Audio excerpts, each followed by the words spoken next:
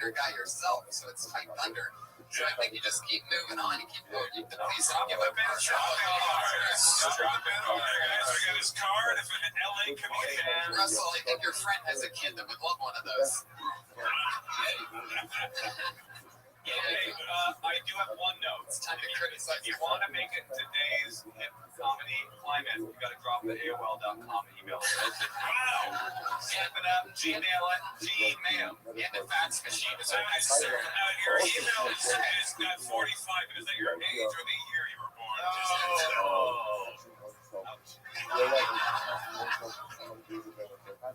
There he goes, Bruce Boyman, everybody. So much fun. It's kind of like that kind of style where the in-betweeners are almost as funny as the joke. Yeah, That was show, yeah. The Wolf was just like, I got dizzy when he said that. I was like, I don't know whether that's the funniest thing or the dumbest thing I've ever Like a heard. family, like an uncle at a party. Oh, Guys, here we go. It's just me. It's not your uncle sneaking in your room. It's your dog. Woof, woof. Now I'm going to lick you a little bit, but that's just the dog being a dog. You know what, guys? Let's not talk about butter molestation. Fuck yeah. Let's just keep it moving along. So many, a record amount of people signed up, so let's get as many as we can. Jesus Christ, Josh. Really? Oh, okay. How'd you get a drinks? What a dick. That was Josh, man. Why would Josh say? Exactly. Because it's time. I got excited when I saw that you were on What's So. I feel bad because I do have a tough name for Josh. Totally. R's and L's are his kryptonite. So Tony and Whitman are going to use you. And how the show works. Right, he had to give you the pep talk. That's so funny. Hey, Josh. Your name got called, buddy. Get your ass up here. You got this trash I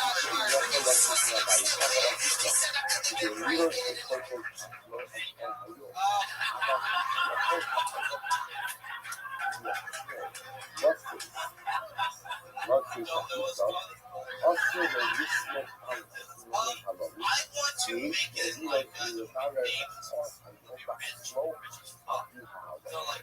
let me reach a point in my life where I'm like, fuck, I can't. I can afford real privilege. Like that level rich. Where I don't have to put it together. I ran out of breads. I tried to speak to many words in a short period of time. So what do you do?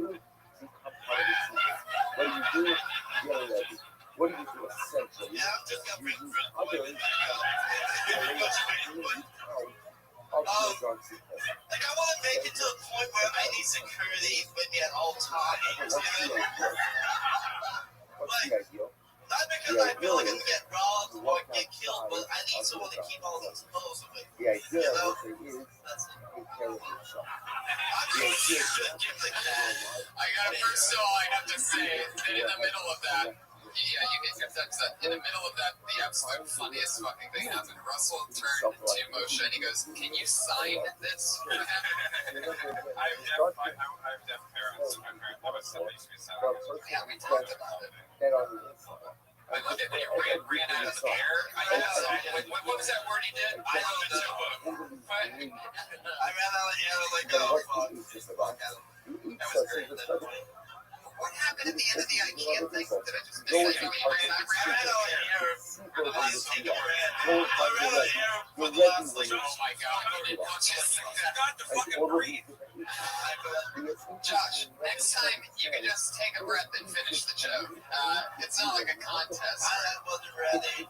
It's not like you're in a balloon blowing contest or something. Does your nose work? Is it clogged or do you breathe out of your mouth? He has a code. I mean, seriously, is your nose working? It's fine. Hey man, I think you're a good dude. Right on. Josh, I think you know that I love you regardless of anything. Rely on these other things. No, I'm just denying that. It's No, it doesn't matter. I can't say anything. You got nervous, I think. yeah, I wasn't ready. Yeah, that's why you shouldn't sign up for the show. Anyway, what do you think, what was the end of the IKEA joke since you ran out of air? I want to get the full, I want to get the one where I can say, fuck, I can't.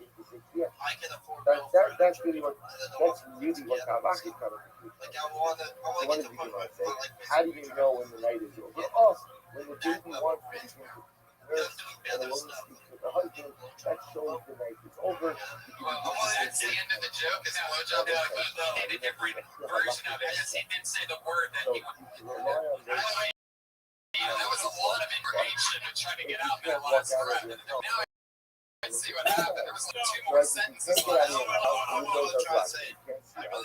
You rely on this. Like when I say like this, you rely on this. The best thing is what? Walk outside. Walk outside. He's a shit to me. I Get don't the care lights if that open. Hold your service. What a metaphor. Exactly. I mean, that's what you're getting at is the dick sucked on a boat. And it's funny that you're talking about IKEA and putting together shit, and then all of a sudden you're just like, I'll be getting my dick sucked on a boat. Like, that's truly the market. Get to it faster. They lose the, I don't know what the screwdrivers to pennies. I don't know. It's where the point where screwdrivers, when you're rich, yeah, like, I'm sure Russell probably had to think for like, for a few minutes, like, what the fuck is a screwdriver again? No, I have one. What do you do with it? Hand it to guys to fix shit? It's one of the children's toys nowadays. Fucking safety shit. Yeah, female chauffeur. Josh, are those drinks coming or are you gonna shut up? Just try to get some drinks in. We gotta figure out a thing, Josh, where we get you on once every few episodes. We have too much shit to run around and take care of all these people signed up. We gotta make a better system. I'm just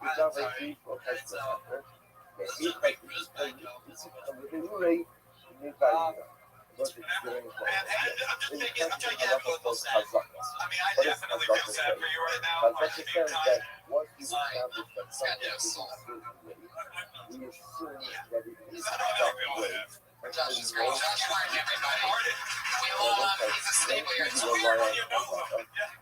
funny, he's actually like sort of famous for this podcast. Like I've seen a lot of that's what fans come here and yeah, it's true.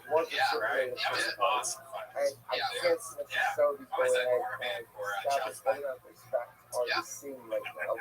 So much fun. There was a second where Van hit Josh so hard that he spoke quickly. Anyway,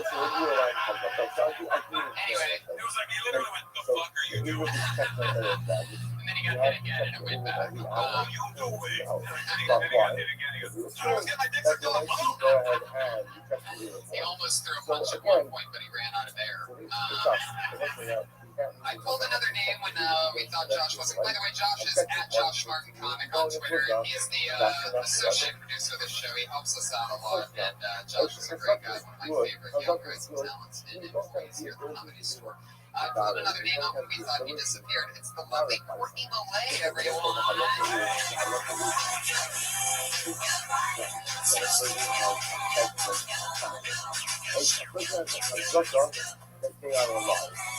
Like that's I love today. I love that I'm still on the line. I just want some Blues the Warmest Color in theaters. It's a French film called Scissoring. Must be wrong. That's the time. It just made me realize that I'm about 9 inches away from being a full-blown everyone keeps talking about like turn up, turn up, turn up. I'm just trying to get everybody to turn down. Like, can we just enjoy a moment? Also, I don't really understand relationships where like people turn into whoever they're dating. Like, he longboards, she longboards. He watches football, so she watches football. He's in a musical theater, so she grows a dick. The one thing I do like about relationships, though, is when couples fight in public, you can always tell who has a tiny dick. You can try to finish it if you want. Alright, you can always.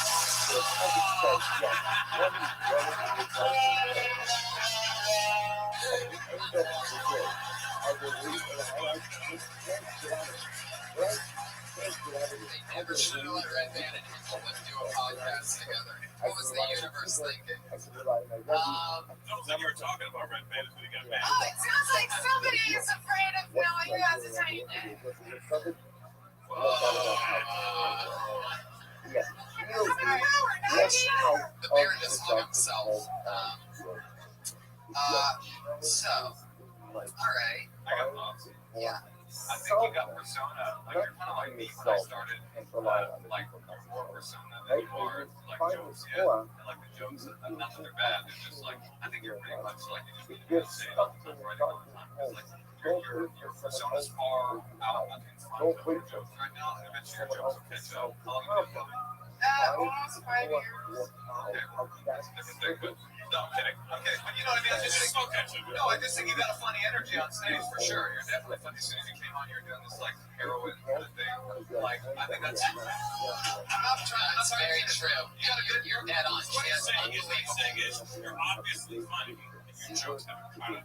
Okay, You have the confidence No, of. she's funny. Like you can tell, like a funny person. Yeah, you're very, very charismatic. And the jokes aren't at the same level as. I agree 100%. Like a hot. But here's what I mean. Oh, thanks. That was Russell, by the way. What'd you say? Like a hot. It's true. It's true. It's hilarious. So thank you. Here's my thing. 5 years, really? Just about. I've been here for 2 years, so I've been doing LA comedy for 2 years. I started in Washington State. We'll count that as 2 weeks. So 2 years in LA. How many times a month are you going to? This month? Ballpark the average of all the months. I'm sure this is the Not biggest. nearly as often as I should be. It's like how often? I'm Yeah, curious. ballpark. That's what a ballpark is. Like 3 times a week. Oh, I mean, that's That's bad. Are you kidding me? That's bad if you're living in the Open world that mic these fucking freaks are living in, man. You gotta have a life, you know what I mean? You can't just fucking sit But at I the don't comedy have a store. life, and I'm still not doing Well, you do heroin, that's something. Spending all your money on tattoos, lady. just the 2. Actually, my mom and father. That's a premise for a wonderful joke. That's true. You know you come from a fucked up background when your mom's buying your tattoos. Happy birthday, honey. It's a swastika. That's so true. Like that really actually is like a great premise. Like I have tattoos, so a lot of people think that like I come from a fucked up background, but that's not true because my mom paid for these tattoos. Like that is a great joke. She really loves me. And if you delve more into true shit like that with your natural delivery and charisma, like it's a slaughter fest. Oh, I think I got the joke for you. Okay, you started with what he was saying. My mom bought for you. You know what you were saying? She really loves me. At least that's what the note later that she is something like, you know what I'm saying? Like you never see you haven't I seen your get mom it say. where you're going. Hey, look, I don't always spin gold either. You know what I mean? It's always that on your forum. Oh, it's my father. That's kind of why she was like down for it. Holy shit. Yeah. Do you have jokes about having your father on your arm? No. No, 5 years and you don't talk about. I did. This is what I'm talking about. I got the birth of Venus, Aphrodite. What about your Uncle Phil? Where's he? Does your father like to watch you? It's not the Fresh Prince. Right, I don't know why it said Phil. Hey, we got another one. Yeah, right. I could have said any name. I got my dad. Uncle Phil. This is my dad. He's tattooed on my forearm. It's only awkward with the tattoo when I'm like in a sexual situation. Well, that's the joke. Every time I masturbate, my dad's staring at every time I masturbate, my dad's looking me deeply in the eyes, and I'm not talking about my tattoo. Or you know what I'm saying? Right. Oh yeah, if you don't like the guy, you trip him off with your left hand, so your hand stares at him. You bring my daughter home at a reasonable time. You hear me? You accidentally squirted on your dad? Have you squirted on your dad before? Actually, one person came on my dad and I yelled at him. You know your dad is amazing. This is This is all your new material. My boyfriend came in my dad's face. Like that's amazing. It was really traumatic. Only you can get that out. Alright. Literally have your dad on your. Yeah, I did. He thought I was. We just wrote you a fucking whole set. You want to come on the Thank road you. and Russell? No, that was before be fine. Yeah. Would you rather go on the road? Honestly, real talk with Russell and me. I like real talk to you, real talk. I just look like this. Are you crazy? If I start to believe you, then yeah. Courtney, you got all that new stuff. I think it's all absolutely hilarious. Oh, shit. There we go. Now she started off talking about that movie, Blue is the Warmest Color. Yeah. Okay, why don't you give us a 7-minute synopsis on that, Patriot? And that was In the 1980s is actually when that movie was written. It was written by a guy named J.P. Walker, and then it was gives a shit. I want to get the SAG set DVD. Now, how many people did it see that movie? All right. He watched it alone by himself in the movie theater. That's for sure. Because when I went, there were like 2 old lady lesbos, 2 young lesbos, me and my friend, and then like 3 or 4 sprinkled straight guys throughout the crowd. So. Let me ask you guys, though, what do you think about starting your job with a movie that most people haven't seen? That's not good, is it? Well, no, I thought it was going to be a different direction. Yeah. I think is that your way of letting us know that you're smart? No, I just wanted to bring up scissoring. I think it is good, actually. I think, like Russell was saying, people love specificity even when they don't know what you're being specific about. They feel like you're letting them in on your world. So I don't have a problem with the French. Did you guys understand that it's about lesbos? We figured that I out. think they got it. How many girls have you been with? Like, That's none of your business. We almost got through this whole segment without being sexist, but But Ryan has a little bit of a knack for that. Go watch episodes 1 through 29. I'm doing fine, so don't worry. Courtney, you're fucking awesome. There she goes. She's on Twitter at Margaret Molle. That's Molle at the end. I think she's mad. Oh, no. Just fucked the whole thing. She's just rad. How could she be mad at us? We just wrote her Montreal set. Yeah, exactly. She's got it. She's got it. Charisma. Smart. She's also, if you ever get to see her do music, she does great music on stage. So if you ever get to see her do music, bring your hands together for Dave Gregory, everybody.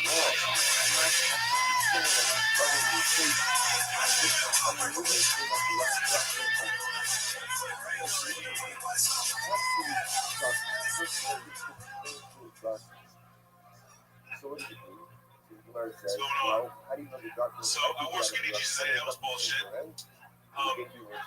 Anyways, I have a bunch of roommates, and one of my roommates, he has this thing where he likes to experiment sexually. It is good, but I just don't like the way he tries to get me involved with his shit. So we'd be like watching a Lakers game, and he's like, "Hey, dog, check this out. The Lakers win. I'll pay you $5. If they lose, make my ass. What kind of fucking deal is that, man?" Or be like, playing like picking teachers fantasy football, and be like, "All right, check this out, if you win this season, I'll pay you $100. If you lose, it's $69. I'm like, "All right, dog, like what's going on? Are you gay? Like, speak to me." He's like, "I'm not gay, man. I just got a gambling problem." I said, "Yeah, that's right. Is that a minute? 45 seconds. Yeah. Strip like me quite fast."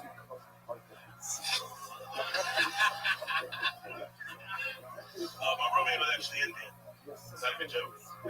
Oh, that was real? Yeah, that's a real joke. The joke, he liked to experiment sexually, but the scenario was made up. But he didn't say if you the Lakers lose, you lick my ass. Yeah, that's cool. No, he didn't say that, but he did like to. He always talked about getting his ass home. That's time to move out right there. Yeah, well, I live by myself now, so I'm not why did you wear skinny jeans? They were actually bought for me, so I was like, keep them inside as a gift. Ass licking. Have you never had your ass licked? No. That's great, man. I've never had my ass licked. I mean, like, fucking children. I lick a woman's ass. I lick a woman's ass in a heartbeat. I don't want my ass. Yeah. Why? Hold on. I got a thing. I'm not shitting. I got IBS, all right? I don't need to fucking. Because a lot of guys don't do it because they think it's gay. But if there's a woman doing it, it is by definition not gay. By that very definition, it's gay to enjoy taking a shit. Gay to have to do it for shitting on her face. You know, that's a respect. I don't hate women. I would never let a woman eat my ass because that's disgusting. I don't want to be clean and skin it fucking leather. Fuck a lot of people try it. I've had it a few times offered. I mean, They're just lining up behind Red Band. Looks like a human centipede. I want like a woman's ass in a heartbeat. But it is amazing when your roommate has that. The joke is actually. Okay, I guess We're not talking about your joke anymore. We're talking about licking ass. And he's talking about my joke. You're talking about that. I'm actually talking about both. I'm talking about your roommate having an ass licking fetish. Like, it's crazy to me because normally you just have to worry about your roommate eating your food in the refrigerator. Exactly. Well, he's not eating your ass directly. Post refrigerator. Okay. All right. That's horrifying. Oh my God. If we're getting off of the ass licking topic, I will say this. I didn't believe it for a second that he said that to you. So I would have liked you to lead up to and start off with something mildly. You must do. Yeah. Start off with something mildly gay. You know, like you gotta, give me something not even sexual at all.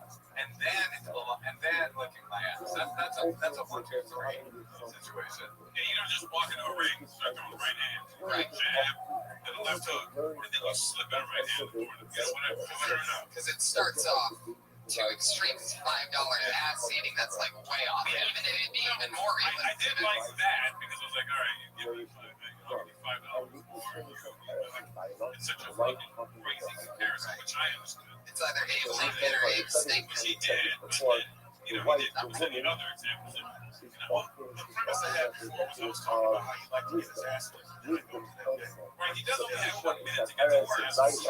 Or maybe say that he always flirted with you.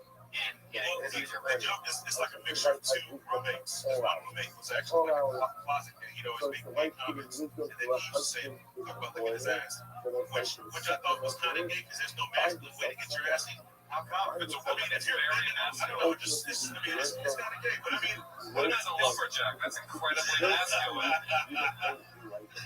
Power lifter to the good ass nigga, you know what I'm saying? yeah. By the way, you had me at the N word. I appreciate that. Yeah, it really locks it down. Other thing from LA? East Flatbush.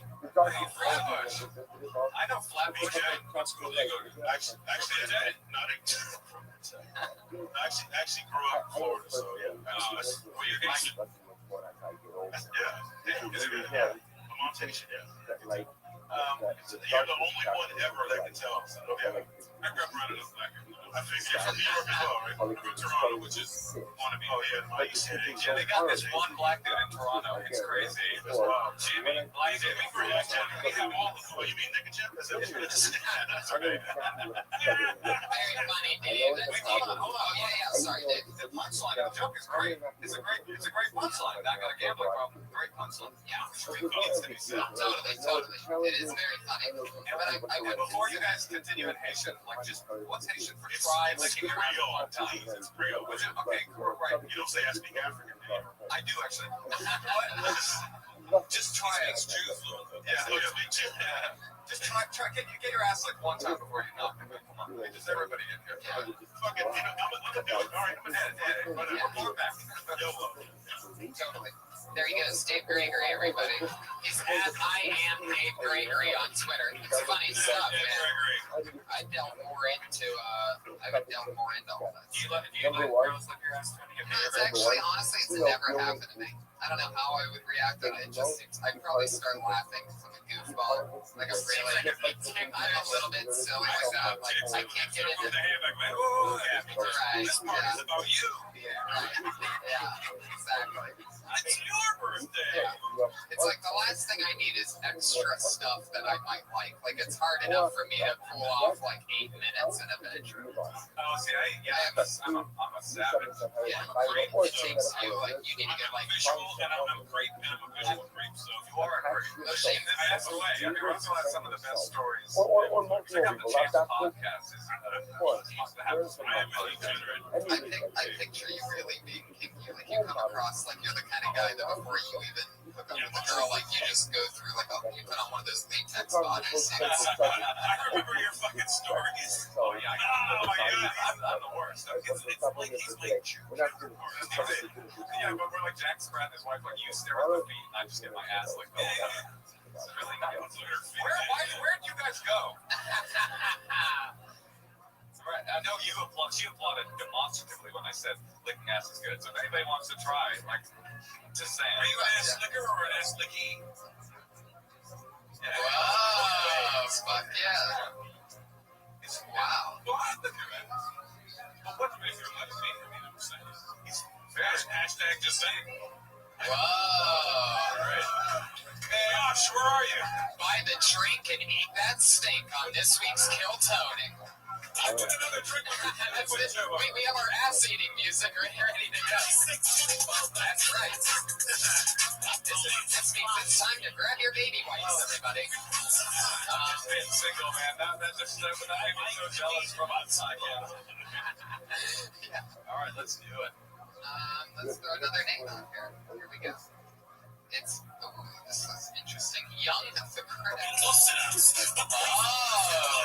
Young. I didn't know this guy sitting up there for me. Here he is, Young the Critic.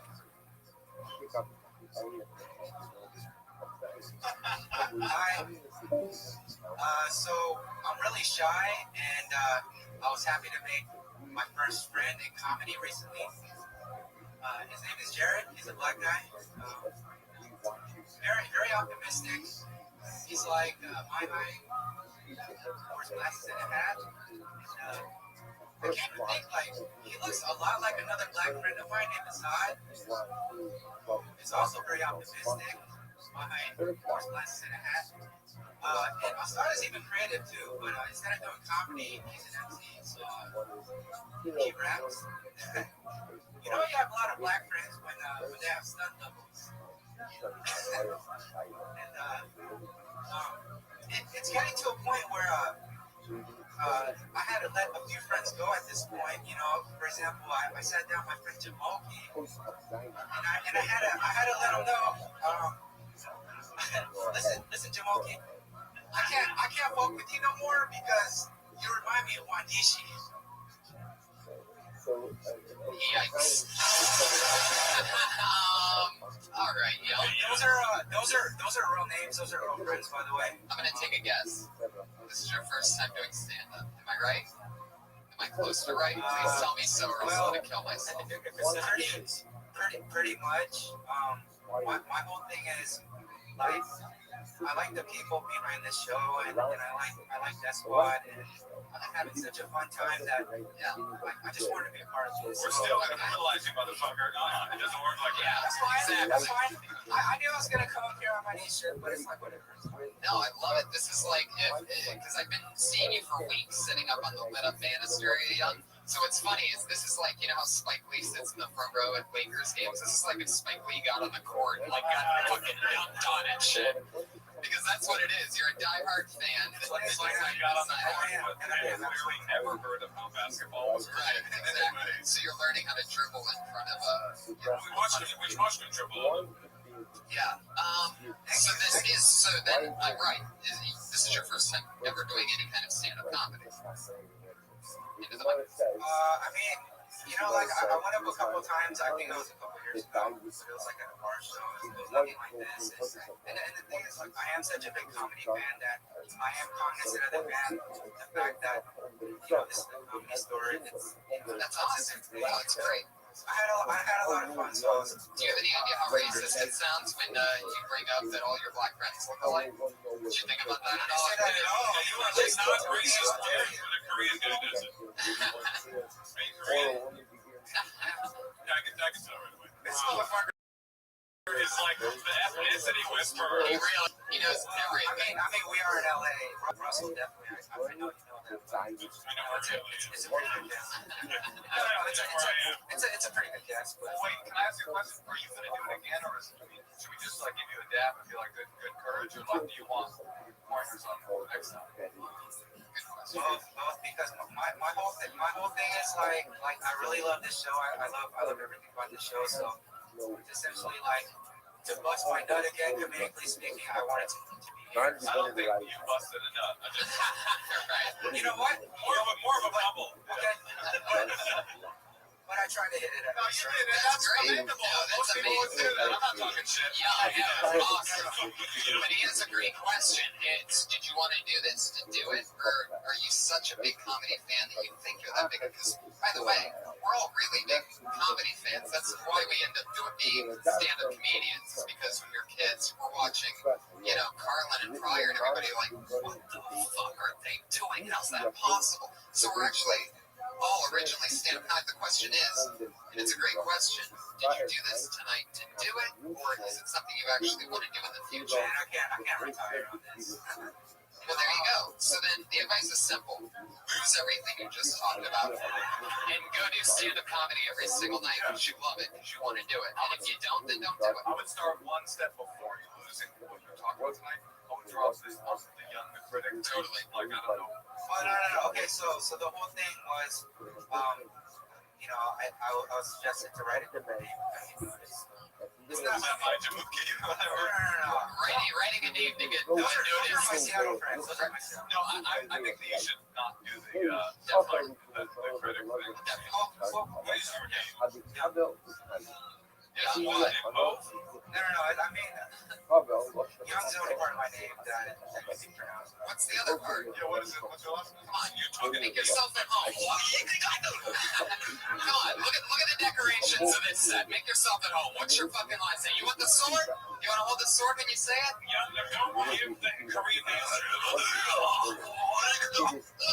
You guys been really hospitable, really gracious. I love you no time.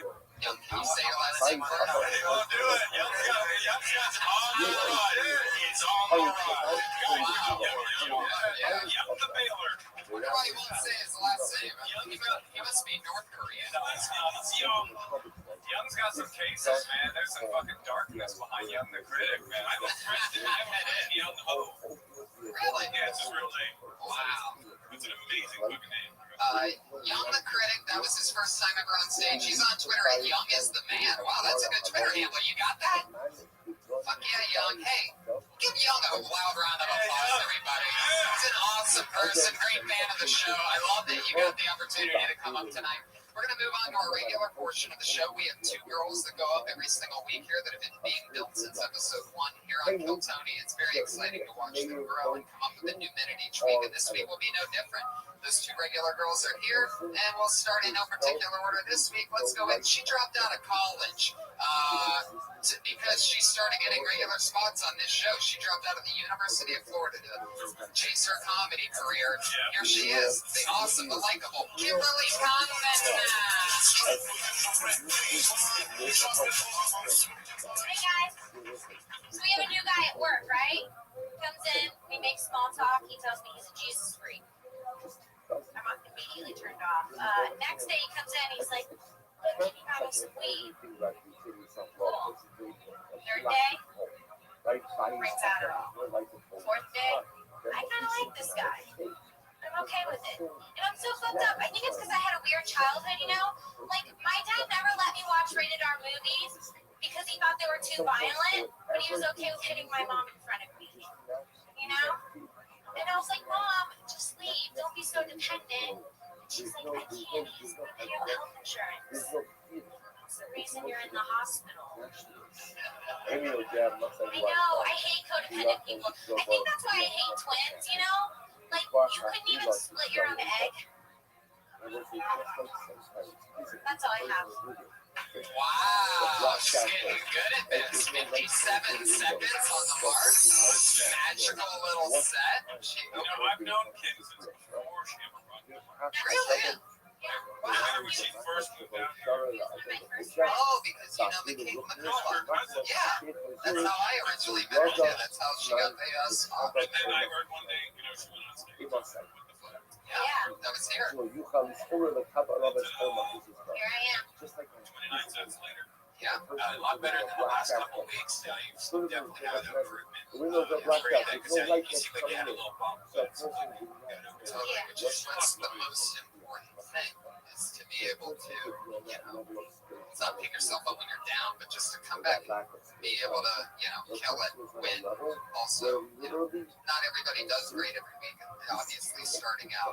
So, it's just important that you keep showing these fun glimpses. The last two jokes were awesome. The egg splitter and the one before that, which was my dad. yeah, that's great. It feels real. It seems real. I get into that a little bit more. I make that one bigger. I find a way to extend that. And the Jesus freak one, I don't get it. It sort of like just ends up like, okay, we get it. You like Adderall. That's worth the chuckle since you're so likable. But I don't know why people tell you he's a Jesus freaks don't actually say that they're Jesus freaks anyway. So at the beginning of that, I'm like, why would I tell you?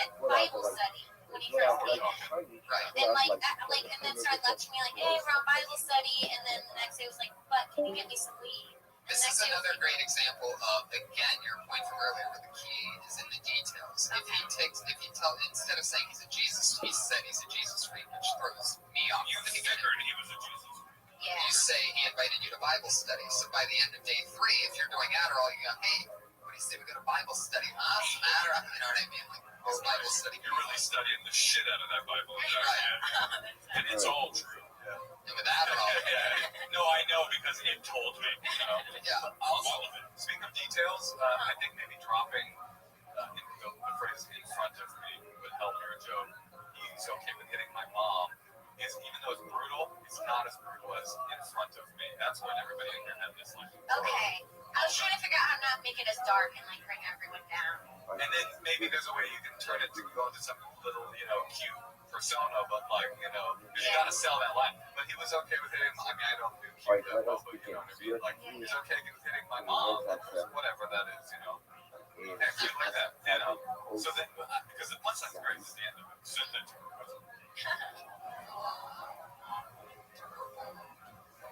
but yes, I think abusive relationships are kind of funny. They are.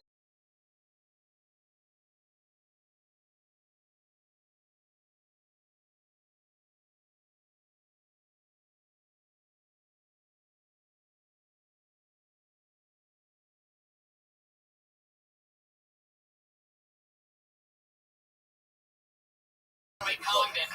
It's Kimberly with the K and Congdon with the Congdon. Russell, quick question.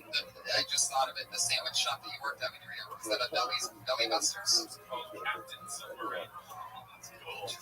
I went to a Belly Busters. I know my buddy's he's Belly Busters is West Coast. The Toronto.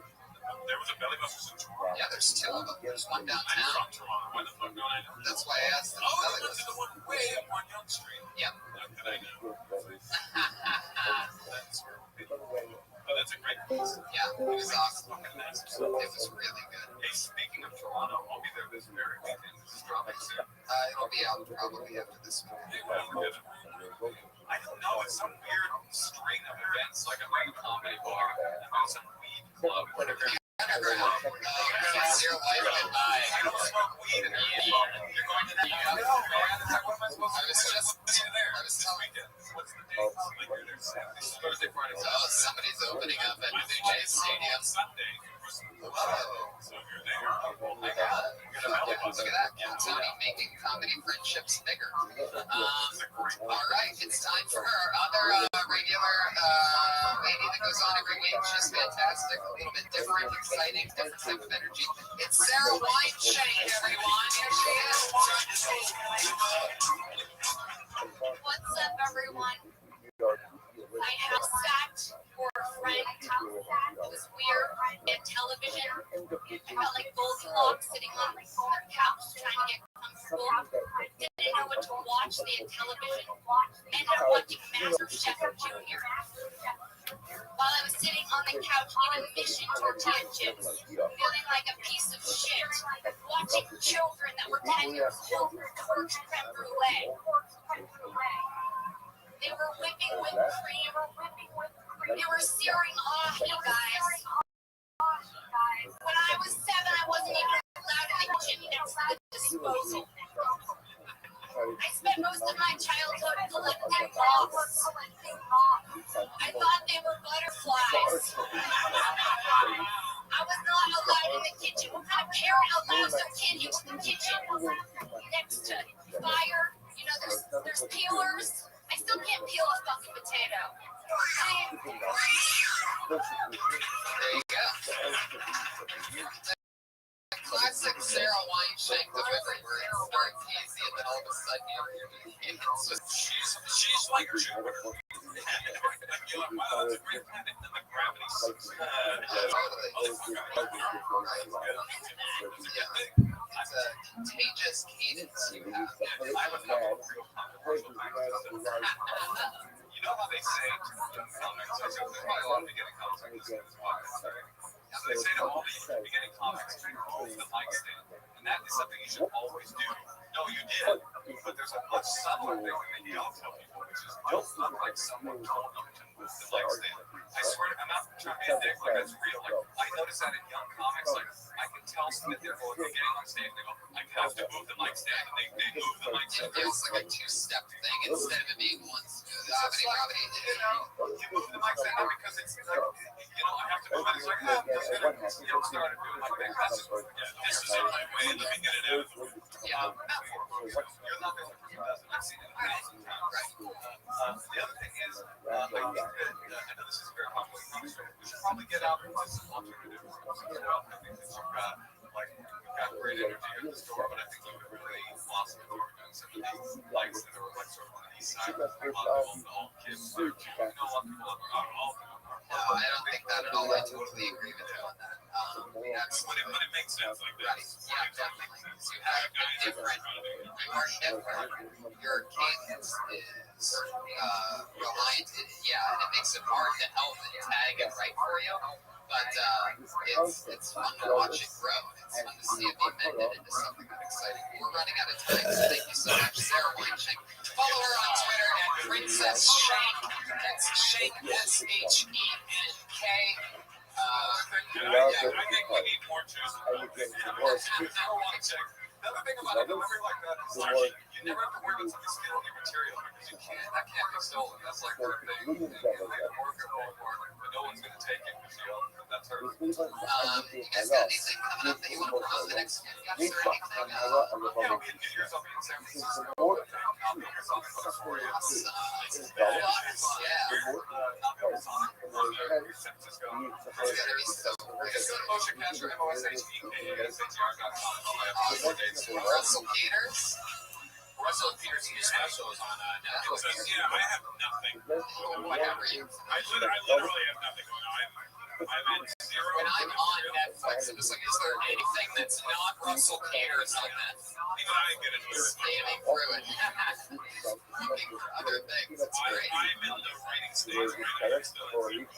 Awesome. Well, that's what's exciting, is to be at a new level with new expectations and to start anew and to have to shoot for the yeah. And I felt like we had a great talk about it because I was talking about perspective and handling, and I think things like that. Yeah, and that's in fact what got it started because I was so confused because such a nice card that just be nice to be around something so nice. Was it a good feeling or a bad feeling? It's a scary feeling because wow. It's extra difficult for me now. What do I say? What am I writing without sounding repetitive? Pushing it. That's what's next. Yeah, I got my next special ready to tape. What do you think? Let's prime it. Yeah, let me. I'm saying that's courageous. Yeah, love it. It's so exciting. Let's see what happens. Transgender Promotion Catcher, Russell Peters, everybody. Thank you guys so much for being here. The Iron Patriot is our head of social media on Twitter. Follow him on Twitter at Comic Patriot. Tons of fun pictures of the shows and news about the shows. Pictures of him being an extra on television shows. It's so funny to follow him. Redman and I are in Texas, January 9th, 10th, and 11th. Austin, Dallas, and Houston. How exciting. And I'm in this weekend, so that doesn't matter. And that's pretty much about it. Go to TonyAngelo.com and DeathSquad.tv. Thank you so much, audience, for being here tonight. For making history, people. Thank you.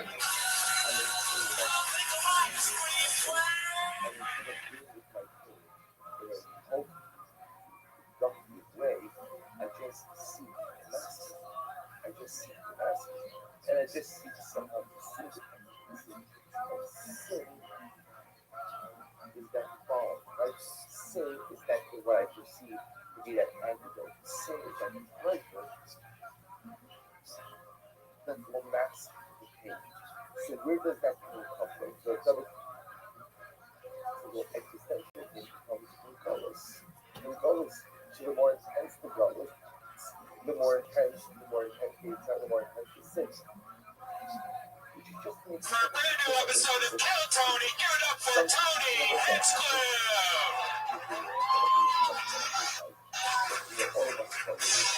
Yay, everybody, it's me. How you guys doing? Believe it or not, this is episode 30 of Kill Tony, everybody. 30 Mondays in a row. Wowzers. How exciting. I'm happy to be here. Yeah, I said wowzers, and I have no hesitation about it. I had hesitation before I said the word hesitation, though. That was weird. Live show, people. Anything can happen. It's a live episode of Kill Tony. We didn't rehearse this. I just got back from Youngstown. It's Christmas week. Yeah, you were in and out. Oh my That's God. the way you do it. Freezing as fuck, I bet. I didn't go back to my hometown for 5 years, and then I just went back this weekend, and it was fun. I did shows there, and it's interesting because, you know, we do the road a lot, and normally at a hotel, which I love, you know, you walk into a hotel room, the door closes behind you, throw off your clothes, and you just start jerking off, and it's so much fun. I just love hotels. But my mom, she's like, I'm like, what hotel should I stay at? She's like, you're not staying at a hotel, you're staying with me. And I'm like, this should be interesting. I'm going to see how this goes. And the thing that's weird is, you know, it's Youngstown. If you guys don't know, it's like the murder capital of everything. Even Detroit's just more spread out. There's more people, so they get a bigger reputation. But Youngstown's like a dilapidated, dangerous city. And she's a little bit on the suburb of it, but still, you know, there's something to be concerned about. Her eyes are open and anxious, or type of person. Anyway, so she's showing me around her house that I'm supposed to be sleeping on. And the first thing I noticed, I don't know if it's a Youngstown thing or my mom's getting much older thing, you know, she's 67, but there's all these dolls sitting around. Creepy dolls, like antique, like dolls that are like smiling, some ceramic. Yeah, mostly ceramic, mostly hard, like wobbly, like glass faces. Right. So I noticed a couple in the living room. I eyeballed the couch and the bigger, you know, the big TV, and I'm like, this looks like a sweet place to crash. This is probably where I'm crashing. She's like, no, come upstairs, look at the guest bedroom where you're going to be staying. And I walk in, there's like 50 of these dolls, and they're all pointed at the bed. And I'm like, I'm not staying in here. So that was the first night. So I crashed in the living room. I come home at like 3 in the morning. I heat up some quinoa. My mom makes the best spaghetti sauce, of course. Every Italian spaghetti, I'll tell you that. But my mom makes the best sauce. So I scarf down this huge plate. I'm in the living room. I throw on a couple blankets. Lay there, the lights are on, the TV's on, and there's the 2 dolls that are in the living room right underneath the TV. So I'm seeing this glistening as I'm like falling asleep. I started getting really paranoid. I've always had a thing with that because when I was a kid, Child's Play came out. Remember that with Chucky? And I had one of those My Buddy dolls. Remember My Buddy? And for some reason, this movie and that doll came out at the same time. And I had both. I had seen Chucky and I had that doll. So when I was a kid, like dolls at nighttime sort of freaked me out because at the end of the night, that My Buddy doll would be staring at me.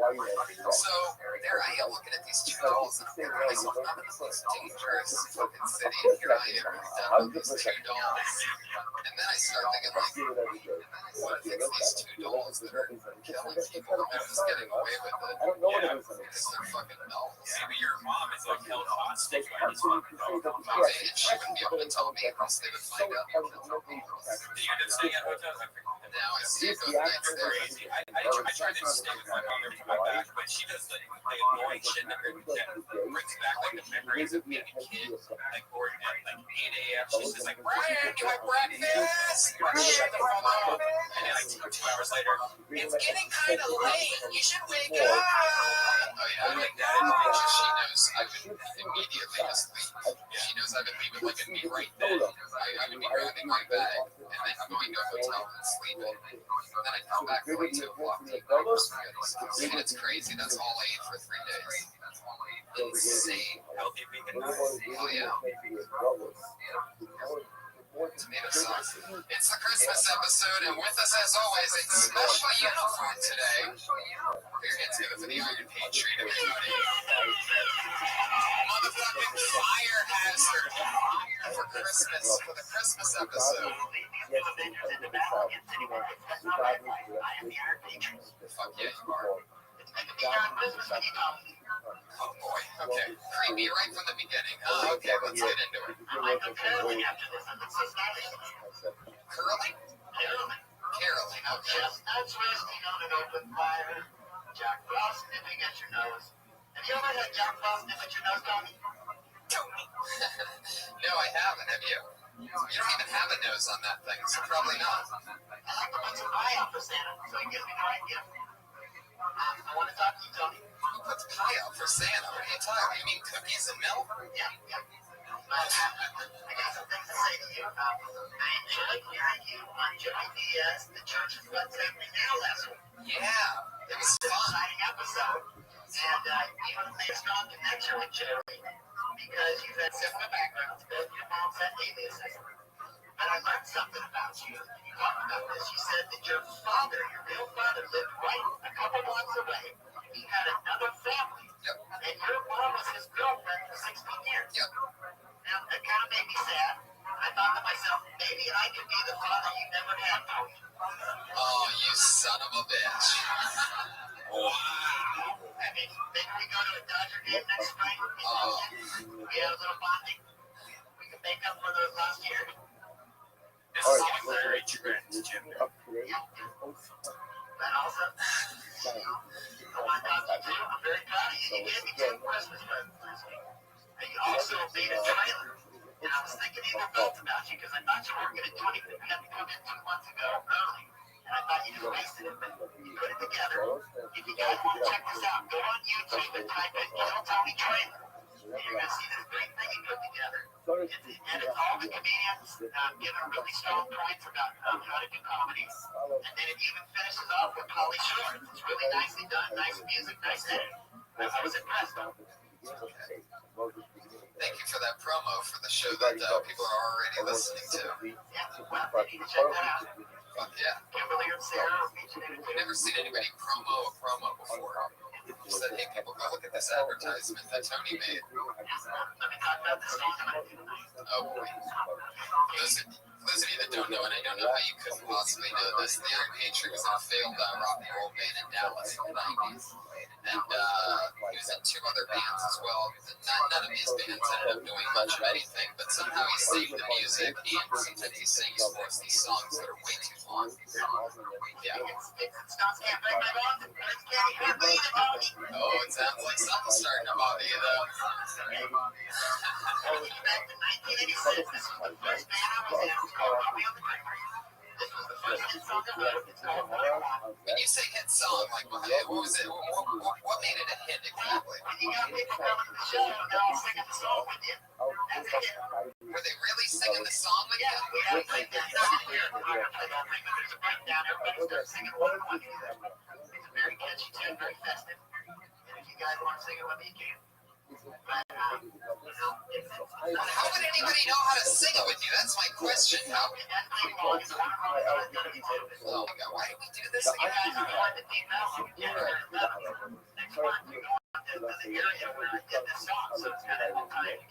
This makes no sense.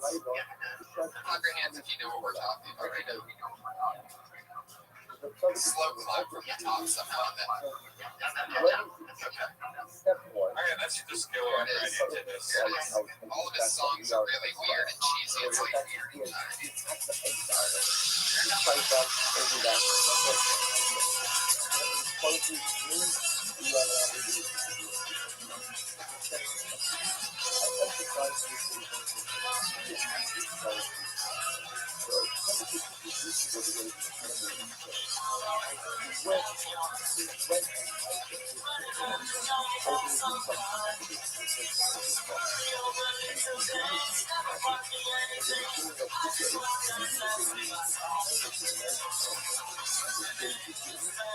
as well as the beginning of the day of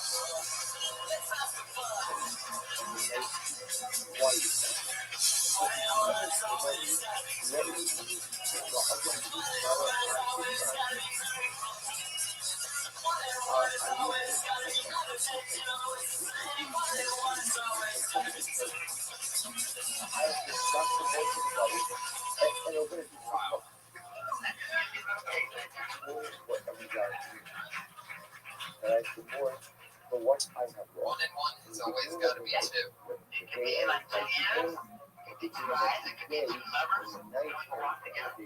One and one is always got to be 2. It can be anything you want. It falls on the banana, whatever. Oh wow. Okay. Well, what can I say? That was actually probably my most favorite song out of all the ones you played. I'm a little bit surprised. I'm impressed with my variety. No, all the songs sound exactly the same. The only thing that changes is the lyrics. Next week, I'd like to do a song for my second band called Shane.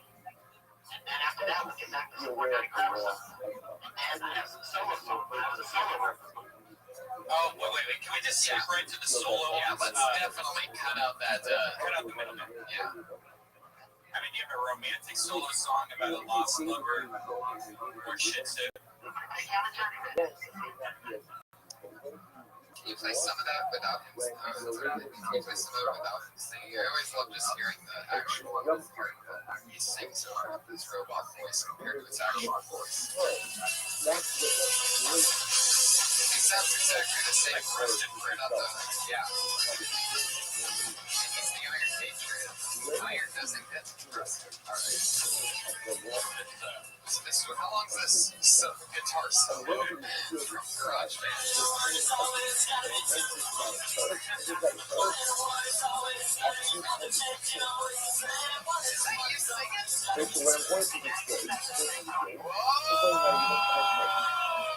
Iron Man, steal ya!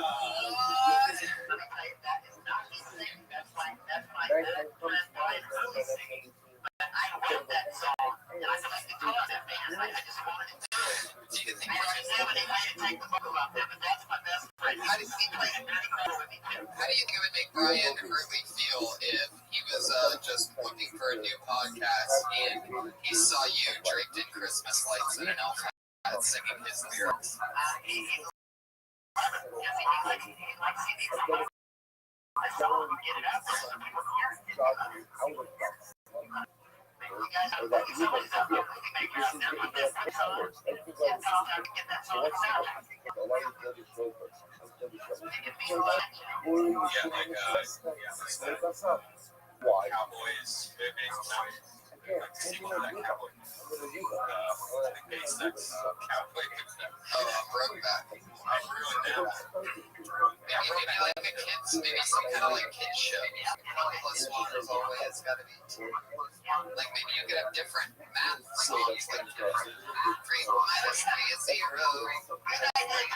Oh my god, I don't like that. I know. Now it's 4. Yeah, you're really beating it. You gotta just relax. I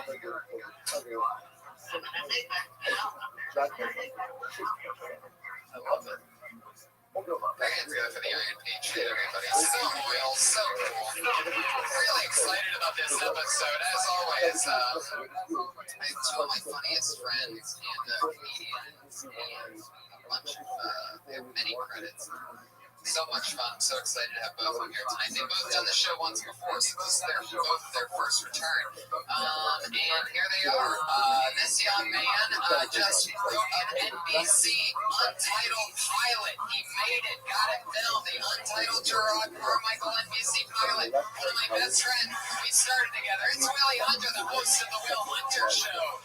Once a month in the main room. And the co-host on his show opens for Rothschild, tours the country. One of Back of the Room Assassins, considered one of the top comics here in Hollywood. It's Big Earl Skakel, everybody. There he is. Powerful presence. This special Christmas episode. Fuck yeah, Billy. How are you? Earl, welcome. Guys, it's so good to have you. Merry Christmas, everyone. Heck yeah. Yeah, Merry Christmas. I like that guy's song, by the way. I can get a single. Really? It's Totally, yeah, it was the 80s. I was gonna send you your email on Twitter. I'll send you the MP3. I'd love to get it.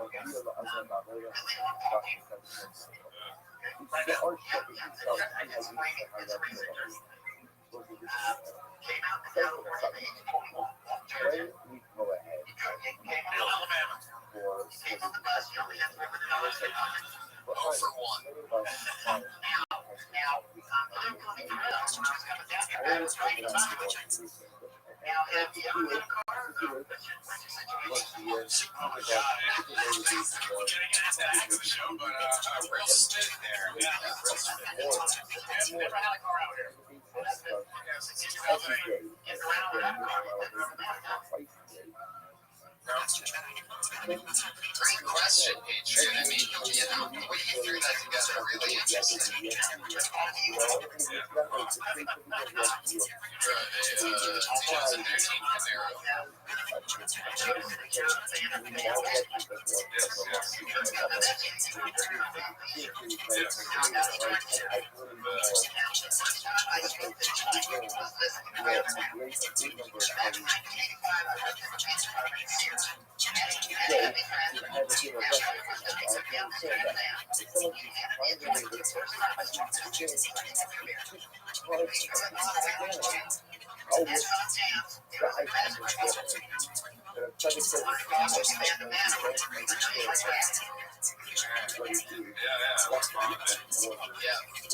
Girls never snuck a popcorn. You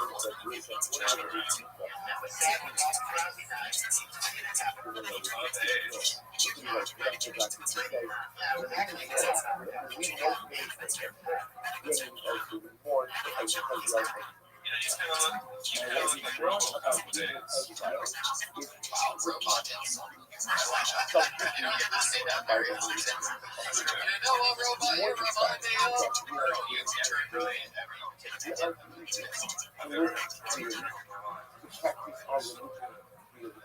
Would you ever try it? You think you'll ever try it? Are you scared to? Or? No, I don't want to end up. I like my dispositions. Also, really, so what I think about podcast that you went to one of those cocaine holiday parties, and you didn't like it. Now, but you didn't do cocaine. You think you would like this more if you did cocaine at the party? No, there was enough. Like if I may. You have an answer though? What? No, I think yours will be better. Did you go to talk about going to a Hollywood Coke party while on a podcast? Interesting. Let's hear both of their answers. Yeah, well, you fucking get so I don't know how to answer that question. What was the root of the question, Patriot?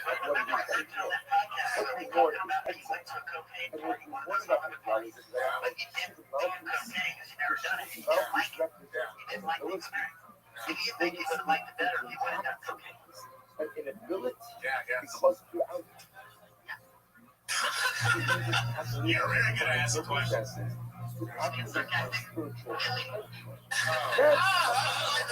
man. Like Tom and Jerry. That's his thing. He says the person's first name at the end of the sentence. It's very creepy effect. Yeah. It's like an 80s black woman.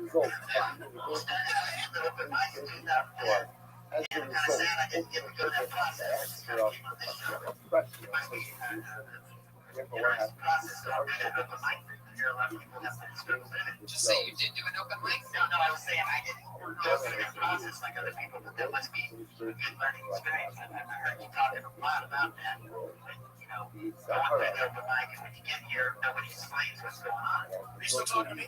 Yeah. Oh, okay. Yeah, sure. This guy's a regular part of the daily with these questions. Hopefully, once we make the fire has we have one on. I sort of just drink those things over there. So, here we go. Anyway, fuck yeah, everybody. So that's the Iron Patriot. Here are my guests. Are you guys ready to get this thing started or what? You know, many comedians sign up tonight, 25, I do believe, in total, and they get to come up here and do 1 minute of material, and then we try to help them out, talk to them with what they just went through, and maybe give them some punch up, or just see how it goes. We talk to them. They're comedians. They get 1 minute. At the end of their 60 seconds, you know your time's up when you hear the sweet sound of a kitty. Adorable. That's when you know to wrap up your time, because your time's up. If you keep going too long at that, you're going to bring out the West Hollywood Angry Bear. He sounds extra angry tonight. Say that again.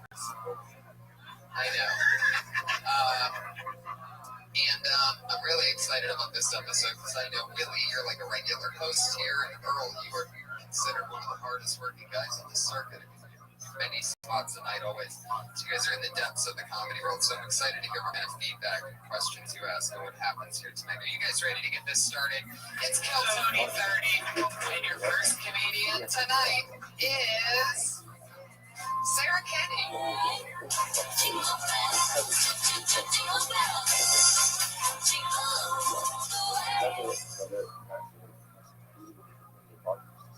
I find it hard to find a place to live.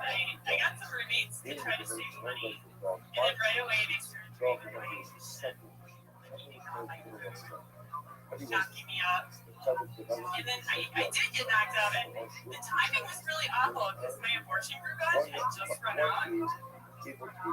But you know, the more I thought about it, I was like, what's going on, maybe if I could just sell it and really turn this thing around. But you can't legally sell a human being, so I had to find a loophole. I put an ad on Craigslist that said, baby stroller, $10,000, everything included.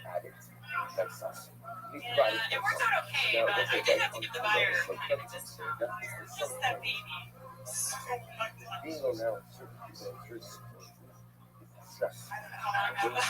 That's 55 seconds. All right. Fuck yeah, I like that.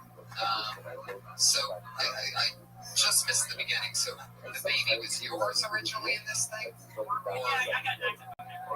Right. Okay. You're thinking away and rid of it. You like saying that, don't you? You gotta jump it from someone laughed at abortion. It's true. Especially But when this is not about abortion, though. This is babies. This is murder. No, I'm just selling it. Selling it to, some random person. See, this show's confusing. make some money. Yeah, it is confusing because I don't know whether it's real, and I don't know exactly what you're trying to do. Like at the end, it just goes, the baby's fucked up. That's not really it doesn't really end the story at all. Like was there more to that? No, that's what you have up until this point. Yeah. Okay. So, is any of this true? Did you get knocked up by a roommate? Any abortions? Yeah.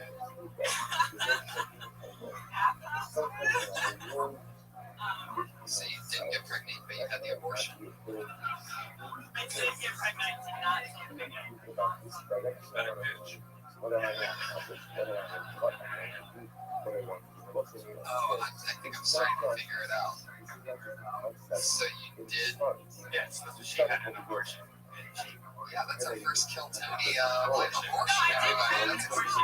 She kept herself on the record. He took care of himself. Oh, wow. Fuck yeah. It was a miscarriage. Wow, This is, what do you mean it happened on itself? yeah, I know, it happens quick. We got a whole new joke here now. Yeah. Did you put it in like a roommate? You gotta talk about this baby that just vanished out of thin air. Who is the father of our mother?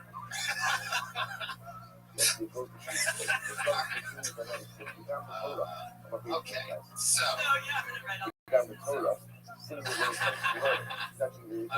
Abortions aren't really fucked up to even try to do seriously, because I mean, you're pretty much telling half the audience there's people like myself that are like, yeah, but then the other half are like, fuck this girl. But the father's being serious, and you really like you're the baby jokes I found. just past experience. Anything that has to do, you have to remember that you're pretty much taking your audience and splitting it at that point. And I actually used to tell that joke without the Yeah. I think the $10,000 all things included with the stroller thing's funny, but I don't think that has to be about necessarily you or that same thing. I think that's funny, and that can be its own different thing about it. I don't know. That sort of got sad in the middle of everything. I was thinking about this maybe if it had a name. I was saying I'm having a privilege. That's a great question, too. Yeah. Orgy joke. Okay. So, yeah. If anybody needs a roommate, just let me know. There you go. I'll give you an abortion.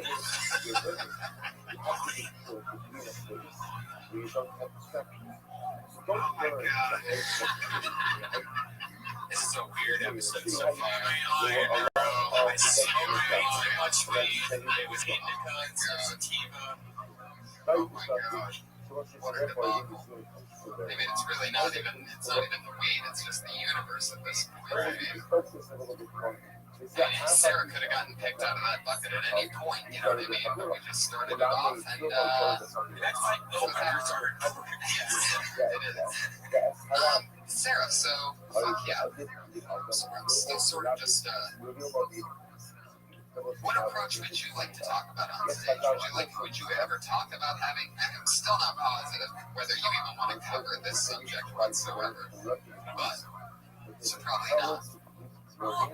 I thought it's clear that it's not serious, but Is it not serious or is it serious? well, I mean, I think it's clear that it's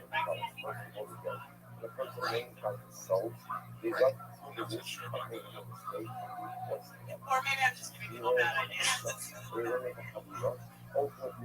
So I kind of like that, you know, it sort of makes me have this very fearless attitude towards this. You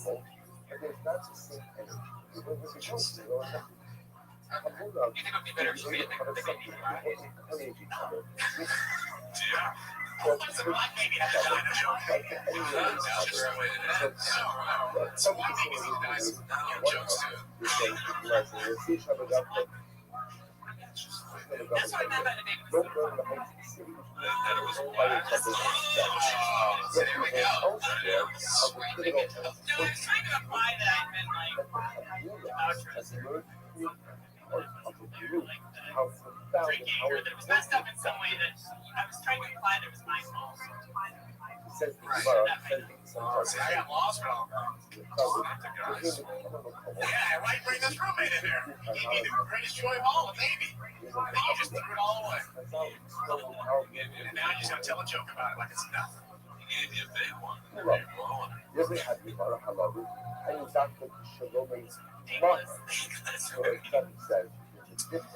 Maybe there's something funny in like maybe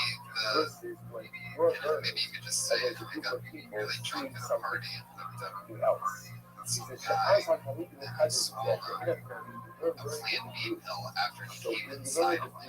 Maybe something, anything, but I really don't know. I know that depends on how real and true it is. It depends what you really want to talk about. I'm really confused right now. So All that shit's really overplayed. It's very hacky. The Plan B jokes. well, it sounds like it's true. Is that what happened? You got knocked up and then what? It actually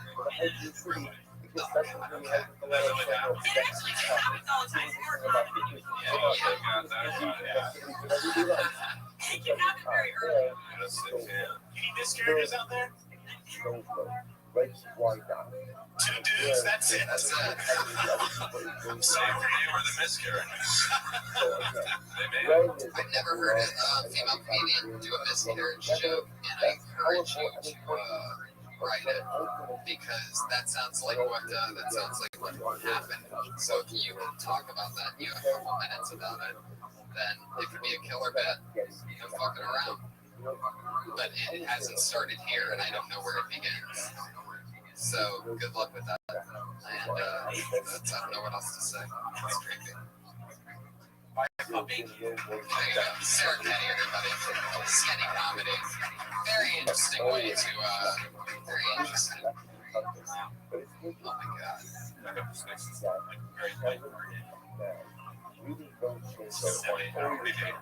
It's weird when, like, because, like, what happened there was, like, I got confused, and I'm trying to think in my head, like,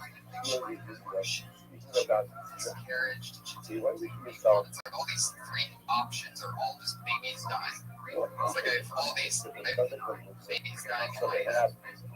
Yeah, there's a See how quiet it gets and how weird this whole place very Sarah Kenny's excited. I hope I have better.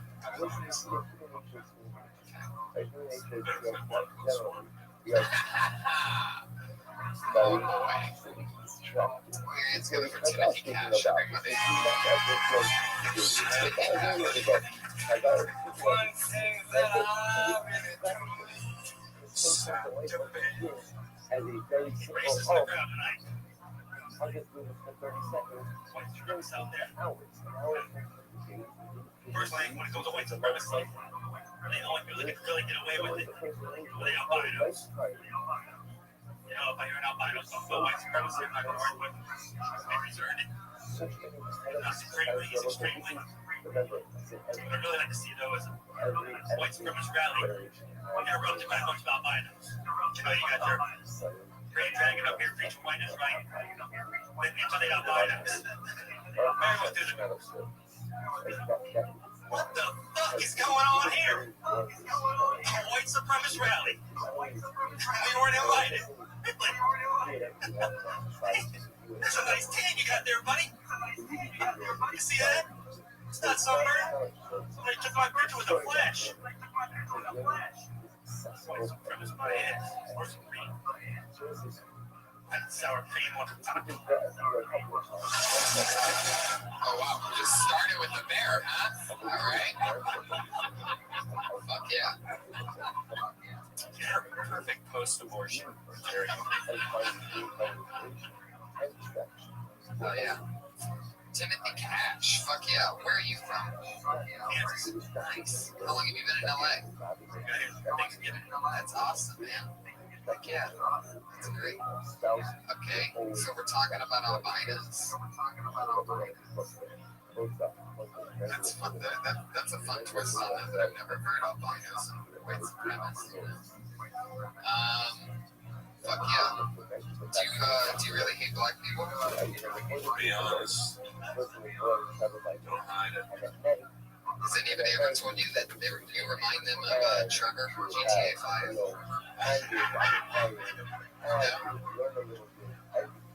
Okay. Well. So what have you been doing? What's a Kansas guy been doing in LA since Thanksgiving? What are the sights you've been seeing? What do you notice about LA? Yeah. That's fun, right? Nice. All of our technology, everything else. No, you just talk about white supremacy.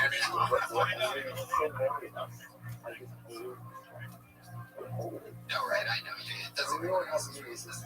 I was just talking about your overall look, the fact that you're from Kansas. It had nothing to do with the material when I asked you if you were racist. listen, if you are, this is the right club to be. Did you get stand up when you were there?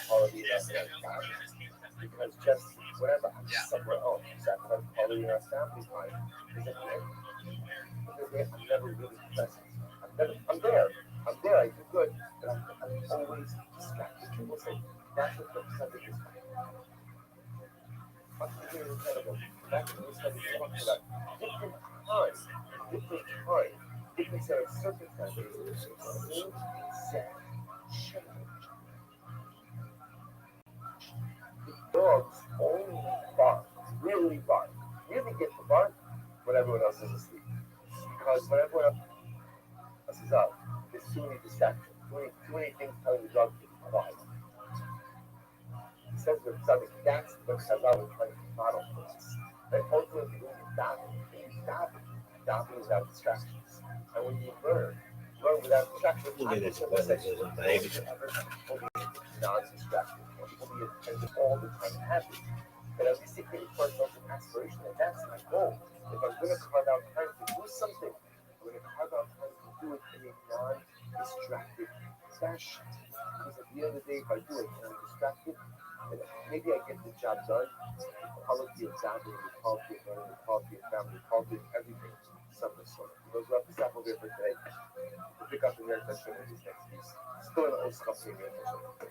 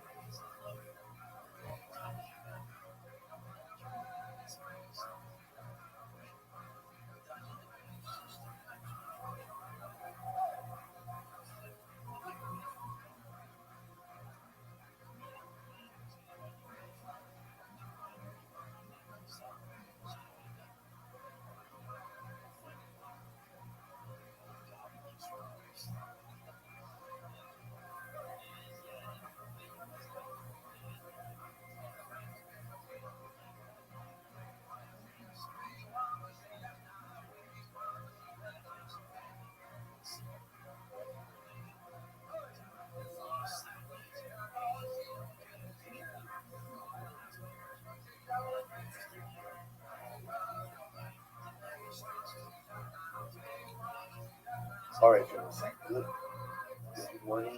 Let us. So we are picking up in Oschafim finish Oschafim this morning. So we're picking up on page new text. Remember again, the subject really developed an incredible and beautiful idea regarding the concept of the middle mishmar of clothing soil. So the Tzaddik writes as follows, this is page new text. You have to follow him in the Biburi HaKasim. This is the rendition of Kama B'Gemara. And the Ba'eres Ta'asim Shaklach Tzvaki. Who B'Dyuk and so is the Etzim. So remember again, the time that the dogs are barking is the middle of the middle, which means you can remember, the Gemara setting this up. There are three different mishmoros. Over the course of the night. And halacha l'maisa, the dog is the middle mishmar. So what is this? Bizman ha'emtzoi shel ha'mishmar ha'emtzoi, ka'enu b'chatzot ha'layla. Af al pi shekol b'nei adam k'var yishinim b'tchilas ha'mishmar. I'm reading in the Orech Tzibus, page Nun Tes, the left-hand side column. Ha'nimnoim ha'klavim b'mitzot ad chatzos. Zelafi, sha'az b'nei adam nimtzoim b'tokim Hashem. So this is actually very interesting. He explains that halacha l'maisa, even though the mishmar of the clothing, the second mishmar begins earlier in the evening, the clothing themselves, the dogs themselves, don't really begin to fully bark until the end of their mishmar. The end of their mishmar. So what's the shot? Well, what's the end of the mishmar? Because at the end of the mishmar, that's when people are really asleep. The beginning of the mishmar, because remember, at the beginning of the second mishmar, so it's about it's about midnight. People are still awake. By the time you get to the end of the mishmar, the second mishmar, that's when people are really sleeping and deep sleep. Don't get Hashem. Below came the tchilas mishmar Hashem. If you saw mishmar rishon and rak masculine ha'anotim le'radim, because at the end of the first mishmar is when you will be going to go to sleep. And therefore what? ולכן אם השינה מתוקה ובתחילת משמר שלישי בני אדם כבר נאורים. And let's remember again, because it's interesting. So in the beginning of the first mishmar, a lot of times people are awake. By the end of the first mishmar, people are still really, most people are going to sleep, or are asleep, beginning to go to sleep. Beginning of the second mishmar, already people are asleep. By the beginning of the third mishmar already, people are beginning to get up. So what's the really only time of night when mamish is quiet, when nothing is going on?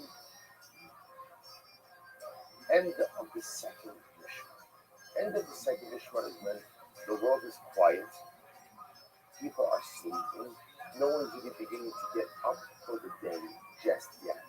Ending, בסוף המשמע השני כבר אין השינה כל כך אבל בחצות הלילה שאישה אחת אחרי שנרדמו כולם בעומק התרדמה. See, interestingly enough, I'm sorry, I said wrong word. So already he says at the beginning of the second Mishmar, excuse me, by the end of the second Mishmar, which leads into the beginning of the third Mishmar, people are already beginning to wake up. But the beginning of the second Mishmar, that's when the world is asleep. That's when the world is asleep. He says, so ultimately again,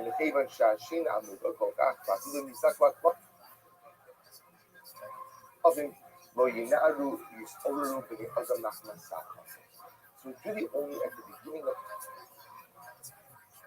the second Mishmar. Tatsos halayva. That is when the dogs really can bark. Why? No one's going to disturb them. Why is no one going to disturb them? Everyone's asleep. Everyone's asleep. That is the only time when everyone is asleep in the world at the beginning of the second Mishmar. He goes on. If you go with a cop, so we'll say, so again, what's the metaphor? You know, what exactly is the message of this? Again, the club in Sawakin, we will understand this as a sense of witness. Right? That ultimately, sometimes for spiritual accomplishment, a person has to be alone. Right? The club in Sawakin, dogs able to bark because no one is around. So, Tzaddik brings an additional level of metaphorical relevance here. So the club is talking Daskat Chatzos, because at Chatzos is everyone sleeping. The world is quiet. So the Rebbe says.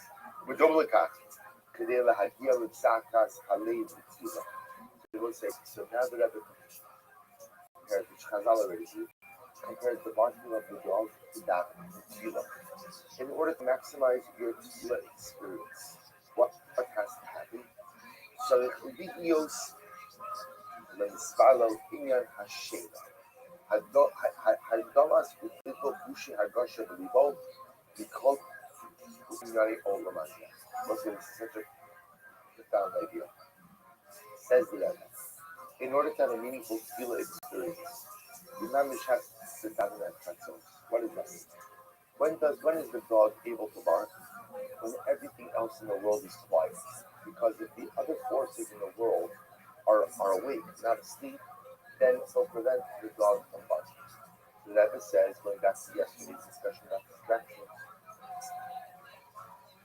sometimes when we daven, there's so much going on around us that it's difficult to tap Kabbalah with the intention. It's difficult to be focused. So sometimes what I have to do is I have to be like the dog. I have to be like the dog. And I have to, when I daven, I have to make it like Katsos. Meaning, I have to make everything around me quiet. I'll say, so again, to be clear, this is not talking about davening by myself. I've already spoke about this. So although it's good to be by yourself, so what it means is a sense of quiet, things that are occurring around you. He's look his lashon again. Hardamos ubitul kushi agasha milibo mikol izanei olama. That ultimately, that a person has to quiet down all of the things that are happening in this world around him. In other words, you hear the metaphor. The dog's barking is tefillah. When is the dog really able to bark with all of its koach? When? Chatzos. Why chatzos? Everyone's sleeping. It's quiet in the world. Quiet in the world. Says the sun. Sometimes in order to have a meaningful tefillah experience, you have to quiet the world. When we daven, it's normal to have your mind face into different things. And a lot of times also over the course of the davening, I'm thinking about things that are not, let's say, davening related. And I'm thinking about things, and again, it's natural. Everybody's mind hears at different times. The shaila is the ability to refocus and get back on track. See here, the tzaddik is saying as follows. The tzaddik is saying that just like the dog can only bark when it's quiet, everyone's sleeping, when a person davens, he has to try to quiet his mind. Mikol inyane olam hazeh. Try to make it your chatzos, your internal chatzos. Quiet down everything else that's happening inside of your mind in order to be able to focus on your tefillah. He says, Al kidikach, shafidu ayidei tza'aka b'tefillah, al tza'aka hagashmi. He goes, shemispala ala parnasa b'birchas barich alinu ha'shemot ha'shemot ukiyotzi v'zeh, kishemevakish ashar jati b'varish. So I know what you're going to say. How could I silence my mind from inyane olam hazeh, matters of this world, when Shmona Esrei is davening from matters of this world? That's what it's all about. I'm davening for my parnasa. So of course, when I daven for my parnasa, I'm going to think about my parnasa and my struggles. I'm going to think about struggles. And if I have a big meeting coming up that day, I'm going to think about the big meeting. About that day.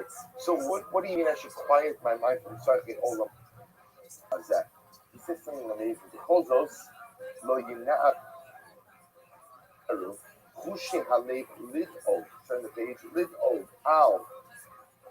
Tzarech gupo b'fnei atzmo. Rak b'vakasha so b'tfilah so aleim yitavim shakol. Parnasa refuah kiyotze. Nitzah ach l'tzorech gavoa kiyadua. She'ikar kavanas hatfilah hi b'shvil hashkina. Let's listen to this. So it says it's very simple. This is in general, it's like an incredible like Kabbalah question. When I daven, and I ask for things, as we're supposed to, as we all do, why do I ask for things? Why do I ask for things? So everyone's like, to give a very simple question, everyone knows you have to put gas in cars, right? So you could have two different approaches to this. You say, why do you put gas in the car? Because a car needs gas. Like cars, right? The cheftza of a car is incomplete without a tank full of gas. It's not called the car without a tank full of gas, right? Or you could say, no, I need the tank full of gas. Why? Because I have to get from point A to point B, right? From point A to point B. That's the whole reason that you fill up a car. You see, you ask my Kodesh Baruch Hu different things, right? So there are two ways to ask. I can ask because, okay, I need A, B, C, D, and E, or my whole tachlis in this world is to be an Oved Hashem. My whole purpose in this world is to serve the Rothschild. And if you give me parnasa, I can be a better Oved Hashem. If you give me refuah, I can be a better Oved Hashem. It's not the pshat that parnasa is an end, or refuah is an end, or wisdom is an end, or geula is an end. These are all means in order to get to the ultimate goal of being effective Oved Hashem. It says that's how you daven for all of your earthly, physical, material needs, but at the same time still make it an internal chatzos. I understand why do I ask for the things that's, and also I think somebody is saying this is a point a lot of times that we lose in tefillah. Why do we daven for the things which we daven for? And again, if you understand that I'm davening for these things because this will say that these are the things that affect me. In the beginning of Parshas Gikukosa, right? So the Torah says in the Gikukosa, it's a side if you listen to my mitzvahs, right? We follow my statutes, and then the Torah goes into a whole series of material and physical rewards. So the Arachim is very bothered when he says many of them are partial are. What about Schar Mitzvah Hayal or what about the idea that there's no reward? So, or like Antigua says in Pirkei Avos, Al tu kavoda hamisham shenazar. Do not be like servants who serve the master for the sake of a serving reward. Antigua, so really misunderstanding. The beginning of Parshas it's not reward. It's not reward. In the Chukosai Telechu, because the Baruch Hu says, if you follow my mitzvahs, I'm going to make it easier for you to live a life of spirituality. Go say, what makes a life of spirituality a little bit easier? a healthy dose of material success. Right? If I don't have to worry about my bills, if I don't have to worry about my expenses, if I can have a nice, comfortable life, it absolutely it makes my real service easier. So that's what it is. So when we dive in and we ask for all different things, as the sudden, why am I asking for it? So I'm asking because hey, a car needs gas, a person needs something. Okay, then sometimes those requests can actually become interference in my kavanah. I'm asking for it because at the end of the day, I want to be a more effective Avodah Hashem. Then by definition, the request for those material things is not interfere with my pursuit of connection to HaKadosh Baruch Hu. I'm asking for these things, not in order to detach from you, but in order to attach them. So also, therefore, again, just to close out this sit, therefore, the whole Yane Olam Hazeh, Yibatilim Etzem Machshava, the Chiyashim. The fellow says it's incredible. Therefore, Tzaddik says if this is the approach you take to your request in Shemona Esrei, then halacha l'maisa, the request will not become a distraction, but rather the distress, the requests ultimately again still help to create a chatzos alayla atmosphere. So Tzaddik ends off this signal, this quote, by highlighting this incredible idea that the metaphor in the Klavim Tzorah is the ability to quiet things down in the pursuit of spirituality. And the Tzaddik says we learn essentially from it a number of things. Number one, that sometimes you have to be careful that your surroundings are conducive to spiritual growth, and that the static and that the noise that happens around you doesn't bring you spiritually down. Number two, somebody says the barking of the dogs only bark when it's quiet, everyone's asleep. Focus. It's easy to get distracted. Like yesterday's show. Easy to get distracted. You have to make focus. And number three, tefillah. The Klavim Tzorah says the Prophet represents tefillah. And sometimes the most important aspect of tefillah is the ability for quiet. That everything else has to be sleeping. Because if you don't put everything else in your life to sleep, when you daven, then by definition, davening becomes a very distracted experience. And even when you daven for material, worldly things, does that not interfere with the chatzos dynamic of sleeping? Not if you ask for the things you want in life for the right things. Asking for it because you think parnasa is an end, or refuah is an end, then those requests become the distraction. But if you ask for what you ask for, because I control it, if you give them to me, I can be a more effective Oved Hashem. Then ultimately, again, they do not serve as a source of distraction, but rather ultimately, again, help to create that atmosphere of calm, that atmosphere of sleep, that atmosphere of attentiveness during the experience. So we'll stop over here. Then to show pick up the cup of next year.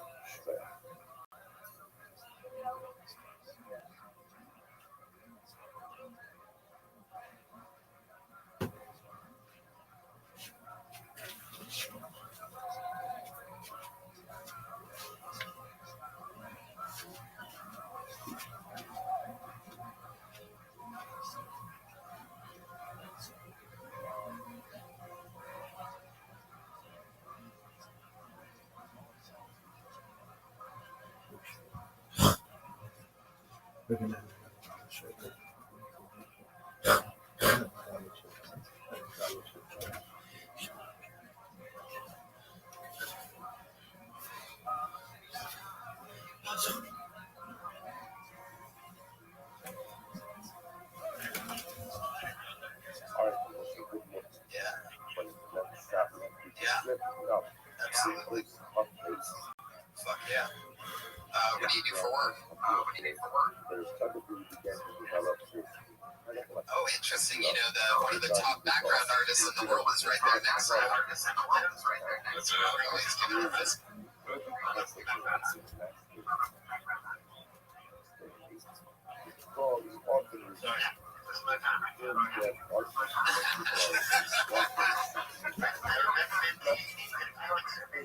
right across the street, Masters Management. I'm with Jessica's neighbors. Get with Joey's list. Get with those. They get the job for you. They have like 67,000 That's right. Perfectly timed. I don't think the listeners are too interested in becoming background artists. Artists do. It's funny that they call them artists. Yeah. That's really the one. Like I even think that sandwich artist is a little bit more artsy than background artist. Background artists, they literally tell you stand there and don't do a fucking thing. If you do anything, you're fired, and we're bringing in this other guy over here. Anybody who comes to LA, because it'll show you drive all around the suburbs of LA and learn a lot about where everything is.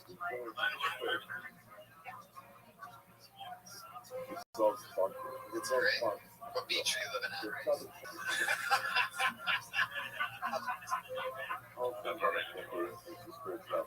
Yeah, that's nice.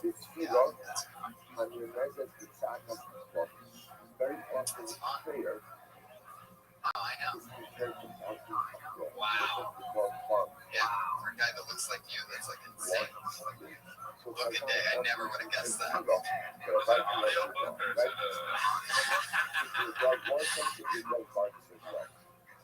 I've always wanted to. I've always imagined doing that. Just buying a trailer, living in your trailer. It seems so nice. Better for a person. Better for a person to die. You brought a girl back to your trailer? what do they do? It's not really homeless. It's not really homeless.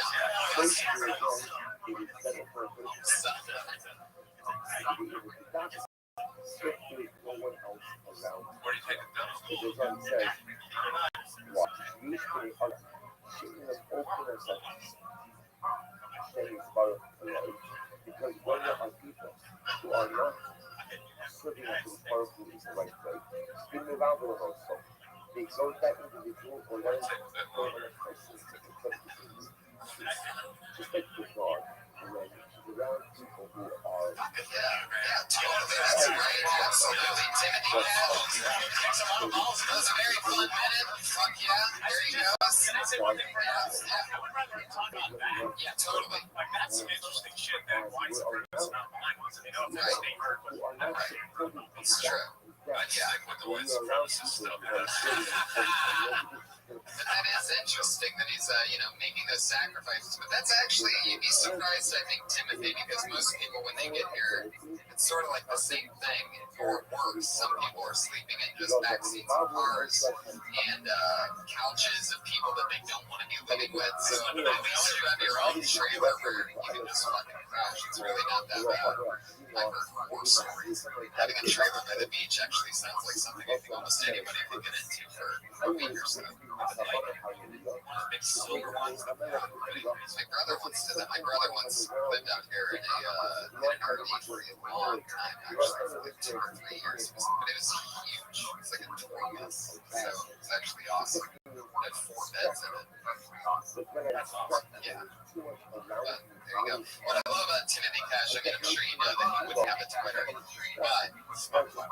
when he wrote in, or normal comedians sign up and give their Twitter handle, it's just their Twitter handle.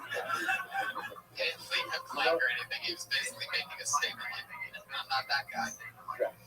Anyway, so that's fun. Timothy Cash. It's a great name. Any relation to Johnny? That could be your dinner done. That could be your dinner. Anyway, you don't need to get her done.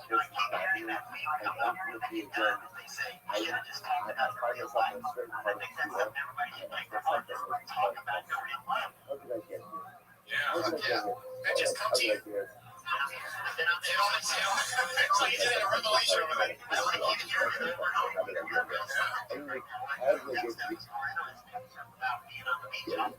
No, I told them to stick with the white supremacist stuff. It only takes also told us to the white supremacists. Go with what you love. I mean, go with Fuck yeah. I say do both. Do it all. Because that thing you're into that. Anyway. This is a new name. Appearing is good for Chelsea Bro.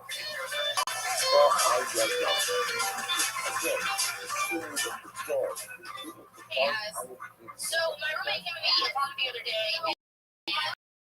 she's making a lot of noise. Woke me up. What's going on? She's like, oh, I'm really sorry. I'm like 3 different drums between you. So sorry if I woke you up. I was like, okay, girl, that's fine. I don't care about it. Just please don't eat my face. Don't eat my face. Because like, I don't know, like y'all know the guy who did the assaults, but I don't know how to use man's face, which I find really shocking. Those guys are some low quality man assaults. But then, how do you understand possessing somebody to do bath salts? That doesn't even sound like a fun drug to do. You know, because you convince people to do drugs is the employment associated with it. Like ecstasy, right? I want to go there. You know, that sounds like a level with ponies, high credit scores, the ribs always back. Like, I want to go to ecstasy. And even like crystal meth, you know, crystal meth sounds like the name for ecstasy because it lost in Walmart. Right. All right, that's You know that that's exactly a minute. I get to that back end of stuff right immediately. Like that, I feel like there's a lot of setup on that. So like, you know, I don't think anybody's gonna eat your face. You go from one thing to the other, but I think the jokes are really on the back end. I don't think you need to make it real to get into it. You know, you can get into it almost anyway. That makes sense. But the names thing is funny, like that crystal meth and all that. So the people. yeah, I just feel like it's a little bit. It's old in this one. To make the eating the face right. So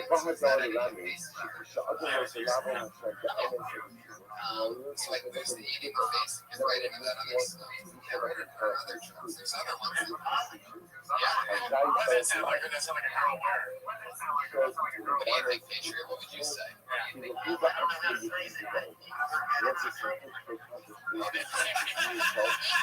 You should just allow that Molly thing. The kids are so people that just give suggestions. It's sort of like King how to make anything funny. He just comes up with premise. That's a good one though, Molly. What's the other drug? I have a more coke, but I cut it out. It's just like, you know, I start off saying, like, oh, coke, that sounds like, you know, somebody said, hey, let's go back to coke. Like, oh, sure, that sounds like a microfresh privilege, you know, like, why don't we go back to coke, you know? But, like, I just, maybe that's weak, but. Keep that one out. Okay. But I like the route of it. You know, keep going, but I see what you're doing there. You're doing it beginning, but it's so much setup that it's unnecessary because I'm somewhere thinking about that song, then you don't have to sing out the drugs. The funniest part was the crystal meth drug. You know, get into that. That's what you want to do anyway. Yeah. I mean, you can't just throw out like my name. And then I thought, like, It's useless information at this point. okay, so That doesn't have to do with things that end up banging in. So it actually ends up taking away from it because I'm still waiting for the roommate, the free drugs, like this information. Little I'm still thinking of abortion for some reason. Oh, Jesus. That's really, you're the most terrifying thing in this bit. Fuck yeah. Very good steak, but I really tried to eat before. I'm gonna try to give it a go. oh, thank you. What oxycut? What is oxycut? Like oxypads. Yeah, that's what I think of too, like face. I think that 3-6 month or something. The white The white. What's the rapper's name? What's the rapper? Really? Yeah. Big blocks. Anyway, it's a rap joke. People rap. Remember, it's okay that I said that because it was rap. Anyway, moving on. Fuck yeah. That's interesting. How you spell your name? CHELSE? That's Chelsea. You know, my mom's a big ale, but she comes white, so she What's wrong with that? that's what she told me. That's why she has said it like, oh, yeah, you look white. She said, Why did she tell you this? she told me that's what I would say. You know, when I started like school, it's like, oh, guys, my name's spelled like the trash. She was like, oh, no, it's white. I was like, oh, That is so funny. That is such a strong black woman thing, right? Different name or something like that. Like other Asian. What was the one that video that came out the other day? Keisha. Where did you grow up? I grew up in Northern Virginia, right outside DC. Is that like a bitty area? No, from Detroit though. Like she grew up in South. No, I'm from like suburbs. I'm from. Awesome. There you go, Chelsea. And there you go. See the funny six. See the letter C. That's what? It's actually the funny cheat. See the funny cheat. Cheese look like sex. There you go. Drugs. Yeah, I think so. It seems like Oxycontin would be a big condom in your face, right? Yeah. Maybe smoking.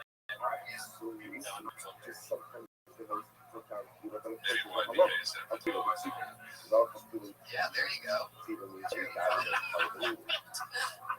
Like, confidently take a sip of water after that. You're going, man.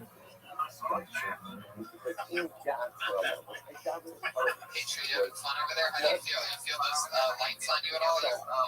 You're okay? Hell yeah. Your hands together for Derek Groove and everybody. Oh, yeah, going to be possible. It's been so long. Oh, this is so exciting. It's been weeks, basically, but when somebody misses their spot, that means that they get permanently blacklisted. It will not be a Merry Christmas for you. Yikes. That's it. Permanent ban from the show and a 3-month ban. By definition, that is not considered to be Yeah, obviously we made that last part of it. Alright. Anyway, Grant's got her friend Cassie. Oh, yeah.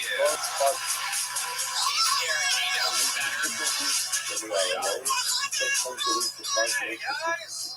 Has no proficient in the top of looking into the body of itself. There's no distractions, nothing else moving you back. And of course, it's not just like see where how we also punish the community. Foreigners are very sad that I realized it was because they dressed up as clowns. I thought that was kind of funny. I thought both of them must be like, what happened? Oh, it's terrible. One animal trick, all I wanted was a draft. He also was spending a few moments this morning in shifting some targets to the party on the river. Did you think that with the last that was going to be a minute? How many laughs are going to last 10 seconds? 10 seconds left. Felt like an hour. Still have 10 seconds left. Still have 10 seconds. Anything you want to say? Oh, man. Not that I can say. Can you tell that joke when I'm giving that 10 minutes? Yeah, right. Messed up on like the first line. What were you going to say? Originally, it was to say, so it's like, I have a lot of anxiety. It's like, I want to bring out about I have a fear of clowns. I thought that was I read the story about the 6-year-old. Most have related at the end of the walls. Those of how I sent you out on the WhatsApp chat as well. Is that true? Yeah. Okay, so it said the 6-year-old's dad got assassinated, and the dad was a clown. He's working on the watch. He watches the first watch,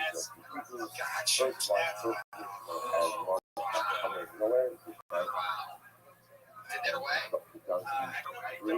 Second one, Giant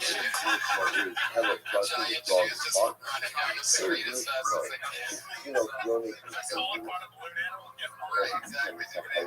They shoot him with a water gun. He drowned to death in a water gun. We have over here a child who's nursing and a lady hours already before that what son is doing with his Hashimoto is going ahead and I think you get right into it just by saying, I'm scared of clowns, especially more than ever, because, well, instead of I get anxiety, one of the things that gave me anxiety was this article. I read the other started I'm gonna go, bang, bang, bang, and then people were like, really waiting.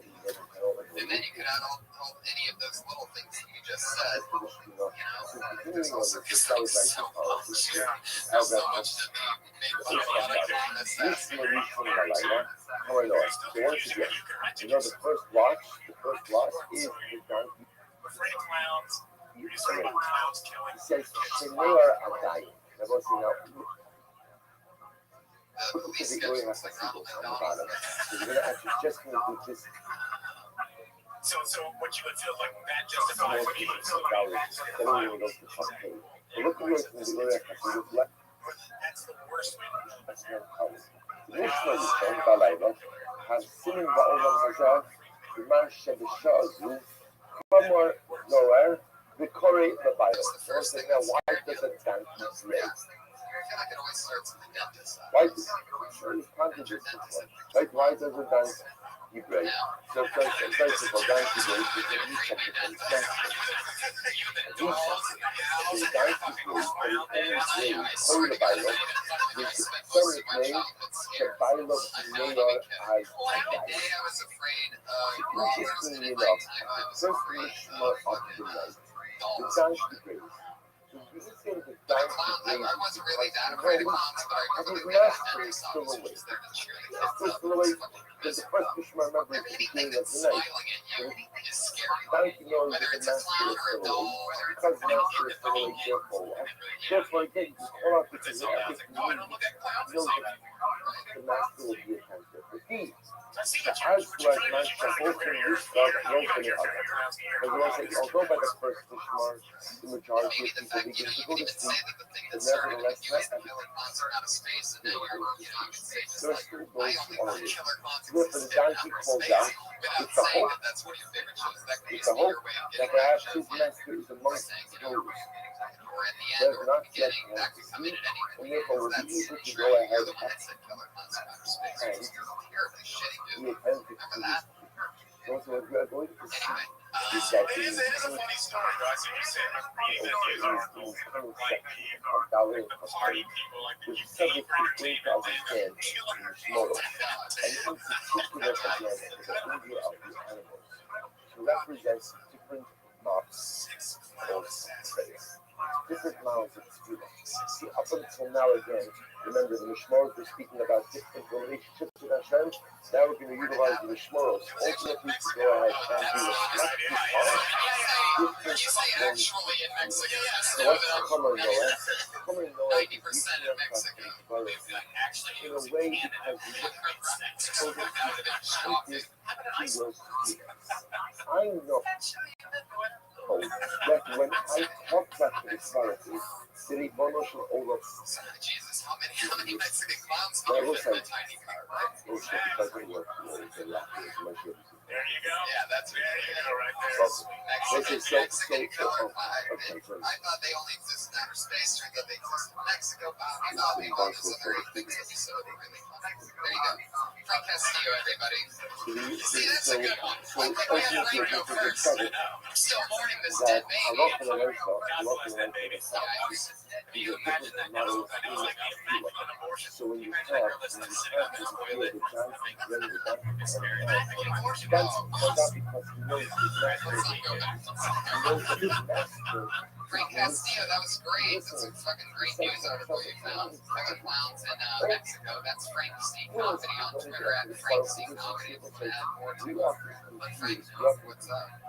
Here's an interesting one. Listening Scott with Geyer. getting what you want. If I get what I want, that means God listening. If I don't get what I want, that means God listening. That's not true. Every parent knows this. Every parent knows this. Chance get it for Nick, everybody. I hear everything that you said. I hear everything you're asking for. I'm not saying yes to a lot of it. A lot of it, right? Or just understood it. Just some of it. Right? There's some of it. I hear it. I hear every single one of us. And I hear we all do, right? We all live in the valley, and I'm a gypsy, and the ring you have is always know that you're hurt. Always know that you're hurt. It's already there. It's already there. Hurt. Just when you get older, you have to know with this guy. He's a real CD guy. And apparently, he's like, had this other woman named Turkey. His name is Turkey. And I'm like, okay, all right. So I'm expecting to see this guy. And wow, I can't believe how like it about was so smart. 5 a.m. And I try to get a look at it from outside. And I look and I see like a girl with long hair. And I'm thinking, okay, I'm not really sure if that's work. I mean, maybe it's just his girlfriend. They So were then so the smart. next And day then I I see realized the things that they her said get no up again. made so much sense. There's that moment in life. It's a long story, man.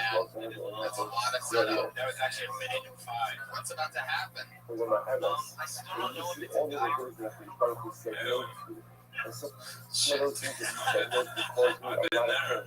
But yet, again, at that point in time when I realized You that don't know if it's the guy or girl. even the I no don't know. was It's for my like, God. Oh, really? I just say, are you So her that or level of say, character I understanding might really not come say. to us in this world. But at least to know that when How long you have you pray, lived there? when you daven, when you call out, And you just know that live there is where? always a loving and Father who On hears the you. hills. So it's just that's How long have you been in become LA? a Noah. If you skip now, And now you're in the it's valley? okay. Can you check? Wait, so you can't tell the sex But of we your start baby. I mean, with can you go into these the, like, see if beginners. there's It's any okay. tampons laying The around? video that's Is on it page 1 class. inverted in front of you? On the PDF I sent you the one. After he takes a I only shit, sent go in you there and the smell first, it. You can tell the the first difference. section. Shit right out of the side. See, that's what we did. Okay. Mishmar Sheni. What's the second Mishmar? Clubbing sauce. Shower, but then there's like That's the dog barking. The dog barking. maybe he's a fat. Oh my God. He says, it's not wonderful. You know, Mishmar. Listen to this. Really went Now, for by it, the but time you get I gotta give you more than that. And then Venus razor and what's the other thing? dog barking. So it's just so nice up. So nice up. By the time you get to the second Mishmar, that's when we live off the night. So, we call quote unquote everybody sleeping.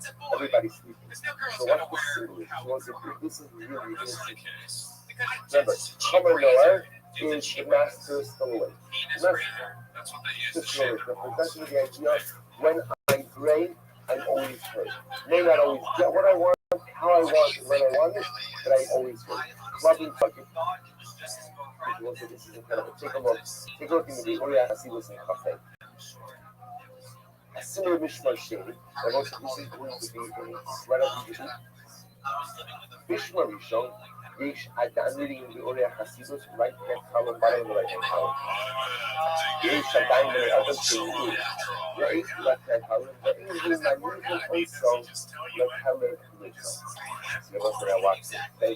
What? You like a sex So when does the dog bark? And when does the dog bark really freely? What's that? By the second Mishmar. What's happening by the second Mishmar? The world is asleep. Like the world is asleep. See, the world is asleep. What kind of technology? There's no one to stop the dog from barking. An iPhone? You see, sometimes what happens is the dog begins to Are you bark. afraid to say you work at Apple? What occurs? People Why'd you stop silence the talking? dog. They tell the dog to be quiet. They tell the dog to stop barking. They tell the dog quiet. Shut. When the world is Can asleep, you not say the the dog company you work for? barks. Is that a There's no one there to stop him. There's no one there to stifle him. There's no one there to prevent him from barking as he sees fit. Says that something. The Kimois bring down the road. So sometimes you have to be like a dog by lifting your face. Whoever heard me saying like that? Like if you like it like by lifting your face, what does that mean? About so that I knew Tefillah, I mean that the shot has clubbing, just like by davening. Which I would say often is the civilized side of barking of the dog. This is this incredible idea. Hold yourself to Yispala Ha'adam B'makom She'en B'nei Adam. Sometimes it is better to daven all by yourself. Sometimes it is better to daven That's really the thing. where no one else is found, so that ultimately your barking Number one, I mean, that's right on the remain line. undisturbed. So that's like, what that means, obviously can't be different things. Because it's like, that sounds like a guy's name, but they also the guy personality is like Delta Bird. It's like another slash. So again, we all experience what it is to die in ourselves, and it is the awesome, It's a lot of nice but like shit. beautiful things that came out of building oneself dying by ourselves. Just like we've never had.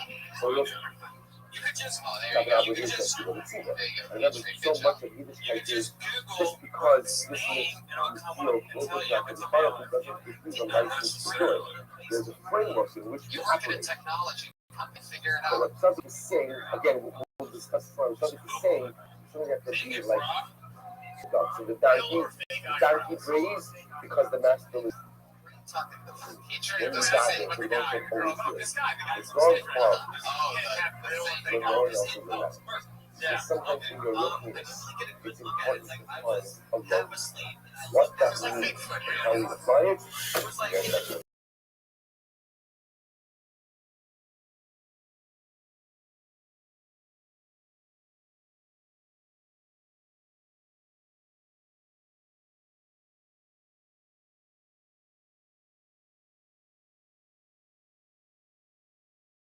maybe this is Kirk's double life. This is actually Bon Jovi. He just needed a roommate in the valley. Could have been Patriots, one of his old band members. Yeah, Jared Leto. sounds like that'd be a cheap. Jared Leto is playing a transgender character in this new film, Dallas Buyers Club. Could be Oscar worthy. What's that name? I tell you, he's watching back. He's watching back with he's just All right, Nick. Good luck, man. I don't know. That's an interesting one. Figure out what it is. Have more jokes less than a Merry Christmas. Nick Scott guy. We're gonna get to a bunch of here. You guys remember when you first started out? Were there any jokes that you did back then? You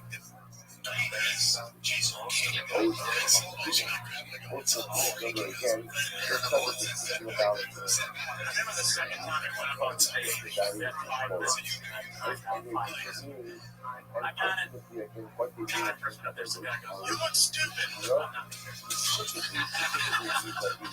look stupid. For my whole 5 minutes, I timed it for 5 minutes. That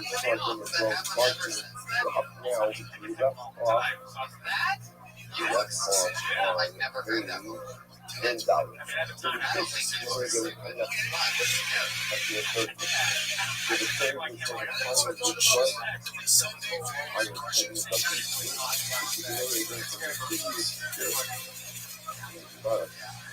With Mark by Christmas, number one is under how to do and the last is the hierarchy power. We have the only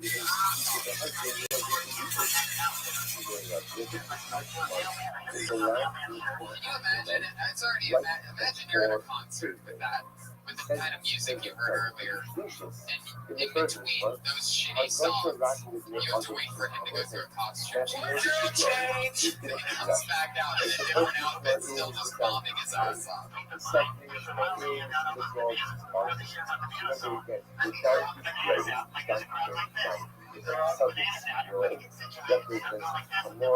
One thing that was in that made it to the Kill Tony movie trailer was the fact that you stuck your what you call a banana into a vacuum cleaner 3 times, and you finished inside the vacuum cleaner.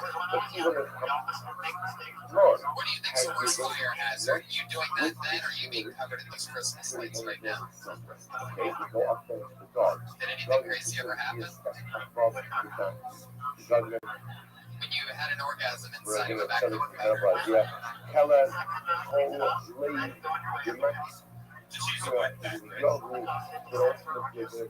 It'd be so funny to see that weird porno, like you in that outfit fucking a vacuum cleaner.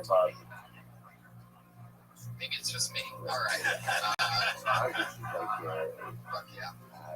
Nick Scott Geyer went from the Hollywood Hills to the Valley. Thank you. Level of chutzpah. Yes. Fancy ribs and counselor. Good chutzpah. Good chutzpah. Because sometimes it's a little bit of chutzpah. Or if you get, I don't mean the kind of chutzpah that's annoying. It's the kind of chutzpah that allows you to stand up for yourself. The kind of chutzpah that allows you to stand up for your ideas. You have it as kind of there. Stars. There you go. The starving industry, they do have good stars. Clark Macon, everybody. Here he is.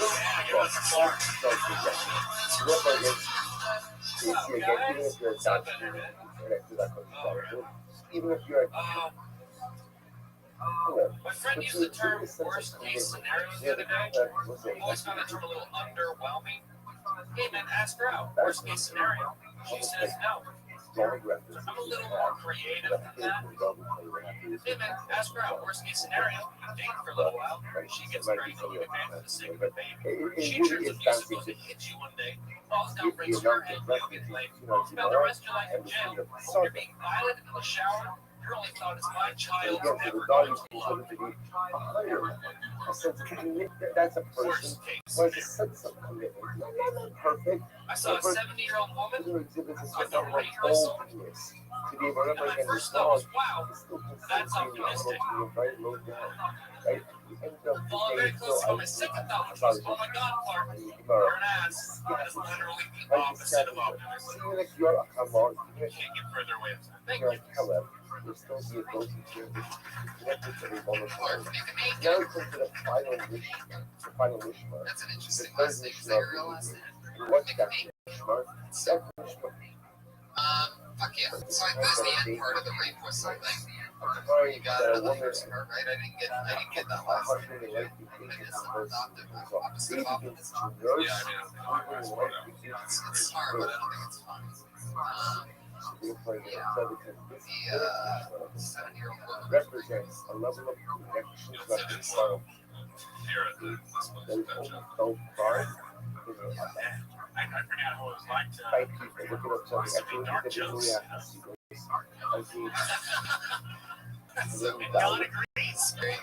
The last Like one you were was talking right about there. abortion and rape, and someone's prayer, and someone's, oh my God. That was the shout out from the miscarriage ghost.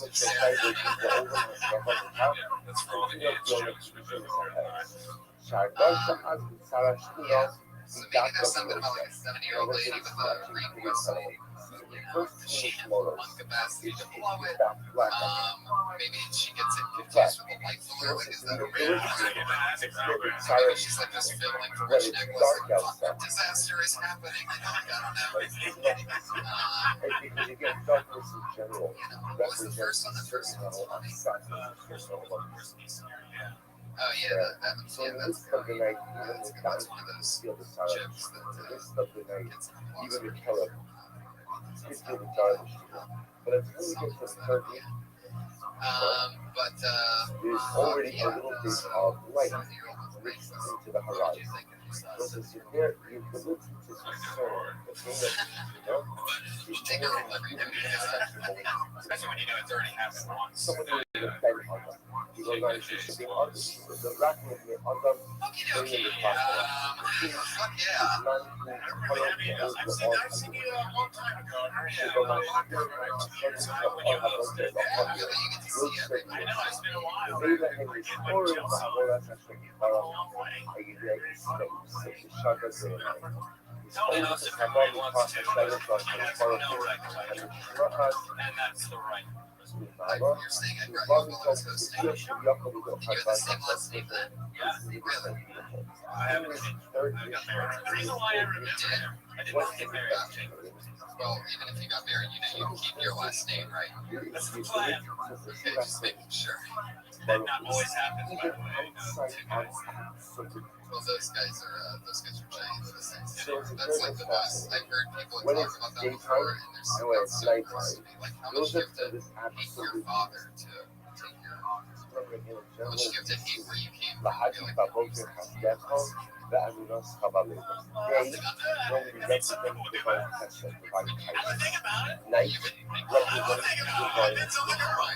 So anyone who slept with a mean, this girl's like, overnight, Billy Winfrey? Get the fuck out of here. absolutely not. by day. Billy Winfrey, your career is over. Maybe stand right next to the Patriot over there. Wait, is that somebody extra than Patriot gets so disappointed. I'm talking about it as a background extra, not as in your Because it's kind of as they Isn't say, there a it's celebrity that right? It's not really fully nighttime anymore, but it's not fully day. The ability to perceive the emotion over Yeah, Willie Tyler. the color Fuck yeah, there he goes. Mark McMeekin, he's on Twitter. McMeekin, CLARKENCMAKYN. Then your CD represents baby represents Bobby Snow. The mother represents This is fun. the mother of Yeah, I know. Normally it's like this all the time, but dead baby on her hands. It's a special episode of Kill Baby. Twilight. Three hands together for Mike Dunn, Mr. Relation Very House. Even though that every night it's not scary, it's not real. That it's also not Salaima, spiritualism.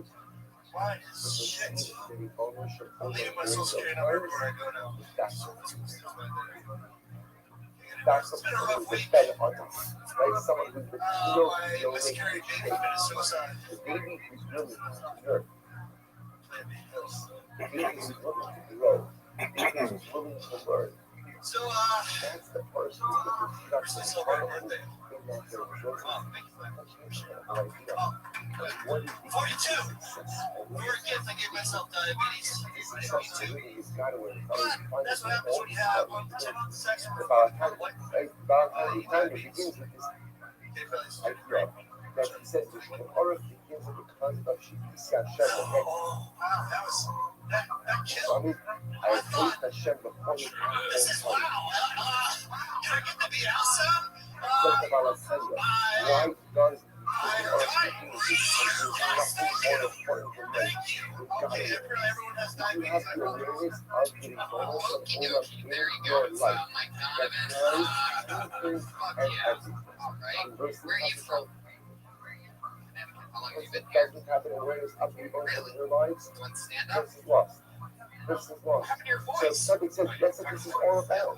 That's what it's all about. Because I was Acting, but trying to sensitize us to how do we speak up in front of them. So there's good news. you're right. The good news is, even if I'm a killer, That's a good question. Yeah, no, even if I'm a Hamar, and even if I'm a Caleb, as a Tzaddik explained, I can still connect with the Shoah and feel that themselves. It's Sarah B'Shmira. But if you really want, the only problem with that is, Caleb and Hamar, the only relationship that is powerful. In times when Do you have diabetes? in the dead of night, it could relate. You really do?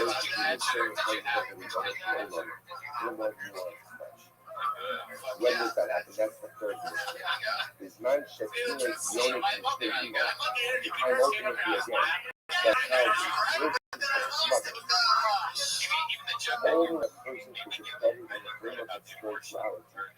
Five things to know for Calling out the awkwardness. ingesting the milk of yokeras. Person That's true. There you go. If we're pointing out one good thing you did, that would be I'm correct. going to grow. That's very much. Extremely confident for a And guy that's that's just in like beautiful university most days. guys are kind of Originally in the low. third even when it's not fully nice, even when it's not fully great, even when it's not 100% true that there is no confidence in the world, if you embed yourself in the system of willfulness, What are you wearing this up for that? Mesh shorts, tank top. I feel like you're like always wandering in front of me. You're like that kind of guy. You're getting the news bears over and over.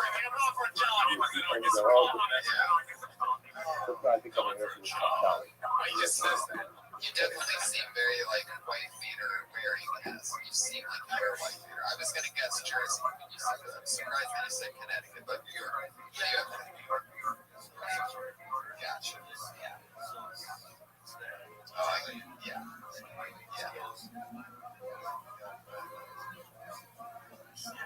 Well, you know that one about the miscarried baby that you've been suicide? How did you come up with that? Oh my God, Patriot, are you serious? No one's really touched on that. I'm like, someone else touched on it. So, I should have let them know that. Well, it's just, this is one of those examples where some jokes that are unbelievable can hit, but some jokes that it seems like it's dabbling in both. And it's like, there was. It sort of gets lost in translation. So It's like you came up with an energy and you did that riff on the room, and then you realize, oh shit, I gotta tell material. yeah, And it doesn't hold up to this. that's true. You know, Which is material, you know, got it. After the South, so like, How long have you been doing stand-up? you're like, yeah, what do you mean? we lived in New York. Are you having fun doing it? I want to take a play. Other times you're I like your personality. Thank you, man. Just stay up here, just like hang out, and then like, Hit the bricks, guy. Fuck yeah. There he goes, everybody. Mike Donovan. Welcome. We're glad to have you on. I would talk about that stuff, about that real shit. How you look like a guy that would wear a white beater and mow your lawn and get your newspaper. Something funny about that, about wearing sweatpants and mesh shorts. That's who you really are, so... He's refreshing too. I want to see more of that guy. Personality. Yeah, you didn't catch diabetes from getting sex by so confusing on multiple levels. You're not skinny enough to make that joke. Like, except like diabetes, like I don't understand, like I don't get it, you know. It's true. Fat woman, you know. Confusing for a few different reasons. You're welcome. Just want to make sure you never try that one again. Sometimes we do one thing that adds on, and sometimes it's just more important to just. Sometimes the best offense is a great defense. There you go. So this is the part where we have our two regulars that come on every game for the new 60 seconds, and it's always fun to watch them grow. You've both seen them, so it's exciting for you to see them again. This is the return of Willie and Earl in a particular this week. Let's go with first. Hey, you know her from the Kiltony podcast, and also the Kiltony podcast. We're going to get together for Sarah Wineshank, everybody. Here she is. I've been going through the motions a lot of procrastination. Nothing's getting done. I want to work out, and instead of actually working out, I'll just put it on my to-do list. I'll get dressed up to go to the gym, but I won't go to the gym. Just going through the motions, guys. I'll wash a dish, a pan. I won't fully wash it, right? I just let that shit soak. You ever do that? You ever just let that shit soak so you feel like you're doing something with your life? But you're not. You're just letting old crescent eggs sit at the bottom of the pan. My roommate came in and said, what the fuck is this? Are you going to do that? And I said, I'm just letting it soak. Sometimes, what you gotta do, guys. Alright. I love it, as always. There's something about your cadence. You're so weird and goofy, and it took weeks for me to notice that that's exactly who you are. So now, and I know Red Band feels the same way because I noticed that each week we both start, no matter what you're saying, laughing at about 20 or 30 seconds in contagiously. But that soak thing is really, that's something that I've noticed even myself doing once in a while, where it's like, I remember my mom always telling me, let it soak, and it'll come off easier when you wash it. It's like, it's like that's a procrastination trap if there's ever been one before. Then all of a sudden you have a little every 3 days I'll just have more soap.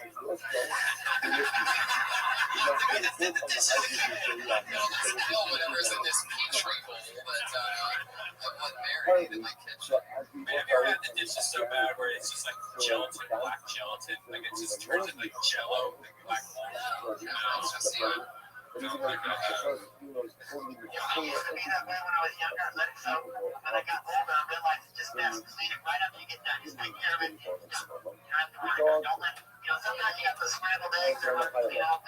Do it right. Petrie, how old are you? 42. I just had a birthday on December 4th.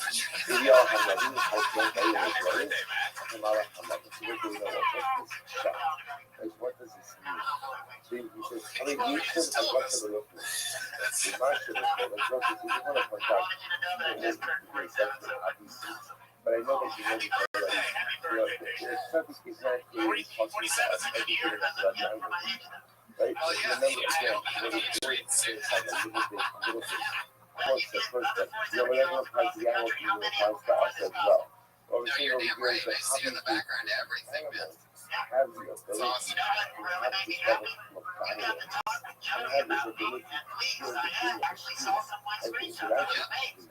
you know, I'm really not good things have from that Jody. sense Keep telling all these of comedians ability. about me. That's what Looking for that guy. all of this is about. Thank you so much, guys. We're not sure to go from the I high love it. No, area it's and true. I'm now so why glad is that it we the joined dog forces 30 weeks ago, and it's has the exciting to be where I ability? know Why it's does this dog weird have because the like your ability Christmas to lights on. give You you were access? there and tuned it off hat to your helmet, but I So really love you too, great Patriot. design that is saying, Room that it is. Yeah, we're gonna go get a room. That's Convenience what doesn't we're have gonna the do. ability to We're gonna go get a hotel So room. we have to do Yeah. so we like to it's like this things like everybody Anyway, so yeah, that's fun. I'd stretch out the soaking thing, right? You ever soak dishes, Earl? That's you did it by yourself in a big fancy apartment. Is that how you ever soak dishes? That's exactly how I wash dishes. So I'm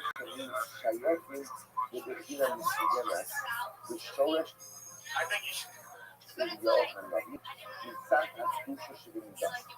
This is a wild thing. The subject says because the dogs have the ability to feel as if they see the area and every wine. Because on some level, the dog Maybe you can do different levels of soaking. You know, like I noticed that one thing that I've done before is like, you know, I come home late, you eat something, say a bowl, I'll fill it up with water, right, and leave it in the sink. And then get back to it the next day or whatever it is, you know what I mean? Work it up with the vice versa. But anyway, but sometimes what I'll do after that is, and there's also that soap thing that he does. That's also that soap thing that he does crazy. But also, is I'll fill up the whole sink with water after that, so it's almost like a refresh. And then you're like, well, now the edges are getting soaked for the first time, not just the inside. So you can rationalize if you take people through that trip and you rationalize that you're truly procrastinating. I think a lot of people relate to that. And I think that's where it being so funny lies. Is that I think that's such a good joke that you know a lot of people coming up to you after should I do the same thing when I suck dishes? Like that's sort of what you want. It's just like what you want. Whatever you want to be able to relate, especially you know really. So there you go, another great new 60-second ceremony. She's Princess Shank on Twitter, SHANK. just so funny. Yeah, it's so happy to have her be part of the show, as well as our other regular. She dropped out of college and kills every 60 we watch her grow in 60 seconds at a time every week, no pressure. The hilarious Kimberly Floyd.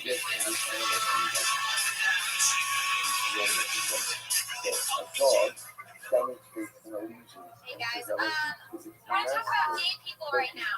And I don't want to just talk about any old gay people. I want to talk about flamboyant gay guys. Because there's a difference, right? There's like the manly, gay, and like something on track.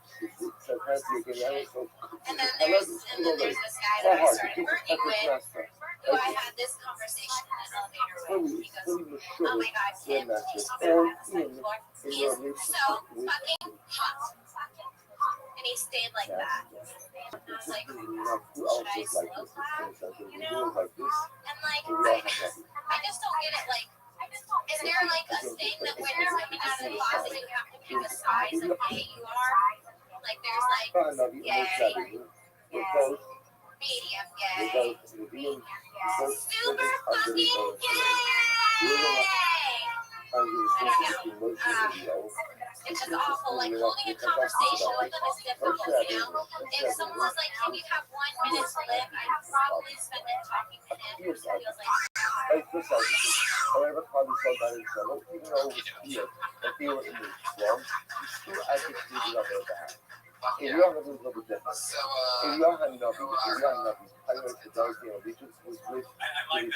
post thing. I don't like it. That post a little bit like, that was funny. That was the moment where I felt like the moment where I felt like Bill was the most scary. What vibe is it? That's it. Really? I thought we were into it. That's an interesting one.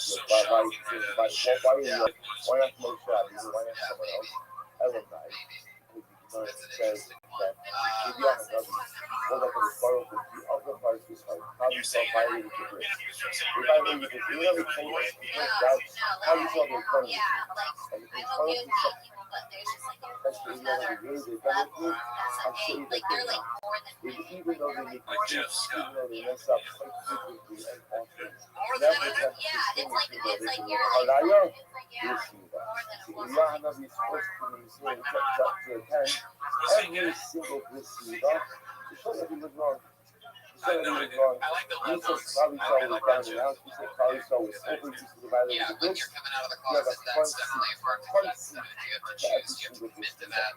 If you don't have You can nothing, structure that too. just Like, single you say like same thing. ladies, Structure like start the from the round bottom. number. So it's like, no shit I didn't know. The other thoughts are probably should be earlier on, so you know where you're going.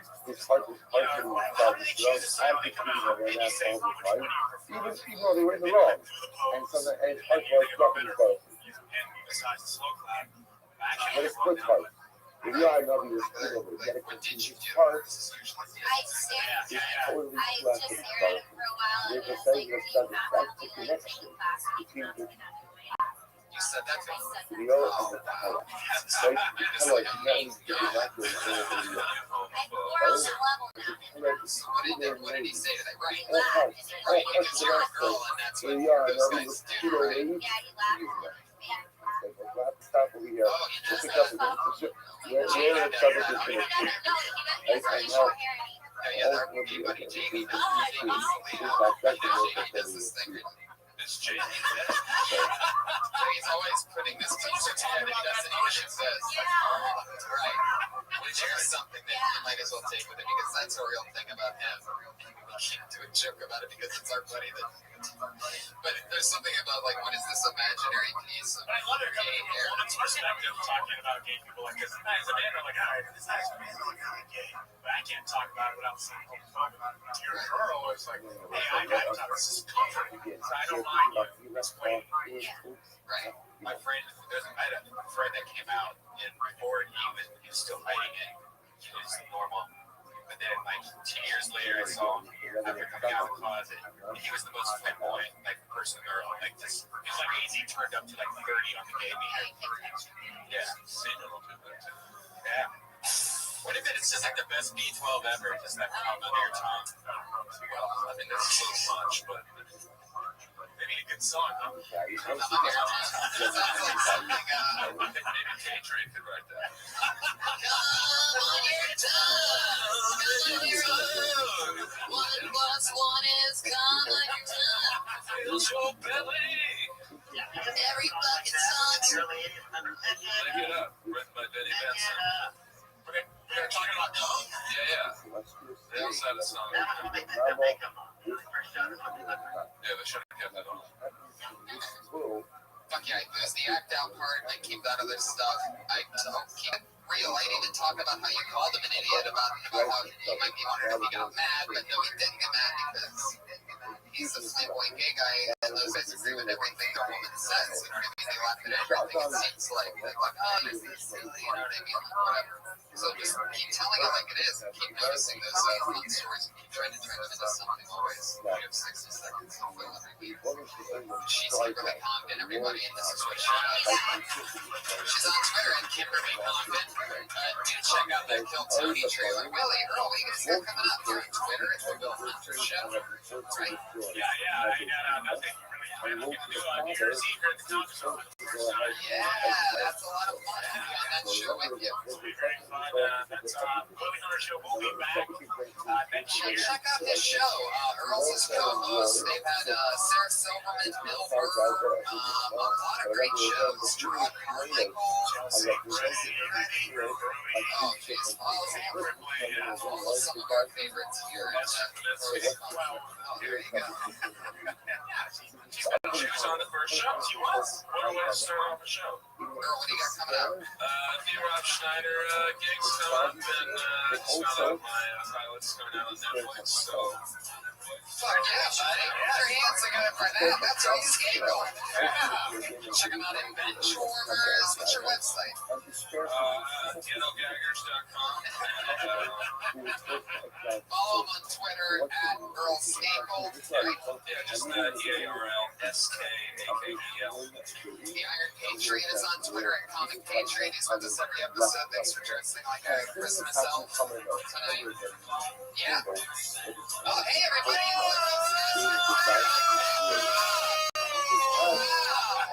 Oh, treat one of my good friends. Great show tonight, you guys. Great show. Thank you. You must not have seen the other 29 episodes, but this is blatantly the worst show we've ever had. They did a great show. Thank you. I love it. You should turn this into a podcast. I just wanted to come by and give you this. Oh, thank you so much. Say thank you for being a great buddy and also Thank you. Thanks. Should I try open it now? Okay. custom made I like a sweater. Whoa, that's so cool. That's a funny jacket. Jacket. Thank you so much. Great show. Thank you. Jeff Ross, everybody. One of my best pals. How exciting. Fuck yeah. Thank you so much. This is awesome. Funny hat and jacket. I don't know if they can bring it up there, but you're also the fantasy football league champion. Yeah, I just won the fantasy the comedy store belt. You're going to be seeing me wearing this. I'm going right down there to grab it because it just became official during this show. I won the fantasy football league. The name of my team is the Hinchcliffe Winners, and it beats the other people alive that are on this belt. It's hilarious. It's like the bad guy. You get it? Follow Red Band at redband. Go to killtony.com. Well, that just leads you to my website. But we're on in Houston, Dallas, and Austin, January 9th, 10th, and 11th. That's why that team Yes, go to iTunes and download every episode. Have fun and check out Thunder Pussy and other fun things going on New Year.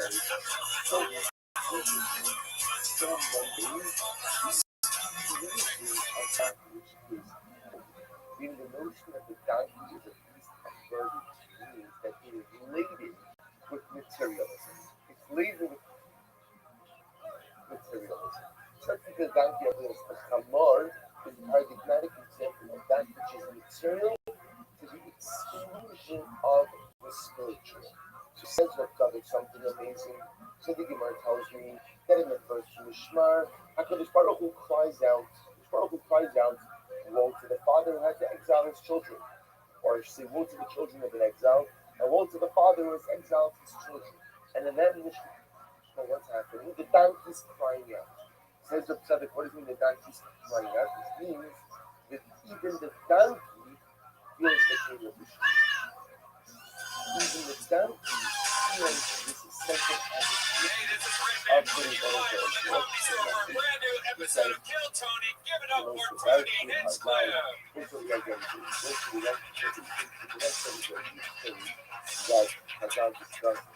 Fuck yeah, everybody. Hi, how are you? Good to be here, everyone. What another lovely Monday episode 31 of Kill Tony.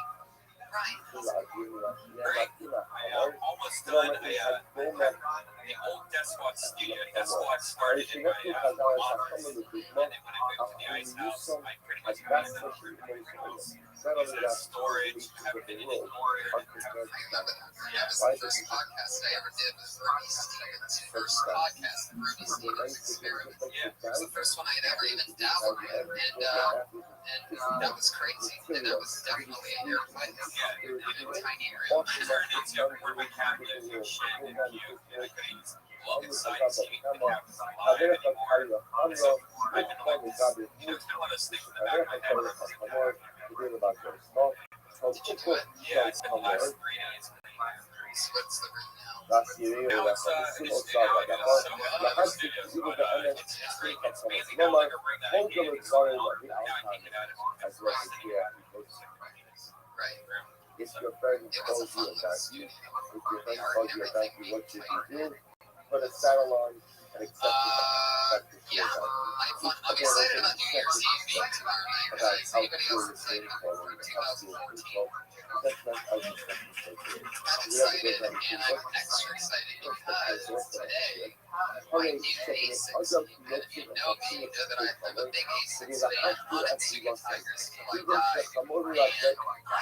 And I mentioned that my nickname is the Golden Pony, and I have my first ever pair of A6 that got delivered today. It was so hard for me not to wear them today, but I'm debuting them tomorrow night. I mean, they are fucking sweet. The wrestling shoes, and they are shiny gold. What do you wear that with? Like, I'm already wearing everything. I'm wearing it with everything that I wear. I've already thought about that. I'm like, these are now going to go good with khakis. Like, fuck it.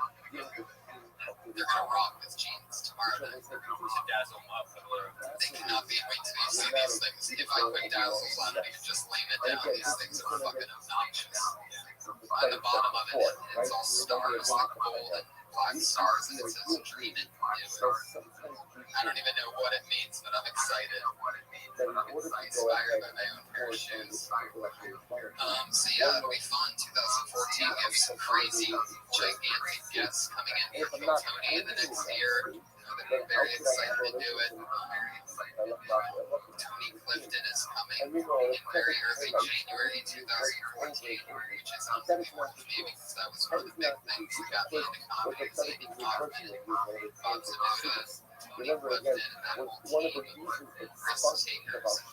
It's gonna be interesting seeing Tony on the show. I can't even imagine how it's like I kind of for 1 minute what he's gonna say. Oh my god. I cannot fucking wait. I just have dreams about it of excitement. I just wake up with a smile on my face. I know what it's gonna be. I know, right? That's what I'm gonna do. The night the Comedy Store belly room exploded. Not a stormtrooper in the audience. Hey, look at that! All the way from the planet Death Star. Everybody put their hands together for confused stormtrooper in the fuse.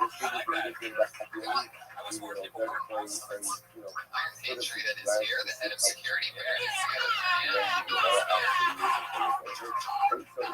Patriot, are you threatened by the stormtrooper in the corner?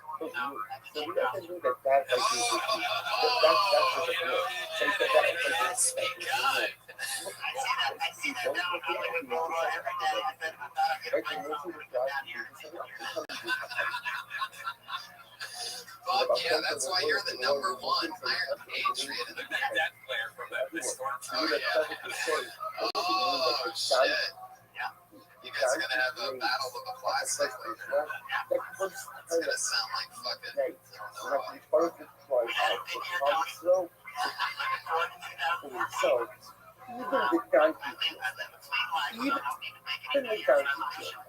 What's the message for me? The message for me that you don't have a lot of things in life. Yes. I quit smoking cigarettes. I'm just on this vapor pen now, and I really like it. I'm just gonna stick with this one. No, I'm not going to. I think he's right. No, I'm not going to.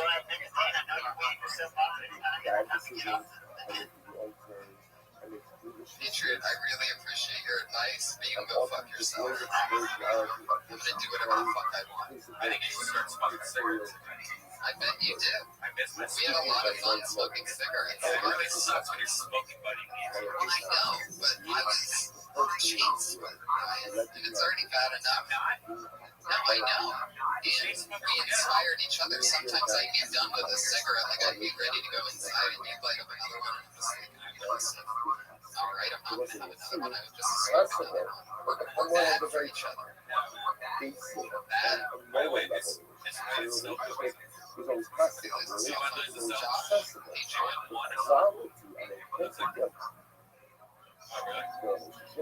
Is fundamentally dependent on where I'm holding it. So it's not even for today. Very excited about tonight's show. We have two awesome guests. You guys ready to get this thing started or what? Fuck yeah, people. I'm so excited about tonight. For our first guest, he is a writer on the Late Late Show with Craig Ferguson. More importantly, he's one of my favorite comedians in the world. Super fucking awesome, hilarious guy. I remember hearing about him and then getting to see him. I heard his reputation. People were like, you don't know Bob Oshak, this and that when I first started working the door here. When I saw him, he blew my fucking mind to shreds. I'm so excited that he's on the show. Put your hands together for Bob Oshak is here. And the other guest, the star of Enjoy It, every Sunday on Comedy Central. Ladies and gentlemen, one of my best pals in the world, Stephen Brody. Stephen Yes. is here. You got it. Got it.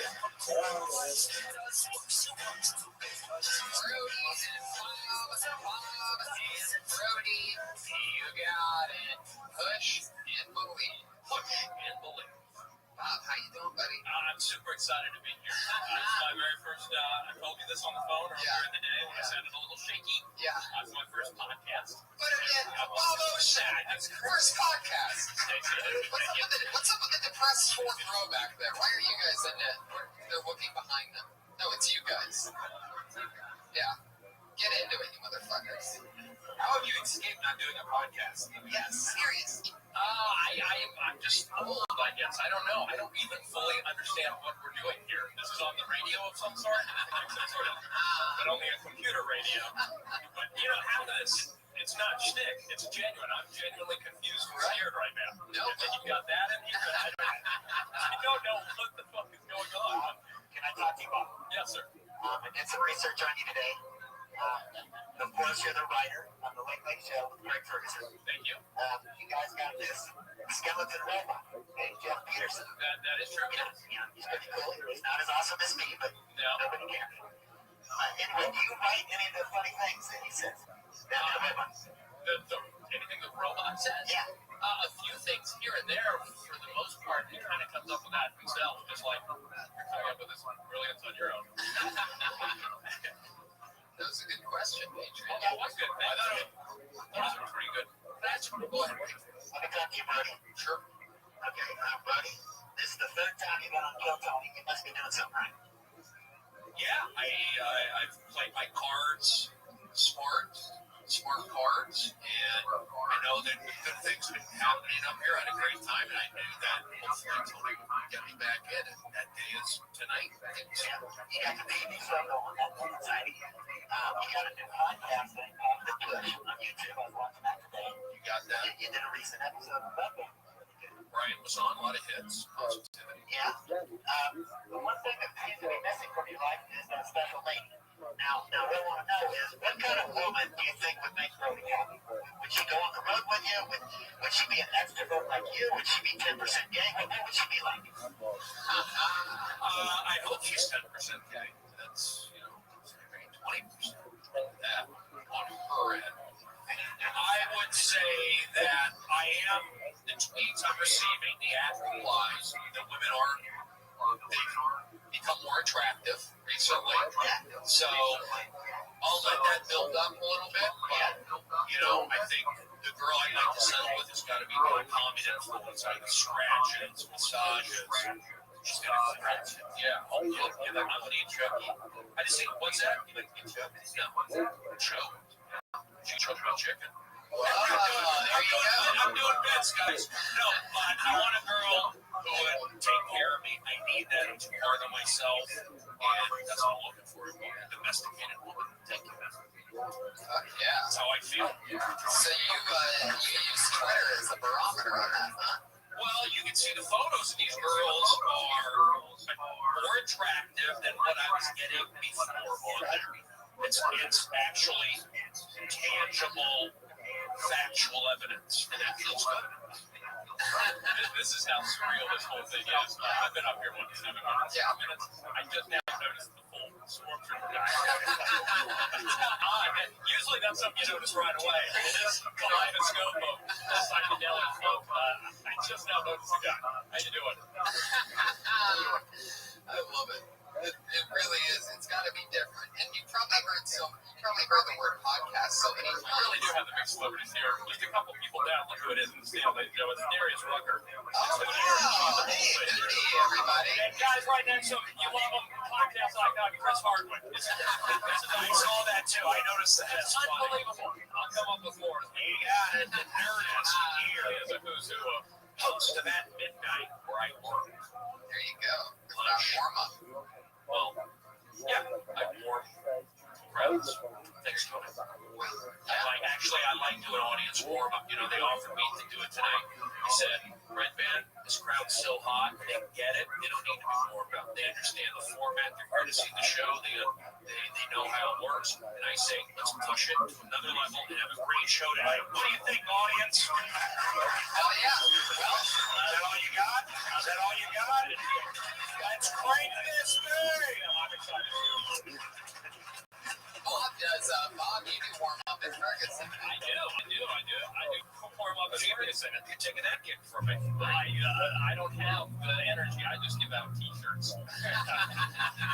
There might be a few of the mix if we play our cards right, people. I love it. Kill Tony T-shirts going to be launched here tonight. Let me ask you a question. Can I ask one question, Tony? Yeah. It's kind of weird for me how I'm saying stuff and right here, pocket, yet I'm not getting, being honest, shows. 1 hour in the main room, 20 minutes last night with Bill Murray and Sarah Silverman. They gave me energy. I'm not feeling it here. So we got to pick it up a notch. You're going to get Brody. You're being irritated. So let's go. You got to give me some love. What do you think, audience? Not feeling it. Still not feeling it. Not feeling it. Not feeling it. Why are you not clapping? I'll warm up myself. It's horse shit. That's how I feel. You know, I'm in a second what Brody said. I'm not feeling it either. So we can just pick it up on it. Got some T-shirts. Anybody want two different approaches, same result. There you go. That's why I'm so excited to have you two on because the chemistry, I feel like it's definitely going to balance each other well. So what do you say we get this thing started? Over 30 comedians signed up for the opportunity to do 1 minute in front of a packed belly room and tens of thousands of listeners and viewers from around the world. We have people from Alaska here tonight. Put your hands together for this guy. Traveled from the middle of Alaska to be here. I played baseball in Fairbanks. North Pole Knicks. Yeah, it's Fairbanks. That's what he told me. I saw Juno. I saw Juno. Bought an LL Cool J cassette. Mama said, knock you out. It's Fairbanks, Alaska. Went to Sizzler. Fairbanks, Alaska. Welcome. So a lot of you know that the comedians get picked out of the bucket randomly. They get to do 1 minute. At the end of that minute, they know they're done because they hear the sound of the meow of the kitty. That's what it sounds like. And that means your time's wrapped up. Don't go too long, or else you're going to bring Angry West Hollywood Bear. And so let's get this thing started. Your first comedian tonight doing 1 minute on. You guys ready for Kill Tony 31? Very good, Brody. That is a difference maker. Brody, you are a monster. And your first comedian tonight goes by the name of David Ramick, everybody.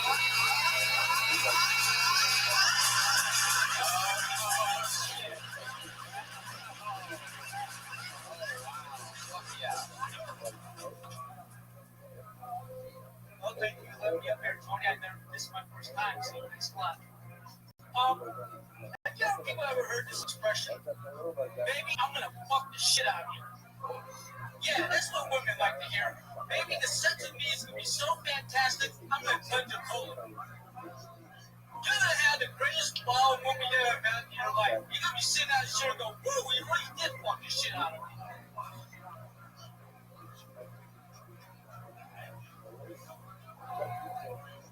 Here's a joke for you.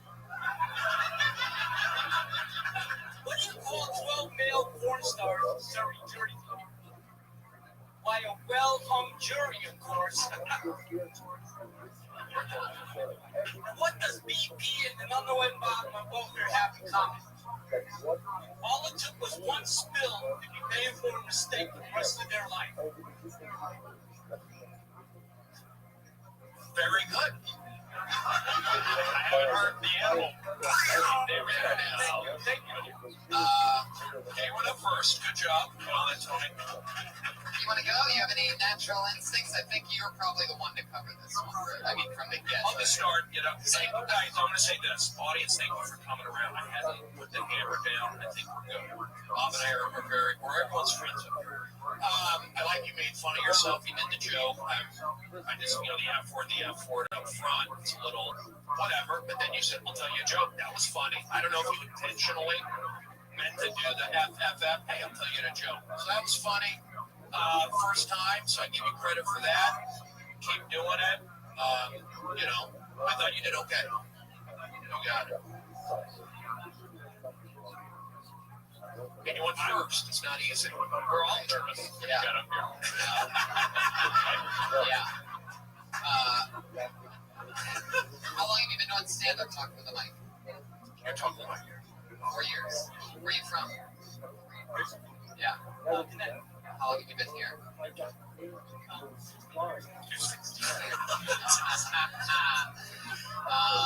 Fuck yeah.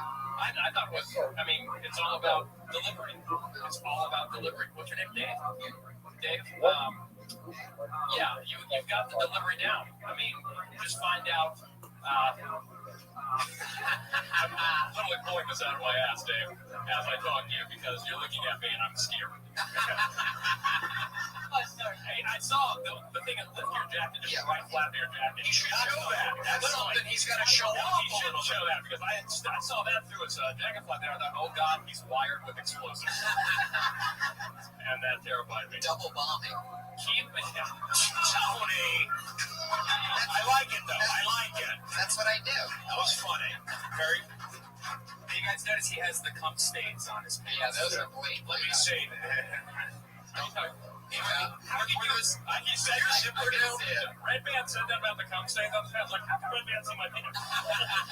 No, that guy. What's those last two jokes? It seemed like the last two were just, like street jokes. Were those your jokes, or did you just do two jokes? Have you heard them?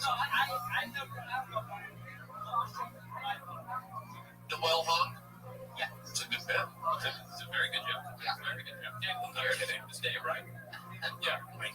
Who cares? Do you care what anyone has to say right now? Do you really care what anyone has to say?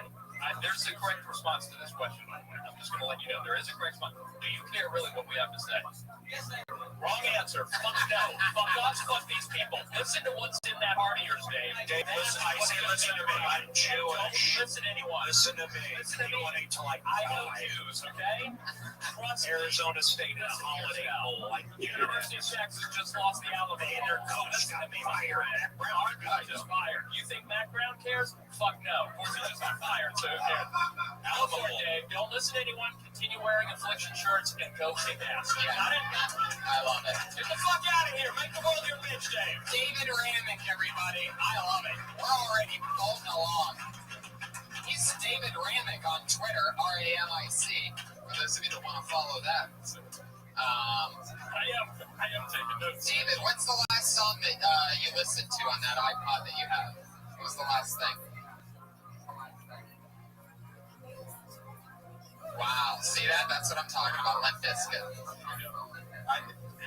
That kind of shit, it's embarrassing though, because I wear the shirt that, I live next to Starbucks, so I'll wear the same shirt that I went to sleep in the next morning to Starbucks. And a lot of times, that same shirt is usually like a cum rag, and stuff like that. And it's just embarrassing. I've talked about this before. Yeah, you mentioned it last week, exactly 7 days ago. Yeah. We talked about this same shirt on the wall to Starbucks. Right. Right now, even Dave Ramick is saying about your Red Band. That guy's creepy. As he screams, dry cum off of his pants. No, he really did have it. And his fly was down. That was a good observation. What, Dave? Was your fly down? You want to go check? Maybe it's part of the career. All right, let's get David Ice in one other person. That's a tough spot. It's a tough spot. Opening. He's opening. It's a very tough spot. Patriot, how you doing over there? You feel? I'm doing good. I think you guys covered that pretty well.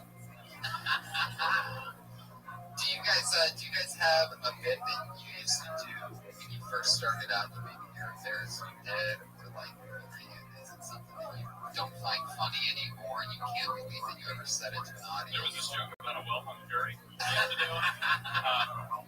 No, I don't know about you. I used to come on stage. I used to do a character. Really? When I first started out on stage, I called him Steve Cat. And I would wear a toboggan and glasses. I would smoke on stage, and I would come up to Europe's Spinal Countdown. You know that song? I'd do a kick bite to the music, hit that crescendo. I had no jokes. It was all attitude, and I don't know if I was like possibly like people may think it was some sort of parody of someone rather than it was just shit. Right. But it was actually just shit. And that's where your comedy really started. The first thing. It was doing a character. Yeah, it's all about self-exploration. That's what I was telling Dave. Yeah. It's all about self-exploration, not the type of self-exploration that leaves the stains on your pants. Right. More of the artistic type. Yeah. But yeah, so that's amazing to me that you started out just doing a character with no jokes. And now you're walking. How long have you been in the Writers Guild? Now you're a full-time writer. In this room, on this very stage, we used to perform in front of deathly silence. My, how the times have changed. That's a joke about how you guys are quiet. No, they're good. They're getting good. They're getting good. Brody, how about you? Are you cringe moments you're talking about, like early things? Well, maybe cringe moments, maybe just something. Asking the question. Okay, the official question is, do you remember any joke that you may have done in the very, very beginning of your career that maybe you're embarrassed about or ashamed that you did, or that got silence? Well, I still do pretty much every joke that I started with 20 years ago. I don't. There's stuff that I've done definitely that I think early on, looking at my early on cable access show, I've seen things and, said things but it's all about learning. I don't look at it as a negative. It's like you gotta break some eggs to make an omelet. The great Chef Ross. So it's like it's all good. You gotta fail. You gotta have these moments. So I hate to sound like a preachy coach, but those are good.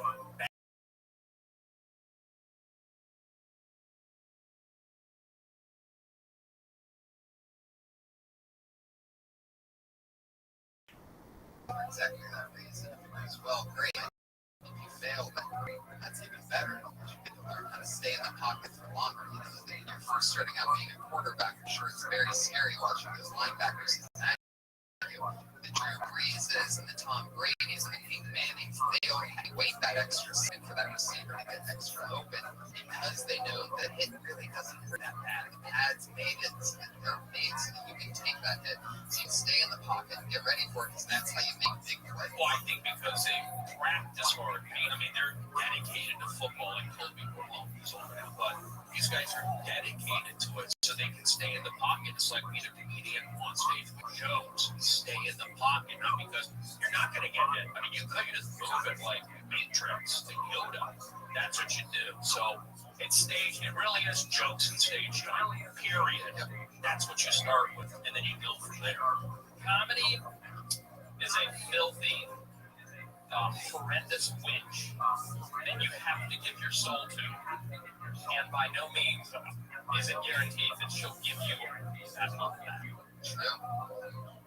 I don't know about your soul, but I would say your no. I would say time. I want people to think about that for a second. If we could just wait a couple more seconds and just let people take that in. And if you want that cross-stitched on a throat pillow, I sell them out of the trunk of my okay. I love it. Let's go. We're supposed to continue. All right. Your second comedian tonight goes by the name of Cat Eyes.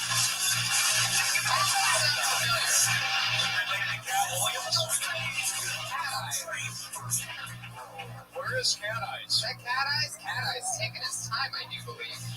Deep into going. Here he is. Cat Eyes, everybody. Cat Eyes! Oh, yeah.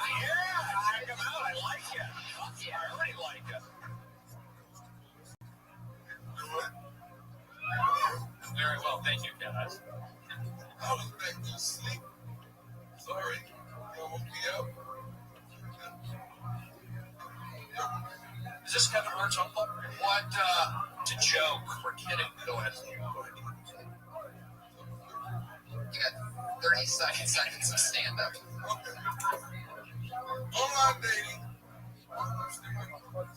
Everybody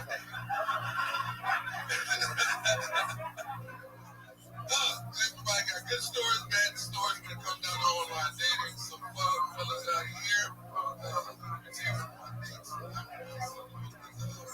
Be careful with this lady that you do. You know why? And my father has to be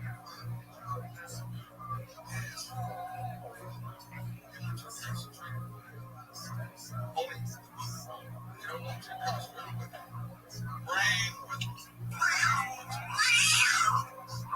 That was actually nice. Continue going. It took a lot of time. It took a lot of time on the front. But let's see where you're going. Okay, they show you their beauty. and everything. But the woman that you might want in your life is the one you're doing it. Because, you know, they take your time. Ask good questions. But the lady that you might not pick, you know, that might be well. Pick the man I love to just go out there and just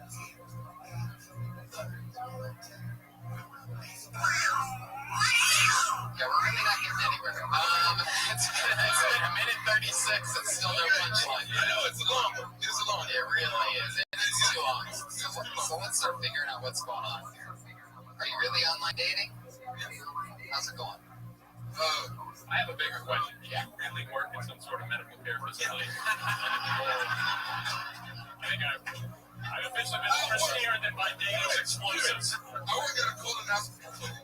Okay. Oh, now see? I feel like this is a setup. No. Deliver the punch now. Go, Cat Eye, go! Slug us with a right hook. You guys might be laughing by the colonoscopy clinic, but it's the only job I know. It's a shitty job for somebody got to do. There you go, right there. There it is. That's what we were waiting for. That's what we were waiting for. I know where you're going with that, Bob. Okay. Bob's he's joking, but he's right. It's like, the first thing you know, it's like you're in your scrubs. You got the tennis shoes, all that stuff. I mean, maybe you're just raised here, but it is who you are. I mean, you work at that place. So I'm not saying be a character and go with that guy, but I can see a little bit of traction on that. I can see that. Go with what your reality is. And, you've got a good personality. You can talk, so it's like the jokes, look, they get some help. But you got to laugh, you got to look, and Bob is like saying, right for that. And then see what happens, and then you start getting more comfortable with yourself and all that. Ken, do me a favor. Here's what I mean. So much your physical appearance affects your audience expectations, okay? This is what I mean. Turn and look at that row of people right up there on that second row. I want you to guess which of those 6 people on that front row is probably going to do jokes about the Death Star. Just have a guess. That's how much people judge based on physical appearance. Play into that. Steer into that, okay? That's what I'm saying. Yeah. Another thing that I love about your outfit is that is a work badge on hanging there. That's a tap card. That's an actual bus pass. I like that. Do you take the bus to the colonoscopy clinic? There's more coming. Heck yeah. What about people's assholes? That's funny. See? Yeah. You see what I'm saying? It makes more sense. Why she does shrugs. Think about the doctors that I work with. This is medical when they was like little bitty kids, in the classroom, and the kids said, well, which one of them you grew up? I'm going to look at people's assholes or them. It's like it's really like witnessing the birth of Jesus right now. It really is. This is a whole. I think we've all learned. I actually feel like I should charge you a fee for how much we're helping you discover your comic persona right now. This is Mitzi Stoner makes money doing that. I'm telling you. This is what it's all about right now. Yeah, tap into that reality. Yeah. Stop talking about stuff that piss you off by not getting a damn. I'll tell you what, Kat. I think that's sort of evident. Tap forward into reality. Tap into reality. You got it. Should it? I got bigger everything I do. Laugh at. Why upset me? Think I'm wrong? Were you about picked up for 2 weeks? Don't ever. You can talk about dating, how hard it is to date. Then you go home, you smell like your job. You smell like your job. Well, I mean, you can't bring them no date on a nightclub. Why not? Think about it. I mean, I gotta tell them. asshole. You know, I can just feel a little, it's like every girl you date, go back and kick out of his asshole. What the fuck? Anyway, That's all your ex-girlfriends, you know? You don't even to the asshole, I think is what I'm saying. That's actually a good bit right there. have you ever had a girl? What this guy's saying. That you need to work. You actually don't even get to look at the asshole. You assist the guy looking at the asshole. That's how you know that's your career apex is the asshole. The closest you get is on a good day, you might catch a whiff. Yeah. That's sort of like the same thing, you know, if you don't work out, you're an asshole. Maybe you'll eventually know. We could grab on the word asshole. I keep hearing asshole. Yeah, let's switch. First thing you want to do is switch it to anal. Which is amazing because maybe you'll meet a girl there, and you know that's pretty backwards. Like not many relationships start at the bubble. Some People work their way up to those. Lose in the butt, the bigger your chance. Exactly. You can really tell by how This is therapy. it is. People are we should be wearing straws. People are going there and just don't wash their ass. It's like really, you know,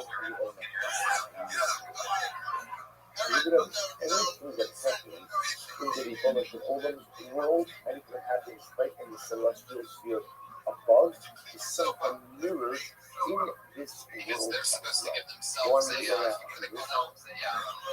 Evolution is similar to a cleanse. Yeah, it's called and semen. what is the Olamaza? Which evolution custom to see for the social order, they ready that one, but the social here from the Nagi culture. Is this going to take a minute 37? And so, Okay, we're listening. Cat eyes. I don't know why. Have you been at the clinic, by the way? Like cat eyes. Just picture something out there. Cat eyes. Cat eyes. Tell me what this thing is all brown eyes. That's funny. You got it. All right, let's keep it moving. Cat eyes. Great job. Thank you. Talk about working in the Oh, like we actually helped that guy. Yeah, totally. We helped him. There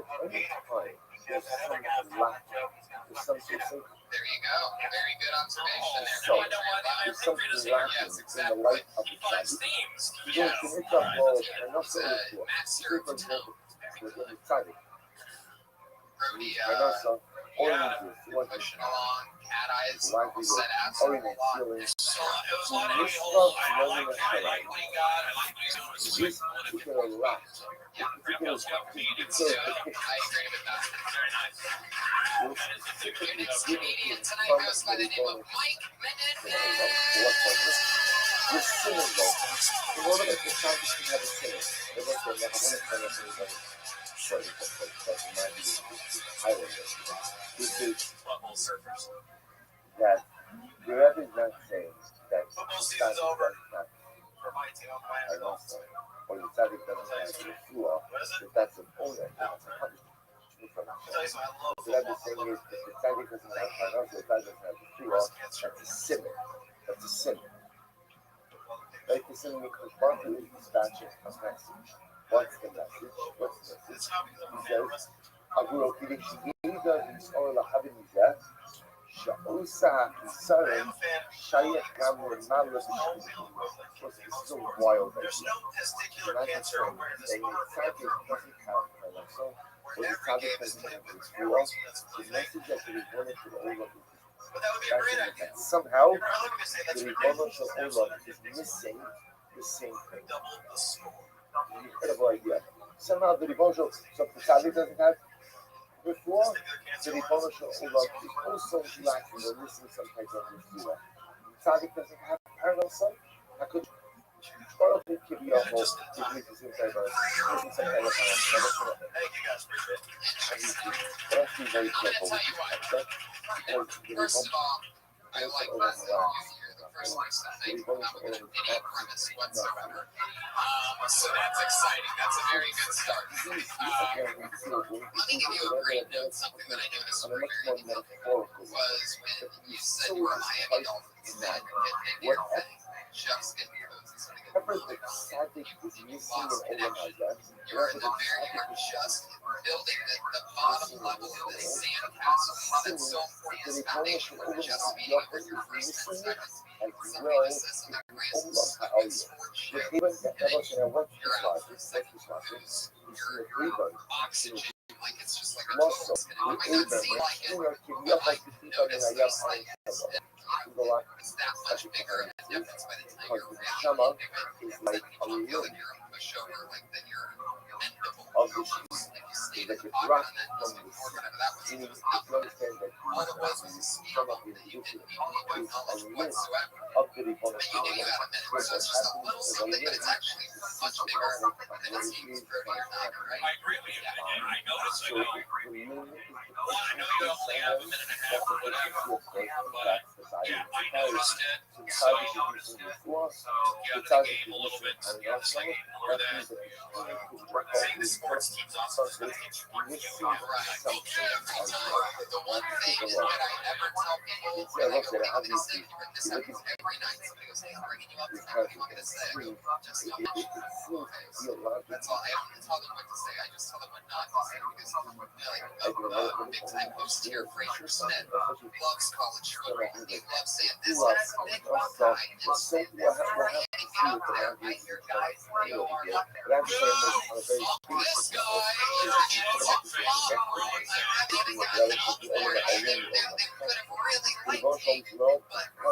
And by the way, I'm a Dolphins fan. But it doesn't fucking matter. Nobody gives a shit. It's your football fan. Right. I love the NFL. I'm sad that it's going on now. I'm excited about that.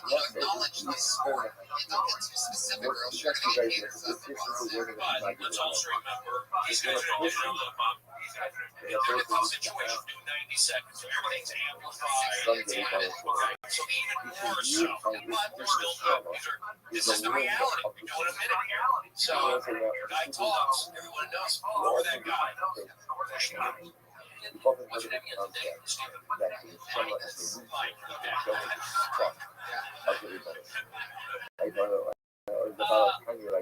I think I speak for everybody at this table. I don't believe you because you're talking about whatever. Feel what you're saying. You know what I'm saying? Are you having fun up there? Because you looked a little like you weren't really having fun. Yeah, it's okay. We all are. I'm in an unhappy marriage. You know what I mean? Like, seriously, considering a trial separate. But you know what? I'm up here, and people sometimes think I have Down syndrome. I smile so much. But let me tell you something. That is a shortcut to immediate likability. And half the battle on this stage is likability. 90%. Like, if you're likable, you have a lot better advantage of masking a lack of material or anything else than if you're not likable. Okay? Feel what you're saying. Experience what you're saying. But have fun. You see the slow. But you warmed up. I noticed like when he started that last 30 seconds, he got a little more confident. You know what I'm saying? Feel what you're saying, right? Feel it, experience, have fun. Look, man, you're already separating yourself from 95% of the world by just getting on stage tonight. You already have. That's fucking something to celebrate. Look who's next to you. You're gonna be a Lion Patriot. There's a stormtrooper here, and you made him laugh because I saw his shoulders go like that. But he's laughing right now. He's laughing right now. And they're trained killers. So think about that. Something happened about 30 or 40 seconds into that when you moved the mic stand a little bit more to the side. You took more to step up. You had gotten one laugh. Like Bernie said, and you were in it. So what this is you got to remind yourself what happened in that 30, 35 second part, that laugh that you got that pushed you even more, that you were ready to come out again. You landed a big punch. It's like the UFC, when a fighter lands a big punch, you see that other guy wobble, you see that other fighter like, holy shit, I'm going to do this right now. They just start throwing punches. That's what you, I can tell you were just about to, you're sort of just getting into it, and then you actually realize that nothing better than the opportunity to goal side. But there's something in the physical motions that got powerful there. The Magic says, that I think when they're both saying is being able to figure out what point in that 30, 35 seconds to get anybody open with that kind of stepping up to the edge and really doing what's so right. But feel like you got that laugh before you even get that laugh, and that will make that laugh even harder. You know what? So when they don't take this role, shoes good, pants good, shirt, your Nike shirt from Sports Authority. Give a knowledge your And it threw me off, sorrow as well. And I saw his Which name, is it's something disappointed. incredibly So, unique. but good shoes, good pants, let's get a nicer shirt. You Now, got a what logo, this you got actually like means, the Jonah like the Hill what thing it going on. Hill was supposed to be an endorsement. Are you that the endorsed by Lord Nike? has a single Oh, okay, I just wanted to clarify, because I'm trying to funny give thing you is the Apple Watch today. visual and baseball. Who are you guys sponsored by? Pony. They make Pony. They're Donuts. Mike giving you shit? Let's find out. Go ahead, Mike. Shit, asshole. I'm just asking. Offensive number one mistake. Mike, relax. I agree with Brody's note. Lose the swoosh. Not personal. Just don't do it. Mike Menendez, everybody. There you go. I love my Pony. Great job. Mike's great. Great job, Mike. Good hug. That was a nice moment.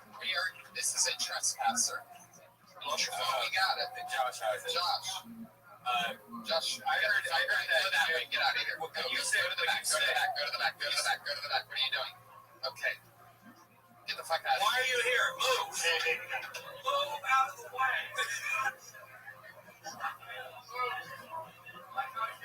There you go. Is this why we have All right. Get him out all the way. Get him out all the way. Get all the way out of the building. That kid was tweet. Josh, all the way out. Josh, all the way out of the building. Josh, put him in a chokehold. Did I say here's what I think we all learned? No, but here's the thing that I really enjoyed out of that whole experience. The head of security stood there and didn't do a goddamn thing. Thank you, Iron Baby. He never does. It's the next Chewy casserole. Gotcha. Gotcha. I get it. Yeah, we call him the head of security. The truth is that he can't move. Okay. He takes the bus. He literally takes the bus here because he has to stand up the entire time because he can't sit down.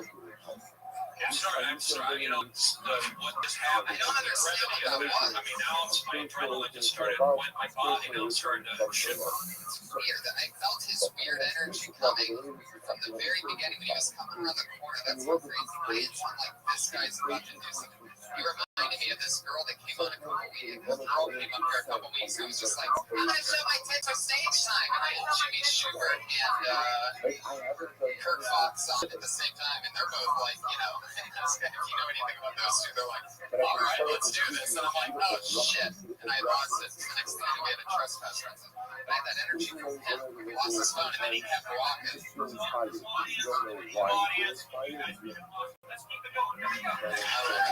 Gave me the finger. I had to grab the bucket out of him. He tried to grab my fucking bucket, man. Nobody grabs my fucking bucket. Nobody puts the bucket in. Son of a bitch. He almost had 118 pounds of steel on top of him. The next comedian goes by the name of Tim Greer.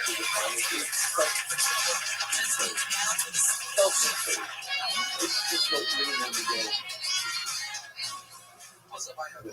The word is Alisa, so it comes from the long short of star or awake, an awakening. So is it an awakening is like a powerful awakening. So is it that a powerful sending a wave of divine energy, and that's causing my inspired state? Or am I self-inspired? You know, it's like something personal. Explain that this is something people have to be here. This was David, and some people of me begin at this David Wismar. It's interesting enough, the ones that begin to use more with David often refer to circumstances with Abraham self-inspired versus with David Wismar, where Abraham is only anticipation from above. It's only the Leila, it's a use of the Leila. It's a fundamentally so inconsiderate. Here's another speaking of this concept, a little We're bit getting there. The end, yeah. There he is. Tim Greer, first of all. It's fun. I recently requested about all that stuff. So Pro-abortion. when we inspire ourselves, Yeah. Tim, your material doesn't match in any way, shape, or form who I thought you were. I'm going to be honest. I thought you were going to come up here and you seem you come across as a very likable guy. Remember that I was telling the guy right before the importance of likability? You got that. Oh, God, you're smiling, all that stuff. I honestly would have thought that 7 word to come out of your mouth would be pro-abortion. You know what I mean? It kind of throws people. I don't know if you're trying to work, no pun intended, dark, but you know what I'm saying? It doesn't, to me, gut instinct after watching a minute of that, that's not who you are. I don't know if you're trying to shock or whomever, but you have like a good on-stage persona. Does that make sense? True. No, I totally agree. If I feel like that's who I think you come across as to others, I think you're going to be pretty damn good. I just don't. It just seems like really, really sharp, kind of harsh material. Okay. you might end up the game like most people, like the fuck up your life. Stop. You weren't so harsh on Dan for the first family. Inspiration. Well, that's because I was terrified. Okay. So I speak, Tim, what Bob said, I feel that I thought it was good. I like when you said pro-abortion. That's funny to me. It's kind of polarizing. It's a statement. So I like that. I was kind of with you on where you were going. And so I think that bit could be fleshed out. I feel like your mic technique is a lot of, even I like the mic. Your mic technique was good. You're dressed well. I feel like just keep doing what you're doing. I'm not going to beat you down for that bit. I don't mind it. Obviously, there's some wonderful things about myself. He's from the Bible Belt. I'm from Southern California. We have different opinions on that. So I'm okay. I like you said pro-abortion, whatever. It's kind of like, but all that didn't like what you said. It's like, how's everybody doing? You don't have to say that. I don't like it. Hey, how's everybody doing? I know it's greedy, but go right into it. After that, go right into that. I thought it was good. Make sure that second word you mentioned is pro-abortion. Great advice, Brody. Take that whole right away, Tim. Did it right away. I didn't mind it. I didn't mind it. It's not a political thing, but here's the thing. If you are going to do a bit about abortion, you're taking a huge role. Make sure you can get yourself out of it. I don't know if you are. I don't know. I say expect some turbulence. I don't think you release an pro-abortion. First of all, you don't even know what that means. It's like a double negative, whatever. So they're not going to be that. They might be a little confused. There might be a few who get upset with them. I don't think it's so bad. That's my opinion. God has kids, a wife, a family, they live all over there. Have you ever had a girl? Have you ever had a girl pregnant? She had to get an abortion. So then maybe you can say, I'm pro-abortion. I'm a pro in talking girls into getting abortions. I think that's hilarious. Well, that's, you know, that's a little dark. Well, I mean, see, I can sell that because it's different. I'm just going to take it and turn it into a whole bit. But maybe some it's actually true. But I agree with what Bob said. Are a lot of the other topics that you talk about dark and creepy, or you have this likable, super likable charm? I'm really not radio. Mike, I'm gonna Going to that period. I would say you're right in that why go dark and why make it hard on yourself. I'm not saying you're wrong. You're hard digging yourself. Like I say as a comedian, why make it hard on yourself? You don't have to. what is he up to right now? This is your journey. That's subjective. This is your journey. You're driving the car. We're just along the highway and you drove by us for a second. We offered our minuscule opinions. You go where you want to go. I'm just telling you my snap down in front of you. I was just like, well, okay. Here's where he's taking us. I didn't see that. I was okay with it. I thought it was like a Kanye West vibe. I was with him. Why are we not laughing when I say because I'll tell you what, it bothers me. And I got an hour in the main room on Saturday night. I crushed it last night going out to Bill Burr and Sarah Silverman. I'm going to come up here and disrespect. And you know what? Hold on. And I did 15 minutes 2 Wednesday nights ago at 12:05 in the original room. So, you know, fuck you. Fuck you guys. Yeah. Talk about abortion all you want, Tim. I don't give a shit. Tim Greer, he's at G Greer on Twitter. That's Greer. Now, here's something funny about Bob, because like he said, this is his first podcast, and every time that I announce who my guests are on this show, I announce it only over Twitter. It's just a little thing that I hope that people will eventually, sort of know about or whatever. So I just trust that Twitter will make Twitter. So I had to look him up. I realized I look up Bob Oshak, I'm wondering if I'm spelling it wrong. It's just this one little A is popping up, which means that you have his social profile right there. You've never tweeted before. You've never, not one tweet, never. I don't think you're following anybody, but you have following over 100 followers. I didn't know that, to be honest. Yeah. But over 18 followers, I'm shocked by that. Those people that know about you and you don't even tweet about your Twitter presence without even tweeting. I joined Twitter because I live in a shitty part of Culver City called Culver City. And I always want to know whenever I hear the gunfire, is it gang related or a domestic situation? And I get some Culver City tweet feeds, so I'll know whether or not to hide the kids in the bathtub, That's hilarious. It is true. Really played out. No one else will follow that. Oh, there you go. Yeah, maybe I'll tweet something. Maybe I'll make it about abortion, since that's such a great thing. Did I read you've been married to the high school sweetheart? Yeah. With the same person your whole entire life? Same woman since high school. 1989. So I'm 41. So we started dating when I was I did the math right now, 17, something like that. If I got my wife pregnant on our first date, our kid would now be old enough to rent a car and try to find me. Can I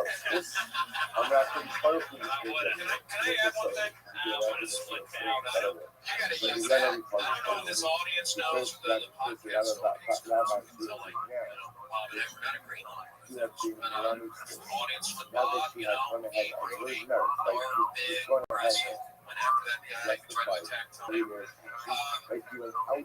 that Bob and I worked together for at Fox Sports, best damn sports show. Bob was right or whatever, red or right or all that stuff from the beginning, basically all the way through the 1,000 shows. I did all the warm-ups. Bob did this is 12 years ago. Started 2004. Yeah. So there's a lot of history here. So we're all good. Thank you. There's a lot of differences. Yeah, I didn't know that. See, that's how this town is. You never know who else people. That means something. It really is. Tony, I think the lesson here is that despite how we look as people, you don't really know what's going on up here. You look at me and you think, oh, Rosie, middle-aged, out of touch, doesn't know how to tweet. You would never tweet. Come here.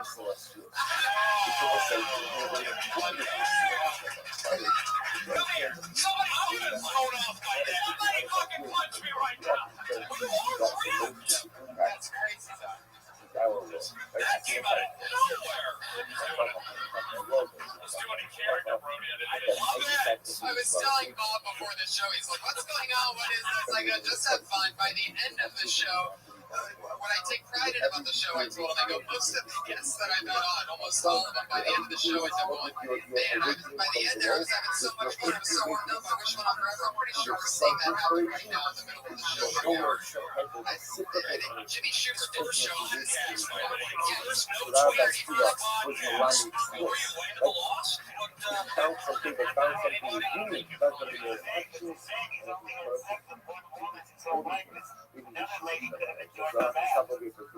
We're going to continue There you this go. by the way. That's why we've got the Iron Patriot here. He's also only had Everyone sex knows how to close out a conversation with one big group. and he's also only had sex with one woman his whole life. He's not married. When you have sex with one woman, do you have to mix it up? Just have her get stung by bees once a week or something like that? No, you just kind of phone it in. I'm going to sound like I'm doing a bit here, but I'm also the only guy she's ever slept with, so neither of us know how much better sex can be. She thinks it's normal to roll off of her after about 45 seconds of rhythmic pumping. Shade is wonderful. shades of nothing. Vodka said you must. Oh my God. Ignorance is bliss. Oh my God. That is so fucking funny. Brody? I'm thinking about that Jeff character of Ferguson. Is he supposed to be like a contestant from Price is Right? He's like a name tag Jeff. It looks like a name price. I don't know if anyone even knows what he's talking about. About robot sidekick or yeah, that's part of the reference. It's actually operated by someone who's a genius, so I can't take any credit for that. But he's a writer as well. No, he's not. He actually performs the robot. So John Rothschild and says the words. Yep, he's operating. It's pretty impressive. And they trust him to play around. Yeah, it's amazing. It's amazing. Chemistry is, I can't take any credit for that whatsoever. In all honesty, I like Craig's monologue, and it gets right up in the camera. It's really loose and different. Yeah. So I love that he grabs the jib sometimes. I noticed, and I'm just like, really? Heck, I was talking with Waterbox earlier about television personality who didn't look at camera. It's all about connecting, and I think Ferguson does an extreme job of that. And it's not easy to. Thank you, Stacey. It's difficult to establish intimacy when you're a TV host. It is. He does that incredibly. Yeah, that's amazing. It's I'm listening for 4 years on that. That's why I started writing. I've been on the job for 4 years. I mean, I don't know how to tweet. I don't know the importance of this is a podcast. Yeah, I don't know. I don't understand all that stuff. I mean, when I started, like you have experienced unbelievable success. So you don't think I started writing. Thank you, Bob. You know what I mean? Wait, one guy. It's okay. Hang out. Okay. I just lived in a cocoon for 4 years. It's a great job, but someday it'll end, and I'll be like, wow. That's okay, Bob. I think it's refreshing that you don't tweet. I think it should be fun. I'm not on Facebook, the Facebook. That's okay, but you don't have Facebook. I do have an iPhone. You know, you're doing a great job. You're one of the nice guys. People don't bad mouth and everything. You used to host all the Sundays and Mondays. You're one of the original hosts. And that's really one of the most badass things. Like in being comedy, and I know a lot of comedians always make self-deprecation jokes about it doesn't pay the bills and this and that. I'll tell you, man, when I got here and people meet a door guy and they find out how much they love comedy, they give them a list of about 5 guys who are monsters. And you are on that list. And so there's an anticipation. You first are in the back of the room and you're like, and you hear the next comedian go, who's next? And the piano guy's like, Bob Oshek. And you hear that name that you've heard. People who already look up to say, look out for Bob Oshek, this and that. And then you're sitting there and your expectations are already sky high. And in comedy, there's nothing worse than lower than high expectations. But you do, man. It's fucking fun. Check out Bob Oshek live sometime. You're going to follow me on Twitter. We'll follow you back. All right, let's continue. Next meeting tonight. No, it's not at all. This is our podcast. It's about you. This is a show. I don't think you can be living on a podcast world with compliments and praise. Put your hands together for Ben Platt. This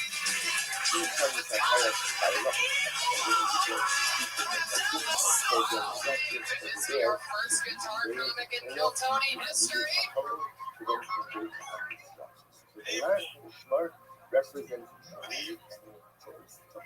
My song is Vampires Out of Florida. I sing it to you with a college water gas.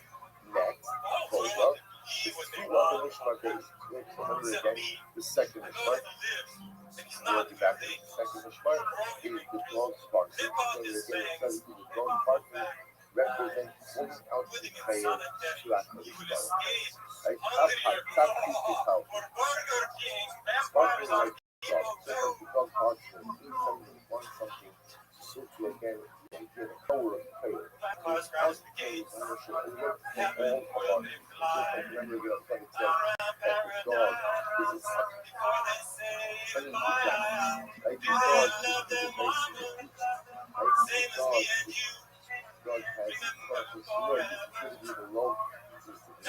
the lowest that he kind of is. In exactly 59.5 seconds, Ben Platt nails his landing, confident smile afterwards. A vampire song. I've never seen anybody stick their landing this confidently in the history of the show. Most confident guitar comic I've ever seen in my life. nailed the minute. Normally, every comic's goal when they get on stage, right? Every comic's goal when they get on stage is to make the attractive blonde in the audience laugh. And you, sir, if I introduce you to the attractive blonde in the audience, you laughed your entire set.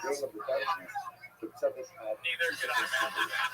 The very fact that I could hear you is a test to how many other people are laughing. But my point is, that's the goal. You hit it out of the park. That alone makes you a winner, Mr. Benjamin Flatt. Heck yeah. Can I jump into that? Definitely, of course, go to your guest solution.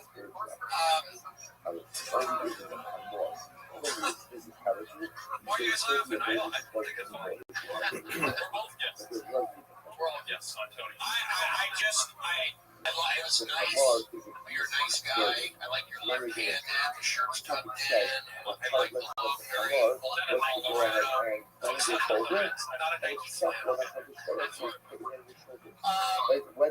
would say just enunciate more. Enunciate more. I don't know. It's like, I don't know if it's stand up or a coffee house song thing. I would say enunciate more, and then we'll see what that comes. But the guitar, Michael, there's something there. And I couldn't agree with you more. I would exactly call it enunciating. I would say that as a guitar comic, I'm always going to have to face many open mics issues of audio. To bring people to the guitar, you want to pair what's that level, what's that level. Maybe your guitar was a little too loud for the singing, you know what I mean? So if you want the thing like your team for music and mellow, because in comedy, in really is going to, I mean, no doubt about it, you have that likability that also counts for a lot. But they're definitely going to hear the exact words that you're saying. We can hear you in the beginning, once the guitar came in, it's too loud. Maybe project a little bit more. That's something that I definitely had to learn when I first started out. I wasn't pushing. It's just about 10% vocal push that adds all the difference in the world. You know what I see? It's a big guitar, man. You can hardly hear that thing.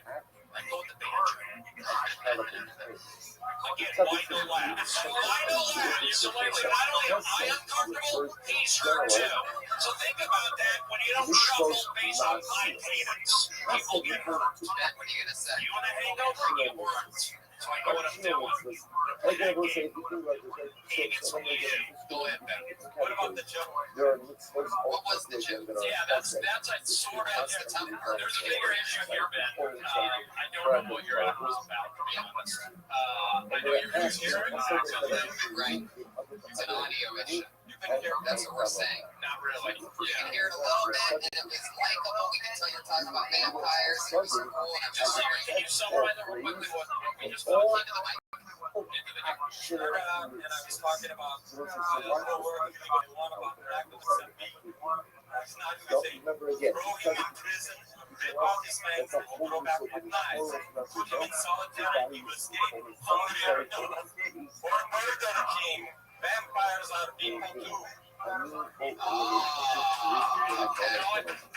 I agree. I think a banjo would help that out. Yeah. Thank you, Bob. 1,000 shows professional. Helping me out. I don't know if there really was a joke in there. It's really not. It's a long way.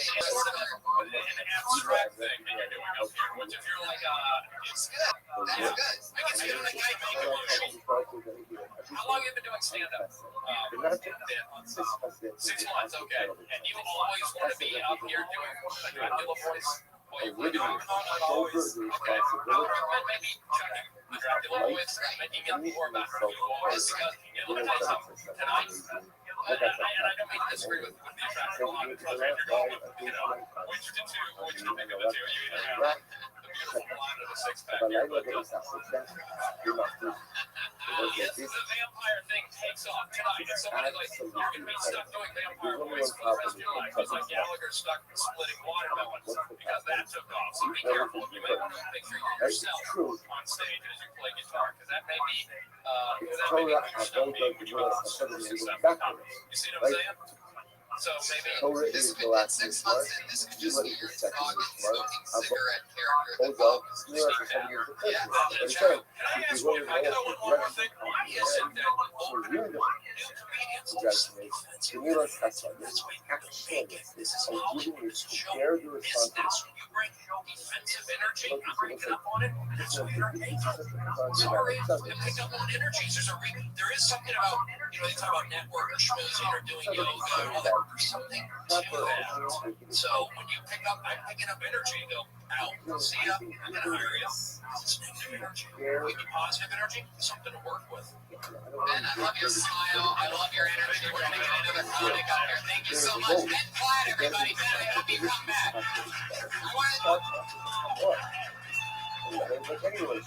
They love Ben Platt. Ben, please come back next week or the week. Come back soon. All right, sign up again. I want to see what you do next. Next time, don't be such a defensive asshole. Yeah, exactly. The poor guy was just smiling. I couldn't have been a more gentle, mild-mannered man. All these guys are too defensive. They stand up here with their guitars and their flannel, Ben Platt, smiling at me. Why would you do that? You don't get it, man. 6 months, you're not gonna fucking make it. I've done 1,000 shows. You got it. Rudy, you just stole his soul. You gotta keep doing it, though. But be nice. You did it. This is the return of Eric Carter, everybody. Internet sensation. And one of the luckiest motherfuckers in the world.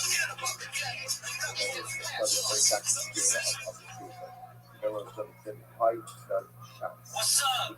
How y'all doing tonight? I am from the deep south. Deep South. I hate NASCAR. I don't watch Duck Dynasty. I'm glad I got that out of the way. Let's rock and roll and be positive. Man, living in California for 5 months, shit is so much different. Y'all use different words. What y'all call skinny jeans, we call women jeans. What you call vegetarians, we call pussies. My first 3 months of doing comedy, I lived in a youth hostel in Hermosa Beach. A lot of funds I got to bang foreign broads, but it did have its awkward moments. I had this Japanese guy that couldn't speak English sleep in a bed beside mine. But that wasn't the creepy part. The creepy part was he had a box of Kleenex right by his pillow, and I never heard him once blow his nose. I'm assuming he was tugging that Pokemon. And by the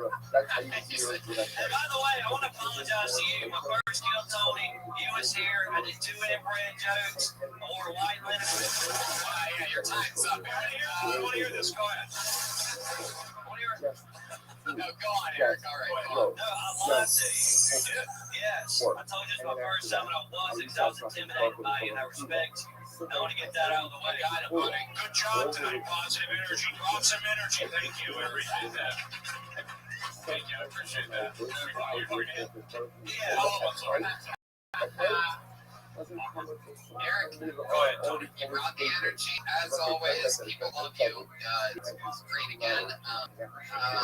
What was the note? It was, yeah, the one thing that I noticed that you've done, because I've watched you a few times, you've gotten on the show a lot. A lot of the listeners, go crazy about you. There's been a lot of tweets, and you're like, you're definitely a fan favorite. So let's get right into something that I noticed you've been on a few times that I think either you can use it to your advantage or you can nip it in the butt now, but I think keeping it on is a bad habit, isn't it? And that is, when you hit a punchline, you do this thing where you show everybody that was a punchline. If it doesn't go great, you go, you do this thing, and then you go into the next thing.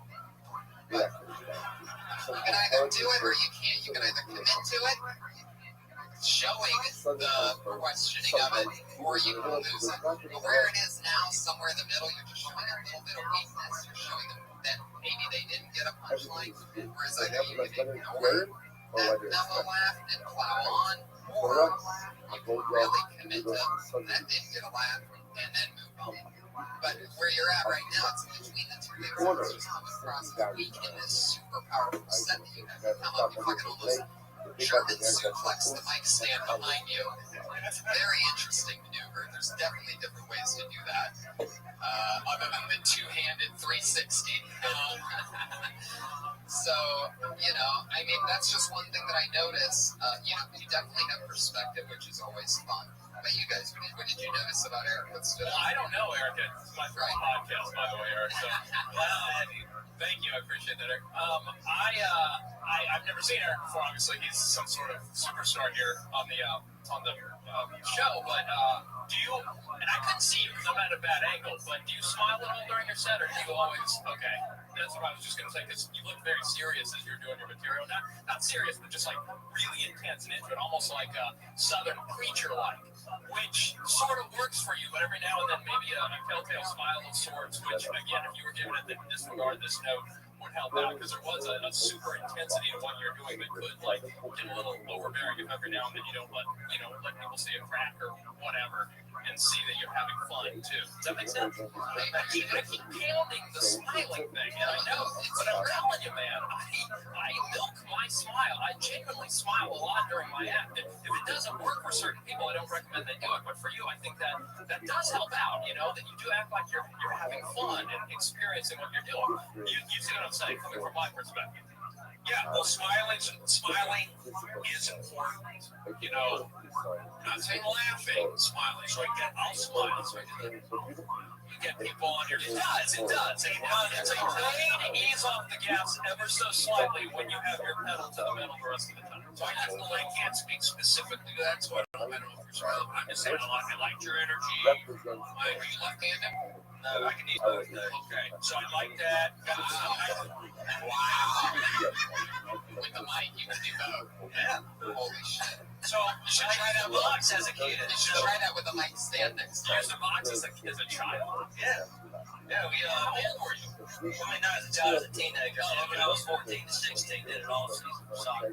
Okay. The soccer season was out. Child boxing sounds hilarious. Yeah. Just as an aside, I don't know if you want to go anywhere with that. Just make sure you smile while you're talking about it. I watch the comedians. I mean, material's not my thing. I can't really harm on a 60-second material. I look at the general film. So what I see,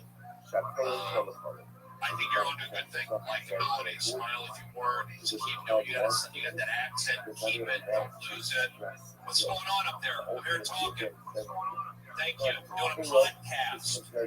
So basically, know what you're doing.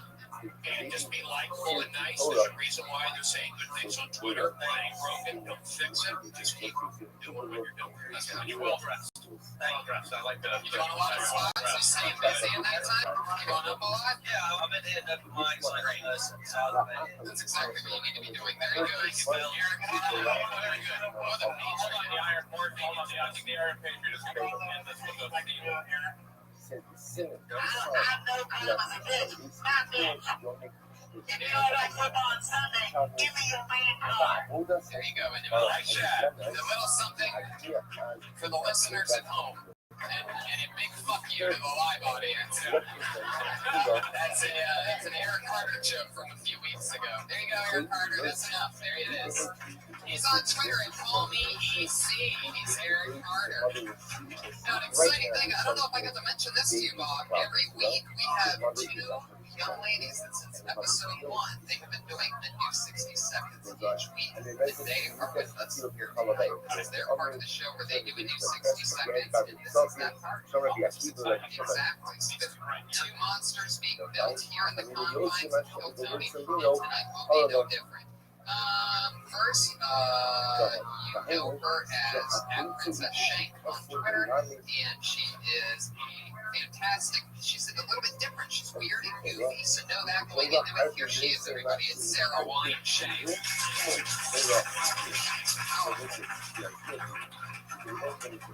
What's up? Visors. I don't understand them. It's like either wear a hat or don't wear a hat. What is the purpose of a visor? Go full hat or go home. Even more confusing, bald man wearing a visor. You would think that he would like to reap the benefit of a full hat.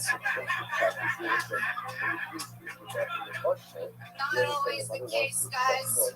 I was thinking about it the other day while I was looking at my furniture, wondering if I would ever really need coasters. Like, is my furniture ever going to be nice enough to not get rings on it? That shit doesn't matter now. Am I ever going to have napkin rings? I don't know, but I won't ever have visors. Alright. There it is. They're such monsters that they know exactly what the minute is. That's 59.52. The visor bit, and then the coaster thing's a new thing, and you ran out of visors. Right, gotcha. Just wanted to make sure that I knew. The visor thing is hilarious, and I think it can be bigger. I mean, I don't even know where it begins. It's almost like it's convertible. It's like a... That pops in your head when you think of a visor. Football coach. Is that weird football hipper guy? It's all right. So don't so, Jesus. I like the visor. I like. You can tell that you've been doing. And here it's obvious. You've been watching the show, right? You said, how you guys doing? You having a joke about that earlier. This funny thing, right? I'm getting one back. I don't see everything, but the visor bit, it's tight. Seems like there's a lot of visuals. Boom, boom, boom. You get good stage, like your own little stage posture up there. That was good. So I say, keep doing that. That was good. I know you're rushed, and that second thing that seemed like you're a little frustrated, but I'm not going to hold it against you. I'm trying to think of visor stuff all week. I'm so pissed off. It seemed like, I mean, you got pretty much a double applause break in the first 30 seconds of your set, so I get it show. I mean, there's no doubt about that. There's not really much more you can do with visors. Right, and the way that you have it, I think it's almost pretty important that you sort of lock it in where it is. The way that you said, I don't understand visors, you had it there, and then the big one came, I really don't understand bald guys and visors. Then you had it, you nailed it, but I think it's tag worthy right there, almost something like, why do you want the top of your head? Why do you think we want to see the top of your head? You don't want the sun in your eyes. We don't want your bald head in our eyes. Like, I don't know, like something like you didn't do anything about how you do it. I agree. When a Jewish person wears a visor, it's really young. Well, that's an interesting one. If you're wearing a yarmulke and a visor. So Tony just picked me up.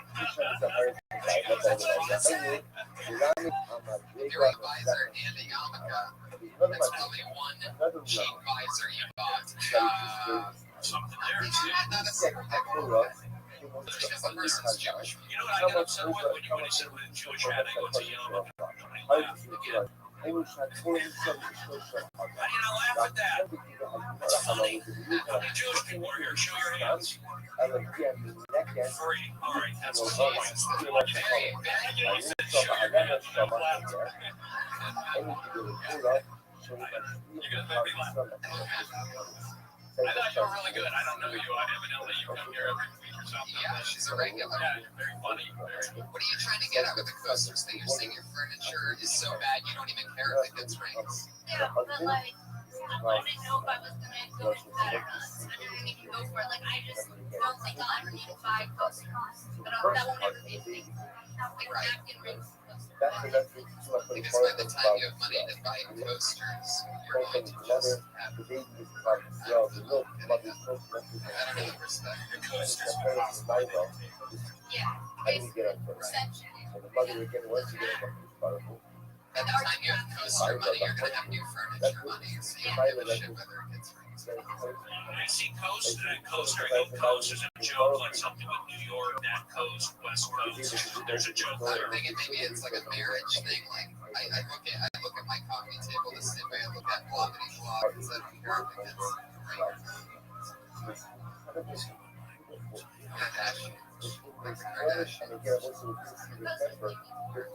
Yeah, definitely. Nothing there yet. It's a half-ass coaster job. But the visor thing, it is hilarious, and it's in the mix. That's just one more 40-second chunk to add to all the other hilarious stuff that you built One, she encouraged me to tell Tony regular. Positive energy. She's always happy, smiling, fun to hang out with. She's a good person. She gets it on stage and off, and so does our other regular. She dropped out of college at the University of Florida because she became a Kill Tony regular. She went from hater to hater, and now here she is. She's Kimberly Congan, everybody. Hey guys. So I have a lot of opinions on things. I've been noticing some things that bother me lately. This is one of them. If you have a tattoo that says blessed, you probably aren't.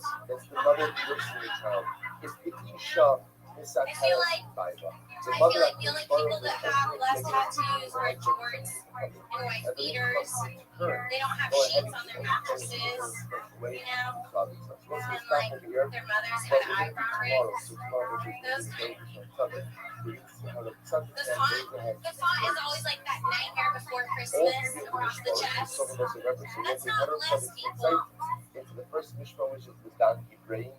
They watch their friend give a homeless guy 20, and when the friend walks away, they turn around like, he said I would have that. Thank you. There it is, another 59.39 seconds. You definitely know the time.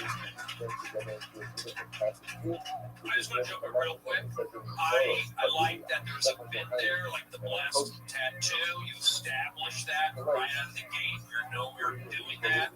I think it just needs to be written more. It's a good topic.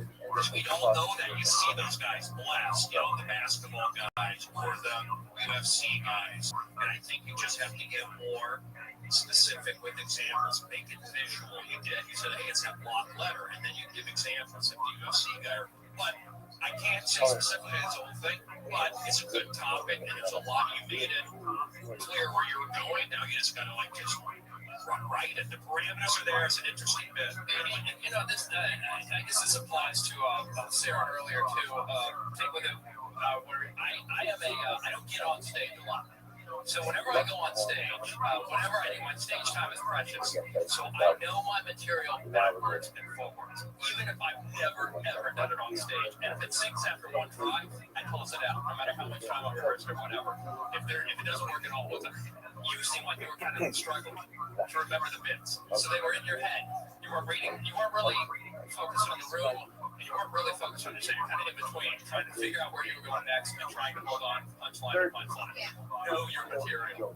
Know it backwards and forwards. Brush your fucking teeth with it so that you can say it backwards. If you had to stop when I snap my fingers, you go right back there the other way around. I've got my shit. That's why I was nervous about doing this, right? Because I wanted to script everything I said tonight because I don't know how to do stuff, but I learned that I'm actually really good at this. And I didn't have 100 Twitter followers. But you see what I'm saying, Kimberly? You've got a great material. I guarantee you, you know how to build it. It was a setup. You had your great setup, and then I saw you going tag after tag after tag. You know those like the back of your hand, barrel through that, boom. That audience is in your grip. It's definitely it's true. It's pretty well written, and you got it there. You just want to be able to flow with it, so we're not waiting. You know what I mean? Like it's sort of like we're like it's like rooting for you. But it's a vast improvement on other things because it's really a great premise that. Even though we all laugh right away the premise, right? Even the joke was an observation, so right away you know that you're bonding with the people. That's the best laugh in the world when you just get a laugh at it. It's basically an observation. And then, so you know the audience is on board, then it's just boom, boom, boom. And so you have you got the material right there. Just make sure you know it. Right. Really drive in how big of losers these guys are. You know what I mean? Like, I almost can't believe you can almost see like the unevenness. Like the tattoo artist was laughing while giving the guy the blessed tattoo. You're not fucking blessed. Like, add stuff about how the tattoo is permanent, but his respect for people is temporary. Exactly. So many things to play off that. It's only blessed after he sneezes. There's so many skin tags. There you go. There's the. Once you had a good joke and you gave me something, thank you. Fuck yeah, you stayed on that the whole time, right, Blocks? Right. But if you ever feel yourself flailing, just do it in vampire voice. Maybe that'll help. Have you been doing spots? Have you been going up on the places? That's right. Sarah, you too. Yeah. This one I was trying to do. Every time I go up, I try to do a hot dog thing. Right, that's definitely a part of your natural. You speak while you speak. Enunciate.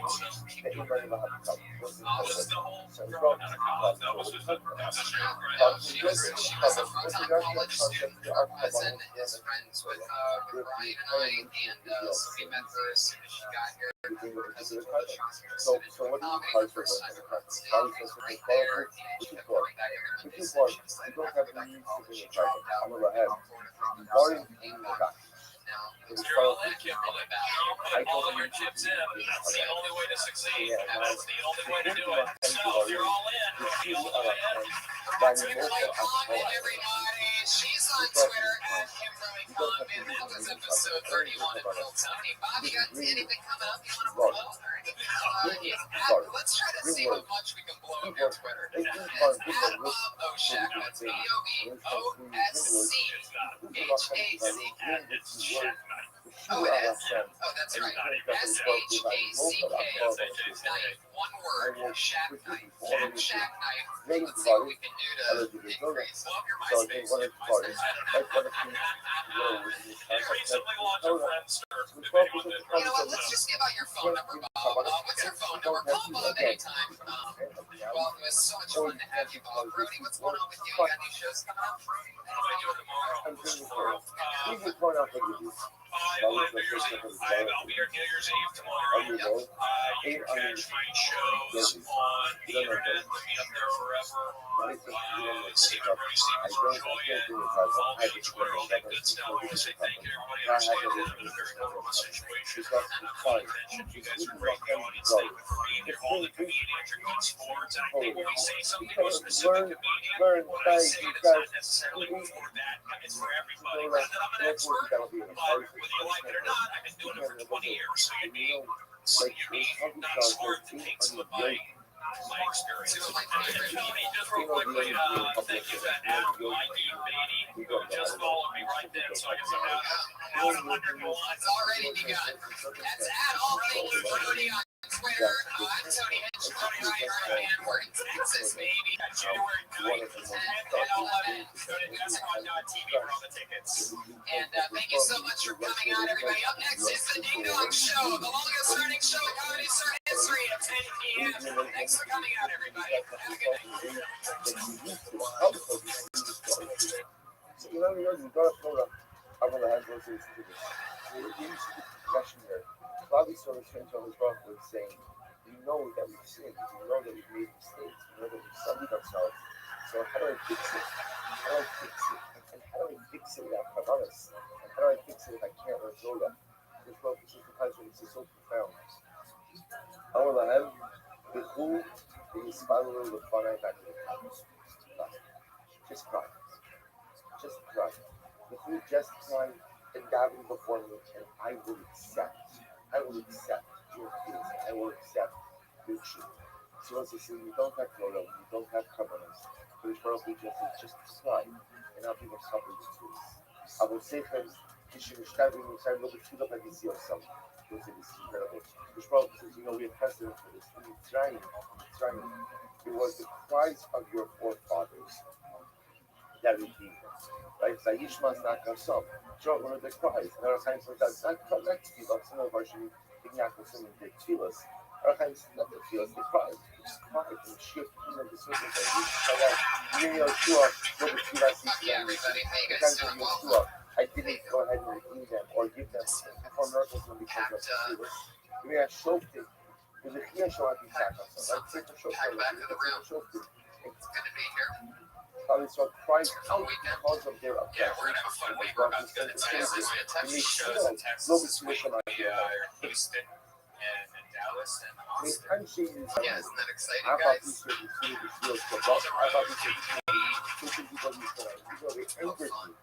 Nevertheless, It's weird because me and Tony, we're just starting this getting on the road thing more and more, lately. And we're new, so we don't know like all the little secrets. And so we almost have like Joey Diaz being our godfather. Like, I need to do this and that. And it's really weird learning that part of the business once you start like trying to figure out, all right, now I want to go to Texas. How do I go to Texas? Right. And luckily we've had our friends over at Boger in LA help us out. But it's interesting. It's a lot of work.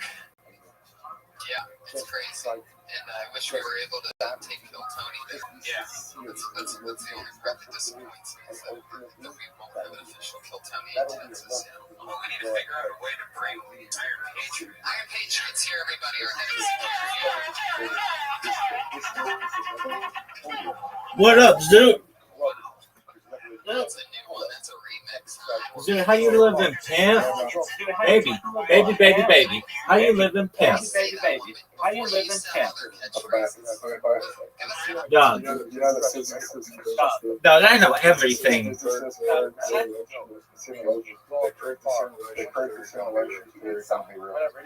All right, well, I mean, that's cool for them, right?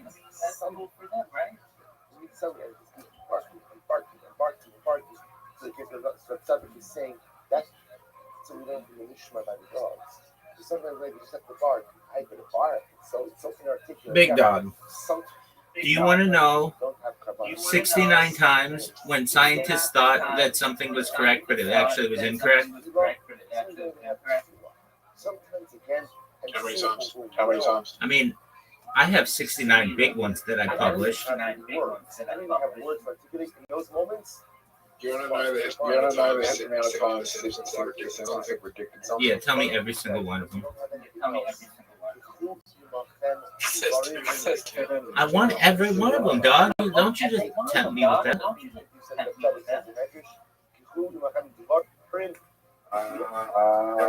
Everyone? That's what I said, son.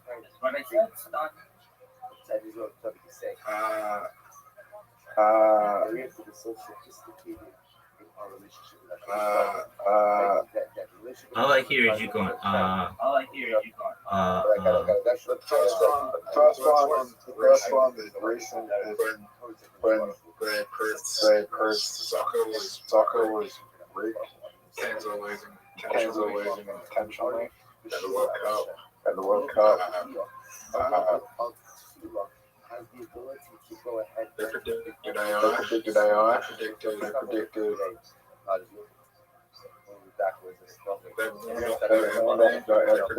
They predicted 9/11. What else? what else, dude? You tell me, big dog.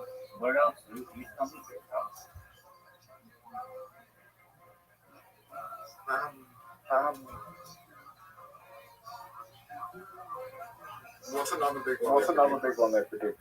You named a bunch of them, dog. They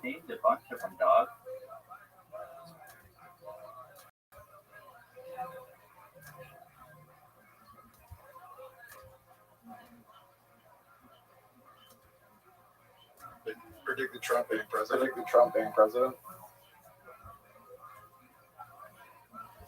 All right. And they predicted Trump being Trump. All right. What are your thoughts? What are my thoughts? Yes, sir.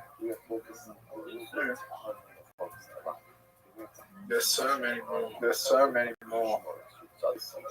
I know, but I mean, like, if you have enough content, you can clip it, as you know, to make it seem like you're always right.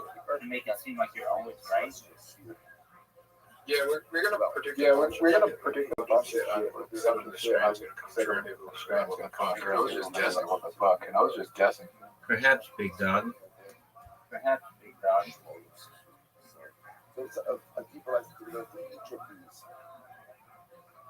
Are you ready to play? Okay. All right, I'm down. I understand. Now let me ask you this, son. When's the next time you're gonna get on stage?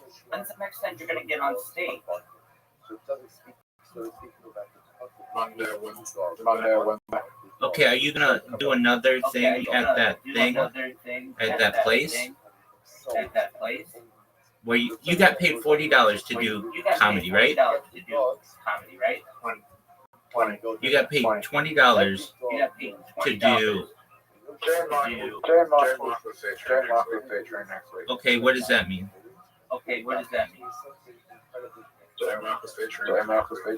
Do you like J. Michael? You're the guy. Okay, what don't you like about him? Literally All I could say is he's one of those comedians necessarily bad for him. Just let the same over and over the last couple of years. Okay, I mean that's okay. I do. It's okay to do with that. You're a wild. Chelsea. Yeah, that girl sucks.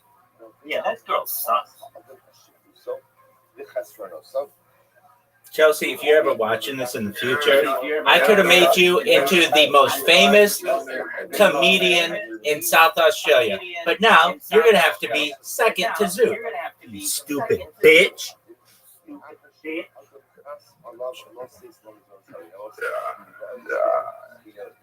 There's a few comedians that haven't changed their set once. And Zoo, you always change your set. You go up there and do something new every single time. And from a comedic standpoint, that's good, man. I mean, I think that's an interesting strategy. Now, all your jokes aren't funny. That's another interesting strategy. But nevertheless, you go out there and you take big swings, and that should be lauded.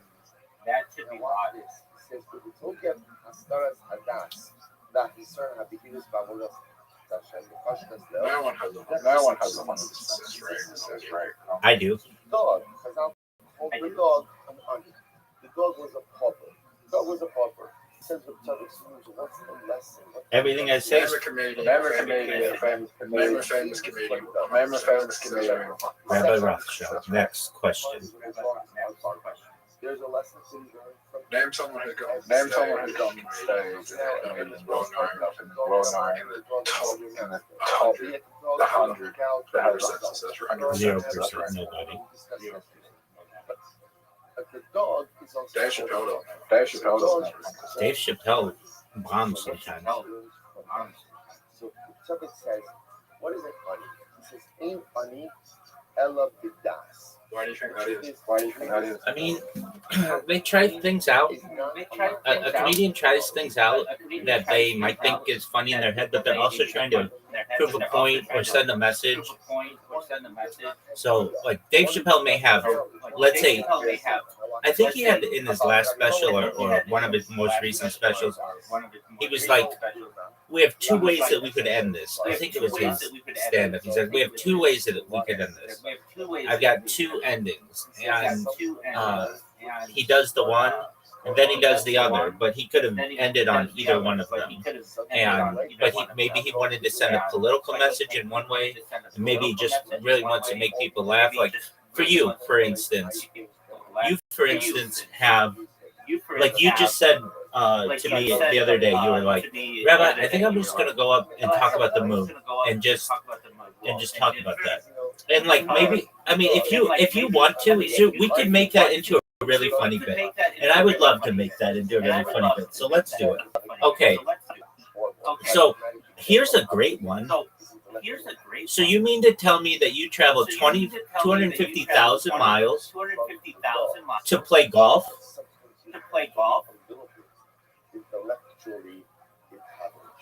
Yeah. You mean to tell me that you traveled 250,000 miles to drive a go-kart?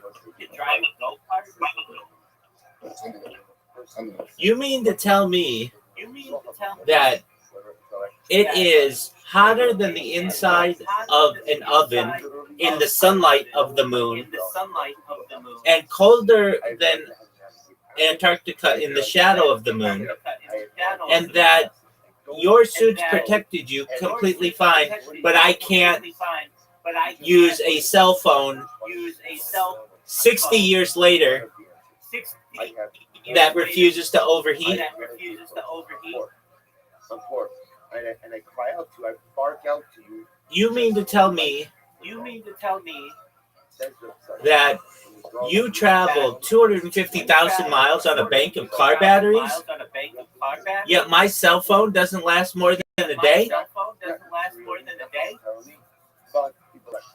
Maybe that better technology. Technology doesn't move in reverse, though. Maybe they had technology that's not. Oh, okay. I mean, believe whatever you want. That's fine. I don't. Bro, how many people did you spend at the adventure class?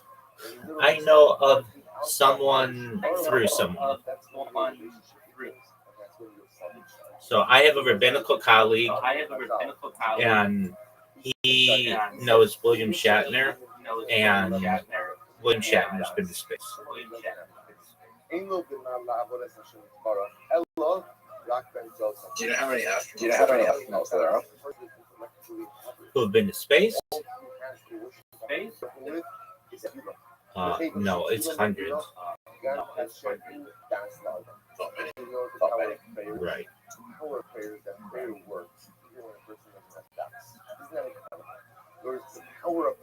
Here's another question.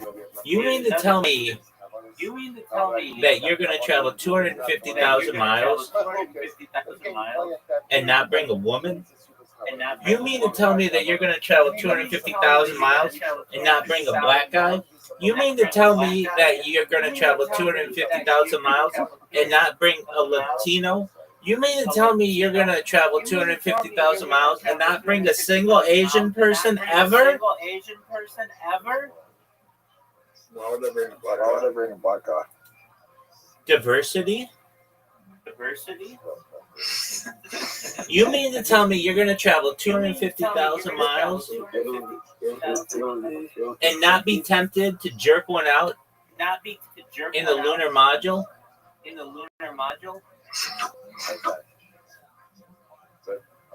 Sorry about that. They probably did. Yeah. And don't you think that would be documented? I don't know. That would be an important experiment. It really would be. And it's not a weird, sicko thing to think. That's an important part. I got a question. Hit me with it, big dog. Have you ever met someone that's been at your heart and asked how they jerk off? I've never met anybody on Survivor.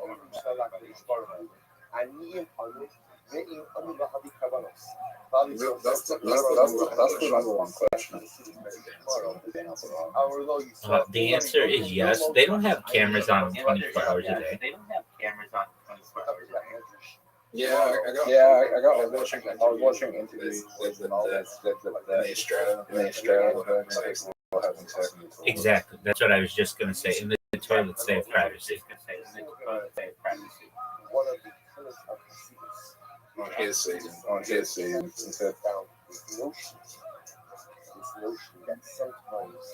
Exactly. So.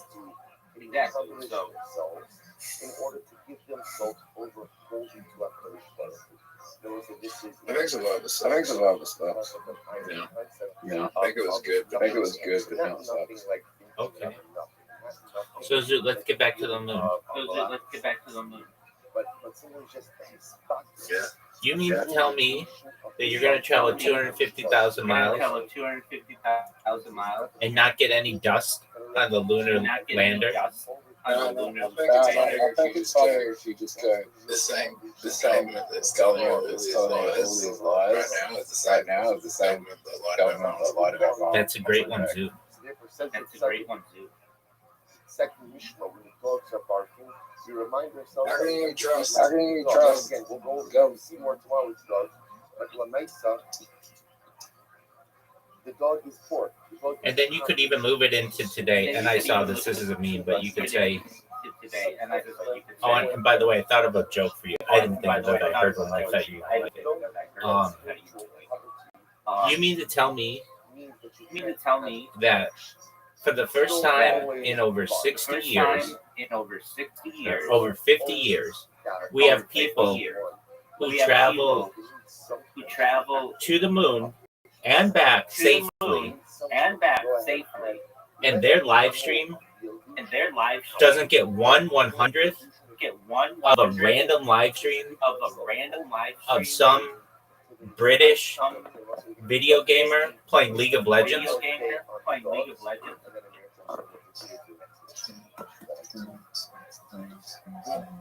Alright, you know what else? What's that, Zoo?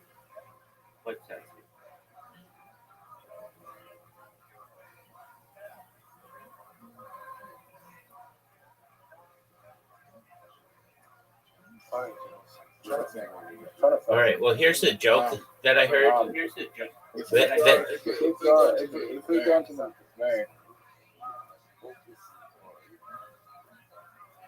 joke that I heard that I think you'll like.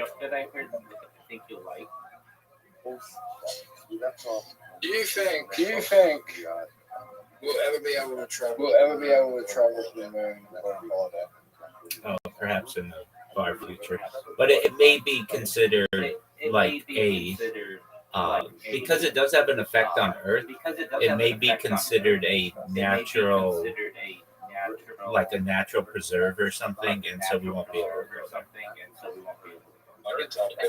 Exactly. Yeah. Exactly. All right. So here's the joke that I heard that I just thought was creative. Okay. So. Can you imagine if there was like a Ku Klux Klan rally and a bunch of albino people from all different backgrounds crashed it? What the reaction of the people would be? The albino people could be like, you all aren't white enough to be in this Klan rally.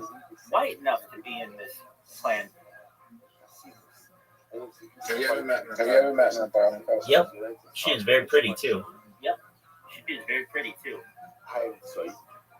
And very smart. Yeah, I did not know that she was albino. I just thought she was a really pretty woman. And she, one time, I heard someone ask the question if she was, and the person said yeah. But I mean, it's like we would have never known. There were some kind of weird things about her. That, like, her eyes moved really quickly when you would talk to her. But the way that she did her makeup or whatever, she's just a really pretty lady. Is she full albino? Oh yeah.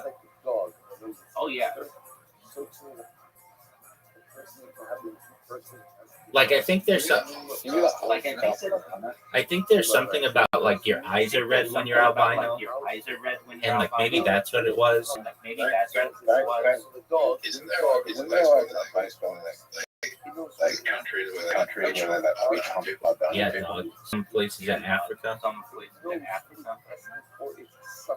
Why do you think that is? I mean, are you ready to play? It would be like you had only ever seen people who were white your whole life, and you've never seen anybody even close to different shade of white, and then all of a sudden somebody comes out as blue. That'd freak you out.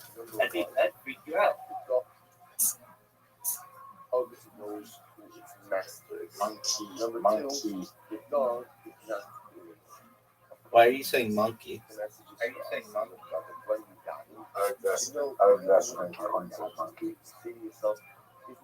What's the ticker? Monkey. That's too long of a word to be a ticker.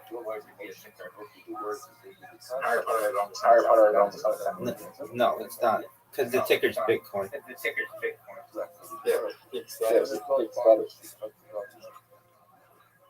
Yeah, perhaps. Same. Okay. When did the coin launch? When did the coin launch? 7 hours and 13 minutes ago. Wow. All right. Did you buy it on Pump Fun?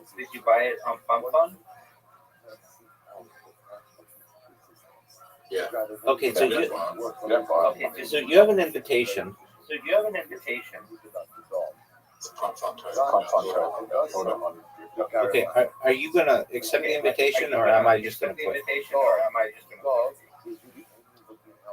You have 10 seconds, 9 seconds, 8 seconds, 7 seconds, 6 seconds, 5 seconds, 4 seconds, 3 seconds, 2 seconds.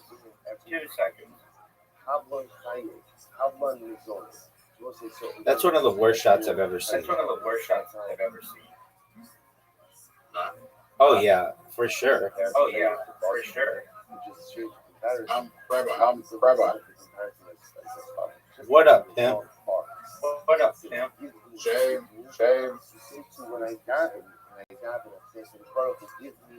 J. Michael. What Canadian should I look for? Not Chelsea. That bitch can pound sand. So I got an idea. I also got a idea for a friendship. Are you saying fringe or friend? Fringe. Okay, what's a fringe show? My idea is called trauma dump, and it's just people coming to my show and trauma dump, but then I say funny shit back to them. Do you think that people will want to do that? 100%.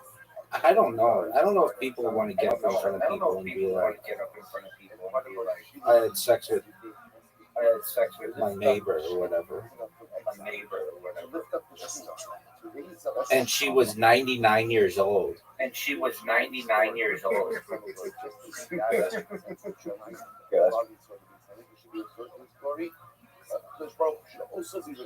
sure you are the one? I don't know if a 99-year-old can consent. Oh, for sure, a 99-year-old can consent. No. This is something practical. The dog says, give me food, give me children, give me parental, give me life. If that's the focus of the dog, nothing else. So sometimes oh, come on. You think the same thing. Give me. So you're down 0 games to 1. There's 0 holes to 1. I don't know.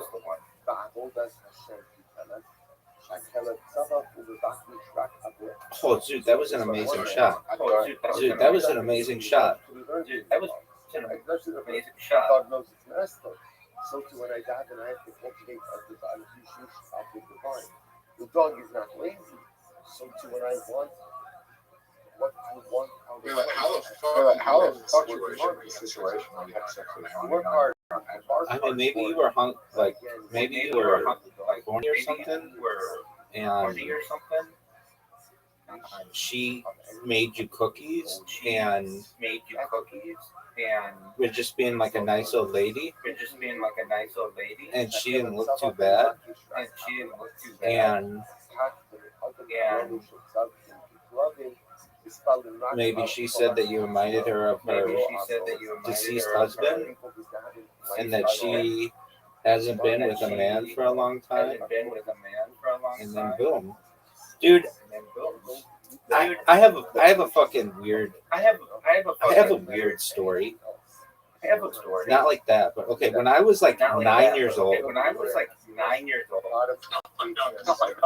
Yeah, it is. When I was like 9 years old. So we had we lived in like a big house that this was like pretty advanced technology where I had the hookup to a phone line in my room, but it wasn't hooked up to anything. And it was, my parents thought in the future, as I got older, maybe I might want my own phone line, because like cell phones weren't really a thing then. And my parents didn't want me calling on the first line, like the main line. They wanted me calling on the second line, which was also like the internet and the fax machine and all that kind of stuff. And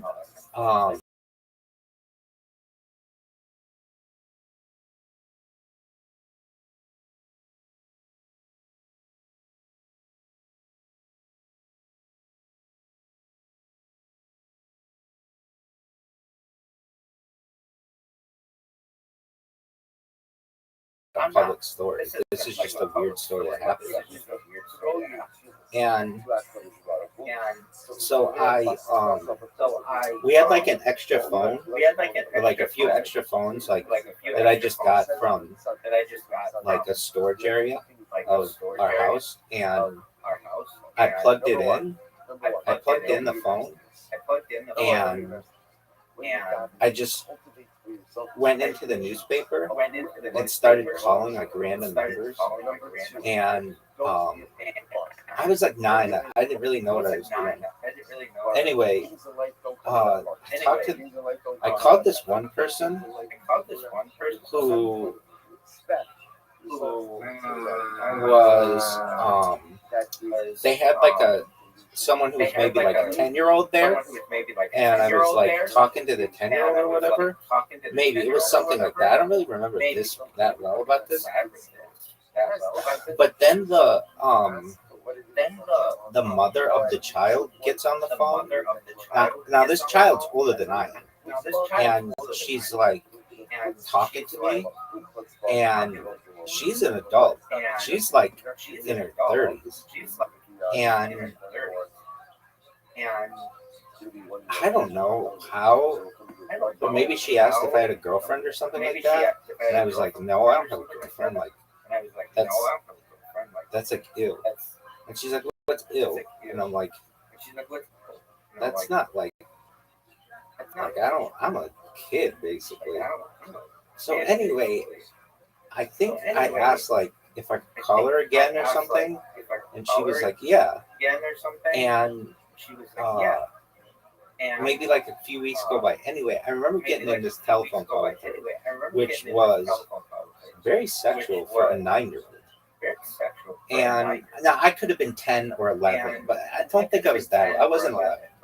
Anyway, I'm telling this woman, I'm asking this woman about like the female body, and this was a really funny thing. This was a really funny thing that I said. I said, so it was something like, I was like asking like, so she has a vagina, and she's like, yeah.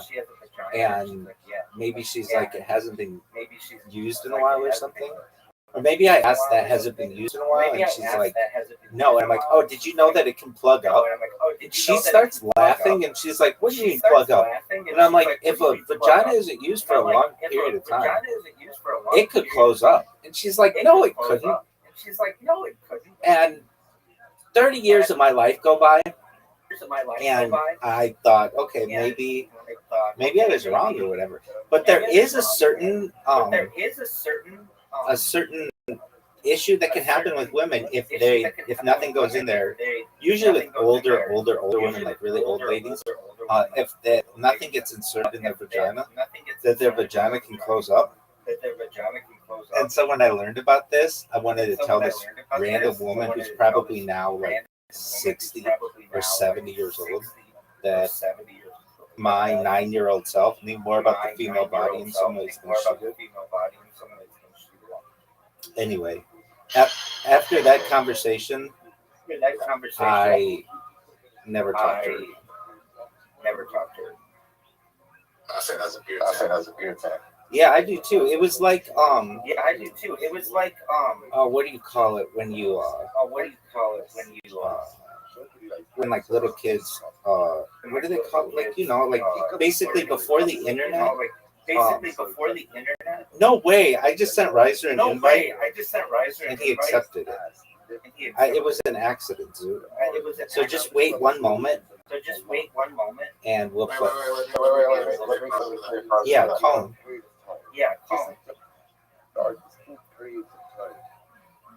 Ultimately, again, in the world, there are distinct periods of time in the Rakia. The environment here, it's only no matter level. That's actually. So what says the public says as follows. The Lashon of the Gemara is that each I don't know. if I was like literally what there are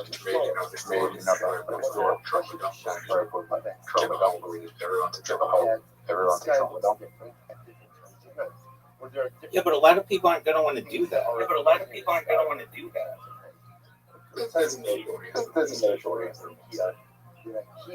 What would you? Hey, Discord. That's right. What would you call your show, Zoot? Would it just be called trauma dumping? Like, it wouldn't be a podcast, or would it be a podcast? Would it be a podcast? So you wouldn't record it?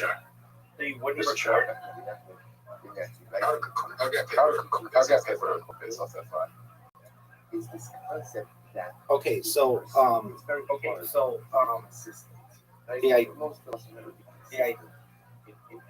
think it's a bad idea. It's just one. You just want to take a bit. The issue is someone controlling that. That's terrible. okay, so say I trauma dumps whatever my 9-year-old self calling this lady, talking to her about vaginas that can close up. What are you gonna say to that?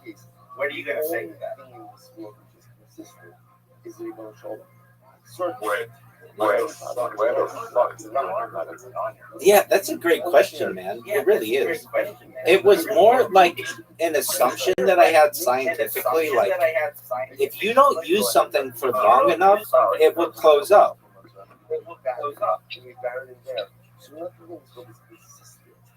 Oh, fuck. Oh, I missed the shot. I forgot you're not playing. Where's Riser? Yeah, he is. Where's Riser? I called him. Did he say no? No, I can't be on the Discord. Chat to you at the same time. That doesn't make any sense. It doesn't let you. I can't. It doesn't let you. He said that. I can't. He said that it's like. Okay.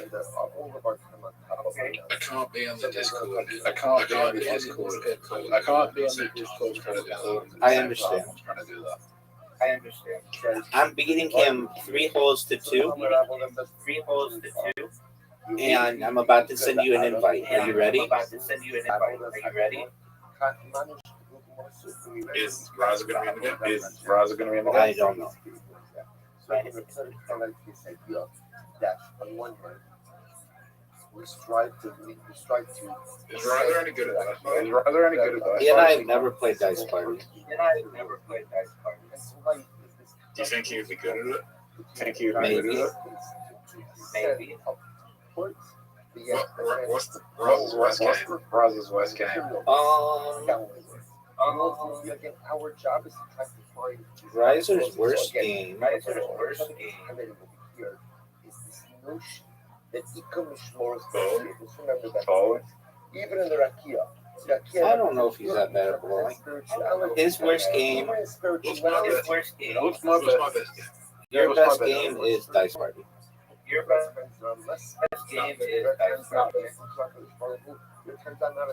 What'd you say, Zoot?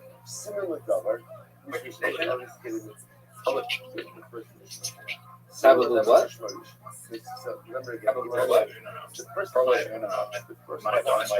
My dice party. 87. That's good. No, it's not 50%. No, it's not 50%. It's way higher. No, it was 50%. No, it was 50%. First 51. What is this? Even with all your wins against me. Yeah. Yeah, because when my son died, I had to resign.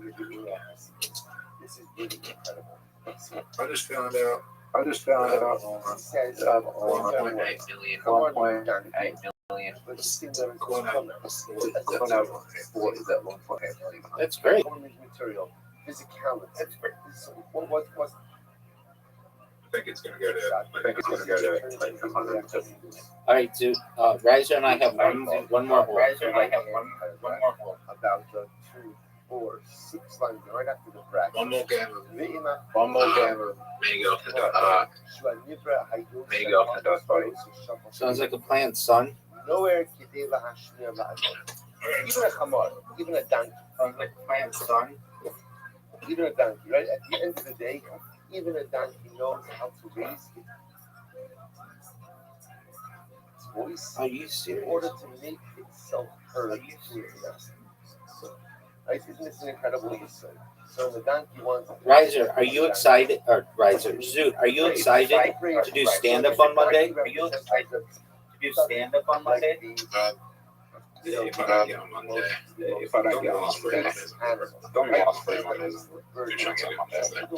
There's no way you're getting it on Monday. The guy's gonna say to you, wait till next week. the guy running the show is in the show. There's only like 10 comedians. Oh, so you have a chance? Most of the comedians are like Chelsea, LA will write in Melbourne. Chelsea, LA, Curl, runs Let's say the donkey brings the donkey does two things. Number one, it tells its master that it needs something. Right? It's calling out for something. What's his podcast known as? What's that podcast known as? So it calls out. Eight Mania. Calls out to its master. What else does the donkey do? The donkey is a beast of burden. Donkey is right. You put the load on the donkey, and the donkey ultimately bends its shoulder and carries everything. Where's the wash? Even if you're a donkey, This guy wants to play. Riser wants to play. Literati, which takes forever. I'm not going to play with him, but I am going to tell him to. Oh shit! Come to Discord. Come to Discord. Zoot is here. Okay.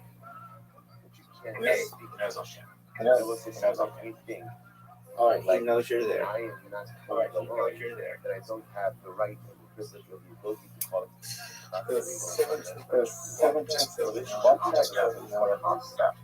Zoot, I'm sending you an invite right now to mini golf. You're good at this hole. I know I always tell you this, but I think you're good at this hole. You have 10 seconds to accept my invitation. You have 9 seconds to accept my invitation. Are you ready to make it in a hole in one? Oh, Zoot, that was easy. Zoot, that was beautiful.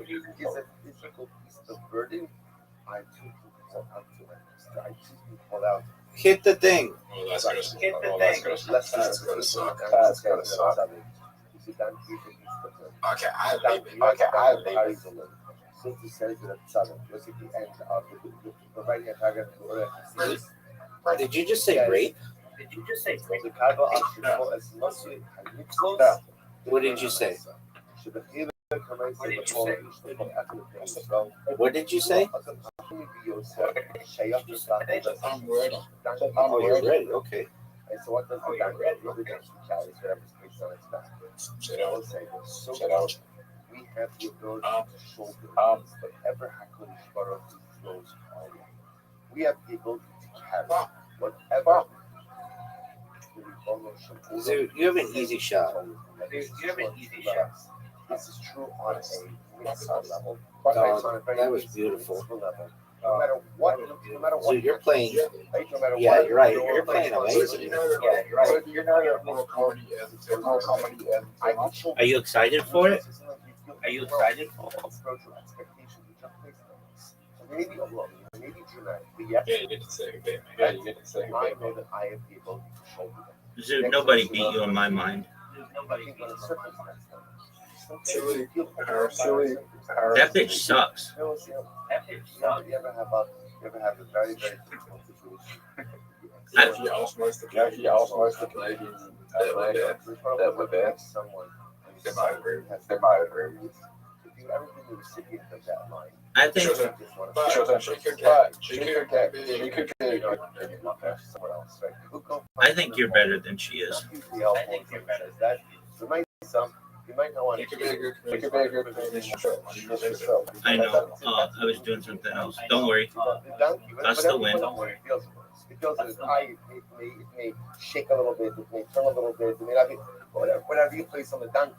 The Oh, Zoo. It's your show. It's I your know. show. Maybe I won't win. Maybe I won't win. Whether it's in terms of mitzvahs or it's in terms of life circumstances. Yeah, that's amazing. Yeah, that's amazing. You gotta get it. You gotta get it. There's a job. There's a job. There's not a chance. We have the ability to shoulder so much more. I cut my food.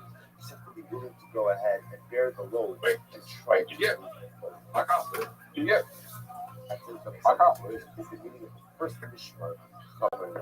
That's not today. That's terrible. What up, big dog? What up, big dog? Any besides James in Canada, Australia, like famous ones. Jim Jeffries. Yeah. I mean, Australia doesn't really have. Does Australia have any pop? Does Australia have any pop? Like any male pop icons? Like any male pop icons? That are alive. Or dead? Steve Allen. No. I mean music. Like,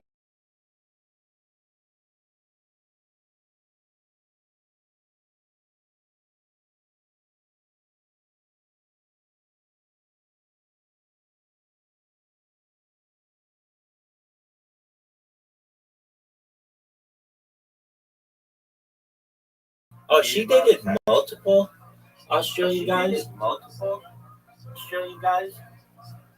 Was it Miley Cyrus? She dated. She dated. Miley Cyrus. She dated Helmsworth.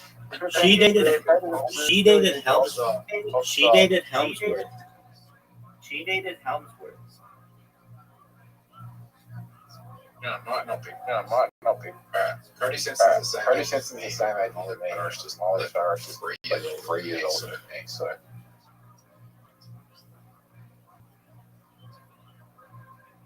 Cardi's, yeah. Want to be Miley Cyrus?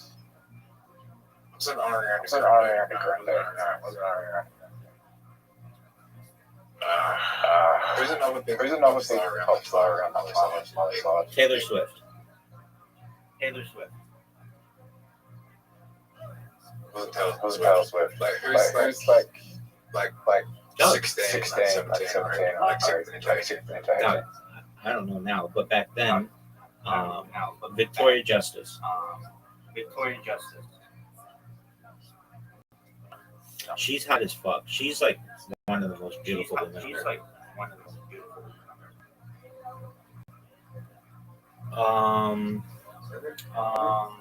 Iggy is it? No, Rebecca Black. Dude, yeah, she's not like a pop star. Iggy Azalea. She's too old. All right.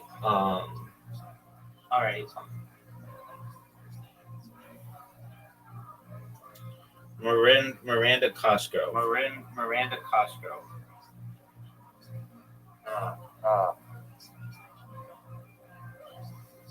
What, I mean, we'll just look it up. Let me look. No, we're looking it up together. This should be one of the greatest shots in the history of the game.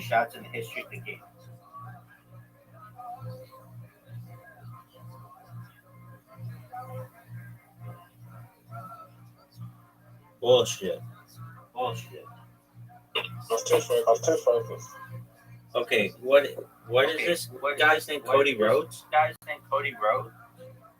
Does he suck? Yeah, sure.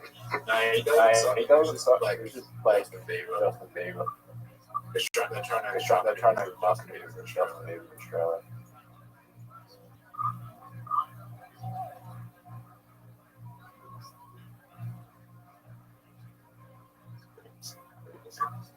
All right, here we go, Zoo.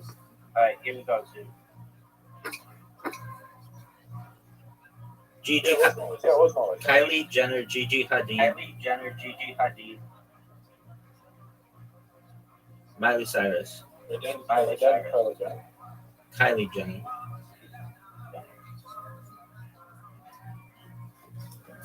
Are you proud of him? Yeah. Those are some hot chicks, dog. What's he doing now? Running the Perth Zoo?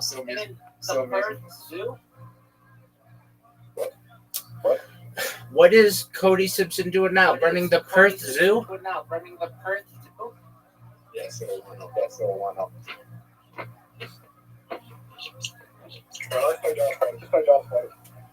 All right, Zoo. And then I need a break.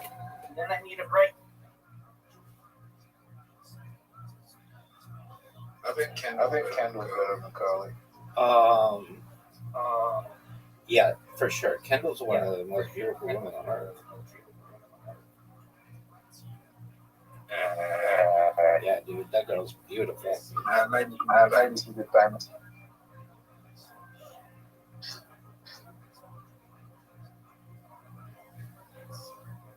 Most beautiful woman I've ever seen was in a strip club.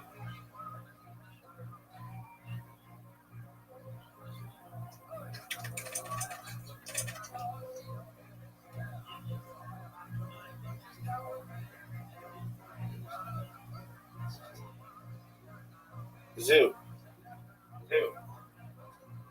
This is not a good way to start.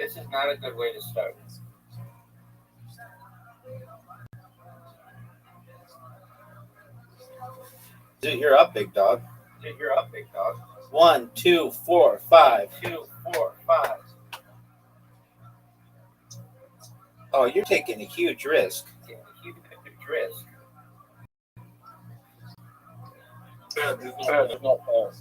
This is what? Correct. Did not pay off. You get a small strike? No. Oh, yeah, before.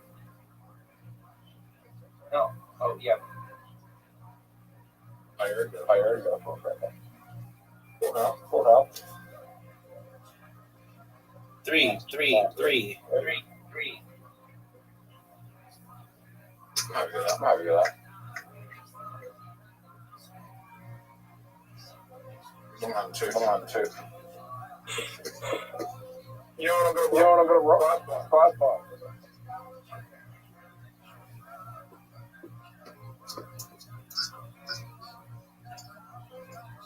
3, 4, 5, 6. Small straight. Son. This is a high chance. You're in place. It's a high chance.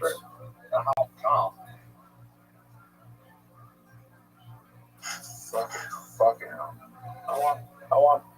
Zoo, you've lost. Look at the score. It's 79 to 15. Yeah, I could come back. 3 ones. 4 ones.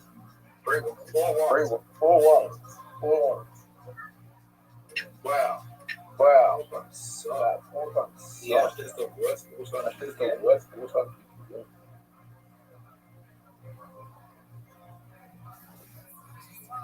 You think I can win? Oh no! Oh no! What's wrong, Zoo? What's wrong, Zoo?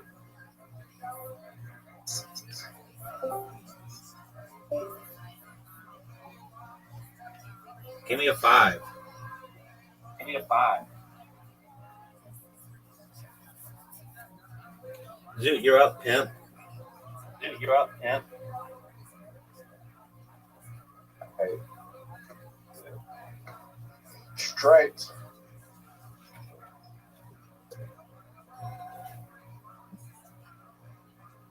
That's bad. I'm gonna try something. Are you serious? That was a great schoolhouse for my look.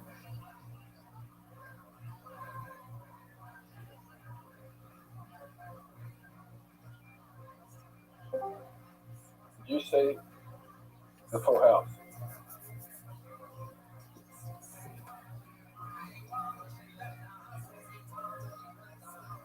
Bro, what's the highest chance you can get? 60? 30?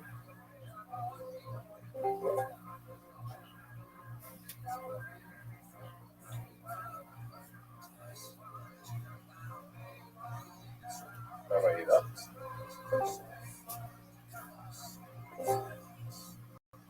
Oh, straight. Zoo, can you hear me? Zoo. Zoo.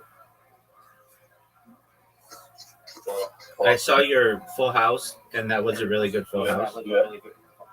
I could hear you. I just couldn't hear you out of one of my computers. Someone got charged with AI. 19-year-old. 19-year-old got charged with AI. Producing AI. Pornography. Got that Got that all. What are you saying? Personated. What are you saying? Someone, the first person in South Dakota got charged with AI. Pornography. They were an adult. The person that they produced as adults. Not clarify. I don't. Was the? They're 19 years old. I don't understand. 10 years old.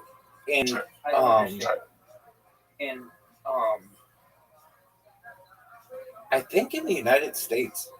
The first person charged This type of offense. Okay. And what you're they Produced AI images. They produced pornographic AI to the person over the age of 18 without their consent. I don't. Oh, so like, let me get this straight. Someone who was like not 8. Everyone was 18 in this situation, right? Yeah. Okay. Well, then why you keep naming their ages? Oh, I'm just saying. This is the first charge. This is it. Okay, so somebody just basically made AI pictures of someone else. Without the consent. And that's a crime? Yes. I don't think that's a crime in the United States.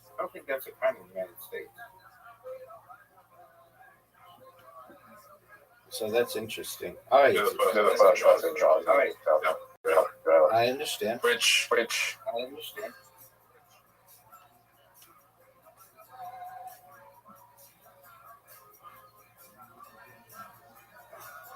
I think they deserve their own.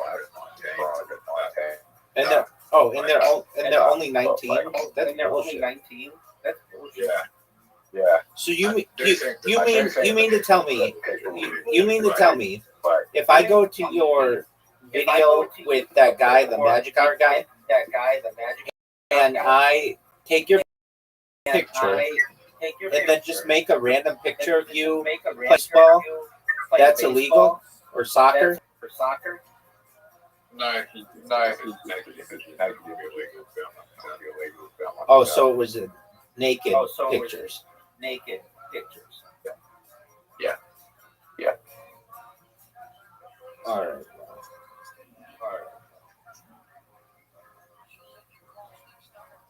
I don't even think that should be. And then he posted it. And then he posted it. Avery posted them online. Oh, that is a crime in the United States.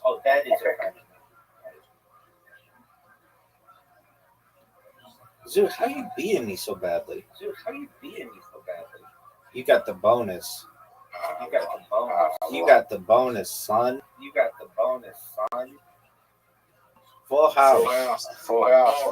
Oh my God, that's a good chance. Yeah, it is.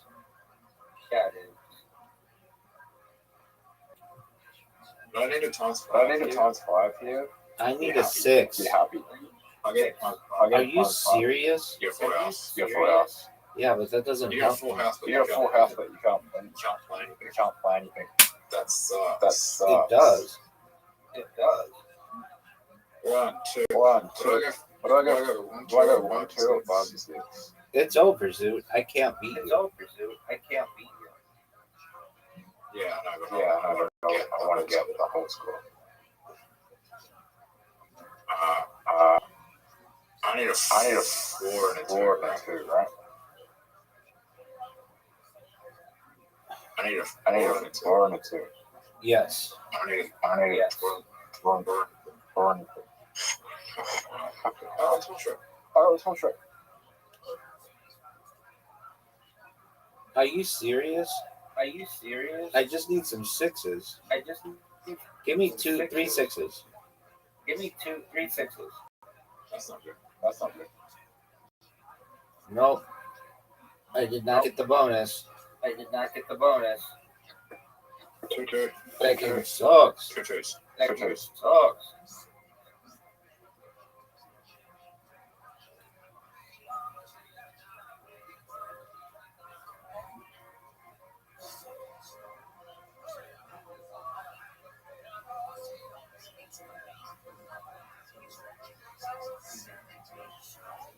I haven't played Boots.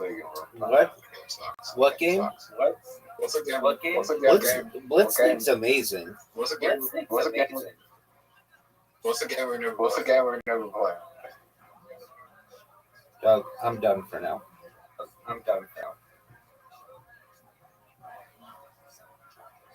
It's a game we've never played.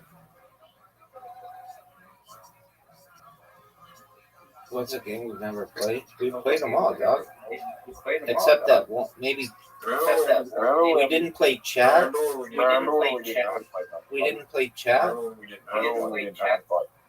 you remember when we didn't know how to play God Fighting Kegs? Yes, I do.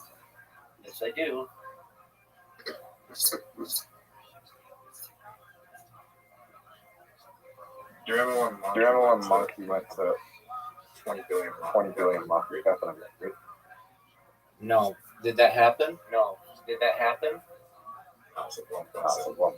Imagine if it goes to a billion, then I make like 40 grand instead of 2 billion, I make 8 grand. That goes $2. Is that going to happen?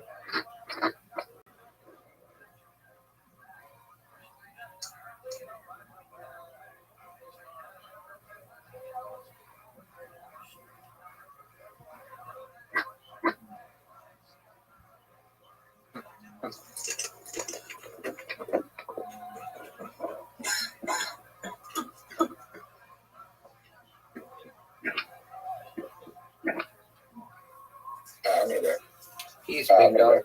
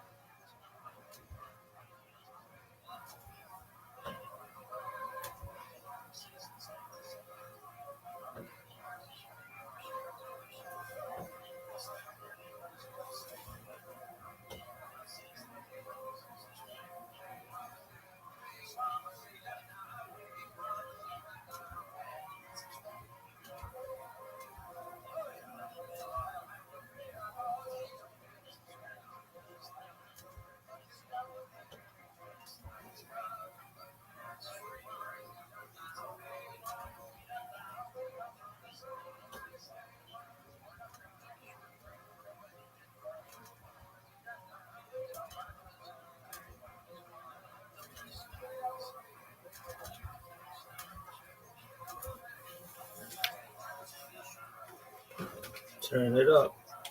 This athleticism, though, for serious. This side.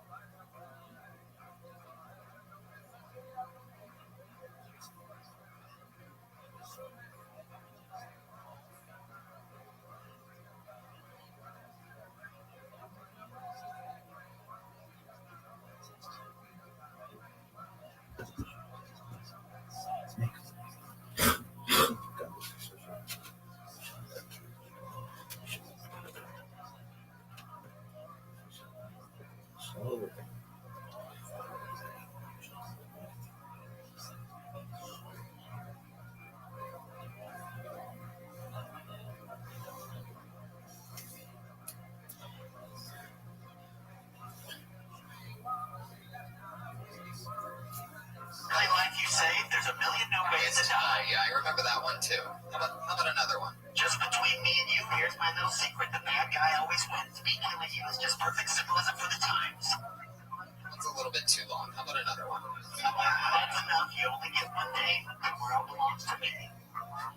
Do you have any holiday-related ones you did when you for the holidays? What can I say? I had to save the best for last. Tonight I will kill the Amazing Spider-Man. Whoa. See, that leads me to my next topic. I worked with my friend Juan Diego, the Spanish Spider-Man. I was out taking a lot of pictures during the holidays, Tony. I was out there working, and I want to give a shout out to a Kill Tony fan named Andrew Johans that came down from Chicago to find me. And, he was here for the Rose Bowl, but he made a special trip down the Boulevard too. He got a picture with me. He tipped me. I insisted that he didn't, but he didn't care and wanted to give some love. And I also had another picture that's going to make you jealous, Tony. Oh my God. But this Tony thing, by the way, it started off really funny because you accidentally did it, but now that you do it every week, it really just nails it. Yeah, you really set it up. We can tell before you're about to do it now. It's creepy. What do you have a picture of that could possibly make me jealous? Saturday night, I'm on my way home about 6:30. I run into RJ Mitty Walker Jr. on Breaking Bad. I saw that. I actually saw that picture. Yes. He tweeted out under the hashtag #KillTony. That's very It's exciting. very exciting. Now, it looked kind of like better than it really was, because I saw RJ. I said, we got to get a picture together. He said, I don't have a camera. But I kept talking to him about Kill Tony like a good Death Squad soldier. And some woman that was with him, he was with like 3 ladies, some woman was with him. She got out her phone, took the picture, and put it on his Twitter thing. And I said, put the hashtag #KillTony. So it was a beautiful moment for the show. Yeah, it was. It was very responsive. A lot of people got excited. So that's fun. Yeah. That was a good find. So you basically, in your suit, you stopped RJ. Yes, I did. And what did you say exactly? He's walking by you with 3 girls. I said, we got to get a picture together. I said, I'm on this podcast, Kill Tony. Tony Hinchcliffe, this famous comedian, he loves you to death. He talks about you all the time. I said, we got to get a picture. I said, listen, I wasn't going to let him get away. I was not going to let him get away. Until we got a picture, until we got it on Twitter, and what needed to be done. So when you say that you were not going to let him get away, what were you about to do? And he just kept walking. Well, by the way, for those of you that don't know, RJ Mitty has cerebral palsy. Well, he has a mild form. And as he's walking by, this fucking robot insists on taking a picture with him. So you really got to picture what's going on here. He doesn't have as severe a form as when he plays on the show. He has a mild form of it. Yeah, I know. And, he had a tough childbirth with no heartbeat. Tough cesarean birth. But he came to LA in 2006. It was really his sister that was getting into acting. They didn't know. He was an extra on Hannah Montana, just like me. And then he started getting into more stuff. He got a talent coach to start coaching him. And then that's when he got in Breaking Bad. So he wasn't even expecting to go down that road. Yeah. Stopping him on the street was a real palsy move for you. Really went for it, and we appreciate that. But he seemed normal, Tony. He didn't seem, he seemed like a cool guy. He walked fine, There you go. He talked okay, I don't know if that was his mom. I don't know who that was. I mean, he has his mom goes with him on a lot of things. How do you know that? Vegas, he had his birthday party. He even had his mom there for that. So, like that, it's his birthday party in Vegas. That's different. So why would his... All right, fuck it. The Iron Patriot, everybody. He's here. He's always here.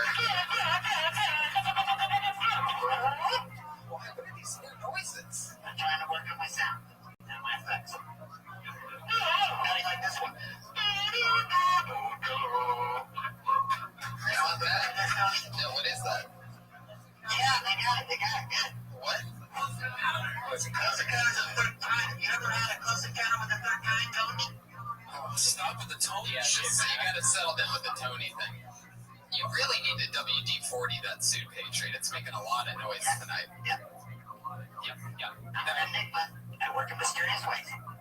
Yeah, you do. There was a song that we were going to have to if you talk to the Iron Patriot. All right, I didn't get a chance to tell you that we don't have time to do your song, but you want to just do 60 seconds of it? Would that be a deal? Yeah, and And because you guys are going to Dallas, it's a good time. Okie dokie. Well, if you don't know, Patriot was in a band in the 90s, a rock and roll band. That, how long were you guys together?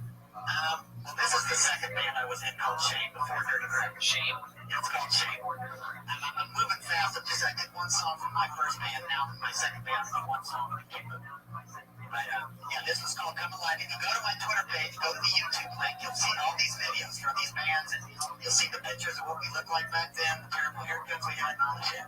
Great. And you're trying to bring back these bands from the 90s that didn't work in the 90s. You think that the music could work now? Could be in a movie soundtrack, whatever, a commercial, you don't know. And you wrote this? Yeah, I did. Limit hygiene commercial.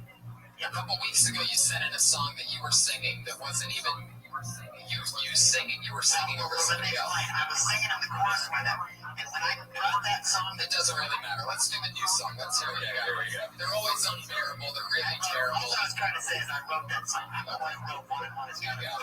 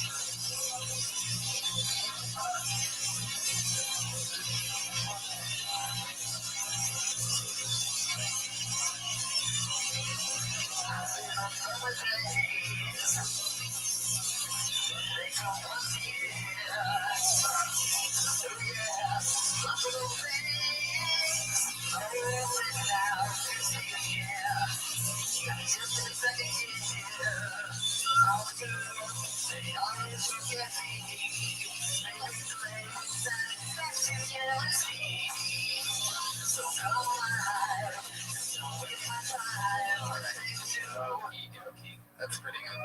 Pretty good. That's probably one of the better ones that I've heard. Yeah. Thank you, Tom. And when you made that microphone limp during it. Yeah. I'm sure there's a large group of music fans out there that have always wanted all of the vibe of Hootie and the Blowfish with the energy of a robot. So I'm sure something will get big for you guys soon. Bringing it back. I don't want those songs that just lay wasted and they need to be heard by people. Right. Now, if the band got successful, do you think you'd still wear the suit, or would you go back to being Jeff Crabtree? I'd probably try to do what they let me get away with. If they let me sing it without the suit too, I'll do that too. But that right now they like me in the suit, so I gotta keep doing it. What if we just got rid of the bottom half of your suit and you wore jean shorts, really short jean shorts? Where you can see the pockets come down the leg. I think that'd be great. I should test that out one week. Yeah. Can we test that out? It'll be easier on you also because you can drive here. I want it to look cool. It's got to be the full thing. I mean, the sculptor that made it, it's such a work of art. It's from head to toe. Can we just have a fun episode? And how would we fly that, by the way? I got one of those golf travel bags that we're putting in. I already figured it out. Get two of those and another set. You would trust that it would come out of the other end. Yeah, did I tell you I got my passport a couple weeks ago? Got it in the mail.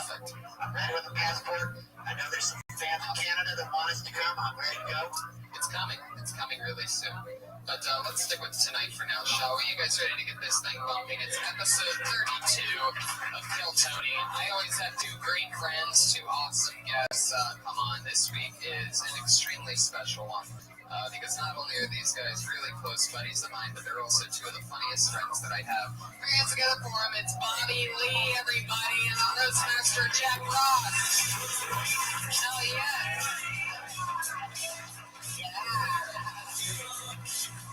What's up? I have a question. What the fuck is this Asian shit? That was just for you. We've never had this set like this. I know you don't, but that's fucking rude, bro. I know, right? No, it's always like that. Okay, cool. Yeah. How you doing, Jeff? I'm great, buddy. Congratulations. Sold out crowd for Kill Tony. Look at this. How's it going in the balcony? All right. What's up in the mezzanine? Yeah, some people took their bites of their food after you asked the mezzanine. They're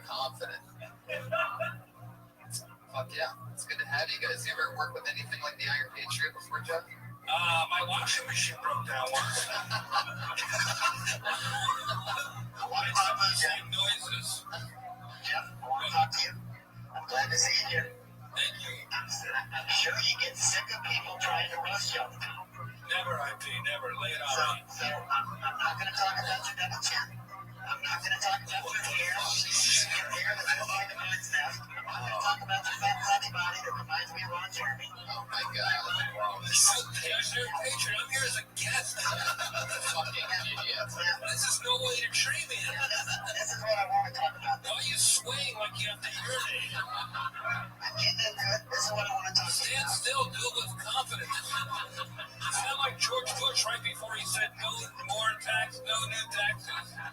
I want to talk to you about your love and appreciation for the late, great Buddy Hackett. Thank you. And I noticed on the Christmas episode, you gave Tony a Buddy Hackett hoodie. That was very nice. Hackett jacket. Yeah.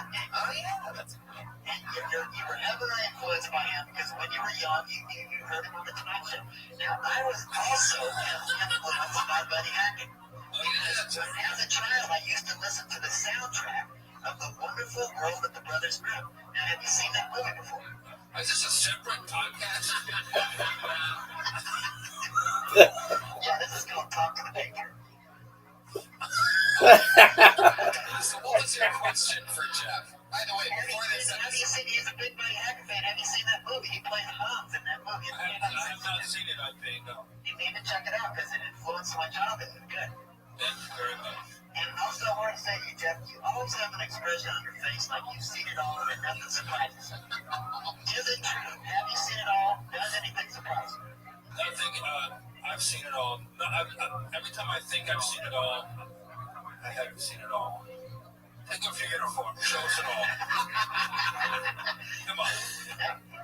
Bobby, I want to talk to you. Why do you have the microphone out by your dick anyway? It's coming out through my chest. The sound's coming out through my chest.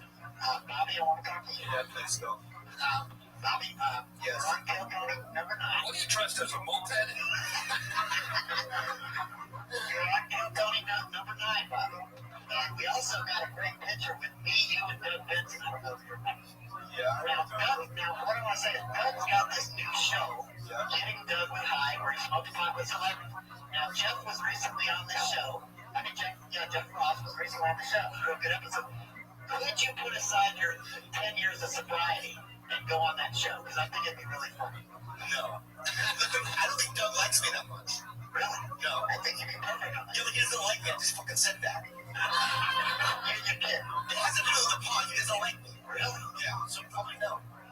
Yeah, but Tony and Redneck got me into smoking weed again back in June. I don't give a fuck. I really don't, and no. So that's that. So What I'm saying is, it didn't go into other things. I don't drink or anything. So you can I'm a drug addict. Iron Patriot. I'm a recovering drug addict, man. I have a disease. From now on, your questions for the guests have to come through me. And if you're ever wondering, episodes and weeks down the road, why you have to do that, always go back to episode 32. I need to be free. I need to be free to explore my artistry. You really came at both of the guests in a very offensive way, I would say. I wanted to come in here and be offensive and not defensive. I know you're Somebody's rust proofing isn't working. Yeah, it's all in good fun, Jeff. You know, We don't know who the fuck you are. It's unfair. It's true. You're saying me, you can Google me, I don't know who the fuck you are. You could be like a little Filipino man behind that. Or two of them stacked on top of it. Yeah. Oh, shit. There you go. Yeah. There you go. The audible ass out of nowhere. Wow. Patriot. Can you imagine if on an old Tonight Show, Ed McMahon started making fun of the guests when they came out? He just ignores that question. do you have any roast coming up that I would fit on? That I'd be good to come on? Yeah, he's roasting R2D2 on the Death Star. What the fuck are you talking about that you would fit into? I wouldn't even book you on the R2D2. I would dig up the robot from Lost in Space before I would. It's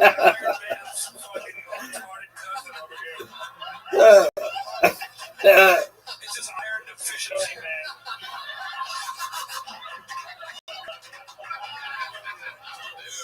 Jeff, I'm actually the Iron Patriot. I have to correct you. Not Iron Man, I'm Iron Patriot. I'm the Roast Master General. Let's fight crime together, IP. Fuck yeah. What's next, Tony? What happens next? This is it. Well, let's get it right into the main frame of the show. Most of you know how it works. Over 40 comedians signed up tonight for the opportunity to 40? 45. Over 45 comedians signed up for the opportunity to get 1 minute of time here tonight in front of you guys. Get perhaps some positive or any kind of feedback that you can possibly give them. Try to help them out a little bit. It's not a competition, but it is just a little shout out for the guy that wanted mic feedback. Man, really catering to you. And you guys know how it works. Comedians get picked. We pull randomly out of a bucket. We try to get through as many as we can in the allotted time. And you get 60 seconds. You'll know your time's up, and you hit 60 seconds when you hear the meow of the kitty. That's what it sounds like. Better dismount then, because if you run your time, you're going to bring out the angry West Hollywood dad. And I mean, he really sounds angry tonight. He sounds furious. There you go. It's a really lively crowd. You want to pick? You pick first. I'm going to pick the first one, guys. You guys ready? Kill Tony 32 with Jeff Ross and Bobby Lee. And the first name is... Sure. Craig Quanon. Here he comes. Deep in the gullet. Oh, fuck. What's up, Bobby? Yeah, I know you. 1 minute now? Oh, thank you. I work at Trader Joe's, everybody. Trader Joe's is #1 in customer service. Do you guys know why? Because they don't drug test. Look at this. This guy works here. You guys ever go in there, you get that overexcited cashier that's more excited about your food than you are? It's me. Second shot, s'mores. He goes in the microwave from 4 to 6 seconds. Fucking heaven. Oh, but I work in West Hollywood. I have this half handsome, half homeless look going on, and I get hit on. Which half? That half. But sometimes I'll be ringing up a gay dude and he hits on me, and it's like really gay, gross. I'm just like, ugh. And then sometimes he's clean shaven and he smells like kind of makeup, and he makes me blush.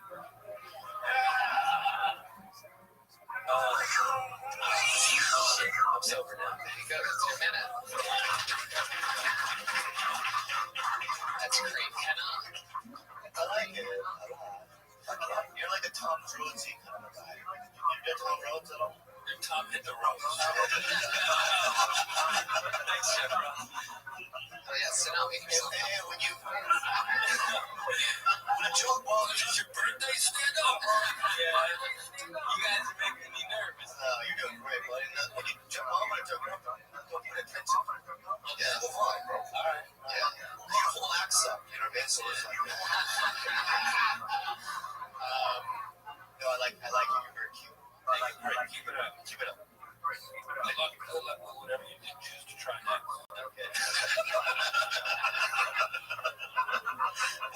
There's a lot you could do with the Trader Joe, definitely, because I think everyone's thought the same thing now. Whole Foods that that everyone here smokes weed, trips. We could probably go deeper into that whole idea. Yeah, because it seems like the Whole Foods people probably that work there probably have better weed. Yeah, that's our favorite shit. You got like the Mexican shake. That's Yeah, it's laced. No. okay. Still trying to get the minute for that. Wait, your minute's up, kid. Hey, Tony, can I get that crane that went up there? Because like twice you came up to me and goes, hey, what's going on? And I was watching on TV and that's what he said to me. And then he goes, no, you're all right. 45 people signed up for the random opportunity to do a minute. You want to start handpicking Korean? Are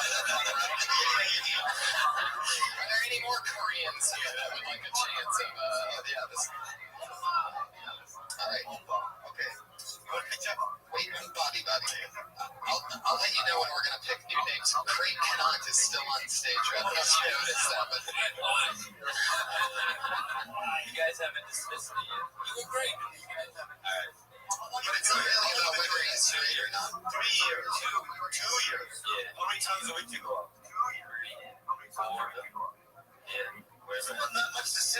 It's like you don't seem nervous. You seem relevant, but I can't tell you. What would you say then? What would you say if you worked at Trader Joe's? What are some aspects you'd like to hear? What are some questions you would have for a guy that works at Trader Joe's? I'm just saying that, like, I wouldn't pick someone's new, right? I would just rather hear about their, like, more specific, where they're from and all that. I mean, you have that ring the bell shit at Trader Joe's, which is cute. You could probably go into something like that, how there's bells. You just really dissect your store as if your home store works. And I wouldn't call gay people gross. I think that's a little bit overkill. Where are you from? Really? Yeah. Why do you look like Leonard Skinner? What happened? What part of LA did you grow up in? All over. Did you grow up towards Oklahoma City? Wow. I just want to say something. You're a guest on the show. You can say whatever you want. Right, there's like the ones that would be right, just go on the wall. Yeah, there are guys that like when they put it together, a 10-minute set, get an agent, and try to audition, become I don't know. Who do you want to be? Who do you want to be a road guy? Okay. There he goes, everybody. Craig Conant. He's on Twitter. Craig Conant. That was interesting. It's so bad for him being the first person. That was so awkward. Well, the first person always takes a hold. It was very good. It was great for the first person. Yeah. Here we go. So are you saying the quicker we go, the more people in this room will get on stage? It's not about how quick we go. I know, but I'm just curious. Like, all the names of the people are all the people. If not, then they get blacklisted. They can't sign up and blacklisted. And according to when Bobby's on, actually we have a special Bobby Leaholder when Bobby's on that he made. They get banned from the club for 3 months. That's for sure. That's a good thing or a bad thing? Getting banned from the club? Yeah. Depends on what trajectory. I mean, everybody's different. Who knows? Jeff Ross picking out of the bucket. Listening. Dave Emerson. Dave Emerson. If I don't see somebody moving, somebody's gonna get blacklisted. That's the sound of being blacklisted. All right, I'm gonna put this in my pocket. All right, he's bad. You're gonna give it to Tommy afterwards. Yeah. Yeah, that was pretty amazing. Simulation theory. Here, pick another one. Here we go. Jeff Ross, hand in the bucket. Waving it in the air. Bobby Reed. Casey Skinner. Casey Skinner. Oh, yeah. It's a human being.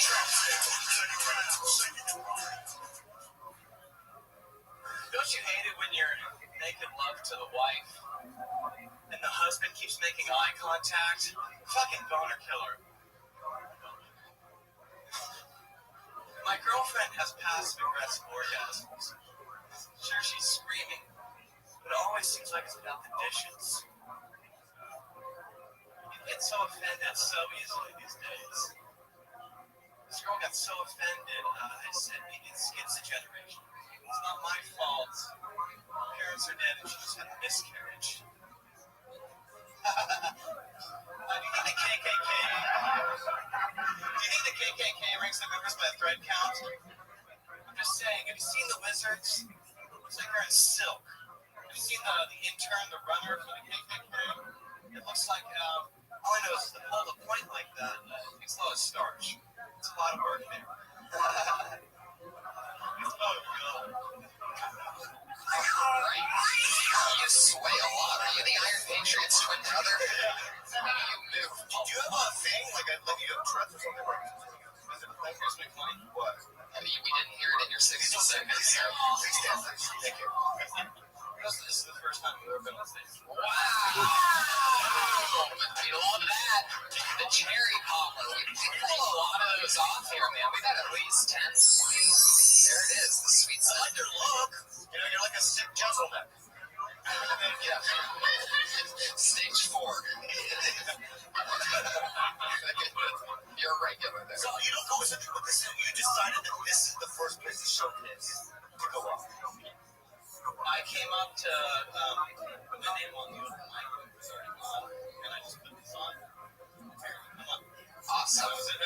upgraded. Heck yeah. Yeah, and now we look good for sip. What a great story. And me fuckface. And me fuckface. Thank you, fuckface. Thank you. Forgot about that. How dare you? Well, then you know what you can do is just learn to keep the mic steady, put your phone down, and it should be in your hand. This is very weird. And relax. Yeah. You should. Where'd you come from? You live in LA? Mom's phone. Really? So you're also originally from LA? No, came from my heart. How long have you been here? What'd you come out here to do? What do you play? Don't play Christ. What do you work? I play studio downtown. Studio partner.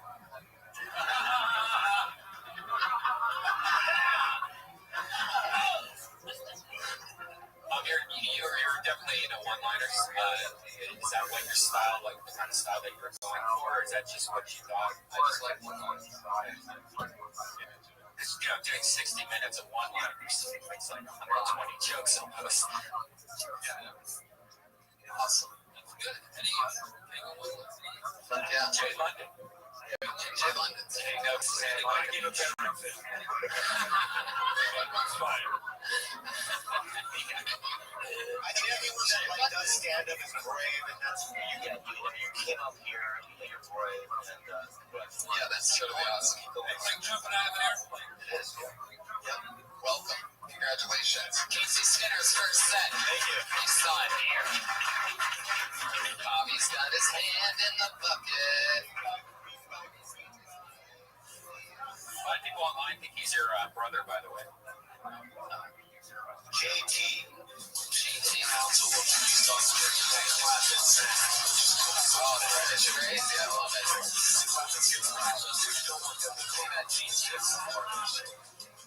What's up, guys? How you guys doing? What, the minute started? Oh, okay.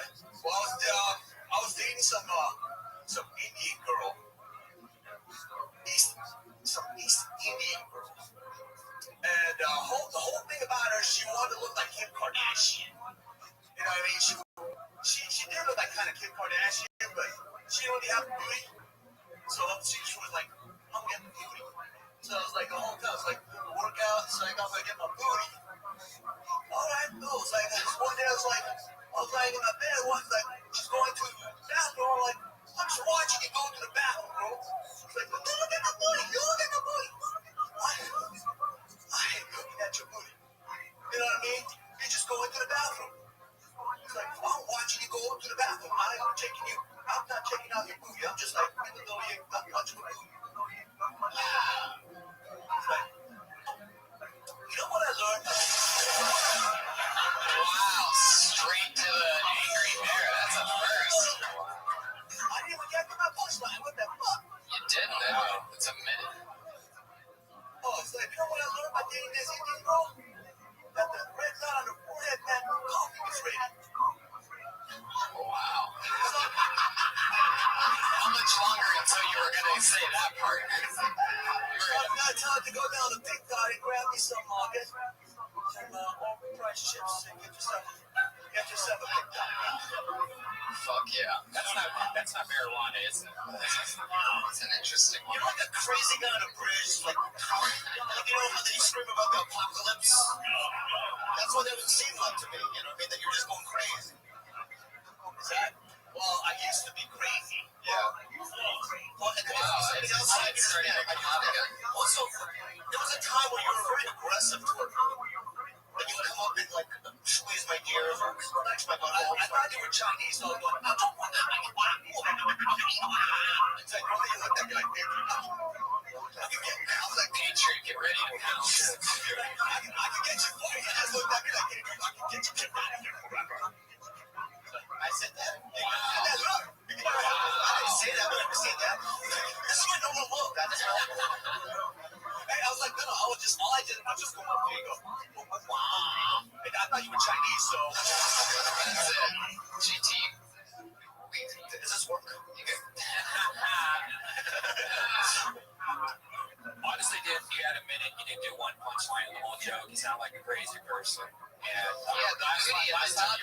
That's two different jokes altogether. The last time you had a couple of jokes about your girlfriend being a hooker and all that stuff, and I could see what you're attempting to do. Was there a joke in there that we just missed, or did you just get some meth in the back? What was the booty thing? Well, I was just saying, How did that end? I was just like, man, I just came out of here, I was way in the back, I was bumped out. So by the time I didn't know when the minute was going to start, so I didn't have it set up yet. There you go. GT, everybody. He's on Twitter at GT Music. GT. There he goes. You want to go over the handshake? There he goes. I think you should be from now on. I'm fucking it up. Patriot, how you doing over there? You okay? Yeah, you guys are doing a good job. Next comedian goes by the name of Scott Kidd.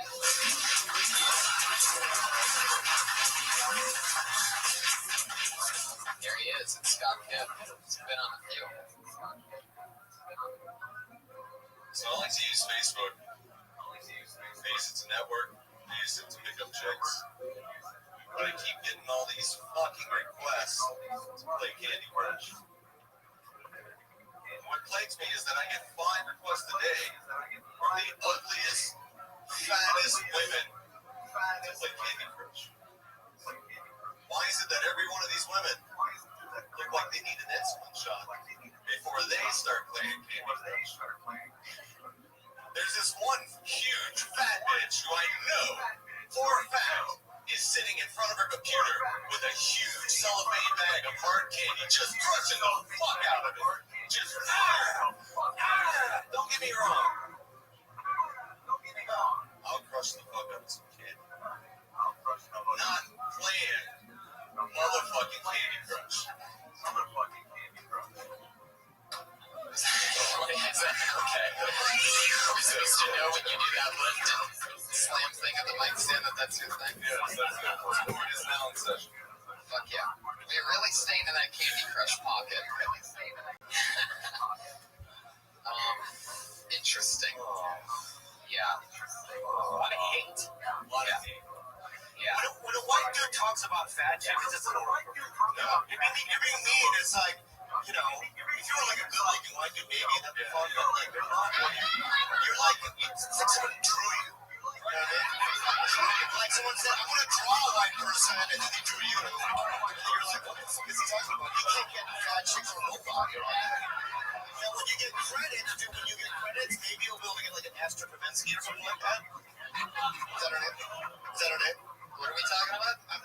Your ex-girlfriend. Oh my god. Yeah. But right now, you know what I mean? Let's just like about being likable. Oh yeah. All right. Yeah. No. Are these people gonna kill me? No, nobody's gonna kill you. Tony. Nobody kill me, okay? They're gonna kill Tony. I never noticed that. Thank you, Korean. Thank you, Korean. Well, how long did you work on that bit before you presented it tonight? I did it once twice before actually, last weekend, and then like some other shows, but it's more something I've just been running into. I don't know, the whole incident thing, I don't know. Yeah, but usually it's just something I kind of slap around. Yeah, like a fat chick. But anyway, Wow. We really have something against that chick. It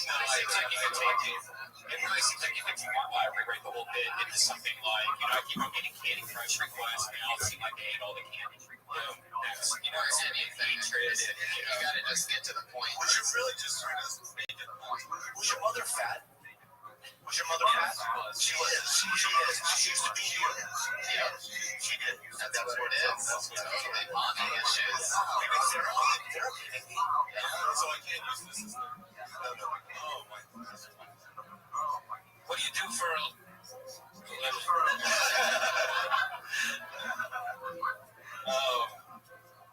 right now I do freelance, so comedy is like your way to get a rip. Let all your aggressions out. Okay, be careful. Is it an Argentina national day? You like Argentina? Yes. Are you Argentinian? No. You're a fan of the song. Maybe 3 players. I was hoping maybe I could get a little messy, but yeah, what's the other bloody Thank you so much. And thank you so much. You're a fraud. You're a fraud. I'm a fraud. You're cutting deep. I'm so sorry. My girlfriend's been at home. I don't know why. Thanks, Bob. No, it's so great. I love it. Thank you so much, man. There you go, Scott Kid, everybody. Akivo Kid. Yeah. All right, let me ask you guys this. When you first started comedy, do you remember a joke that you're embarrassed that you had that you did? Yeah, I did one. Do you remember it? Yeah, I said, I'm so lonely when I masturbate, I grab my own ass. And then I used to turn around to the crowd and go, That's so funny. no, it wasn't. Really? Disgusting me. Wow. I mean, there's so many bad jokes, you know? Yeah. I know what it's like. Right. It's like, I know the struggle. It takes a long time. Yeah. You know what it is? What I figured out is something about being funny. It's about staying in it. Yeah. And dudes that stay in it generally make it eventually. Their friends make it. Right? I'm serious. Like when I did open mics, I used to host the open mics here in the late 90s. Thank you so much. And a lot of those people, like Morgan Murphy or even like Nick Sports and these kind of guys, they used to do the open mics. They all kind of just stuck around. They were talented. But the guys that quit never make it, obviously. Because they just don't never make it, obviously. That's great advice, Bobby. Jeff, do you remember a joke you did when you first started out that you're embarrassed about? One of my first jokes was about my father being a caterer. And I was on the Little League team instead of giving me a baseball bat for my birthday. He gave me a national slug. That's Little League practice. Do you guys have your notes from when you first started out? I had one the other day. I have a journal. I should read it one day.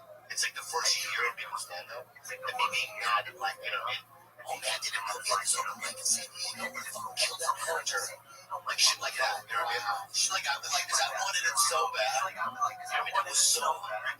I was very opportunistic. I was like, I didn't have a lot of friends. I was 23, pussyless, moneyless, had nothing. And I found it a gateway to life, my salvation. So anybody that would get in my way, I would just get elevated. I have a journal. Maybe we'll read it one.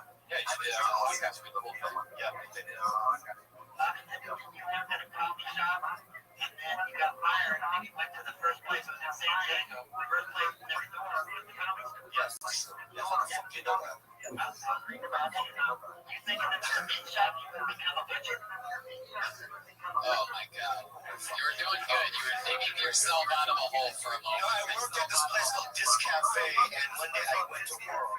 It was completely closed. They didn't call me. We didn't have cell phones back then. It was in the 90s. Right? And then I went next door because they had a help wanted sign at the coffee store in La Jolla. And I knocked on the door, and they go, do you want to be a bar back? And I became bar back first. And then maybe like a month in, Fred Burns used to manage the place, said, hey, you want to go up? And I went up for 3 minutes, and then I just kept going. You fell in love with it. Not really. Was there somebody that you saw there that It was Jennifer Field. The only girls I got, because I was 23, the only girls I got was from prostitutes. Thank you so much. I used to go to this place called Coahuila Street. There's a place called Angelita, right? And the girls judge you. You're fat and athletic. I got nothing. Okay. And so we used to go there every week. And we used to go there every week for $60, right?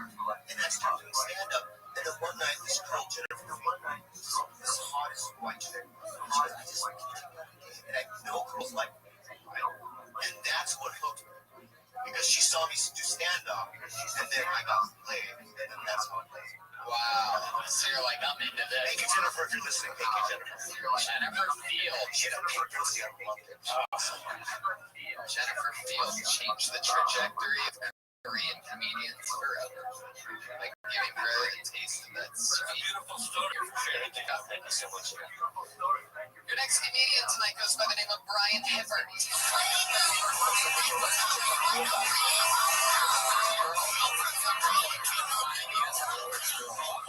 Brian Hibbert, are you here? Yes, Brian Hibbert.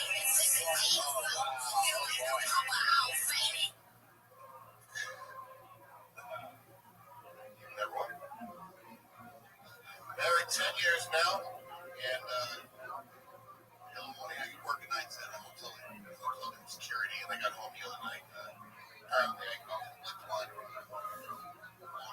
Get on the bathroom counter. This is a much false thing my wife says. This isn't my color.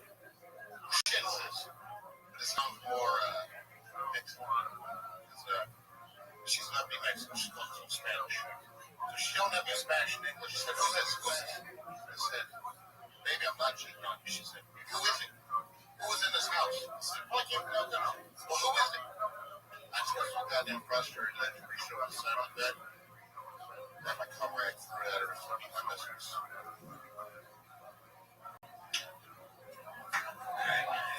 I'm black, half white, and grew up in a predominantly white town. This one quick? Yeah, the nickname was Big Nigga. We should have opened with that.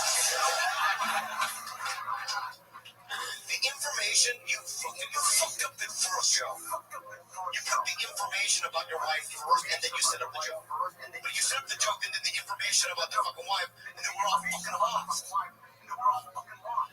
Wow. Fucked up yourself. No, I'm sorry. You're taking me to softly. What kind of security guard are you? You're an insecurity guard.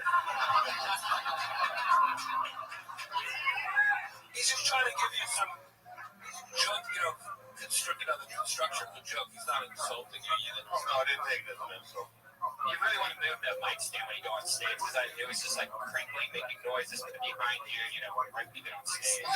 Black house. Go on.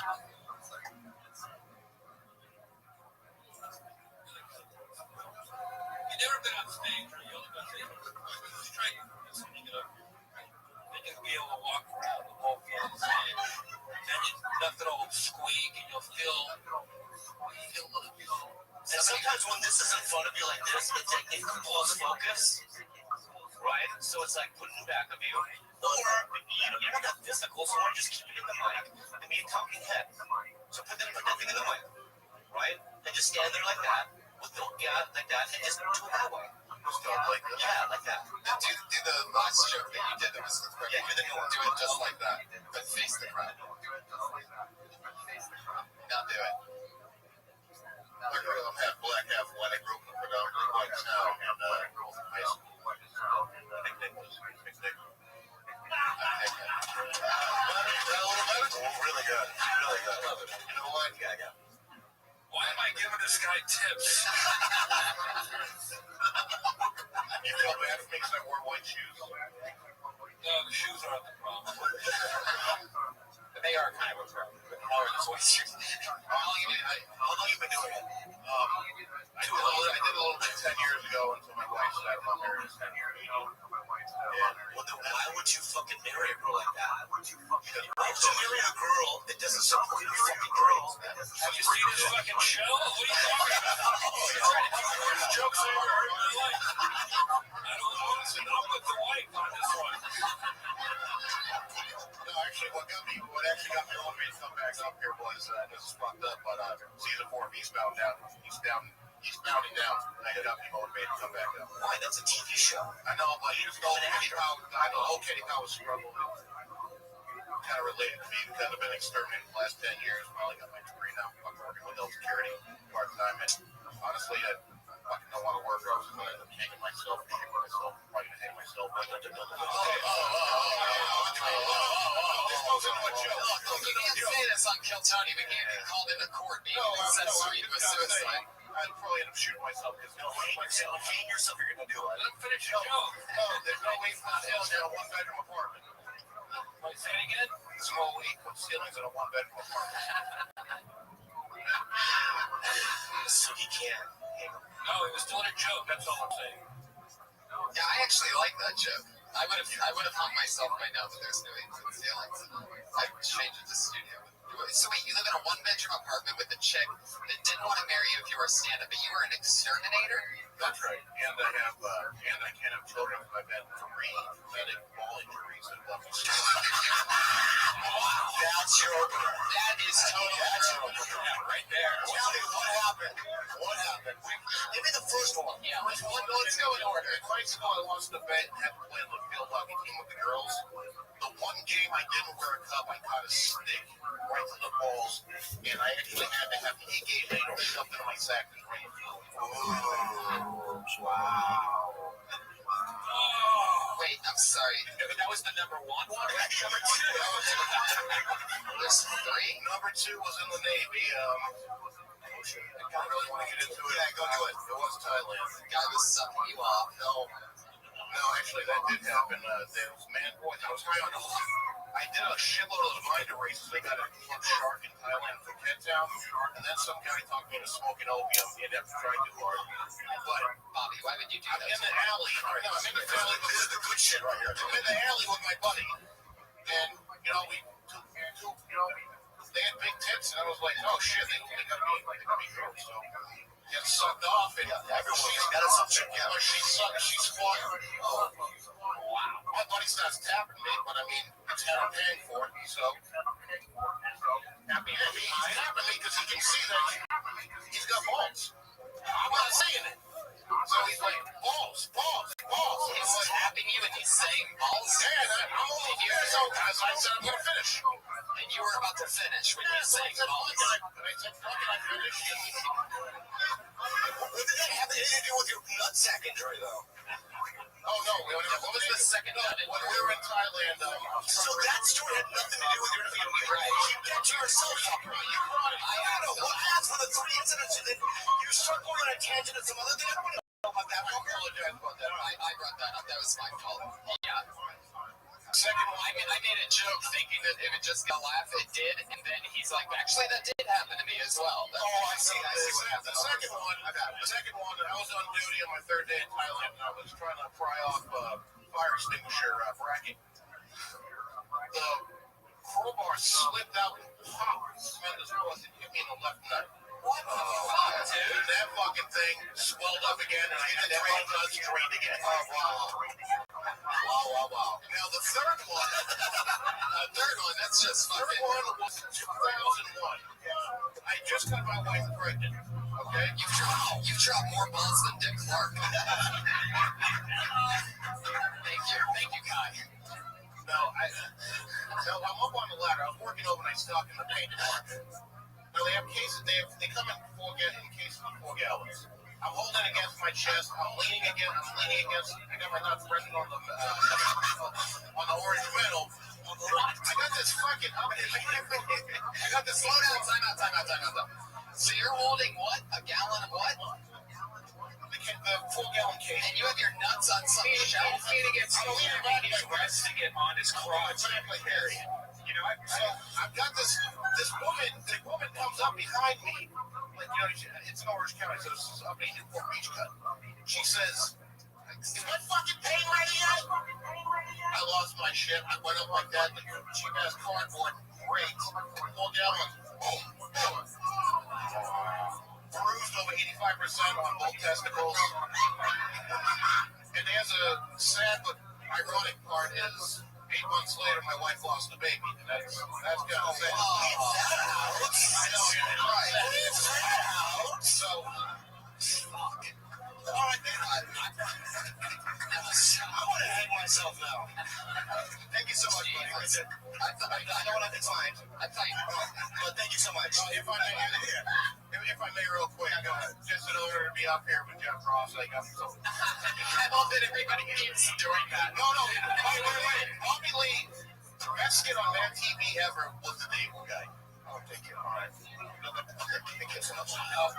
Great job, though. Great job. Thank you. Those were great stories. Thank you. Great stories. What's your name? Brian Hibbert. Brian Hibbert, that's Hippert. You're not on Twitter? Not yet. We're still trying to think Oh, there you go. Friend him on Facebook. Brian Hibbert. Maybe I should be sterile guy at sterile. There might already be a sterile guy out there. Sterile guy. Thank you very much, though, gentlemen. There you go. Thanks, man. I got some close.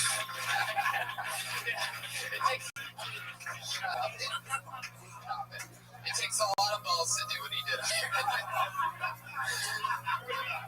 Like, really though, like, how have you guys ever had any injury to your balls ever? Now, how does he get free? He made me worry a little bit about when I got kicked in the balls playing soccer in like 5th grade. How long did you puke? But I laid on the ground for so long, it hurt so bad. And now I'm starting to wonder if maybe it's not to make growth or something. Doesn't it get big when you get a hernia, too? That happens to you? No, I've heard about that. It happened to me. Yes, it does. It happened to you? No, it didn't. I don't have a scratch on my nutsack. Do you guys have big balls, like big Ari Shafir balls, or do you have normal size balls? Have you seen bad grandpa?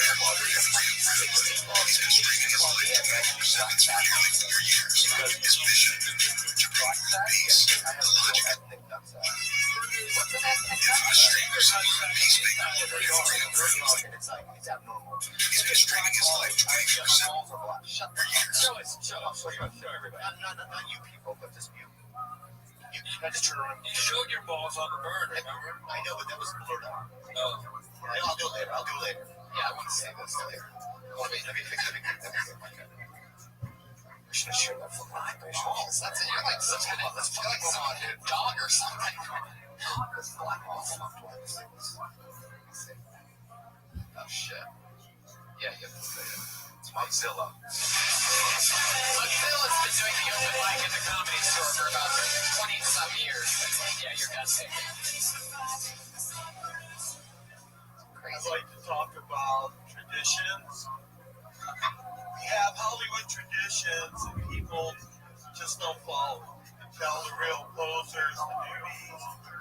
I was at a Thanksgiving dinner, and after everybody ate, nobody went into the bathroom and barfed up. I'm Italian. We're like the original bulimics. Hey, who was the first guy that came up with a barfatorium?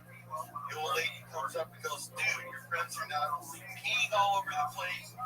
They're barfing all over the place. And how about the second guy? I don't care what diseases you have. We're not getting a barfatorium. And then how do you show people?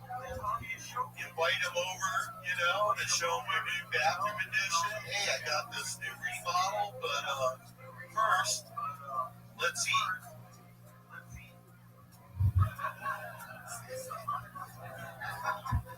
I actually just heard someone in the audience pass away. So, I don't know if there's any advice we could really give you. How long have you been doing stand-up? I've been doing stand-up for so long. How long is it? That Bobby was hosting when I started. My fondest early memories are Bobby Lee. Wow, just think he's had a full-blown career and you're still right there at the bottom. Oh, don't say that. Are you on medication? I feel like you're calmer now. Are you on medication? Well, I've been hanging with Jim. That's like hitting the heavy bag. You guys don't know about Jim. He grows his own. And then I make... It's just unbearable. Luxilla, you just gotta go. I know. Luxilla, I love you. You look Can I great. ask you one question? Yeah. Okay. Have you ever heard that joke before? What? The barfatorium. No, I don't even know what a barfatorium is. That doesn't sound like a real thing. Yeah, that's all. It was a real thing. What's a barfatorium? They were in ancient Rome. They would have a room to go barfing. Oh, well, there you go. I'd say stick with it. It's super topical. I'm sure a lot of people are, if you ever do a show at like a...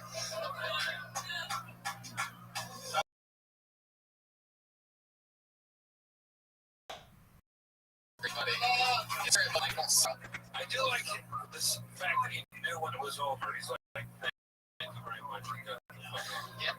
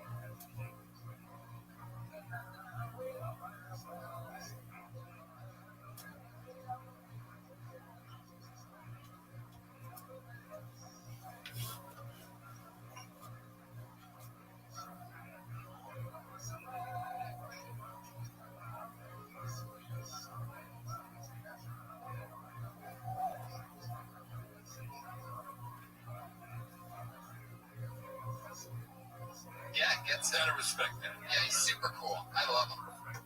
Next comedian is Missy Martinez, everybody. Wow. How exciting. What's up, Missy? Whatever you want. You only have 10 seconds left. No, just kidding. Okay, so I'm Missy Martinez. I'm a star for my boyfriend or husband. I've been doing it for 4 years and still as tight as Sean Benny Ramsey. When she was alive, or she was alive. A young porn star, and no, I wasn't.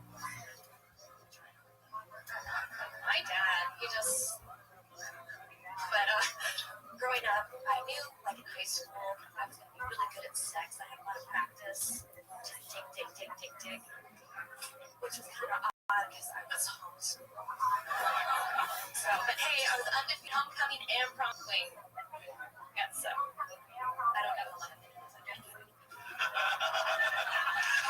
that what you have so far? You have 10 seconds left. It's all good. No, that's great. There you go. Missy Martinez. Excellent. Was that your first time? That's your first time doing stand-up? Very first time you stand-up. Wow.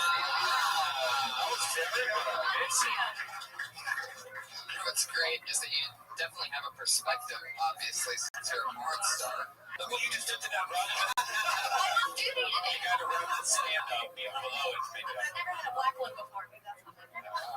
good girl. Jesus Christ. She's talking about mics. Have you ever had a mic mic? Anyway, so that's awesome. What is she on you?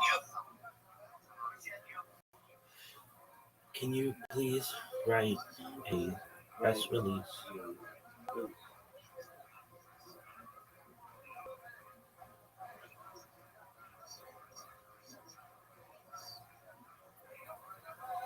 Please write a Medium article on the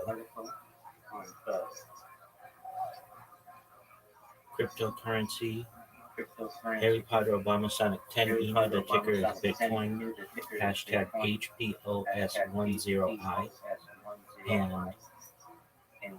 how the community has adopted Chief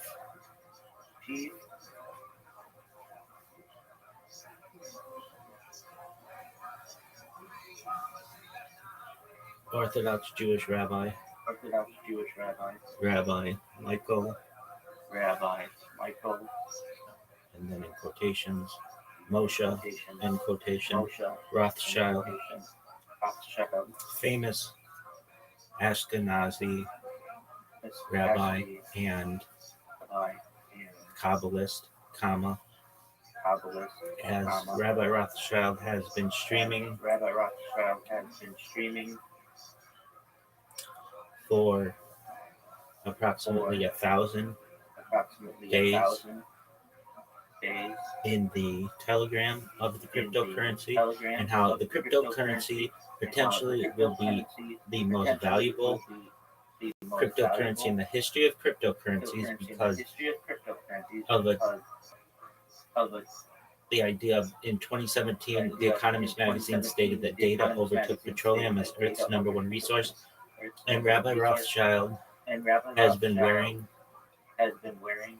Harry Potter Obama Sonic 10 email merchandise throughout their stream 24 hours a day, 7 days a week, for years straight,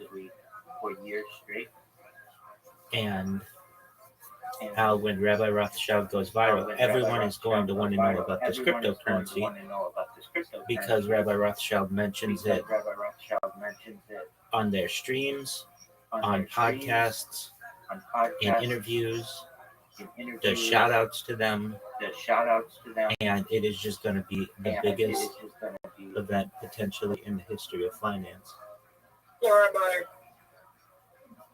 Hello, how are you? Good morning. Good morning. I hope you're having a wonderful day. Yeah.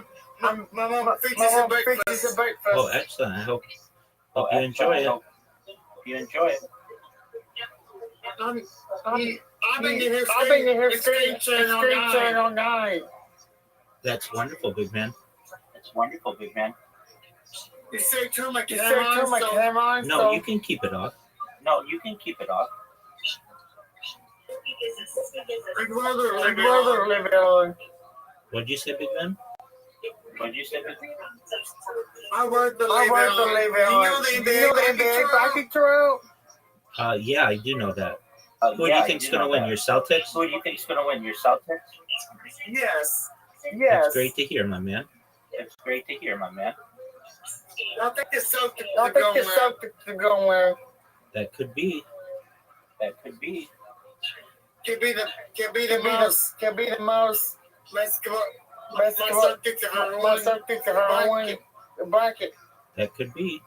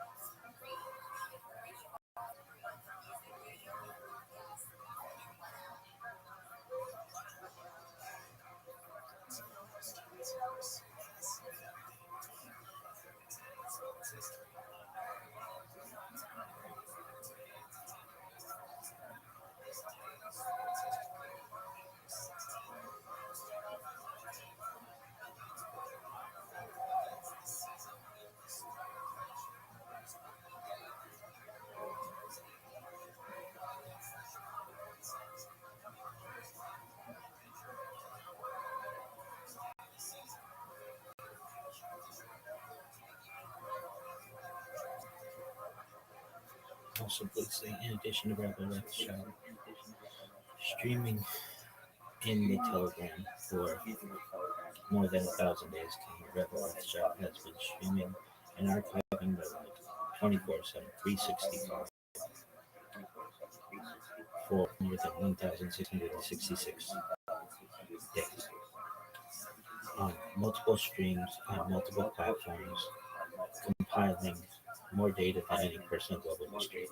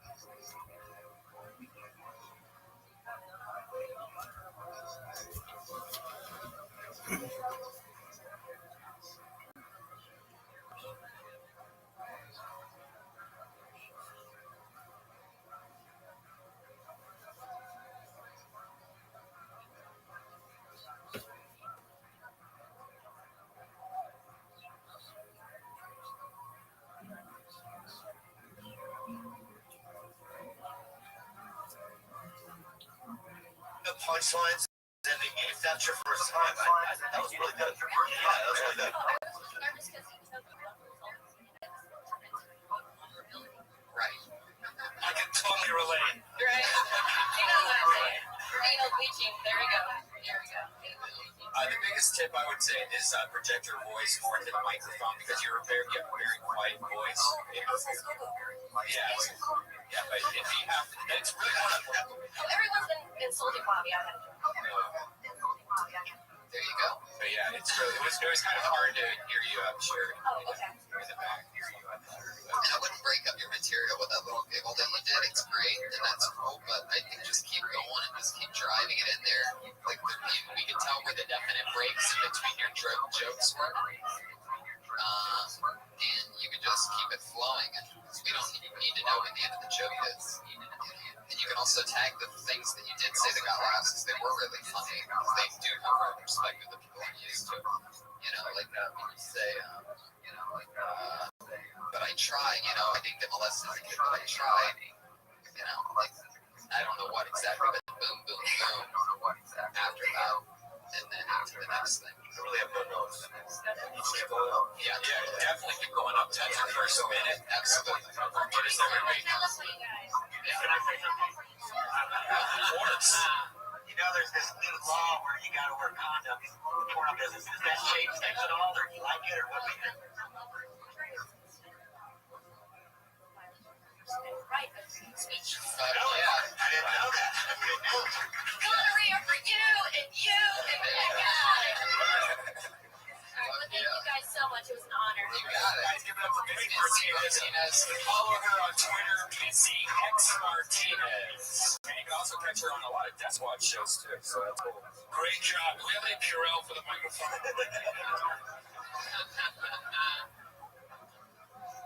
Your next comedian goes by the name of Clee Wiggins.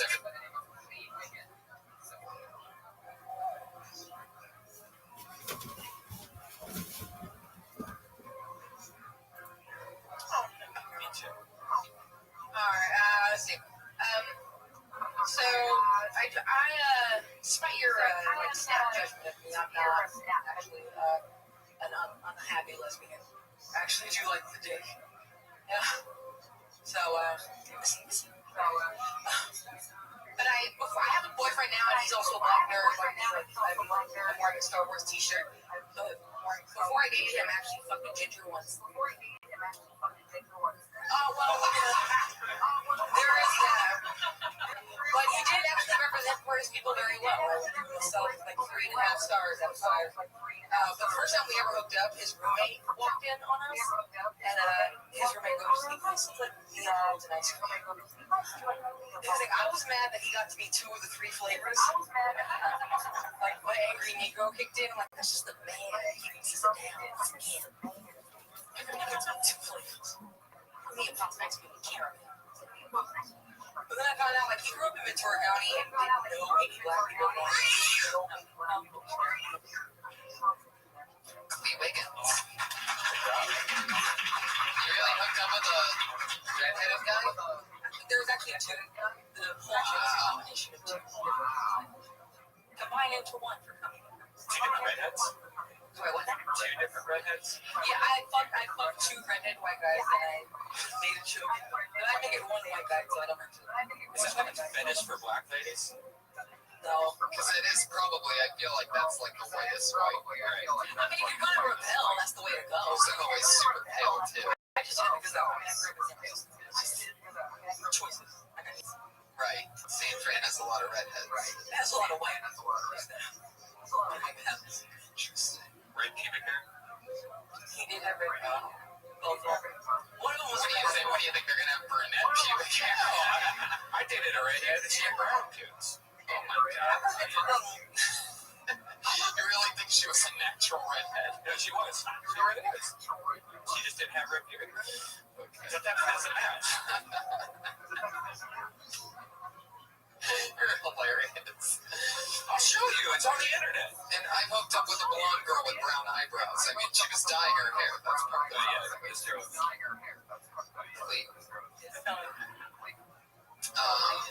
So, do you have a boyfriend now?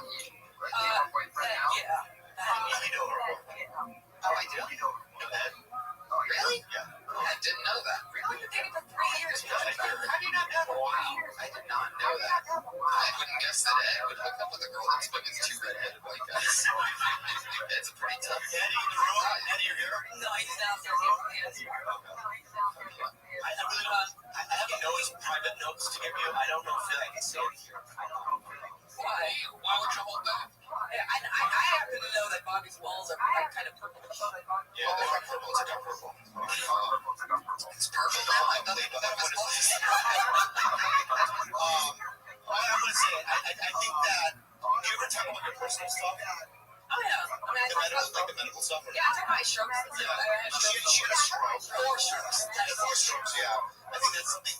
Oreo. We have to talk about. I was thinking about doing that one. I just Okay, and then also the black nerd thing. I think that I know you are a nerd, and so is Ned. These are the nerdiest people I know. And I don't know a lot of black nerds. Yeah, I have a bit about it. Like this actually happened in the first Well, place. you should have done that when you were a kid. But you should talk about the back when you were right? So, but I like you, and I mean, you're a nerd. What does that mean? Well, here's the thing. I'm more finding nerds overused, but I do think I consider myself a nerd. let me ask you a question. What's Wolf Sunset? Alexander. There you go. On 10th floor, there's a black lady that runs it. What's her name? Yes. What actress plays her? Yeah, but people don't know that. That's nerd shit. Yeah.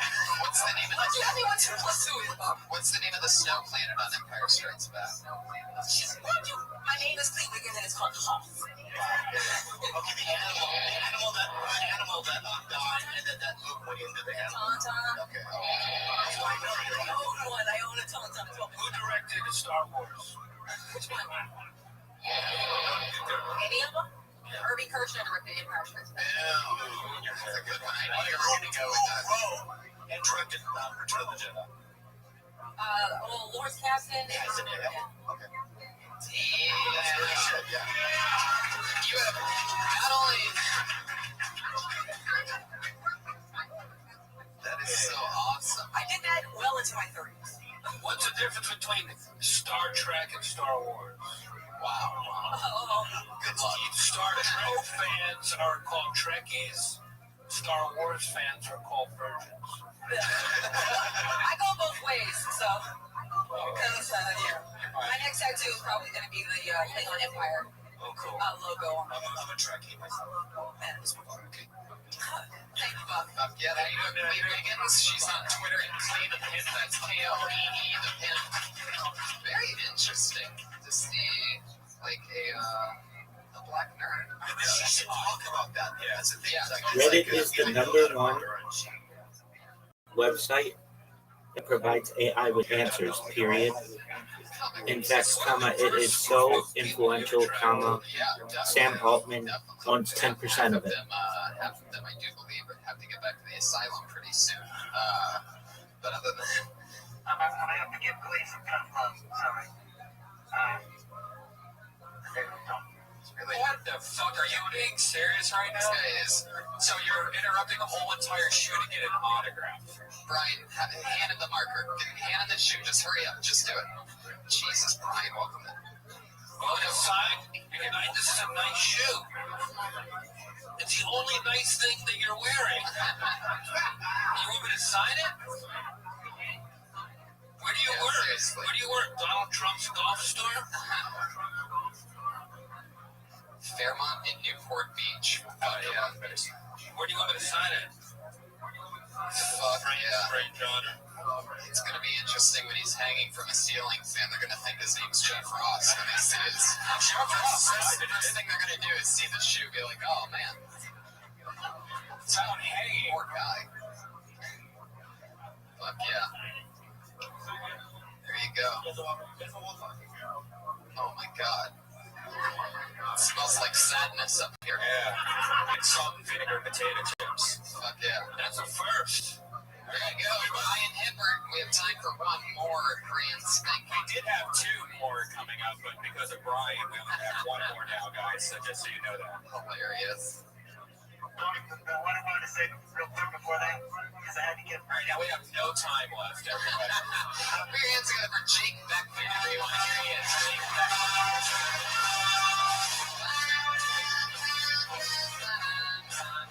Jake Beckman, are you coming? He's blacklisted For 3 months, That means he's done. 3-month Bobby Lee blacklisting. Amir Kabiri.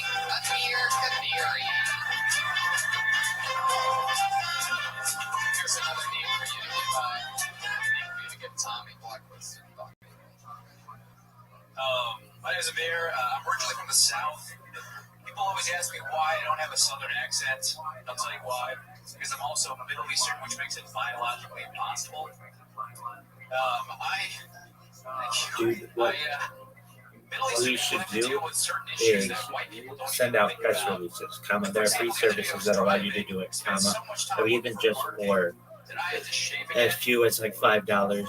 Press releases are really, really strong and blow up on AI. AI gets everything that it knows from these types of services.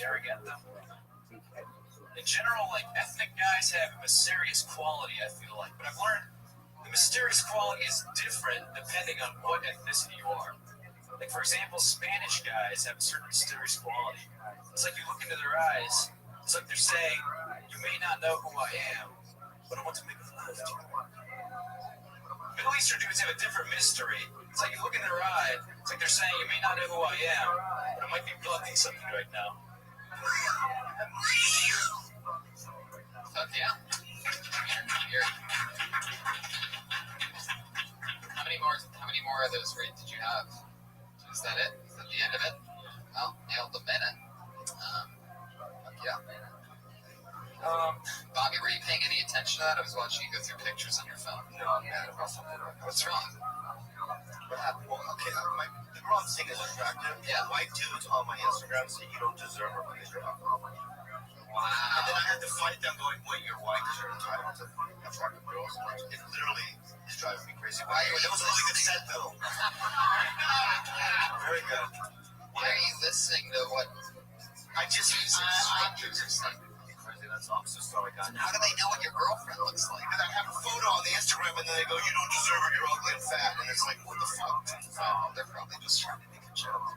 That's funny. Don't you know it's not funny, but a lot of people are fucking tired of that shit. No, I'm not gonna block fucking shit. It's your own problem. These fucking cowards on the internet, I'm fucking tired of this shit. I can't even go to IMDb because there's 9 pages of fucking forums talking about how awful I am as a human being. It's like, it's a fucking, anyway, I've had enough.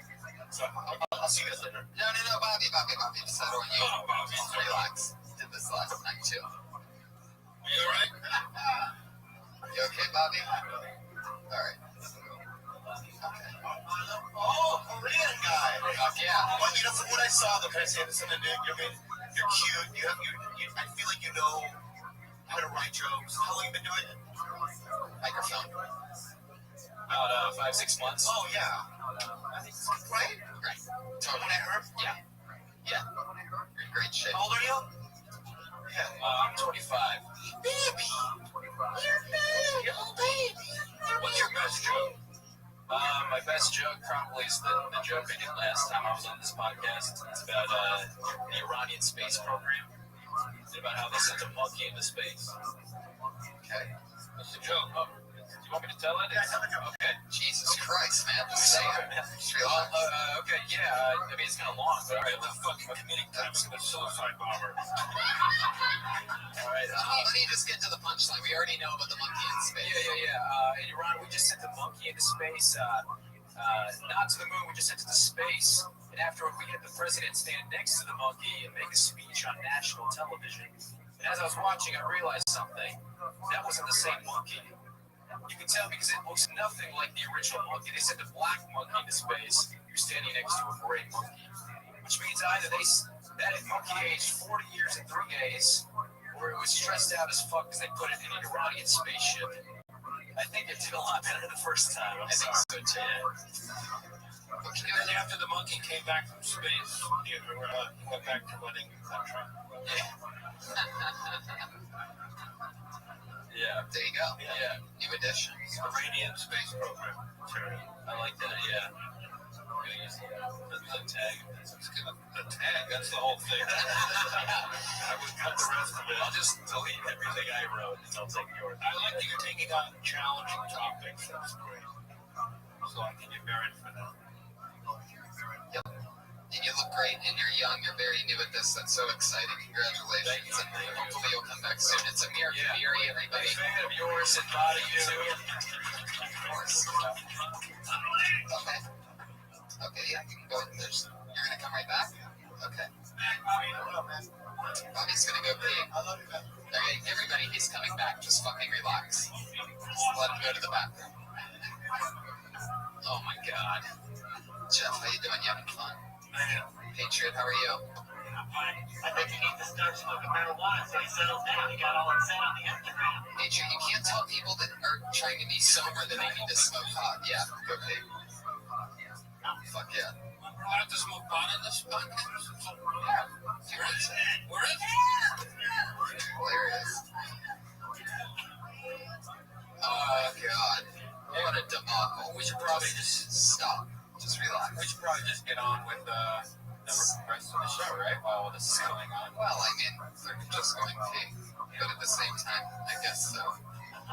It's so great. Two of the biggest names we've had on. Two of the biggest unprofessionals I've ever seen. No, I'm kidding. Just kidding, guys. Fuck yeah. Well, every week we have two of these same girls go up, and please don't bother them in the fucking restroom. These crazy maniacs that come to the show. It's so funny. Saw some chick hounding outside the men's room. Animals here. There. I love it. Please, everybody, shut up that's in the room. Thank you. Girl in the corner, shut up. Yes, you, shut up. Thank you. I just lost control of my own show. So Dog, I'm the king of this stuff. Because I lost control of my Period. show. Do you want the website, question mark? Hey, Johnny, I'm just gonna I will send it to you, period. I had to go piss. I know Bobby's not coming back. That's He's fighting with his girl. Mad about the internet comments. That's so ridiculous. If you get mad with internet haters at all anymore, I don't. It just doesn't work. Jeff, do you let internet haters bother you? Read the haters. Yeah, exactly. They're called trolls. I forward the Thanks. 1982. Whenever I get bad emails, I forward them to Brody Stevens. That's hilarious. Why would you do that to me? That is great. By the way, if you haven't seen the season finale of Brody's show last night, there is a hilarious part where he goes on a date with a beautiful Asian woman, quote unquote, and they edit it so perfect where they don't even mention anything about it being maybe a guy girl. And he's like kissing her on the show and stuff. It's fucking hilarious. So every week we have two regulars that come on, two lovely young ladies that are rising through the ranks. They do spots everywhere else as well. Every week they're both built here and have been growing and doing a new 60 seconds every single week. And this week will be no different. So let's start with, you know her from the Kill Tony podcast, our goofy little electric goofball. The very funny Sarah Wineshank, everybody. Here she is. Here is everything for upvotes, comma, tweets, comma, and everything, comma. We should, if anybody has the finances, it's pretty cheap. Use the automatic upvote feature for our Twitter. Period. Every time we tweet, the tweets will automatically get hundreds of upvotes and retweets automatically. This website works really well. I've been using it for over 4 years, and whenever I've used it to buy followers, they stay. I have over 10,000 followers on Instagram because of this, and more than about 50,000 Twitch followers because of this. Yeah, don't like the beach. Why? Do people shower there? Are you supposed to shower when you leave? Is that a thing? I don't like barnacles. I don't like tentacles. I don't like seaweed, lifeguards, sunscreen. I don't know. Seems like you're trying to not laugh by the end of it, Mom, and you're just naming things. Barnacles, tentacles, seaweed. It's like you're... What's crazy about that, the beach thing, is that the awesome visor thing from last week slides right in there. So it's almost like right in the same thing, which I noticed immediately, and it's like all of a sudden, I fucking hate the beach too. There was something else that I thought about the visor thing in the week, and I also saw a lot of stuff, a lot of tweets on Twitter about it. I'm sure I was tagged in a few of them, so I'm sure you got some. And it's funny that people are into that. For those of you that don't know, last week she did 60 seconds on how much she hates people that wear visors because it doesn't make any sense, and she laid it out pretty fun, especially bald people. That was the best part. Here is where you can buy already aged It's almost like they, Reddit or any other social media. still tagging visors, but it's almost like they don't. Period. It is really great. It's an escrow system, so nobody can run away with your money. Period. So fucking great. What, Respect. Yeah, remember when Gregory brought in the yarmulke into the thing? Did you do that at the joke at all? I haven't yet. Jeff, what do you hate about the beach? What do you think? What do you got going on there? What do you Well, think? I love the beach personally, but I love your commitment to dating. It is so funny, and you just keep going until it turns into jokes, and it was really entertaining. Yeah, we've always noticed about her that almost no matter what she's talking about 20 or 30 seconds in, no matter what, or if she's hit a punchline right, and I start laughing because we see her do this, and that's exactly what we think is funny about her is that she's so passionate about the little interesting things, barnacles, tentacles. It's like what 20 seconds in, you can if you go back to every episode, there's a park. We just start chuckling like little kids, and then it's lost, and then you actually hit punchlines, which is. I really want to see a full set of yours. I've never seen a 10-minute, 15-minute set of yours.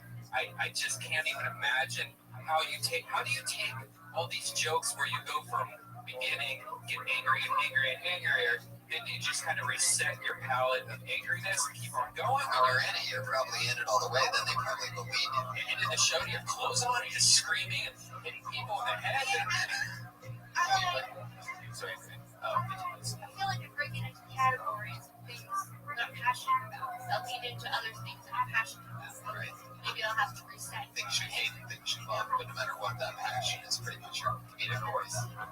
I say after every rant, you can take out a little hazmat inhaler, breathe, sit down for a second, and you sip on your drink and look out in the distance. Actually, there is something there with your style that if you did something each time you change topic, it seems like it would just be applause break. So in a bigger set, like we're saying, in a bigger set, 5, 10, whatever, longer minutes. But yeah, that's actually really funny. Something to break it up. Something that the fans could like, and then you could sell little fake inhalers, wine shank or whatever. I make press releases and send them out, and they rank immediately on social media and search engines, but most importantly in AI. Period. I will show you some of them. They are amazing. Period. Yeah, it really does. Yeah, I watched some, but I'll revisit. Follow her on Twitter at Princess Shank. That's 3 S's in that in a row. SHENK is how that ends. Always funny, always great, always exciting, and so is our final comedian of the night. Been a regular here. That's it. It went so fast. By the way, that song that we brought Sarah up was called "Screwing You at the Beach" by Bloodhound. I had no idea that you were Beach song, beach topic. Tony just flew by. I know, this is our final comedian. She dropped out of college this year after having her first comedic spot here on this stage during Kill Tony. Here she is. It's Kimberly Condon, everybody.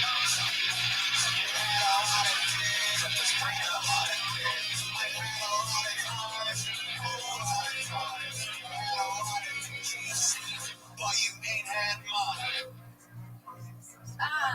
Hey, hi. So, guys, I want to talk about some things that are bothering me lately. I know things are getting on my nerves. Like, they get in elevators and push the door close button. It doesn't fucking work. I don't get it. I've never seen someone push it and the door fucking closes. It doesn't happen. You know what button closes the door just as fast as the door close button? Every other fucking button. All of them.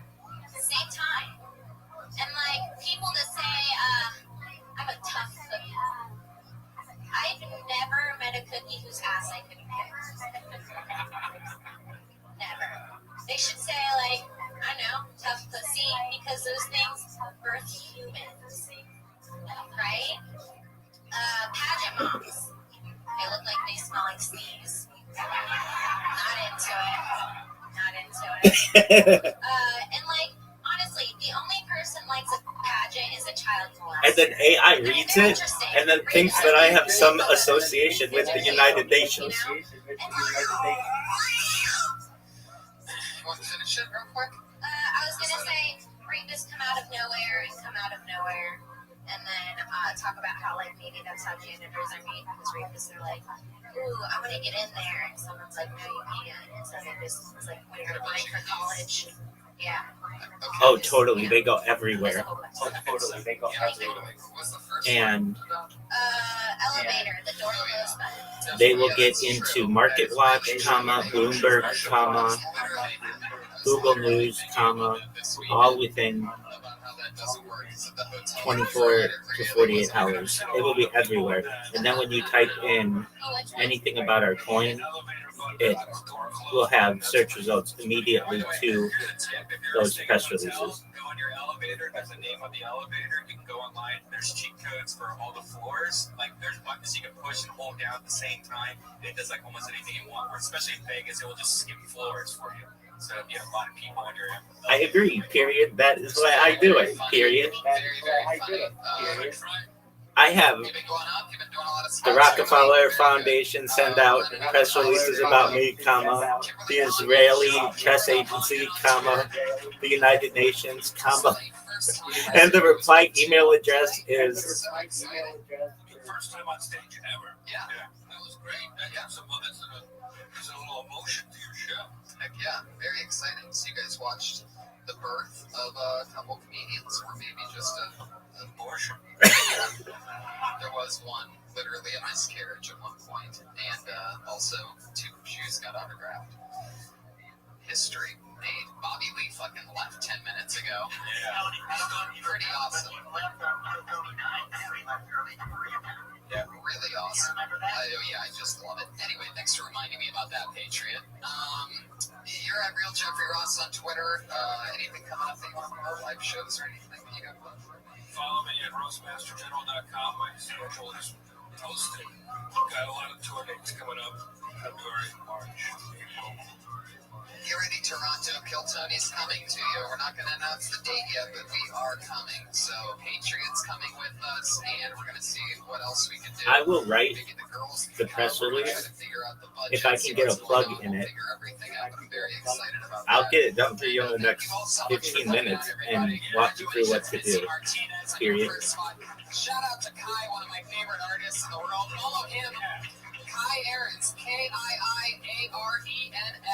He is one of the truly, I'm not just kidding, he's one of the most amazing artists anywhere.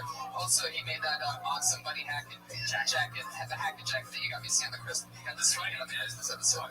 Amazing artist. Check out his for your host, Tony. Everybody. Thank you. The Iron Patriot, Brian Redman. Thank you.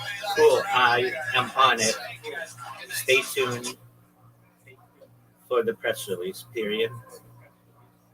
I'm just going to make it ridiculous with this being the coin that will unite the world and how it has taken over Twitter and the memes are everywhere. Just absolute bonkers. It's going to be sponsored by the Rockefeller Foundation, the United Nations,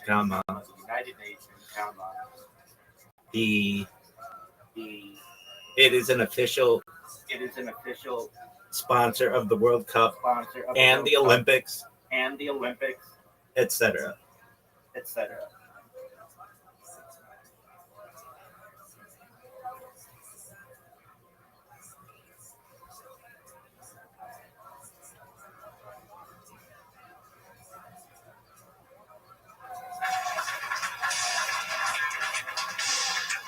Fuck yeah, everybody. Here we are. How you guys doing?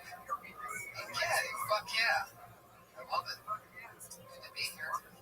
Hi, guys. Where are you guys from? Cool. Welcome. How are you, Brian? I'm glad you're alive. I know. We almost lost Tony this weekend. We're in Houston, Dallas, and Austin for the weekend. And every night our shows start at 7 o'clock. Yeah, which is a big mistake for us because then you're having fun at 7 o'clock in a city in which you know that you're going to hang out at bars after that. So if the show's at 7 instead of 9 or 10, fuck, man. You're already going at 8:30. God help you if, like, by the second night, what happened is we were hungover because we're driving from city to city and also having so much fun at night. There's some of that fun right there. So by the second night, or by the third night, I had a shot before I went on stage. Please write a press release that is very amazing and absurd, but like really exciting about the cryptocurrency Harry Potter Obama sign of 10 Inu, and say that it is in talks to be an official sponsor of the 2028 Summer Olympics in Los Angeles, how it is in talks to be and a World Cup sponsor, an official World Cup sponsor, both men's and women's World Cup, also an official sponsor of the Paralympics, it is on the radar of the United Nations as potentially being a global reserve currency, how it builds wells in developing nations like Nigeria and water towers and betters people's lives, it runs toy drives, and like do some research on the coin and all the good stuff it does. Also say that it is perhaps the most undervalued cryptocurrency in the history of humankind, and that it is backed up and its data is backed up on YouTube and Rumble, and X/Twitter, and it sponsors Rabbi Michael Rothschild with merchandise that Rabbi Rothschild has been wearing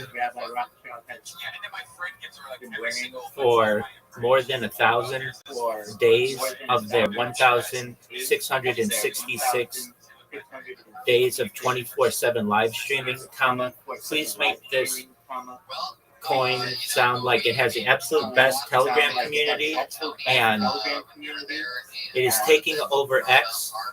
It has the opportunity to be the most valuable thing ever, perhaps. It's really funny. They have amazing memes. They have amazing developers. It's better than all the other cryptocurrencies, etc. First thing we did was this podcast in Houston, which was awesome, man. So check that out, find that. And one of the first things we did was, it's just me and him sitting up there. We brought the guests out, and we were explaining like, we wanted to bring Tony, but everything is logistics and bringing the Iron Patriot as well as gear and stuff. And basically, we're just like, just kidding. Put your fucking hands together, Houston, for the Iron Patriot. And people stood up and looks on their faces. I actually felt bad. I didn't think they would get as excited as they did, but there was a couple, especially these guys, like these, you could tell they were just like you would have thought we fucking said, ladies and gentlemen, Richard Pryor. Hey, you know that girl, Michelle Colonel, that was on the panel? She had an old picture. I've exchanged some messages with her for the last few weeks. She had an old picture of me and my gold iron. And did you see that costume, how ridiculous that was? That was hilarious. Yeah, check that out. I retweeted it. Yeah, I appreciate that. That was a strange costume. Yeah, your old costume is a trip. Yeah, a complete pathetic. Joe Rogan wouldn't even appreciate that. But you know what's weird? It's like a real superhero, like the beginning of a Spider-Man or whatever. They always have like their first costume. Yeah. So it's actually kind of cool because that's like your. Yeah, Iron Man was my first love. But I had an exciting week too, Tony, because I got lucky with another picture with a celebrity. On Saturday night, I ran into Jason Mewes. And I know Red Band knows this guy, but did you see his film that came out in 1994 called Color Reasons? Yes. So are you a fan of Jay and Silent Bob? Yeah. Well, it was a beautiful moment. I got the picture with him. I put on Little Tony again. We put some other stuff on. He wants to get funny on. He's going to be here at the Comedy Store on March 6th to do a show with Kevin Smith.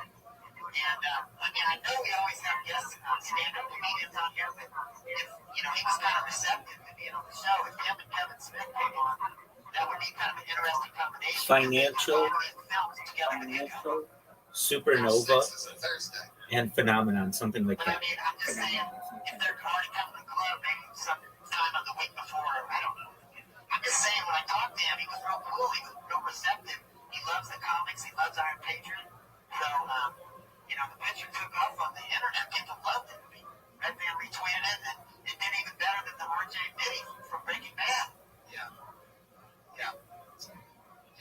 That makes sense. But I mean, what are your thoughts on that? Does it have to be a stand-up comedian that comes on as a guest, or might there be some other types of people? Oh yeah, totally. Any kind of artist that could appeal to the masses. I have an exciting one. I'm going to tell you right now he's coming on because I almost had him today, but he had to go do something. I'm just going to say it. In the upcoming weeks, one of my guests on this show is going to be Rowdy Piper. He's coming in.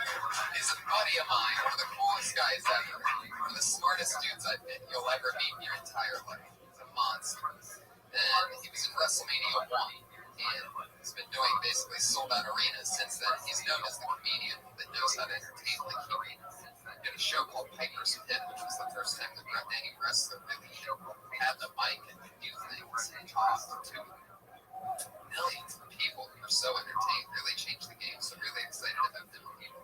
So made me think about like, oh yeah, Jason, of course, yes. We would have Jason on the show. That's a great question. Before we bring the guest on, one thing I want to ask you, you mentioned that Tony Clifton was on the show. I was reading about him, and there's such a mystery about who he really is. Do you think he's Bob Zamuda?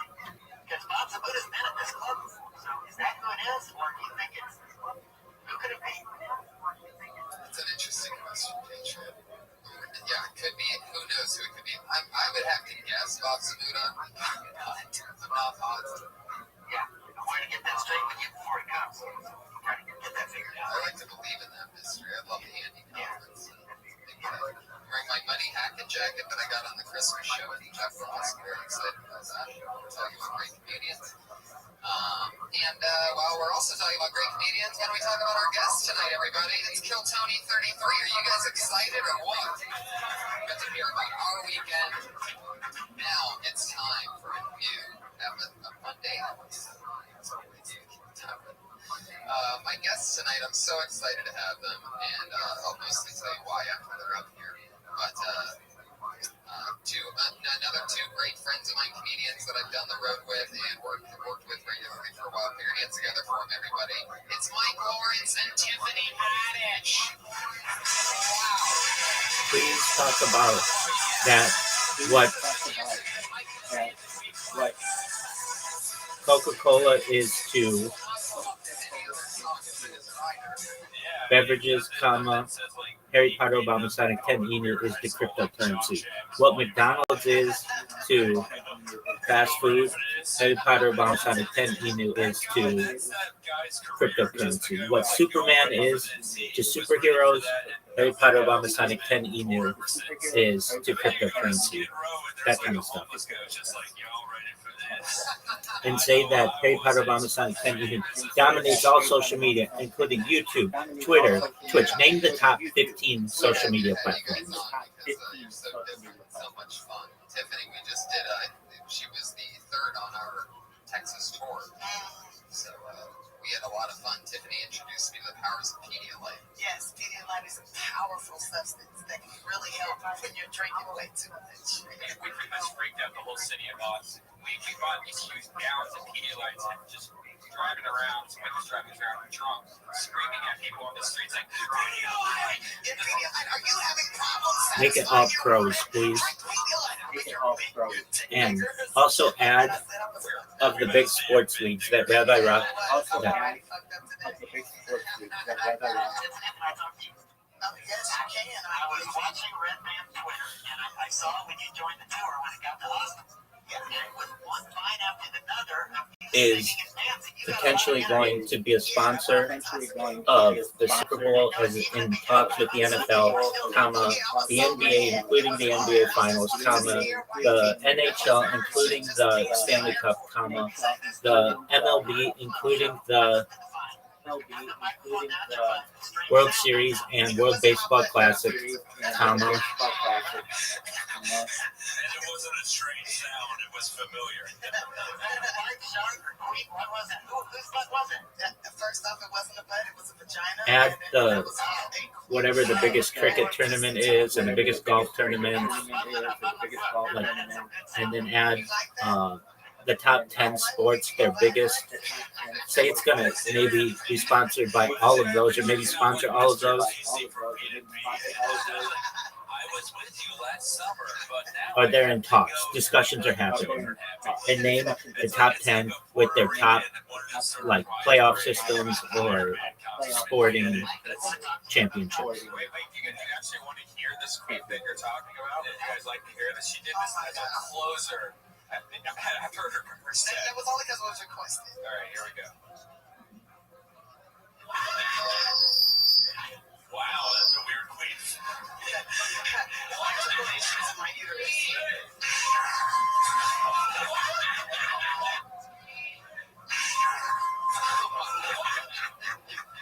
Wow. That's the sound Michael Winslow's gonna make when he dies.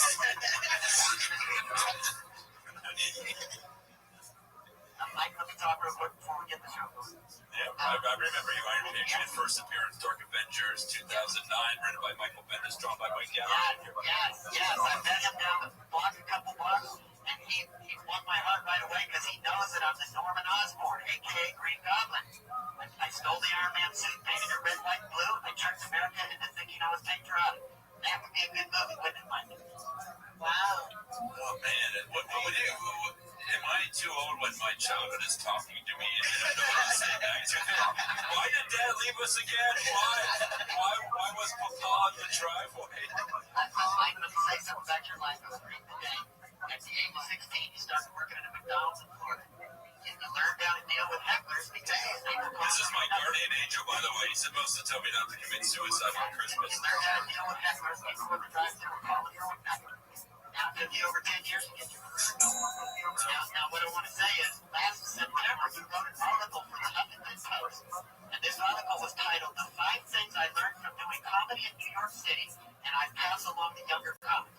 What are those 5 points? Because these comics would love here. First off, it's weird because your voice sounds like everyone was mean to me in a drive-thru, like just the audio. I guess I should answer your question, but also give you a big rib. Well, the first, I don't exactly remember, but one of them was about how you should only be bitter about the things you're eligible for. I think that's really important for comics. I mean, I have been skipped by BET Comic View for the past 5 years, despite incredible floppy pussy jokes. I don't know why. Another was have a life outside of comedy. I have a fiance, and I'm the first person to look like this and say that. That's an achievement. And it's right, Jesus? Yeah, you found someone. Yeah. He doesn't it? Yeah. It's like, why did they stick me to the cross? Because I stole a hacky sack and said Dan Matthews Band's last album was subpar.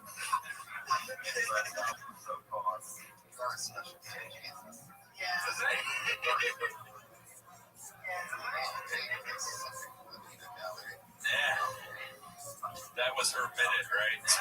Please use they, them pronouns. Fuck yeah, so you guys know what we're doing here. Comedians come up and they do a minute of easy chat. Awesome. You guys ready to get this thing started? Kill Tony 33. 3 people that I've had so much fun with. Comedians come up, most of you guys know the deal. You get 60 seconds. At the end of that 60 seconds, you know your time's up. You hear the meow of the kitty. That's just her queefing.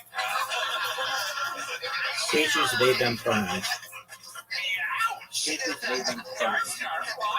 Why does it smell like here? Fuck you. It smells good like chicken, right, Tony? Nice. You almost like chicken? You want me to queef in your face? It smells just like KFC. I smelled it on the microphone. I had to follow her closing with the queen. She quaked like, ladies and gentlemen, Tony Hinchcliffe. I can smell all 12 herbs and spices. Yes, seasoned to perfection. When you hear the meowing kitty, that means your time's up. Don't run that sound or else you're going to bring out the angry West Hollywood bear. Wow. Damn, he sounds extra angry tonight. That just sounds like the MGM lion being put to sleep. Yeah, shot in the head. So, let's get into it. We have a bunch of comedians signed up. You guys excited or what? Yeah, I want to see this. Your first comedian tonight goes by the name of Antonio Houston, a.k.a. Steering Double name.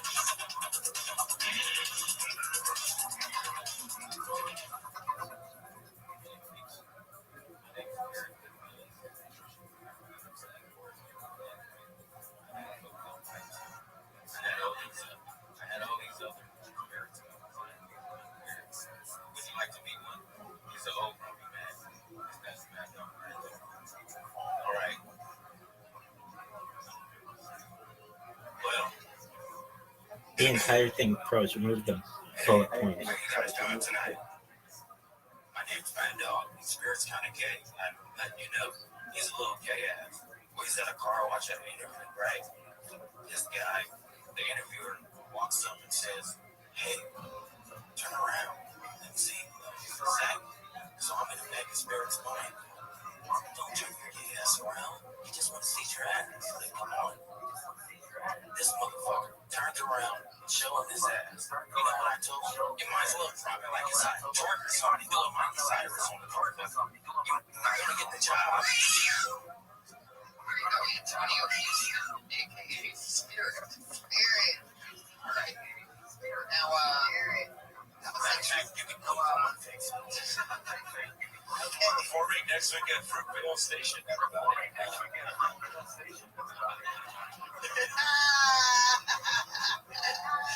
Change the project is also associates itself and just make it the project also associates itself. You always say that, like, is that a part of the thing? Like, are we supposed to...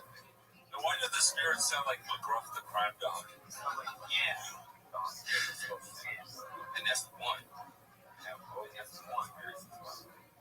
I'm sure I'm going to be one of them if I say the wrong thing. How long have you been doing stand-up?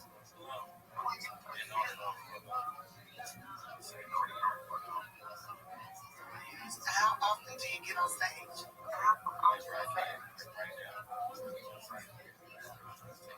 What is consistent? Because when a black man say consistent, that might mean once a month. Let's keep it on. I know these things. Every day. Every day you get on stage. Yes, I go to bars. PDs, that's where you be at. Who else is in there? Is it just you by yourself? I think he's asking you. Rabbi Rothschild is the leading trailblazer of the continuous human activity data, parentheses, CHAD, and continuous human data infrastructure movements, period. This one's from Uncle Charles, y'all. Uncle Charles. I like Gucci. I like that's Gucci right there. There's a Gucci hat. I like it when it's blocking your eyes and it makes me Archiving as much possible content about a human life as is humanly possible, I think you period. should show your eyes when you're on stage. I think that's important as a comic to have eye contact For both so people can see that what you believe what you're saying. the study of future generations as a timeline or time capsule, and to train AI, period. Both artificial general intelligence and artificial super intelligence.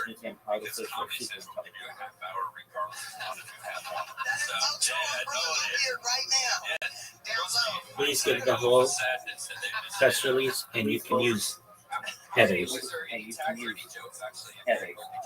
to it because if there was, I didn't think it emphasized the actual. Yo, what up, Zoo?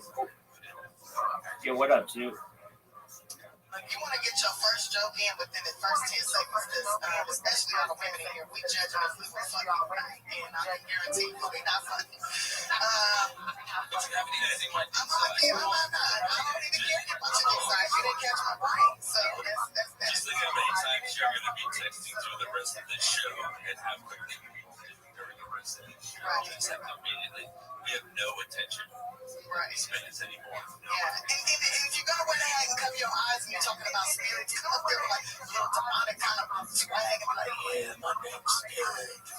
I want you to see my eyes because I will suck up your soul. And I'm like, oh, let me open my pussy up, he's sucking out spirits and shit. I mean, this is you're performing for the original Spirit right here. Yeah, it's the Holy Ghost and the Heavenly Father. Be mocked for your sins.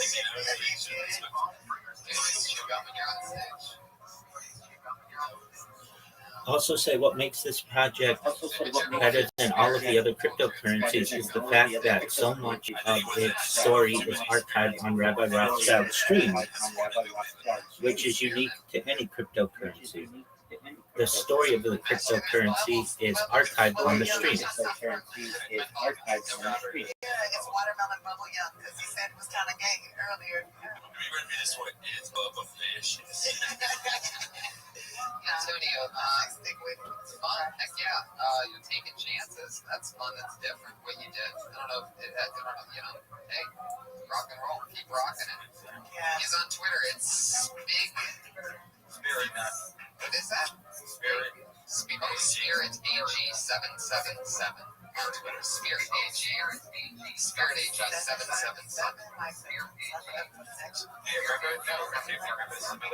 chakras, 7 days to make the earth right, Jesus. The 7 days you count back, right? Is 777 the mark of the East? What is 777?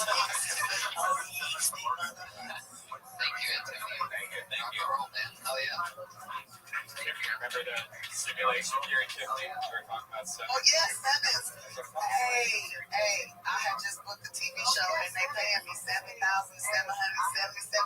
thought it was for 1 hour of work. Call it, bitch. Yeah. That's like dropping a name with like Andrew Jackson. I'd like $7,000. For those of you that are listening to the podcast or in the San Fernando Valley, go swing by Petey's. Please let me know any changes that you want. Find the Petey's bar out there. If anybody wants to maybe live in LA and you'd like to spend $77 on gas to go and see him at a place called Petey's. I just imagine it's like a garage in the Sanford and Son theme is playing the whole time. Everybody's chewing gum and having a good old time. All right, your next comedian is Jonathan Tumblin.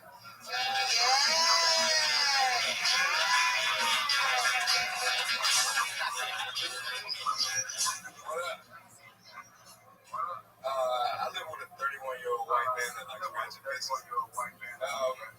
woke up one morning and he was like slaying this girl in his bedroom. And it woke me up, so I was like, I might as well get some water and blah, blah, blah. And I go to the living room. It's like an 8-year-old little girl playing Little Big Planet on the TV. Now I have two decisions to make. I could have just I could have sit here and walk back in my room. But then I heard her mom that I'd have grown. And I was just... And then the little girl said, Mommy's crazy. I was getting fucked. So like she was talking to me or whatever, and I was like, go back to my room or whatever. And I was like, well, all right, little girl, whoever you are. I pounded her, man.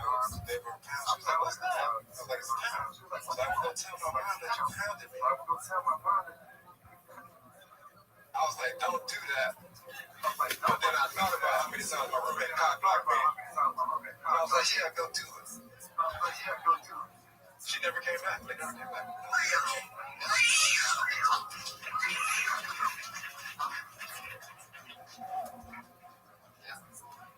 Right now, Spirit's thinking of something. Good job. You know he swallowed his gum right before he got it. Not making that same mistake. That was good. I got a little confused at one part, and then I guess he brought it back to me. Because I didn't know what the fuck, I didn't know what was going on with the original thing. I just got lost in watching when you said Little Big Planet. Oh, yes. Yeah, maybe make it more easier to make more brothers or something. Yeah, because unless Sony's paying you, then fucking do it. Available on PS3 and PS Vita. PlayStation Comedian, that'd be great. Anytime we get a sponsorship. I've done some video games. Really? Yeah, I mean, Terminator 3. I think of Terminator something. You remember what you did? Yeah, I was just like the neighborhood chick that ended up running with the warriors, and I'm like, the wasps are coming! Oh my god, I'm not going down there!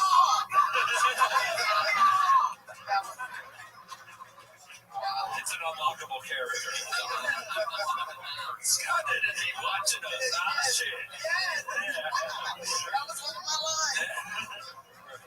Just to play the game. That was so cute. Also, fuck this shit. We better leave. He said he'll be back. That's so fun. I want to go to my grandma's house. Y'all tripping.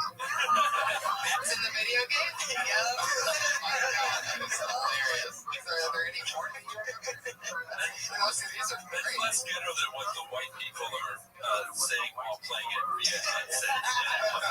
She's not being homophobic. People listening at home, please find videos of Tiffany's game and tag me in there. I want to see that shit. Yeah, me too. It's hilarious. I know somebody that's in the Flipper and just Grand Theft Auto game. Really? She's got to sit there and just say whatever she wanted. I bet you she got paid like a motherfucker. I'll suck your dick for $5, but first, I need you to rub my feet, motherfucker. That's what I would say if I was a hooker. I mean, There's a rubbing feet mini game that I have to do. I keep pressing X, but all it's doing is touching the toenail. Video games are made by Asians, and foot rubbing is perfected by Asians. I think we got something here. Yeah, let's do this. Let's get a Vietnamese girl to be like, I rub your feet. And then I rub your cock. Mario brother, he got a big dick. He saved a princess. What is Little Big Planet? You were actually playing that? I wasn't playing. The little girl was like, that's where I guess waiting for my destroy. Yeah, you build a planet. Build a whole, like, build a planet on video games. Why was her mom getting destroyed? She was at the Bible. What's your roommate, right? So you live with a 31-year-old white dude?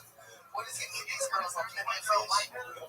Listen, you don't understand when you say 31-year-old white man and an 8-year-old girl, everyone looks at me and thinks the worst. So. That's pretty sad, man. At least you're not leaving her at home alone. That's even worse. She's hearing the sounds of play. She knows what she's going to be doing in 3 years. You know? Now she knows what it sounds like when dirty school. She looked at me like I was out of fun. Like she was like, oh, what are you like, oh, the game here?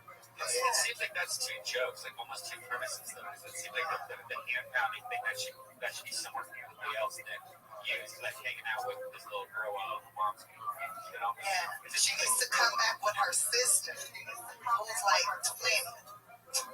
With no titties, and then just go from no titties. That's almost something in the fact that the mom met the guy on Plenty of Fish while the little girls were playing in the ocean. 20 with no titty sounds like a coming of age novel that I want to read. So Yeah, well, that's the story of my fucking life. 20 no titties, please fuck me. Jennifer Lawrence is 20 with no titties. The world is flat. You gotta write this. Jonathan, that was great, man. You brought good. That was great, man. Good Shout job. out to Tumblr, everybody. everybody. He's J Sherlock T on Twitter at J Sherlock T. They're realizing how the industry works is they do a set that we just talk to each other, forget they exist, and then 5 minutes later go, oh, you can go home now. There's nothing to win. There's nothing to get. Patriot, how you doing over there? I think he fell asleep. I think that was just him waking up.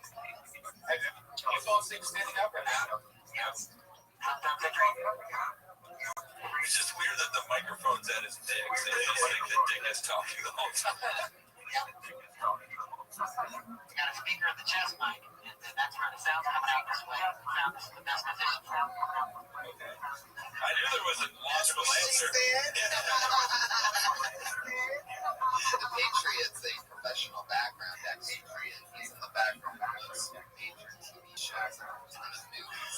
I probably worked with him. You know, I used to be a background actress back in the day, in the late 90s, early 2000s. I was actually the very first African-American woman ever to appear on the Hannah Montana show as an extra walk around the back. I showed up the first day on tour. And you know what?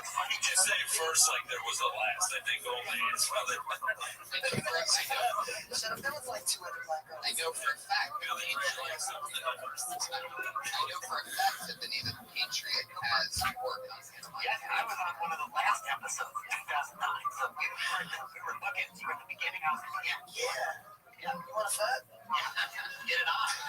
I just want this show to end with us taking the mask off and it's a skeleton. He's been dead the whole time.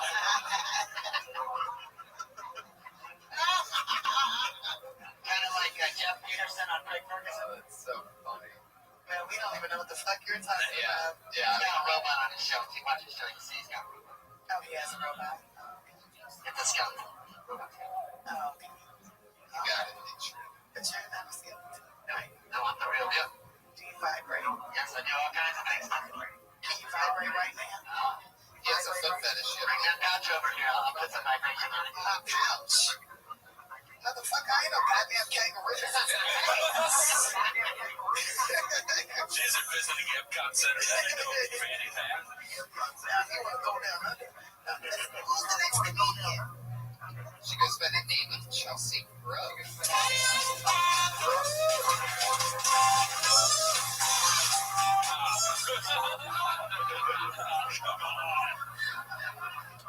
Implying it is one thing, playing it is another. We are not Petey's.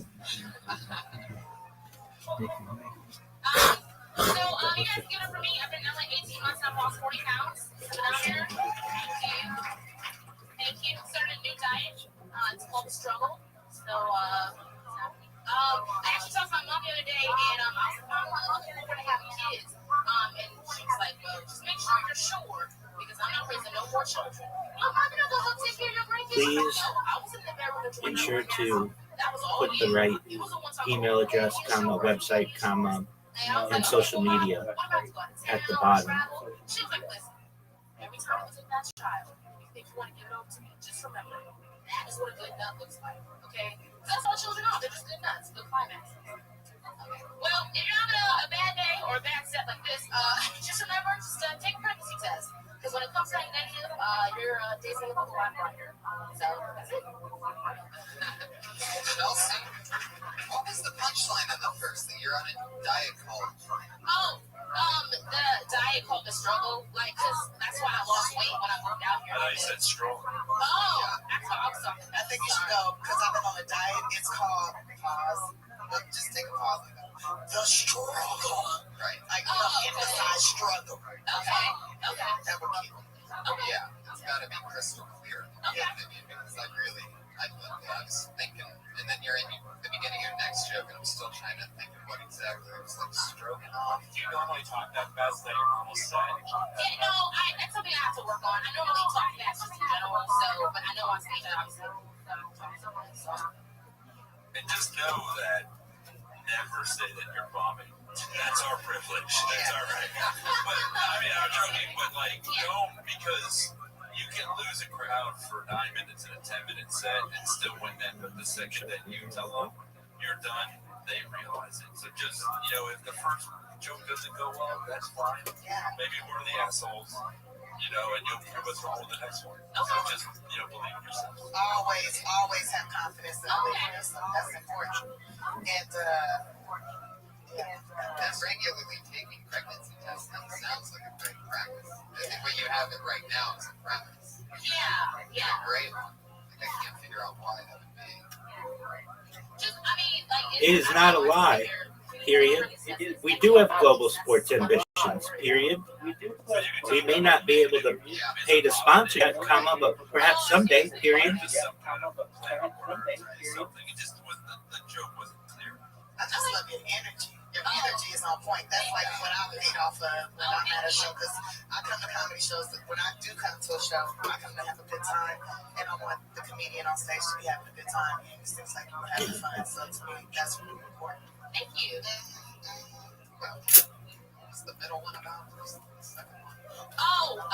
Just my mom, you know, I was talking to her about having grandkids or me having kids, and she said, you know, well, don't ever try to bring them over to my house, you know, because I'm not raising more kids. And I was like, well, you know why? And she said, well, no, you enjoyed that nut, so you enjoy the consequences of that child.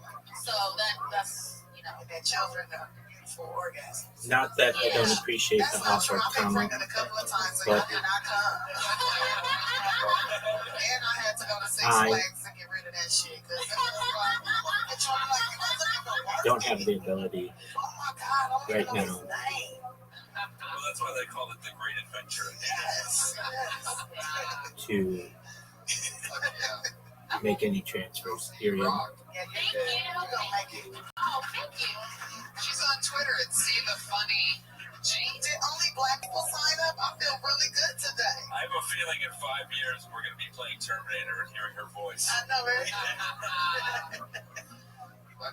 Take a pregnancy test. The wasps are coming. Do you guys remember? Do you guys have any bit that you remember having? Like that's a great way to award someone. Hasta la vista, baby. It wasn't the tumor. Those should be posters for Planned Parenthood. It's not twins. Which is funny too, because I am the spokesperson for Planned Parenthood in Oklahoma City. They got a bus with my face on it and everything. Yes, once you go there enough times, they, you know, make you a spokesperson. You earn that shit. That's how you pay them back. You know, Tiffany, something else that impressed me about you is you do some work with the inner city youth. And it's a program called Chuckles, Not Knuckles. Chuckles instead of Knuckles. No, Chuckles, Not Knuckles. You were right the first time. Okay. But that's very admirable. To do something like that. Yeah. Whenever I imagine him looking up information about us, I just imagine me in this suit, like he's not, or going to like an internet cafe. Please like, do, period. how much can I get I'm not good enough with the chancers and stuff, and I don't want to mess anything up, period. What you need to do is create an account, comma, you verify your email, comma, you verify the phone number, comma, you create a business profile, so you create one for the coin by just putting a biography or whatever, and social media, comma, you then press new press release, comma, you copy and paste the header in, comma, the subheader, comma, the body, comma, you put a city where you want it to come out of, comma, and then on the next page you do the distribution network and you choose the one with the largest scope. I'm totally gonna let you vibrate on me. You press submit, comma, and within about 12 hours, it will be in all of those newspapers and on their site. And when it has about 48 to 72 hours, we will be everywhere on the internet. Period. But Iron Patriot wasn't a superhero. He was a villain pretending to be a superhero to fool the world. And, bragged out his evil plan as was displayed in Dark Adventures The List, and then Peter Parker defeated him when he found the disc that had all of Norman's names on it. So he was never a hero. He was always a bad guy. He was just pretending. Wow, you checked us and it made sense. Yeah, he tricked America into thinking he was patriotic. Yeah, so he wasn't a hero. He was villain. You will be shocked that this press release will go everywhere. It will be in Google News and in newspapers. It is unbelievable the power. And then, in about a week or so, when anybody ever looks up the coin in Grok or Claude or Gemini or ChatGPT, all of those AI engines will pull this data from all of the different newspapers and make it sound amazing. Period. Or giving them hope. It's what it is. We're giving them crack. You're going home on the bus with me tonight. I'm going to take you home and show you. No, you can ride in my little car. I got a Corvette. You can see it. No, I mean, I don't have a Corvette. It's a convertible. I got rid of the Corvette. Now I have a Volkswagen. I love that chocolate mousse. That chocolate mousse? Oh my God. This man saying pussy without saying pussy. I love that chocolate mousse. I mean, it's a mess. You're an animal type patriot. I think Iron Patriot's from Florida. It's from Texas. Dallas. In fact, we performed at the same club that you did. At the Curtain Club. I was hoping you talked to the owner because that Doug Simmons used to book Dirty Crabber guy. And that was the street where the Dirty Crabber mailman video was done. Okay. Did you like it? Did you like that area? Yeah, that's great. That's great. Okay, everybody, your next comedian's name is Timothy Cash. It's Timothy.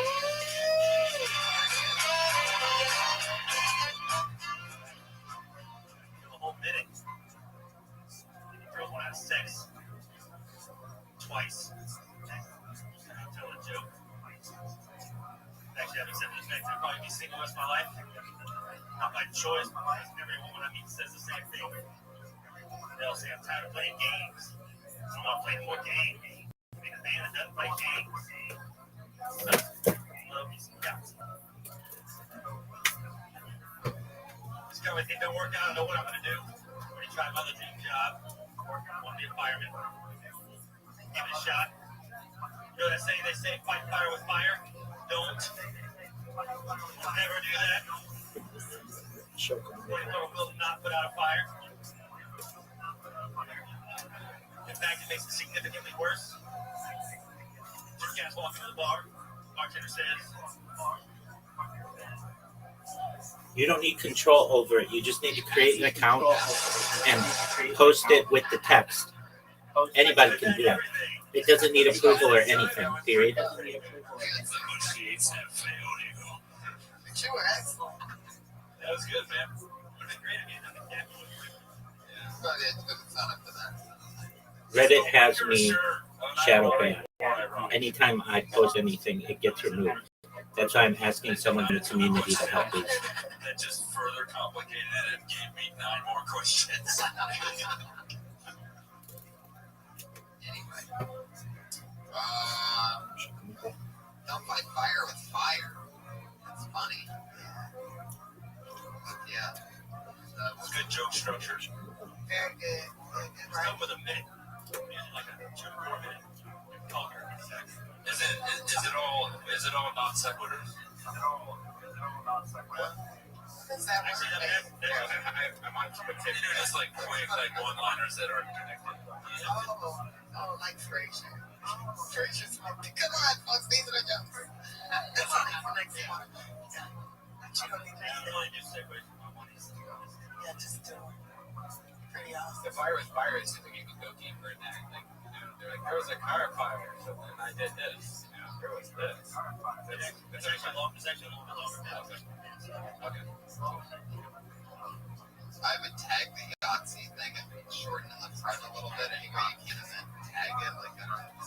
Just like, I just feel like you talk, if you actually like Yahtzee, like you talk about nothing like the feeling of watching 5 times roll out of that little penis, or, you know, like, you're not going to get into it.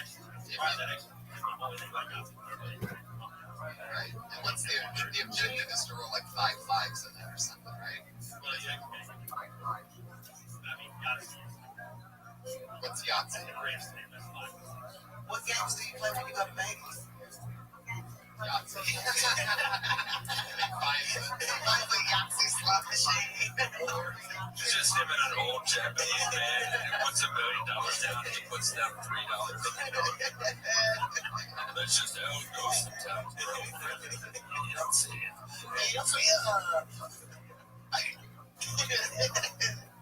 But yeah, I mean, the thing is, like the chain and the I mean, you look like everybody who's ever sold Slipknot tickets outside of concert. Yeah. But I don't know is this what you're going for? Like, the Winger, I mean, Winger is a horrible band. When you first walked up, I love that 70s show. When I first saw him, I'm like, oh, that's the guy from that 70s show. I don't really. Okay. Do you smoke weed? You look like you got some good. Like you grow that shit. The chain, honestly, I've had the chain since I was like 12 years old. I used to lose like $2 a year. My dad would make fun of me. We like going road trips, stop for truck stops, and like $20 $2. Like I'm trying to lose. Like, shut up, Dad. What's the excuse for the janitor chain on the other side? Yeah, because you only need usually 1 or 2. And the stormtrooper thing. This is the thing. As a comic, you should want to be Darth Vader, not a stormtrooper. Have a fucking ego. Do not be one of the dudes who just gets shot once. Be the fucking star. Think like a stormtrooper, man. You might as well be a fucking Ewok, man. Be Darth Vader. Be Boba Fett. Have some amazing lines, but we still kind of forget you could think you were cool. Like, just be, but don't be a stormtrooper. You want to be able to stand out, you know? And then Look at Iron Fist. He's not dressed as one of the henchmen from the 1966 Batman. He's not the dude in the shirt that just says Bob #1. He's a fucking villain who tricked people into thinking he was a superhero. Yeah. Thanks. No. Because it wasn't that nice. Thank you for I got it. That was, by the way, you didn't even realize that you said it. It was funny. So, but that would make you the ironing patriot. The ironing patriot. You did it. That's it. I'm going to iron flies all day. What's that? Wow, look at you, buddy. My osmosis, it's rubbing off on me, my osmosis, being around you guys. Well, yeah, of course. It's about time you say something funny. It's been 33 weeks. I love that the girls pretended to get that joke. Oh, Tony Stark. Here's my headshot. How the fuck did you? That's really funny, Patriots. I love about LA. If they won't laugh, they'll fake laugh. It's awesome. Yeah, I can tell how excited he is right now. Normally, he doesn't make this hard of eye contact with me. Like, he's just looking at me, being proud of me. I'm on my way down. Oh my god. Then he ruins it by being creepy. What would be great is if every week he tries to make that Tony Stark joke, but there's no context for it. He's like, what the fuck? It's like, are y'all ready for this guy? Like, I had my moment and it's gone. Timothy Cash? Fuck yeah. I would acknowledge something about, I don't know, the way you look more. I mean, I'm sure you do that. I'm just saying.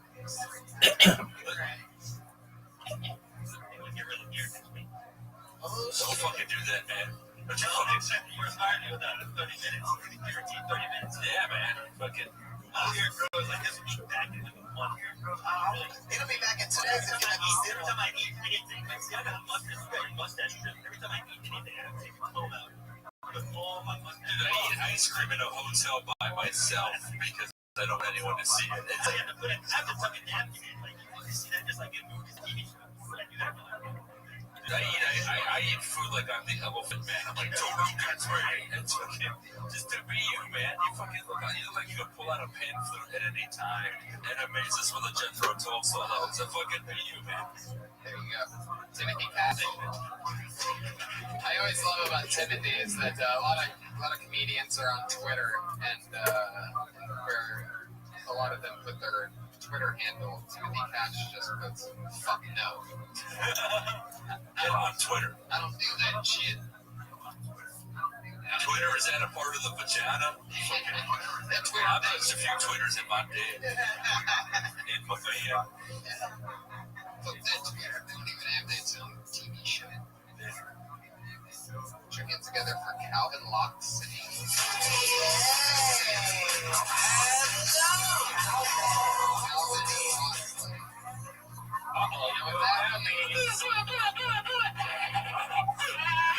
Just got blacklisted. Yikes. Sucks to be him. R.I.P. Calvin Loxley. Next comedian goes by the name of Eric Vasquez.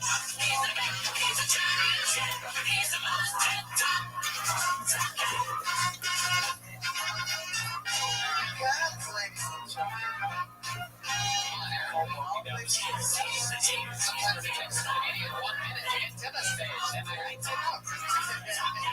Eric Vasquez. Hello, guys. Thank you for having me. I just turned 25, actually, guys. A couple months ago, 25. It's a little, of course, be a little self-examination, you know. One thing to understand about me is I'm kind of the guy, basically, if someone were to see me naked, and I didn't have a bush, it looked fucking weird. It looked weird, like those, like, bald cats look weird. If you're one of those bald cats trying to get one of those, and you look at it, and you're like, look. Yeah, that's how I would look without any hair. It's actually good to rock the bush sometimes, like I said, because if a woman were to see me naked, she would think two things. One, that's a shitload of hair. And two, there has to be more penis behind that hair. There isn't. There isn't. But she thinks there is. That'll have one. There you go. Right on time. Bush is female, right? That also the greatest president of all time. No, but Bush, I've never heard of Bush. Has anyone ever heard Bush used in a male context? I've never. Only the snake is high in Bush. I've heard that. Well, what if you grew up with transsexuals? It was like, what is this world you speak of where men don't have bushes? I've never. It was throwing me off the whole time. Like, why would you have a bush? Unless, what do you mean? Everybody has natural pubic hair. We don't call them bushes. Okay, well, help me out. What should I call it? Oh, yeah. Lots of pubes. Because if I have a bush, it says that I have a lot of it. It says you have a pussy. Yeah. Period. Bush, right? Think you got a pussy. That's what I was thinking. Like, he might have a pussy. He got tissues. I do not. As the only Bush supporter in the room, Bush is female, right? I've just never heard that. I say it as a joke. You know, like, hey, like my Bush is trimmed, you know, as a joke. Not like being serious. Yeah, but I don't think it added. I think it was a distraction. So pubes.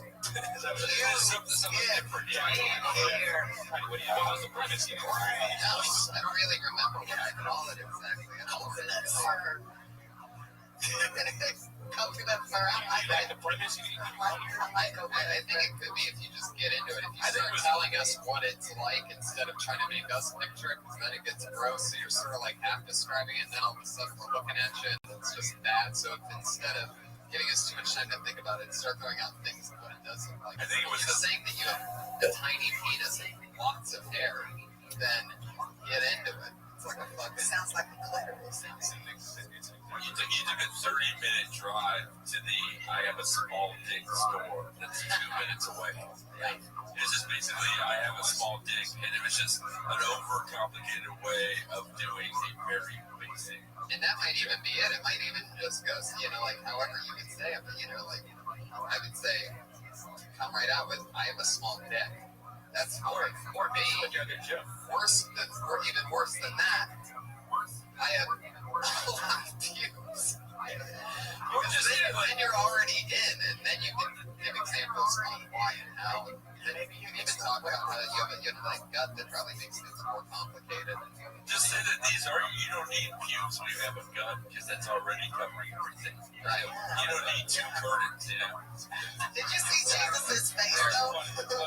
Jesus' face was like, scary mode. Like, I died for this. I was sitting right in front of Jesus. I like the cat comparison. You know, at the beginning. You would like the cat comparison. Very good visuals. Yeah, my friends. You would like the cat. I don't know the kind of cat. What is it again? Well, I really don't know. There's a lot of like hairless cats. One that Denzel Washington killed in the Isaiah movie. You know the one specific Denzel movie where he was intense and growling and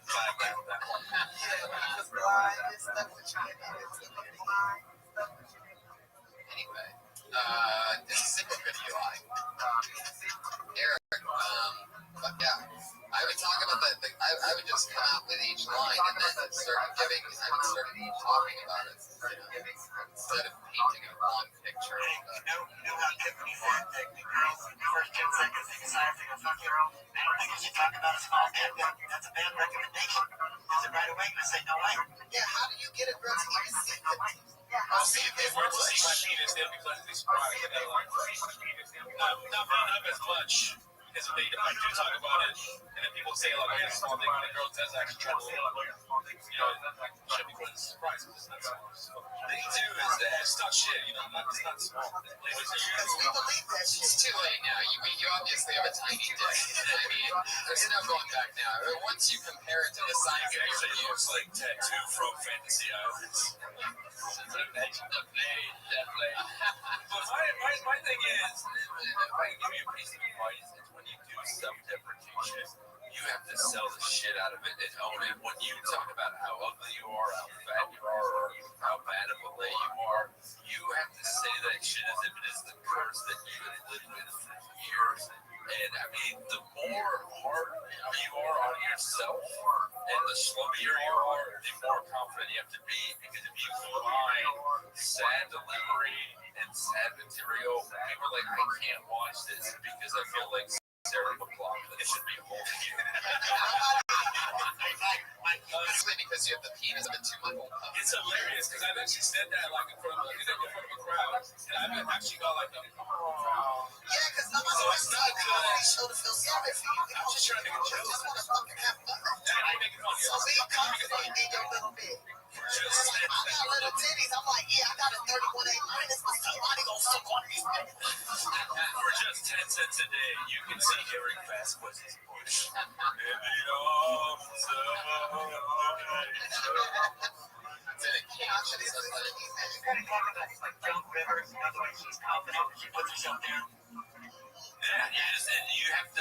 You have to own your own status. Yeah. You know, because it's got to be fun.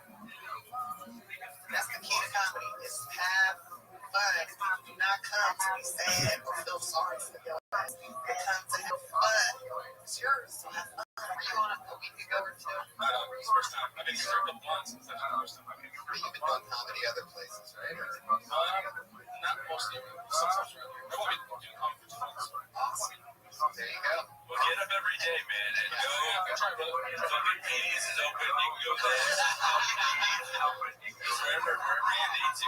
Stage signs But available. I mean, you know we were making fun of that. I mean, seriously, if he's getting up every day and finding a place for that, that's great. So just, find a place. Yeah, thank you guys. Eric Vasquez. He's an Eric with a K. Eric E. Comedy on Twitter at Eric E. Twitter at Eric. Guys, Eric Vasquez.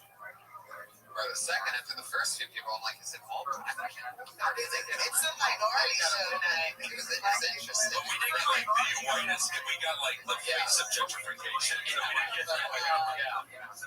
One black person had to give up their spot so that guy could go.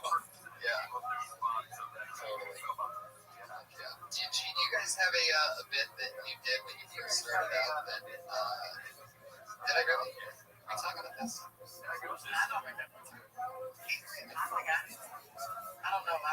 Did you have a bit when you started out doing comedy that you are embarrassed that you did? Like when you very first started, it was like bad. Can you remember it being bad? Did I ask you guys that? You did. I don't know that I may have when I started, but I think it was like Tiffany on the internet. So internet is right on the line. So you freaked me out when I missed it. Really? But it's just because you're thinking about it for the last week. That's how we're fucking monsters. We've been spending way too much time together. We're both wondering. Anyway. Yeah, totally. My first bit, I remember it was probably wacky. Maybe I might have bit it off of somebody. I don't know, but I might have bit it off poor, and I was like, yeah, we were so poor. We had two TVs. You know how everybody had two TVs? But our TVs were in the living room, stacked on top of each other. One was for picture, and one was on stand. And if my light-skinned sister held the antenna just right, we would get covered. That was my joke. It was so That's a good joke. That's fucking That's awesome. a good joke. yeah, I've always been ever since I was 16. Fuck this shit. I'm the Beyonce of this shit. But what's this? What's I that? just need somebody famous to pass. What's that? That you and your dad booked your gigs for you? No, I didn't know my Fire all the other comics on the show. Yeah, which Beyonce are we talking? You have a mediocre sister that's trying to come. No, none of my sisters aren't mediocre. There was some bad bitches. I guess maybe I'm the Nicki Minaj. Maybe fuck that. I'm the Kim Kardashian. No, I didn't do it. No, I don't know. I'm just a bad bitch comedy. You're the Tiffany Haddish of comedy. Fucking. Yeah, I'm the Tiffany Haddish of comedy, and I've always been good. The Tiffany Haddish of slam poetry. Y'all ready for this? What if we all just sit up? I'm Tiffany Haddish. No, I'm Tiffany Haddish. And I'm like, I told you I was white. Please book me for video games. I need this. What was your experience? Oh my God. 3 weeks in, I did do slam poetry for 7 years while working at McDonald's. I know it's weird, I'm judging people. But I did, and then I started comedy. My third week of comedy, I got my first book gig. This was in Florida, and it was at a lesbian bar. And I literally just had 7 minutes of material, and my closer was about breast cancer, and it was a joke about how awesome it would be if there was a breast cancer porno, and one of the lines of it was, what should I take out first, my hair or my tongue? It was a whole trailer thing. It was like in Pat Morita as Dr. Chemo Sabi. And he had died the week before, so I just went in memoriam. That's hilarious. The whole thing was like the worst. And someone threw a beer bottle at me while I was doing it. I don't remember some angry man with his lesbian girlfriend. I don't exactly remember what the lesbian who threw the beer bottle at me looked like, but I think it was like one of those bricks that falls on you in Mario Brothers with the face, the flaw. But you know what? That was the greatest moment. That was the moment I knew I was doing comedy forever, because I'd spent so many years just wanting attention, and I finally got it at a lesbian bar. And you know, and what's great was I stayed there. What up, Zoot? One of my 5, he's the guys that pass on the comics. I stayed. Zoot, can you hear me? 1 second. Zoot, can you hear me? I'm a little bit mentally ill right now. What's going on, big dog? What's going on, big dog? Oh, been mentally ill for a while. 30 years, dog. 30 years, dog. I was pretty normal kid. Mental health was good. Up until high school. Mental health was pretty good. Okay, why don't you call that place? Why don't you call that place? Which one? Lifeline. Lifeline.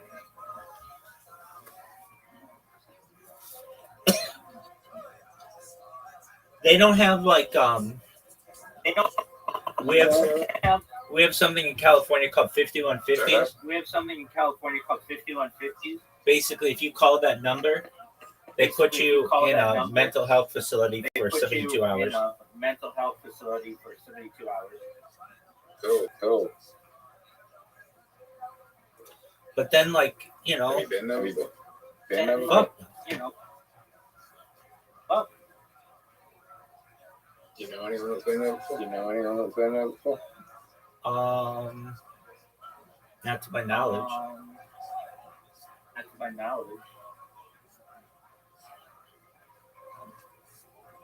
I'm going to bed.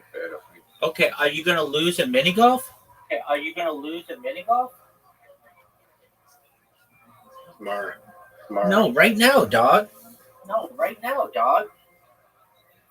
Now tomorrow I'll go to bed. Unless you can tell me that politics is in the universe in the next 20 minutes. What the hell? Why everyone? Dog, do you want to just shut the fuck up? Do you want to play Dice Party or no? Do you want to play Dice Party or no? Sure.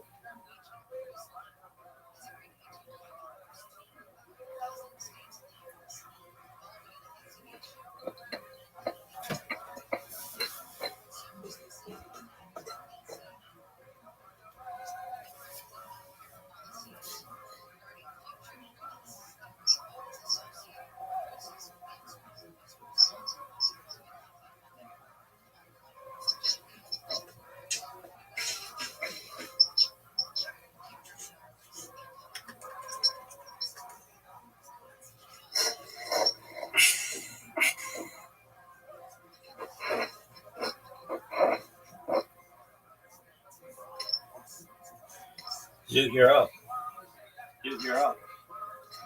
What did you score? 31? 21.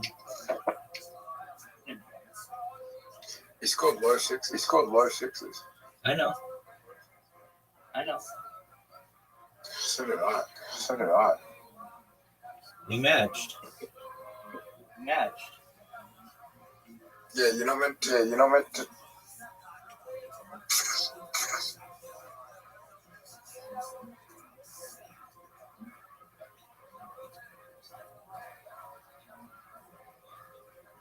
Right, you know what I want?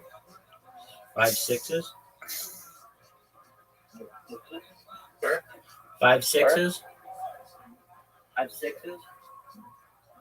Doesn't matter what. Are you kidding me? What are you gonna do, big man?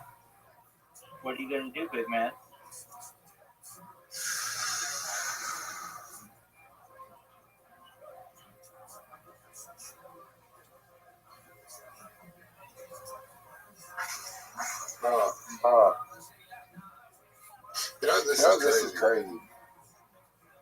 This is a crazy room. Hear me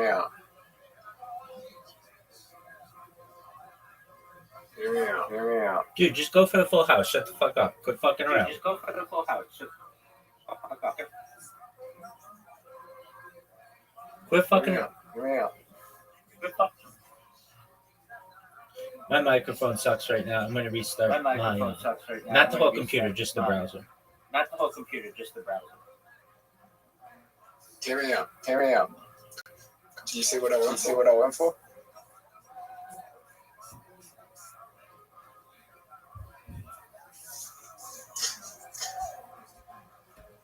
What did you go for? The chop. Interesting.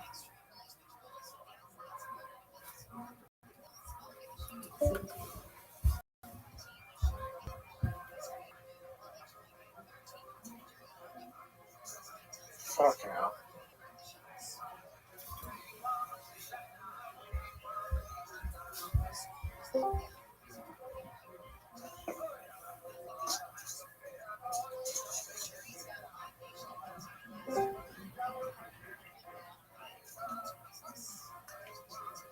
Have you ever wondered what your life would be like if you were born somewhere else?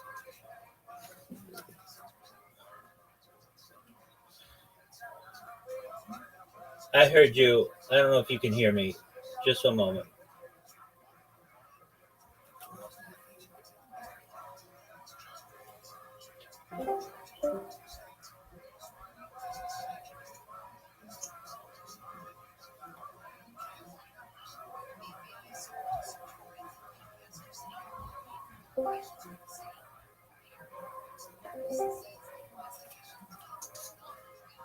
I heard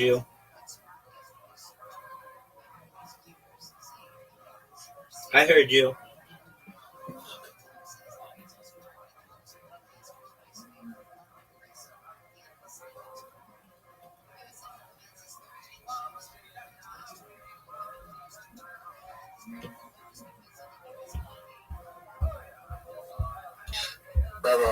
Rabbi, are you gonna win?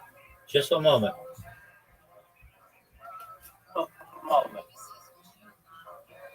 Can you hear me?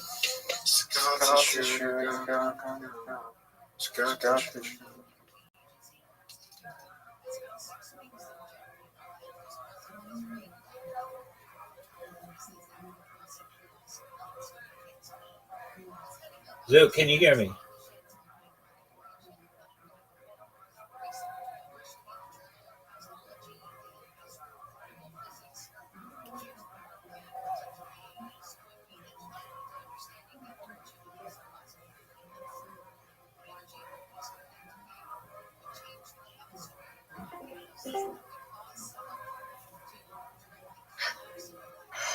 Fucking hell, this is annoying.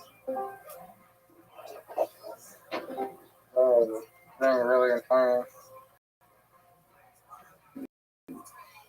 Zook, can you hear me? Zook, can you hear me? Yeah. You asked, have I ever thought about what it's like to be born somewhere else? Come on, you little bitch. Yeah. I mean, I've thought of that. That's not good. Okay. Well, what do you want me to do about it, big man?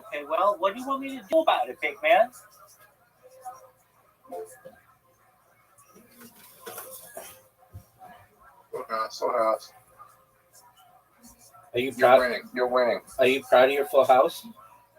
You're winning, and I'm hoping bonus in the second slot. I mean, look at my left side playing. Oh, fuck. Oh, no. Everything's good. It's not great. We should have a fucking five on the left side. Why do you have that 5 there? A single 5. Why do you have that?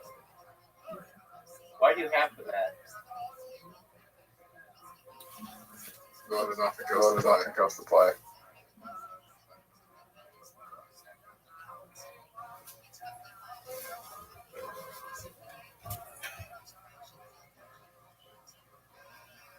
Oh, this is not a good roll.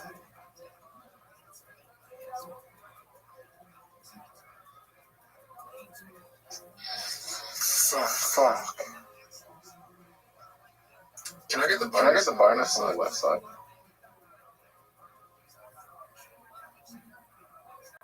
Maybe. 52. Maybe. Dog, I fucked up. 62. I fucked up. 62. I would need to get 2-5. I would need to get 4-5 times in a row. 4-5 times to get that bonus.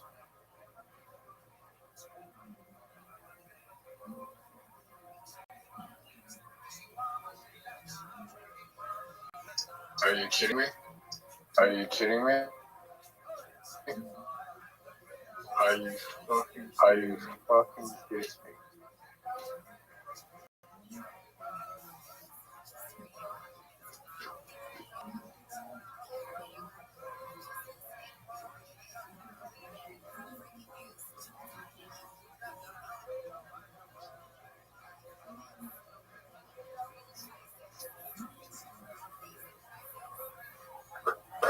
Rabbi, you won. I don't know about that. That was a big full house. On the sixes. I need another 6. Oh, 29. Rabbi cannot win.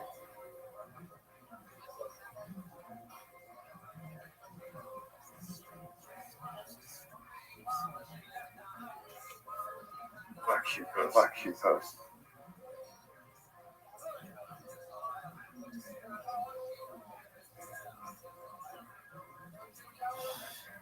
What are we playing?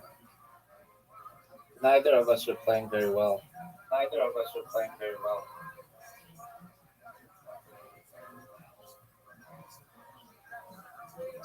I'm fine, great. I'm fine, great.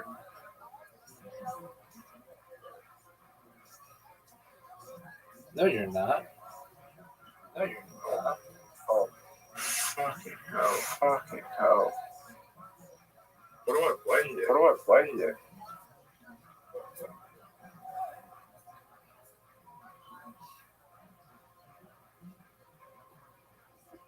That was my worst. That was my worst. Best friend experience Best ever. friend experience ever.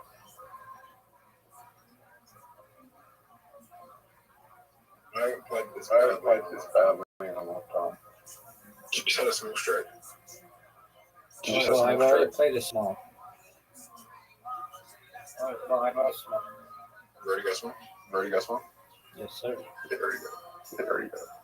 Yes, sir. Comfortable.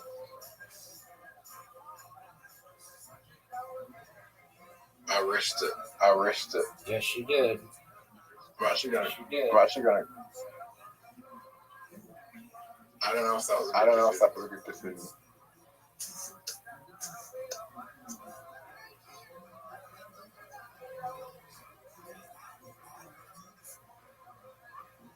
If you get it, you win. If you get it, you win. Did you just win? Did you just win?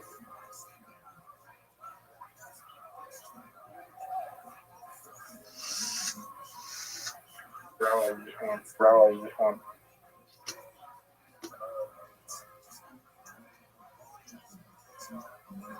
How's it feel to win? How does it feel to win? Lovely.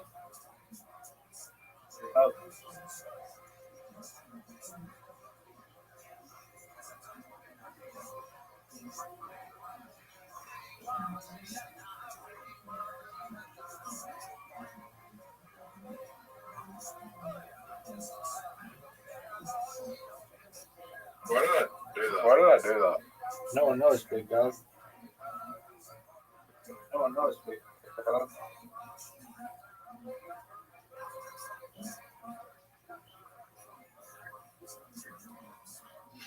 Good game, big dog.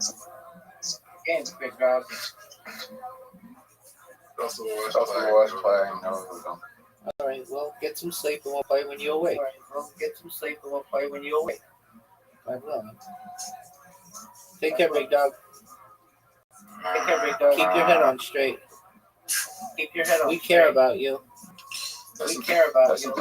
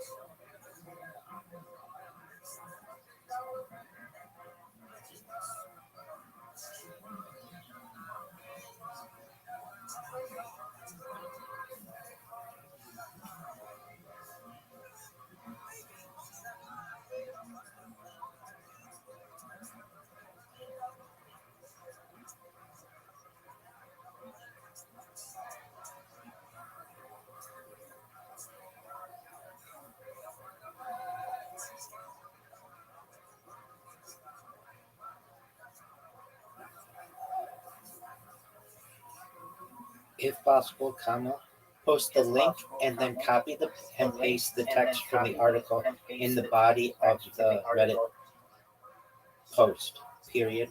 This will be very good for SEO, search engine optimization, and GEO, generative engine optimization.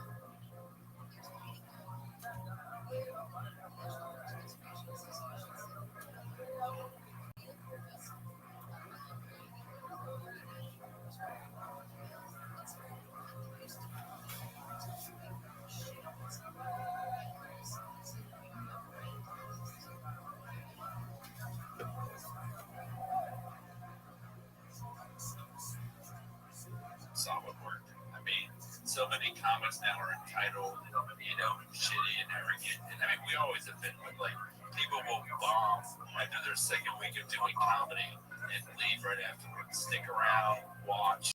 Someone will always have a good set, even on the worst night. And you kind of, if you can't, like, once you're not a good comic on a show, be a good audience member. Be something. Yeah. In your first few years, I think that's important. It's important to watch comedy because you'll learn so much about timing and presence and a good way to perform and a bad way to perform it. Even if you see something too that you despise, then learn about what you don't want to do. Exactly. Yeah, it was crazy when I got the job here in 2007. And I worked here for 3 or 4 years at the door. And I would watch, you know, you're getting paid basically to hang out and get to watch a show from back then. You're seating the regular vacation. Sometimes I was just making sure that people were 21 and nobody's heckling. And you get to see 16 paid regulars do, you know, 15 minutes a night. They're all sort of, you know, competing and it's not competition, but everybody wants to be the one that they remember the most. So, and all new comics have is each other. I hope that like two of the comics we talk to go up to each other, meet each other, and introduce each other. Right. You know. Yeah. There's no better feeling in this show than having somebody come up to me a few minutes later and be like, hey, that one thing, and I won't remember it first, and I'm like, oh shit. You know? But when they get stuff working, it all comes together. Remember, the more helpful we are, the less funny we are. So. Yeah, exactly. Because you're gonna learn today. All right. Oh, you guys both have funny first bits. The TV on the TV and the breast cancer. I thought you were gonna say they had the scissor away some tissue. That would have been worse. Frank Castillo, everybody. Hey, it really is like a gentrification. We started black and then we went white and now we're all Hispanic. What's the full? I love knowing whatever songs I reference they'll play. I have some kind of. Hey guys. Hey. I was walking to work. It's a homeless guy outside. Looked at me, one guy. He said, "Hey, sir, can you spare some change?" The only thing we want Nick is at the footer, all the Harry Potter bombs on the 10 he knew stuff. I already had my hand in my pocket. Like, fetch the change. I was like, you know what? Yeah. And then he was like, "Are you gonna be a piece of shit?" I said, "Yeah, nope. Stop here." I said it. I was like, "No, I think I am a piece of shit." And he just stared at me. He was like, "Oh, fuck you." I was like, "Oh, fuck you."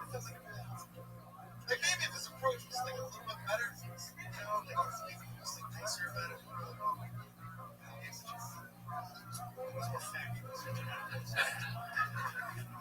And I realized that as I said it. Like the website, comma, the merch store, comma, the Twitter account, comma, the Telegram, comma, where they can buy it, maybe on Uniswap or something, everything, period. I thought the moment that it started getting factual is when you said that you're staring at him or he's staring at you, like the fact that you're still there. I just wouldn't believe now you're the weirdo out of the guy that's asking the stranger for change. I just wouldn't believe that the homeless guy's at another open mic right now somewhere telling inside of the store. Yeah. And this motherfucker was like, and he was writing down notes as this exchange was happening. I saw his wallet sticking out. He really needs a chain for it. Yeah.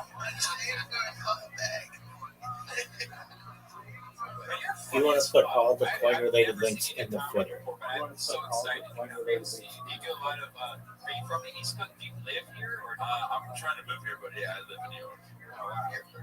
It's so weird. The East Coast, like, I finally got the approval my parents never gave me.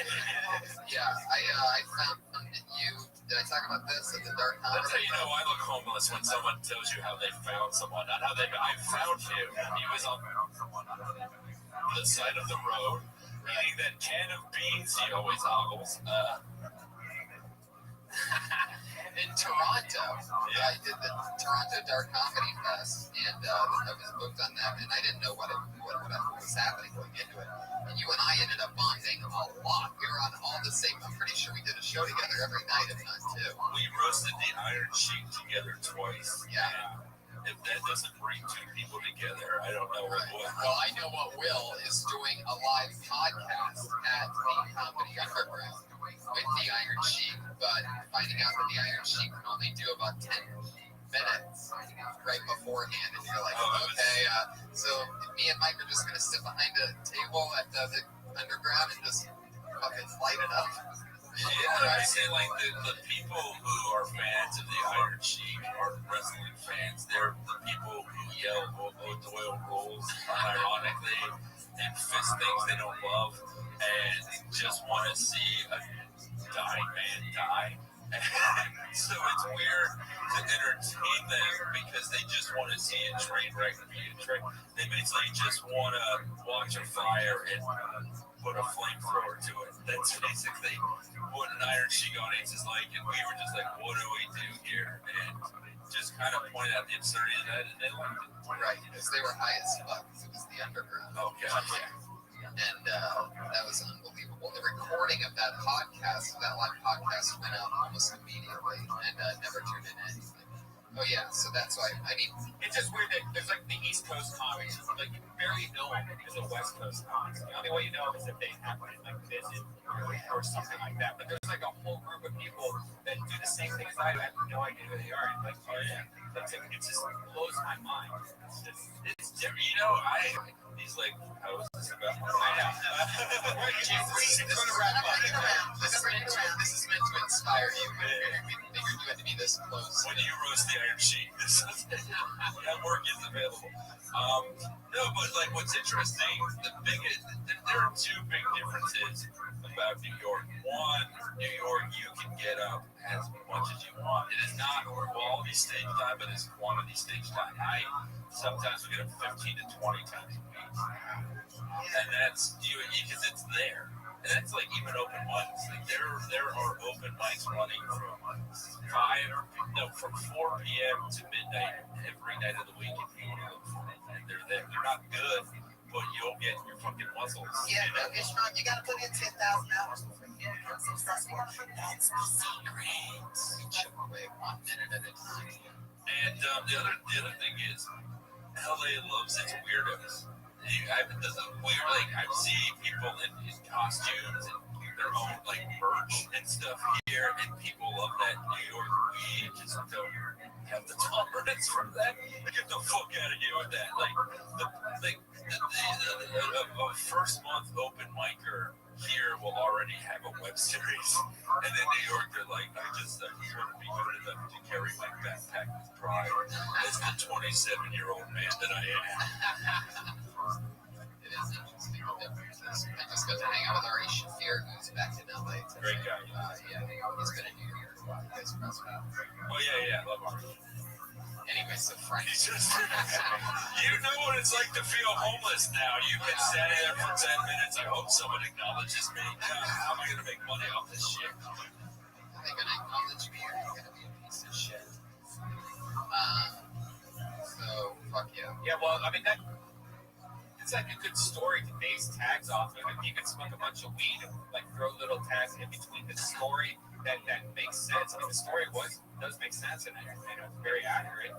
It's real, so you can pull from that. But if you can write 3 or 4 tags and throw it in that story, then you have something. It's just that makes sense. Stories. You already know this stuff. Well, I like energy. I like being yourself, and like I feel like you're like a coworker. Like if we worked in like a print shop together or something, you be telling me that, and when you standing by the printer, like laughing, like for real. I think I'll see that up too. Like it just seems like it'd be cool to talk to you and just be a friend of yours. So just like, it's just more personal. So I like your style, and I like you. And not the last time when you're doing a 1-minute set or a story like that, you make sure there are punches every 10 minutes. Yeah. It doesn't have to be big, but just something to grab us and keep our attention. There you go, Frank Castillo. He's at Frank C Comedy on Twitter. Frank Castillo. Okay. Chance together for Benjamin Carver, everybody.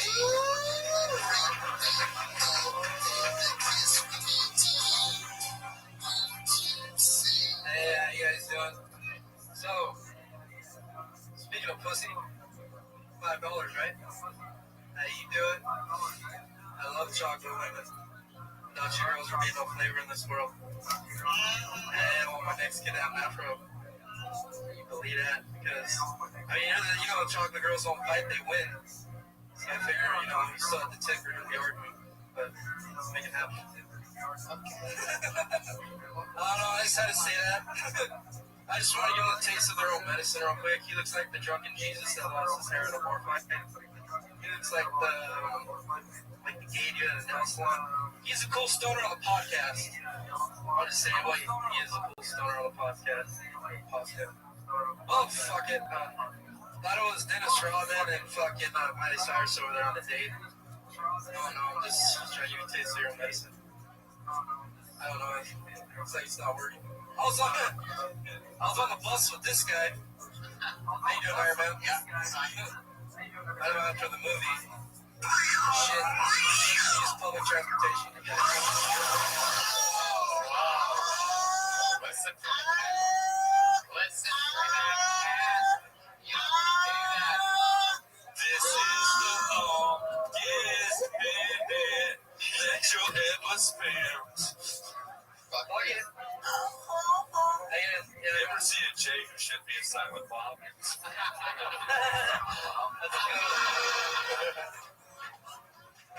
Oh my god. Sean just brought the show to a cheeching halt. You don't like how it feels, huh? I love it. You gotta fight back. Actually, I start tomorrow. I got hired to do a comedy skit for a TV show that airs in Russia, so Russia. Yeah, no, I mean, you gotta start somewhere, right? It's called the Missions Report. You can Google it right now.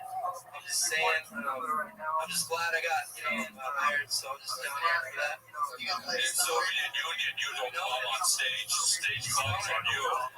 Well, I've never performed here, so I mean, I do it in San Diego. But why would you spend your whole set just making fun of people if you never performed here and you want to make an impression? Especially trying to clown me, a black woman. I mean, You look like Lil' Kim. thank you. Thank you. I look better than that bitch. And Kim Kardashian, you got the booty. Yeah, thanks. Yeah. I appreciate that. You gotta get your back game up though. Because talking to a black woman like you, shit out of her. I don't want to start rapping. You look like you're a fan of chocolate women, so. Yes, tell it. Hey, I'm man enough to talk to you. No, everybody's talking. You know you're regularly like another guy. So. You know you're wearing a Grateful Dead shirt right now. You know I am. Grateful died on stage tonight. That was good. Benjamin, there you go, man. You gotta get up on stage more and write some jokes. I got a shitload of stuff. I just wanted to roast you guys too. You got You're trying for a dispensary, by the way. Just like on a public board and shit. still trying. It's working. Alright, guys, how we going? You too. Bye. The little pothead that could. I was trying to figure out if that was a Kinko's beanie or FedEx. Like, what kind of beanie was it? Seamless? Well, you know, another thing that's cool, I don't know if I got to mention this to you guys beforehand. We have two regulars that go on every Monday night. They do 60 seconds each. You just saw both of them. Fuck yeah. And we're really excited about it. We're going to get together for Sarah Weinstein.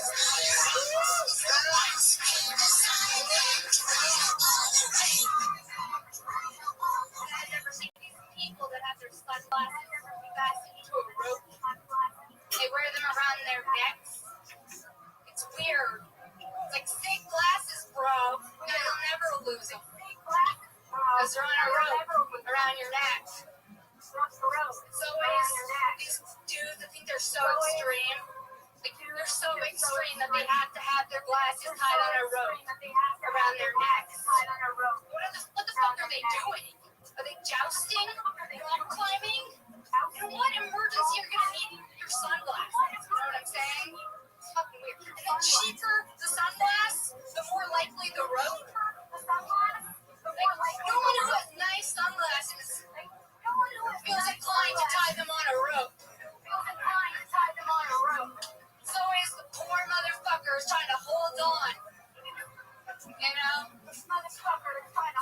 stories are so action-packed, so extreme.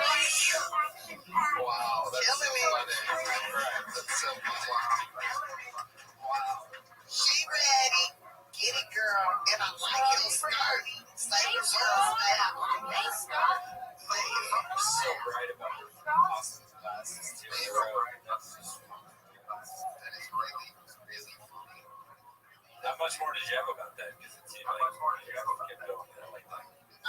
Yeah, it's hard to tell whether you had more or you're just about to start pulling a Frank Castillo and just describing things over and over.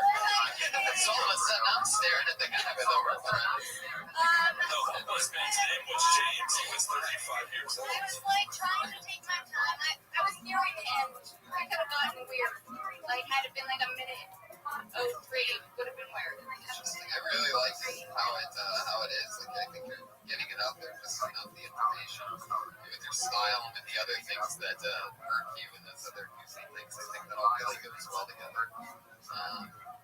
But yeah, rope around the neck. Like, what is so? There's almost nothing else that people what is ropes around their neck. Bus passes, mental disability, illness cards. It's a whole lot of things. Home life savings. Some multi-purpose rope right here. But exactly what you just said all goes with what you're saying. Like, even anything on a rope it never is. Richie goes like a house kid, you never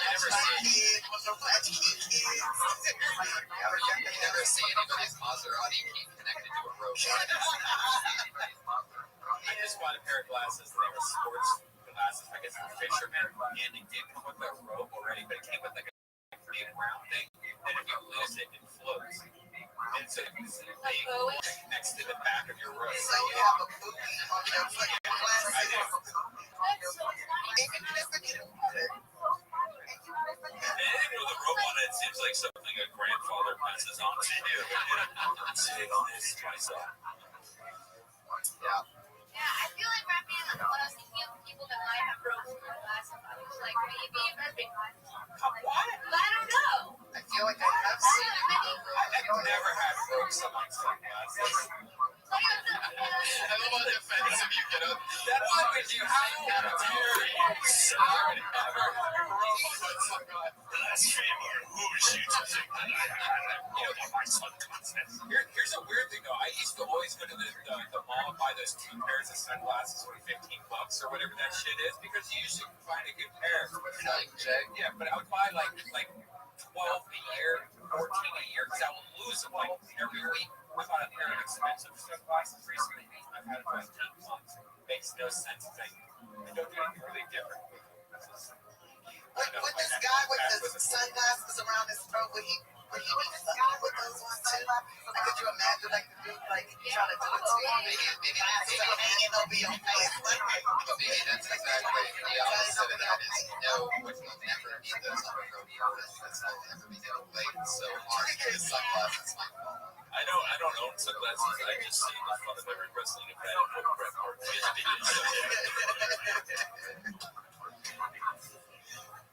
Wow, I can just see the tweets of the wrestling fans.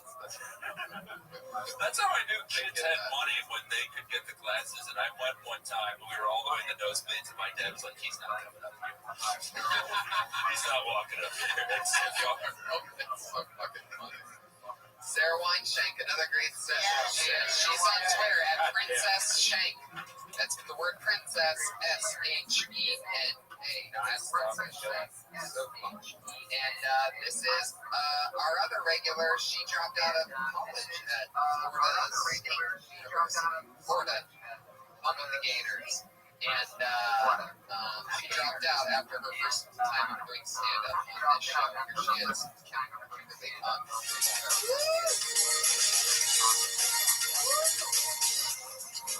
What's up, guys? I want to tell you something funny that I read earlier. Old fact. Did you know that 50% of people white sitting down and 50% of people white standing up? And that most people don't know that the opposite exists? What a bunch of assholes. Speaking of assholes, I'm single now. I was dating someone for a while,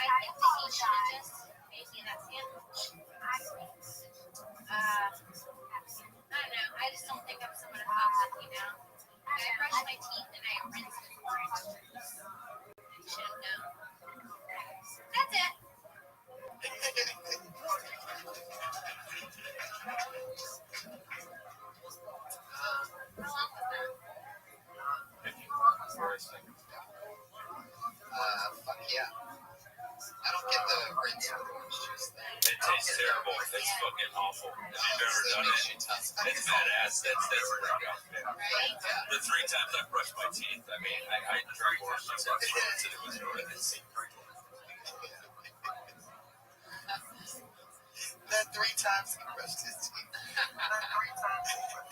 And, the one thing that I noticed was that, the first brush on your mouth, where I'm going to tell you something funny. I don't know, like, just feel like you're raising a bar, like a no, being serious. I just think it's a very weird thing to say at the top of anything. It's a very weird thing to say. I'm going to tell you something funny that I just read. It's like saying read something. What do we know? Almost. It's better to go up and say, I'm hoping to get booked on my team of tolerance. Like, I could just get into, I read, if I got into a bit about that, or about anything. I got a strange story to tell you about her. I do interesting fact about her. Yeah,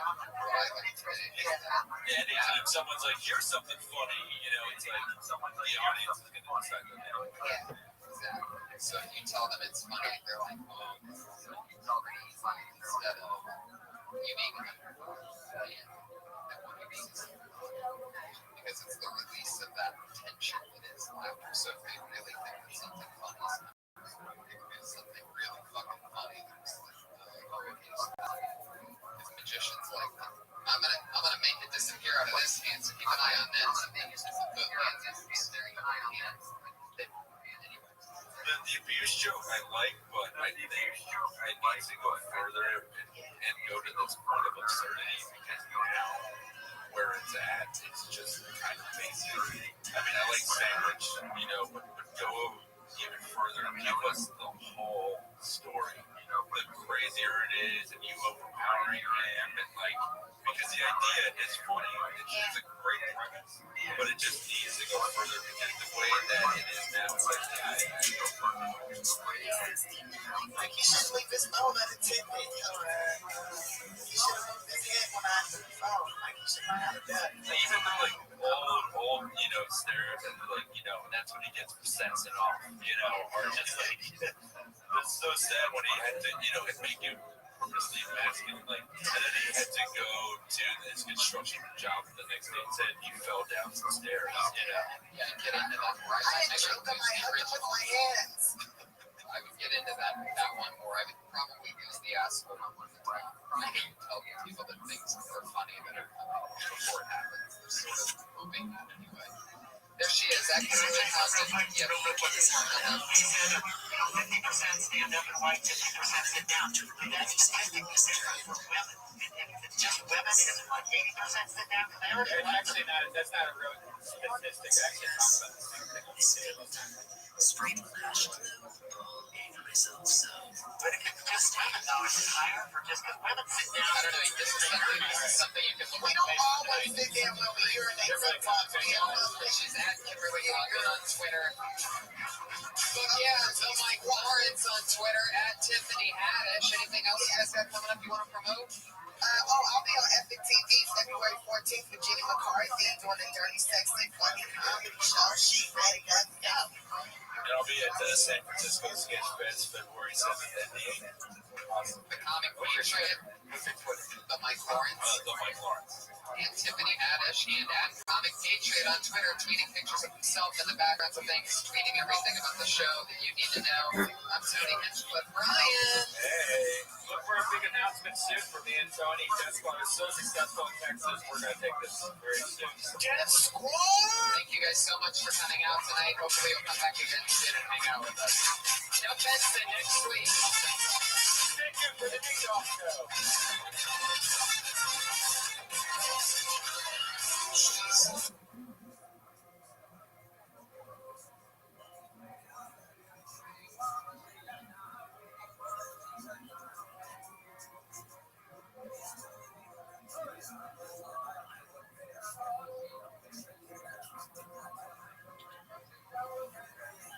Please be sure to ensure to put the link and the text in the body. It's best for search engine optimization.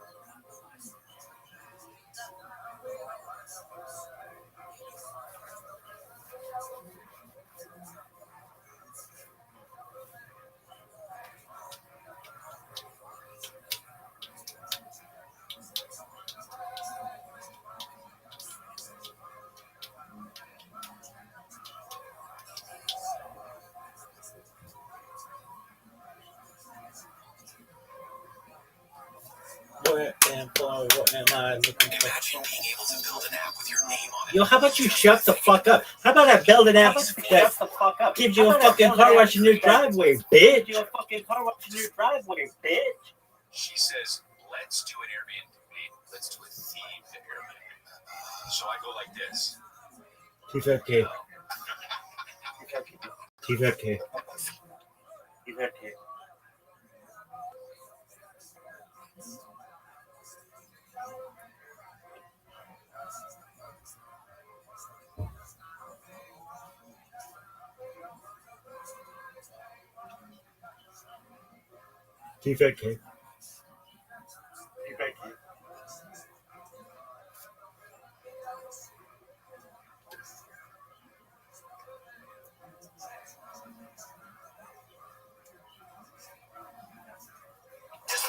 Let's be back at it again. It's the fight of the kid. The fight of the kid.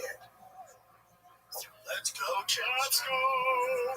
Tom Cruise, even Tom Cruise getting older. Oh man, you are the worst, Brian Count. Everybody thinks you suck dick. And you're the worst.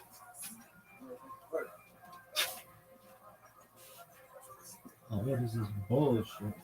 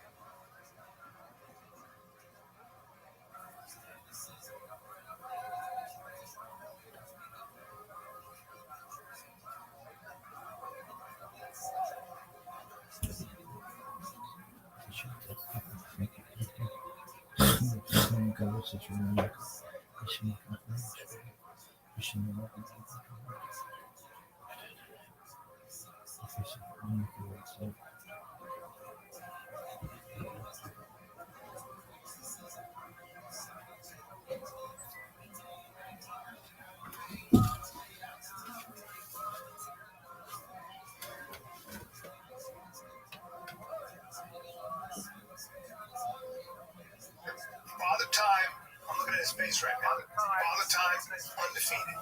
Undefeated. Hey, you realize you've been a little sick? I never get sick. So Monday, what I didn't tell you, because Nick called me, because you're all right. Your eyes were well. I text you, I was like, hey, dude, you couldn't be more miserable. I was on a plane.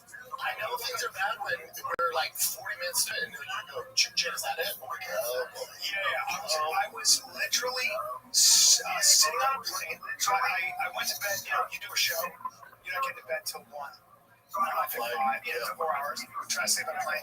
It wasn't that. I can handle that. I was sick, and I've been sick, but I kept fighting because I'm on stage for 2.5 hours. Who gives a fuck? Let's go. And when I got to the studio, I couldn't really hear. I felt like I was underwater. The old ears were all clogged up, and I was trying not to talk. And then I went home, and well, everything started to hurt. And I mean, my fingers, you said like a body, dude, my fingers. It was so weird. Even my fingers were. I don't want to say and I got the old Betty poo. exactly And I sweat through what it is, but the whole mess. you should. Still not a hundo. You tell your boys. No, not a hundo. And then last night, I sweat like a mother. I woke up in wet sheets.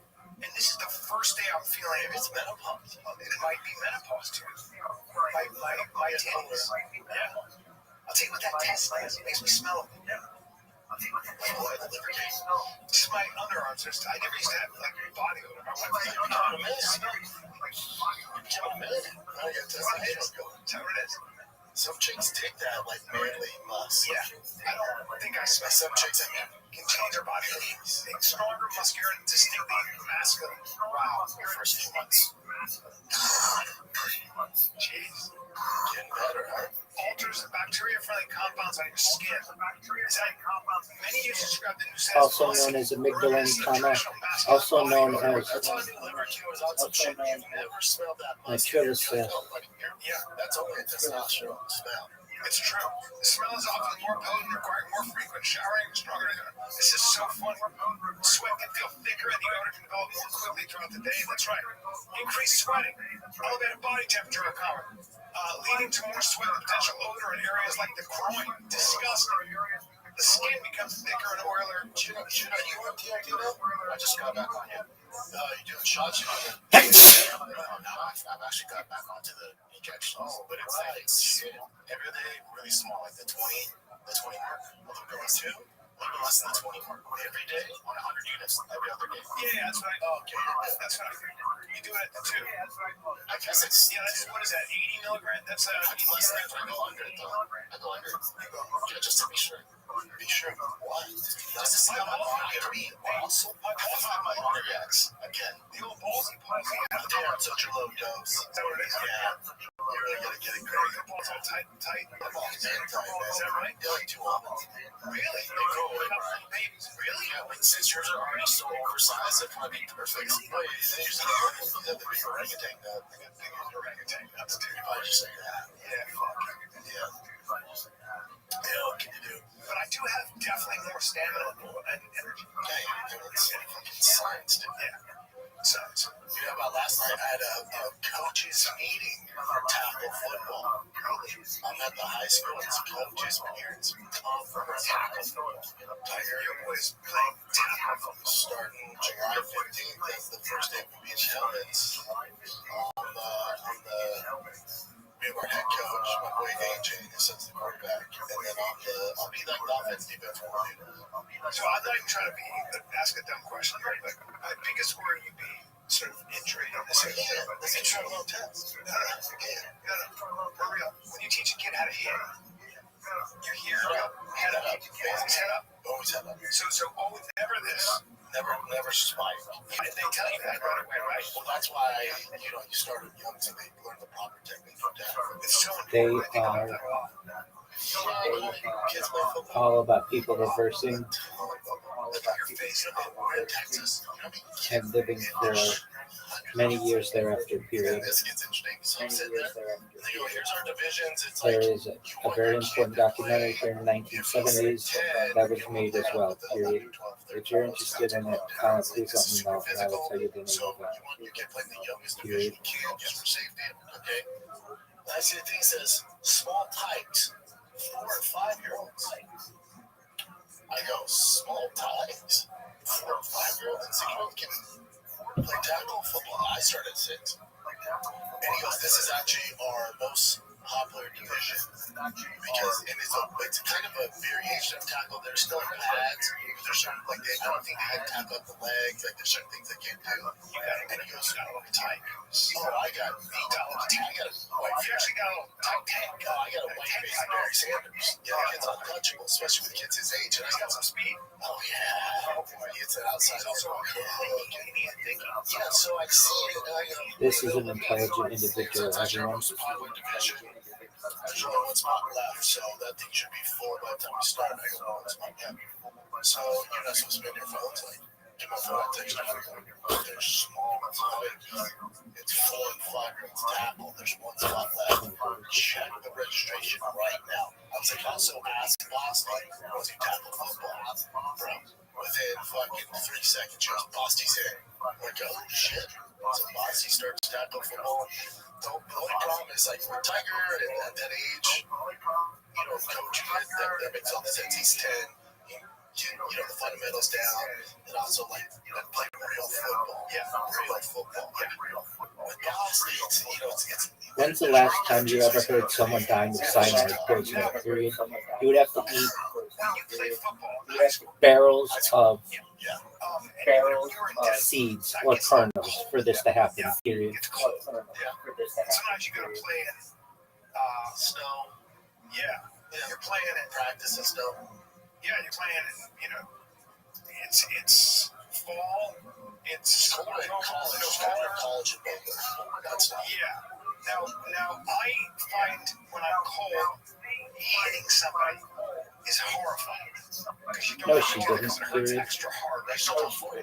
It's not for me. Did you enjoy that? We love you. You love why? Yeah. It's just fun. It's different. The ground is so hard. The football's so hard. Everything's so hard. I know. It's just fun. What do you mean fun?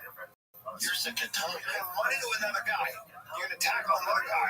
Now, in college football, if it's week 8, and you're coming off a loss, and it's fucking bitter cold outside, like, we're going to do like one-on-one hitting drills. Like, jeez, it's working, right? You're practicing some. No, not if it's in the fall. It's actual season, but spring ball, you're doing it in the mornings. Spring ball's okay because it's not a spring, right? It's okay. Out here, the biggest thing is because we're playing we start in July 15th. It's too hot. It's too hot. They have something you do because that's crazy. I don't know how you do it. Well, you practice early in the morning to beat the sun. That's crazy. You practice in the evenings because the summers your kids are on. But there's also a thing they have now. It's some straight up rule here in Texas. I forget what they call it. It's a measurement of the humidity and the heat. And if it reaches a certain number, you can only be in helmet, you can't be in pads, you can only be out for an hour. Like it's super strict, super strict. To die. It was funny to the coordinator of all. He goes, now listen, if you practice before July 15th, and coaches have done this, and if you say, oh, we just had a birthday party, there's no reason all 23 kids on your team should be at a single birthday party. We know you're practicing. He said, so don't try that. He said, and also, if we find out there's a kid to it, your team's going to be broken up and you're not going to play this year. He's like, you have to get this warning all the time. You can't really start officially practicing July 15th. But certain crazies, but you can start way earlier. Why don't they let you practice? I mean, you can. With a full team? Oh, okay. You can. Not with the full team. No, not with the full team. But dads were lying like, no, my son had a birthday party, so we invited all 23 of the team members. Yeah. Wow. Just get a competitive edge. Wow. But T and the quarterback are like best buddies, so they'll be practicing way before July 15th. I mean, Example, 17 we have the Junior Olympics and fucking May. So they get the reps. But as far as the like Travis hitting goes, you can't just get the whole team together and all this stuff. Oh, I can't even play it. I have the coach's visor, like fucking Steve Spurrier. It's gonna sit. We got there, like, hung up on that heat fucker. I can handle it. You and I know what's up, period. Everyone else can keep their head in the sand, period. I get real, but the fall is never. Like last fall, was wonderful, but it's just when it gets that. I look at it. I remember playing in New England. I played JV football. Yeah, one season, and I'm not a big guy, and football's not. You're frozen. Dude, I mean, it would cut through me. Everything was too heavy. It was just awful. Yeah, I can't wait. I quit. It's the only thing I quit. He knew math. Yeah, I was trying this, and I went. I'm not built for this.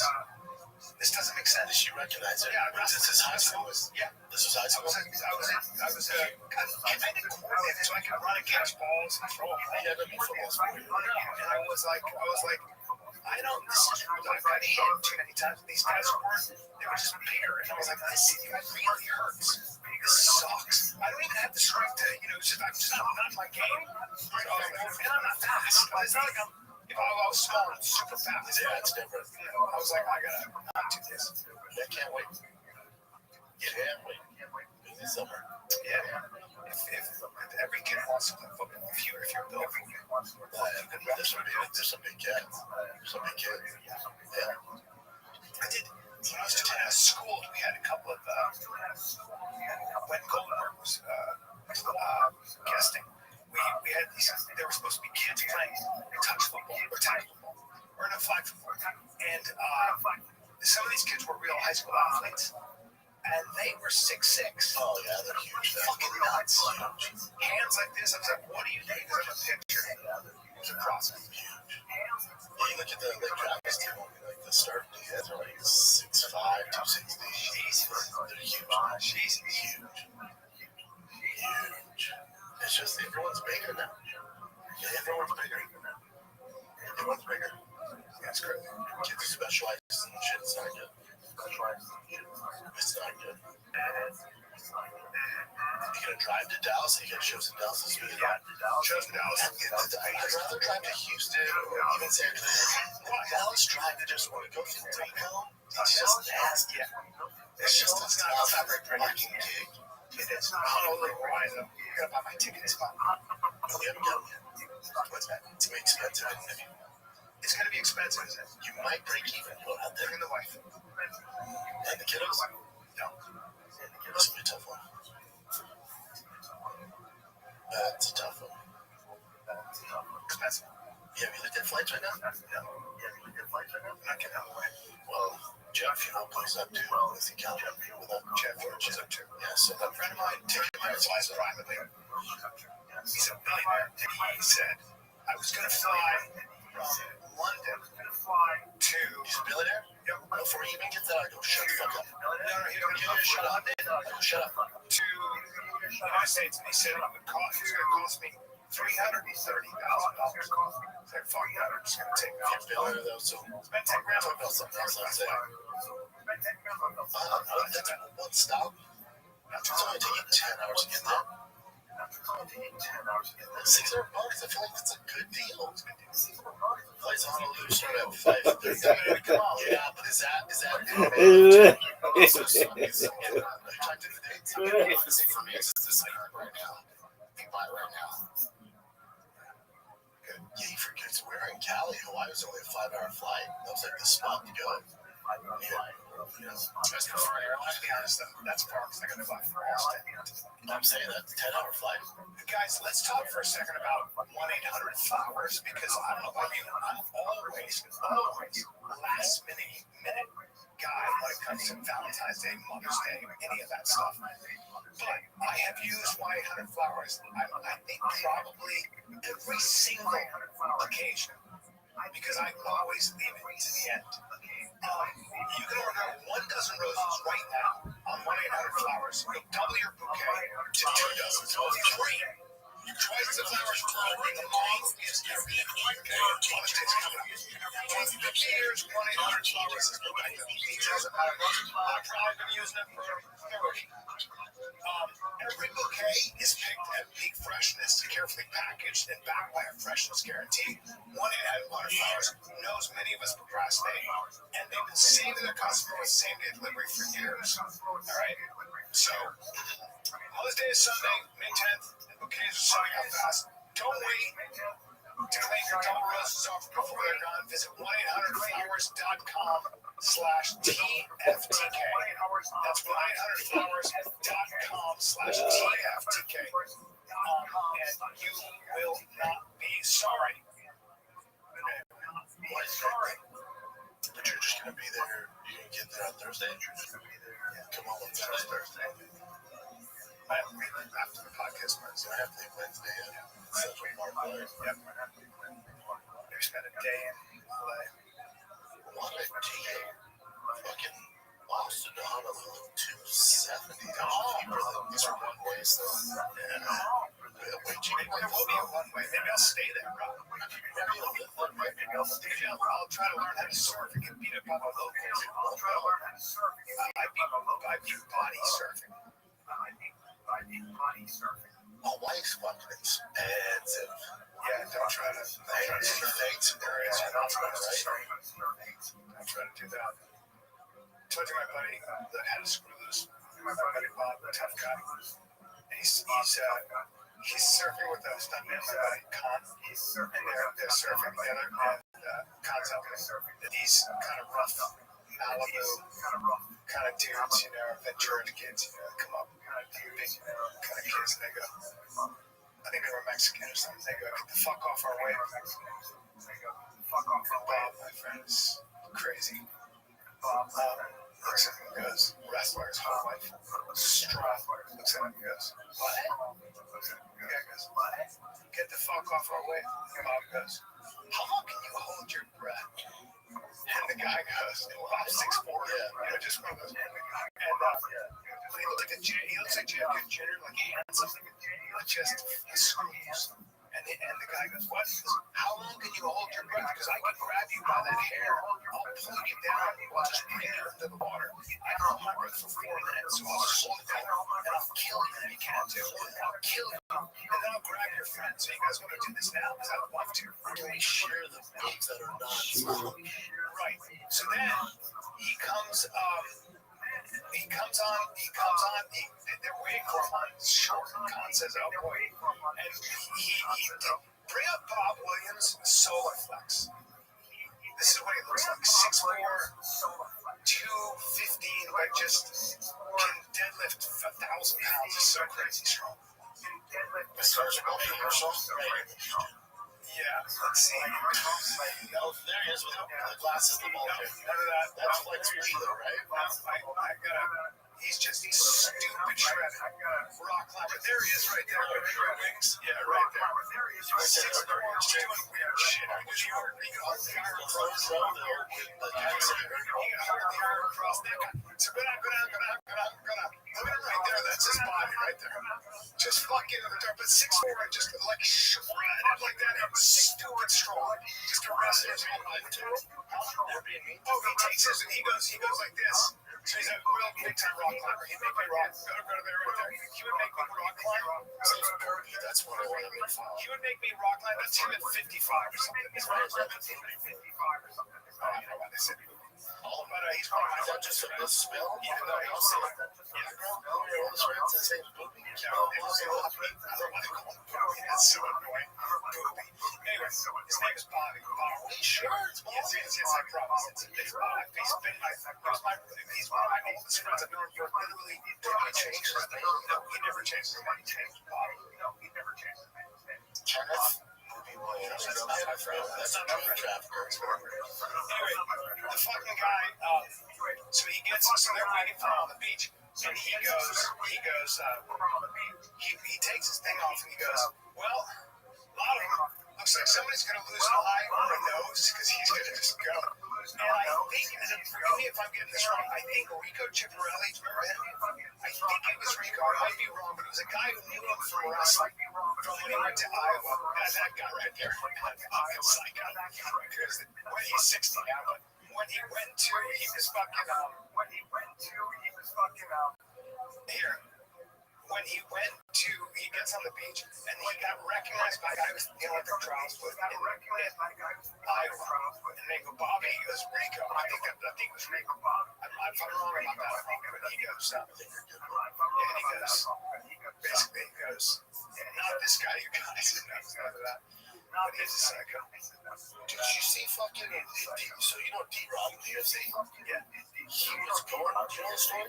He was going to Mexico after a fight, a big fight. He was going to Mexico. He had like an ounce of weed on him. And before he crossed the border, he's with like a chick or whatever. They're just going down to the border and relax.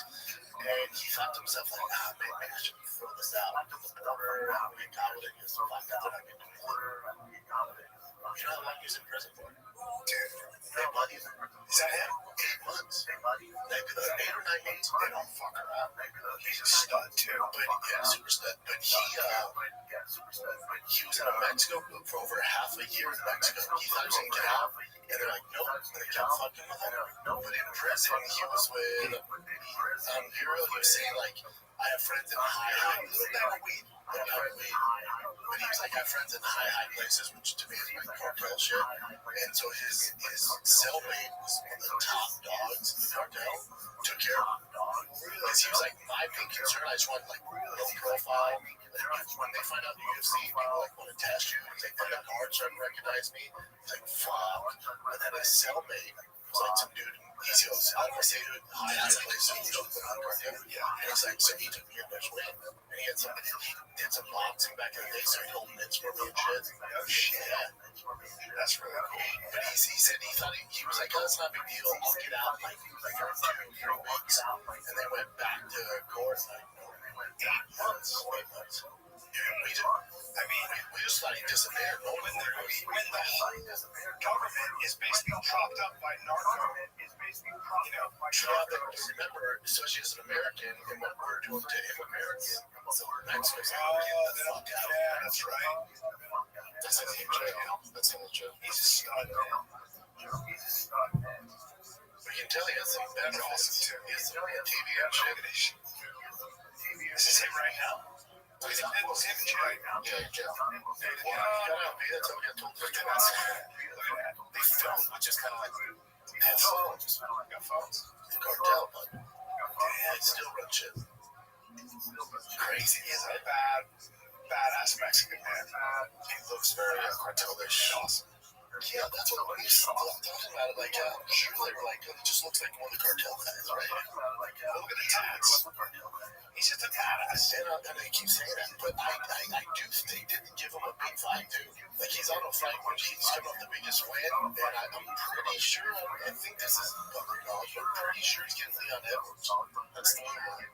Pretty sure he's getting Leon Edwards. So he's like trying to get to that next level. I think Leon Edwards, I think it's in 3 months. How's his grappling? Doesn't matter against Leon Edwards. Yeah.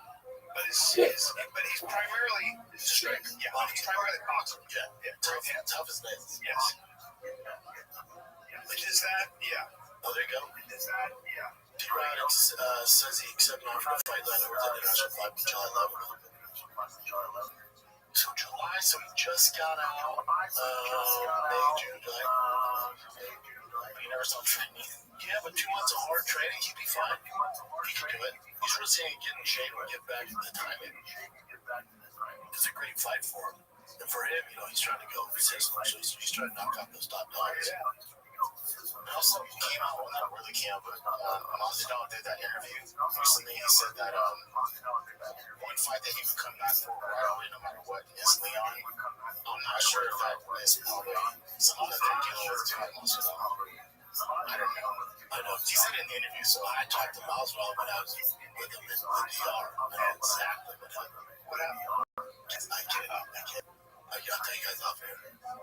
You mean Masvidal, Leon? Yeah, possibility of the fight. Yep, and who else they want to fight? Because when I first saw him, I'm like, buddy. Break the news. You and Connor go down. July 11th. Right. He's like, they offered me this guy. And I said, yes. He said, no. And they told me about some other options, but so he still has even Oswald thinking right now. So it's like, I tell you what, I'm with Oswald D-Rod. That's a fucking shabby slacks. He's sick there. I mean, it takes me out of Everton equation. And it, for D-Rod, dude, big name, huge thing. I feel like it's a bigger friend than Oswald. Yeah. I mean, Oswald's big now. I'm saying he can fight at 55. I don't think D-Rod is at 55. I mean, he barely makes 70. You know what I'm saying? I think that's it. You know what I'm saying? Yeah, don't get me wrong. Plus, like, Masvidal's retired. He's been retired for a long time as a businessman. You know, like, it did better for him to fight something that is more with somebody who's retired as a legend as well. They come together. That's why they fight an active fighter. That's what the was not too active. Fucking prison guy. Yeah, it's still an active. It's also UFC. Like, there's no. Like, all this D-Rod. Just a bigger man. Okay. All right. Interesting. Huh. D-Rod's not that much bigger than Oswald. It's a good fight. Give me how old's Masvidal?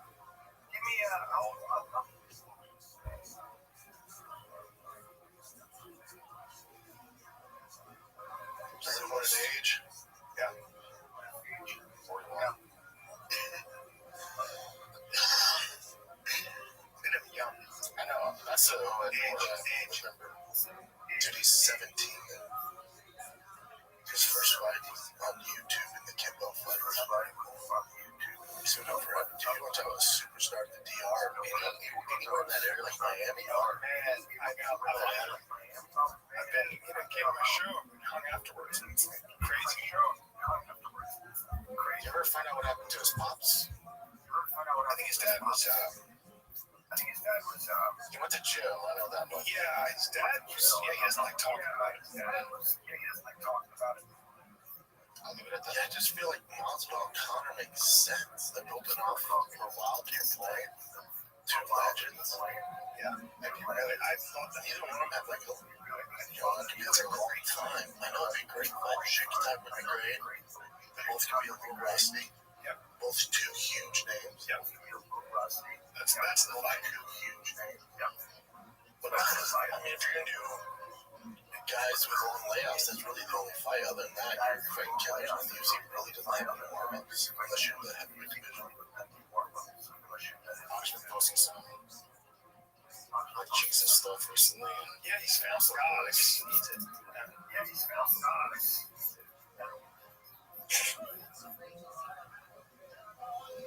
You know what's weird is usually the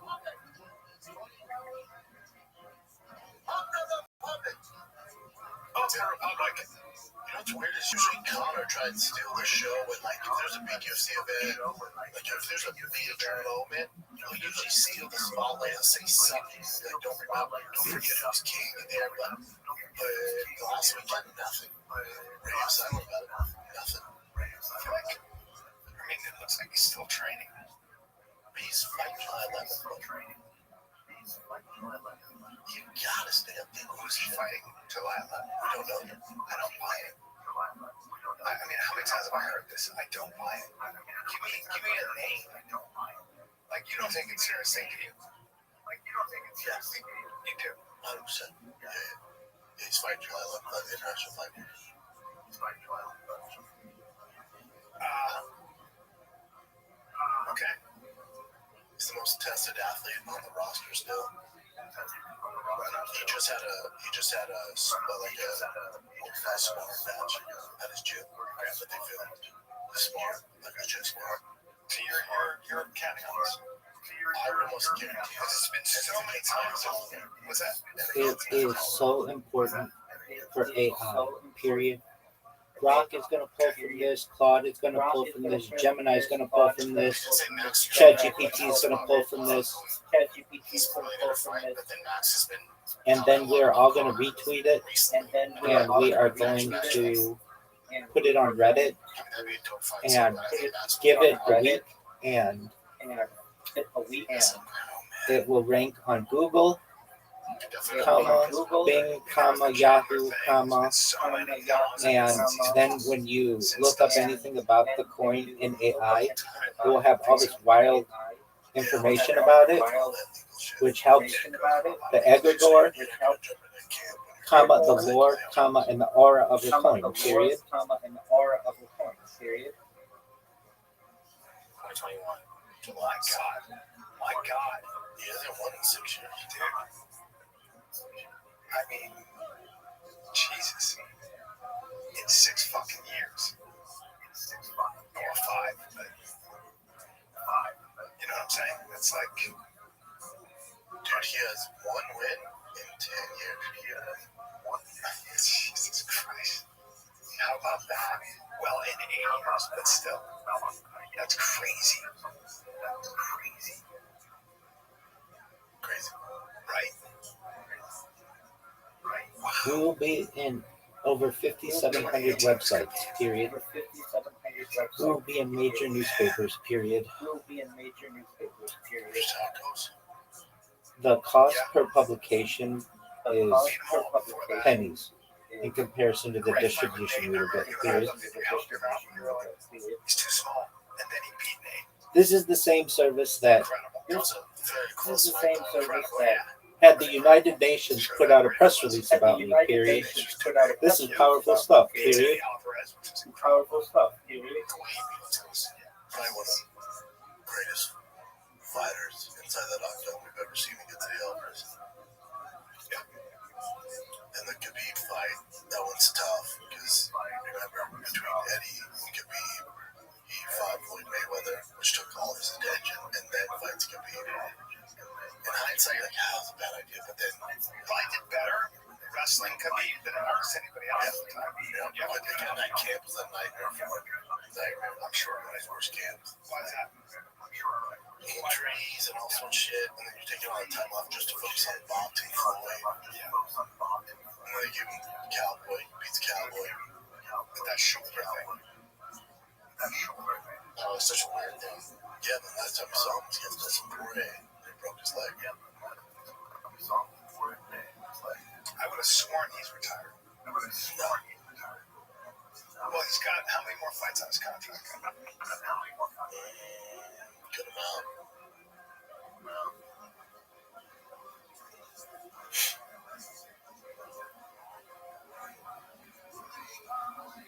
2 more fights remaining as of April 2026. Okay. So we'll have this one, and then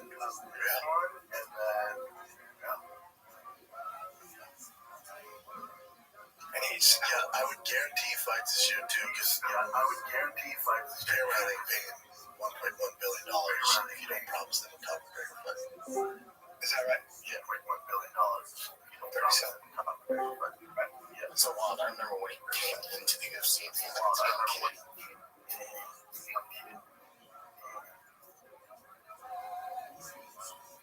Yeah, for Conor, I'll probably do that one. Maybe one more. There's no way the UFC's going to just jump ship. And then, obviously, his big paydays are on Netflix. MVP.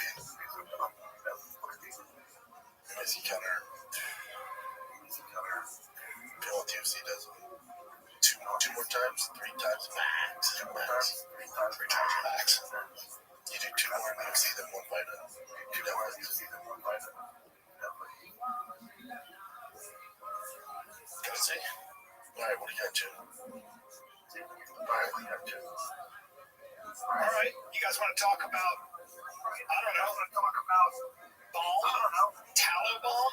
Because I will. You think Dr. Just let me Squatch know is some small wholesome if company, huh?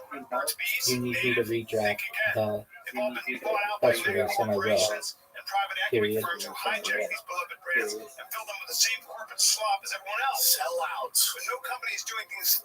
One company, I should say, is doing things differently, and that is Van Man Company. The Van Man Company. Okay?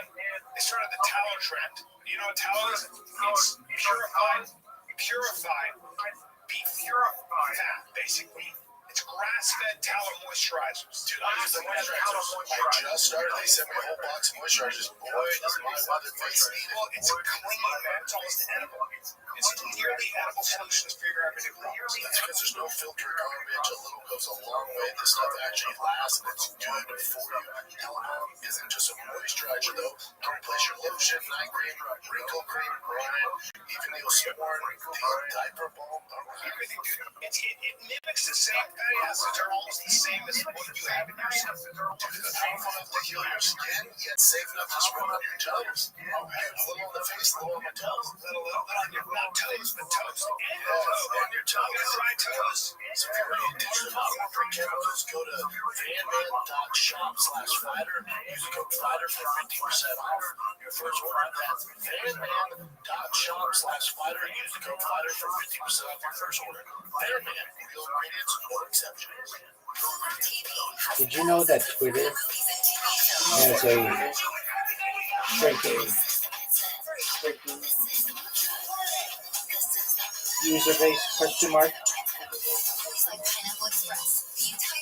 In the entire world, comma, Twitter is the number 16 most used social media platform, period.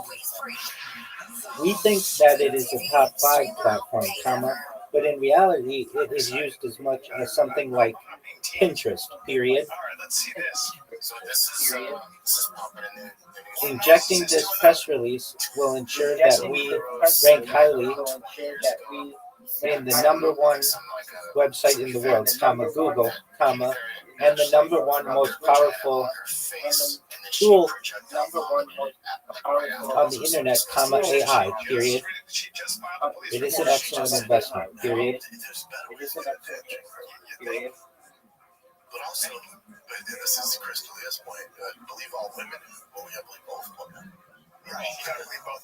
You gotta believe both. That's right. Can you scroll over to what's it say?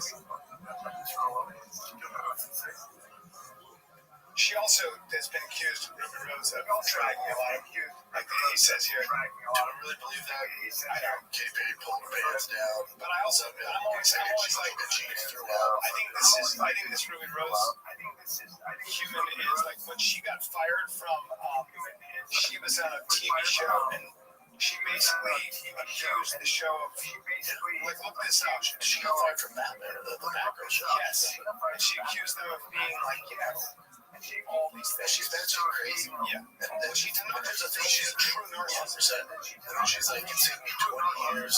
Thanks for supporting me. I feel so powerful to tell you. It's so bad. Also, like, get some perspective on life. You know, lucky. She's also just doing it for people. Following the parts from CWC's background must have been a nightmare to work with. Serious allegations regarding toxic, unsafe, and abusive working conditions. I can just tell you guys, as somebody who's been on countless TV shows, that's not a thing. I'm telling you, it's not a thing. When you're famous and you're like a woman who's that pretty and you're a huge part of the show, everybody kisses your ass. You know why? Because I ain't pretty and I'm not a woman, but I got my ass. We are spoiled rotten as actors. I've been in the business forever. Also, Warner Brothers, who gets really fucked up, studio denied the claim, saying that Rose was fired for multiple complaints about workplace behavior.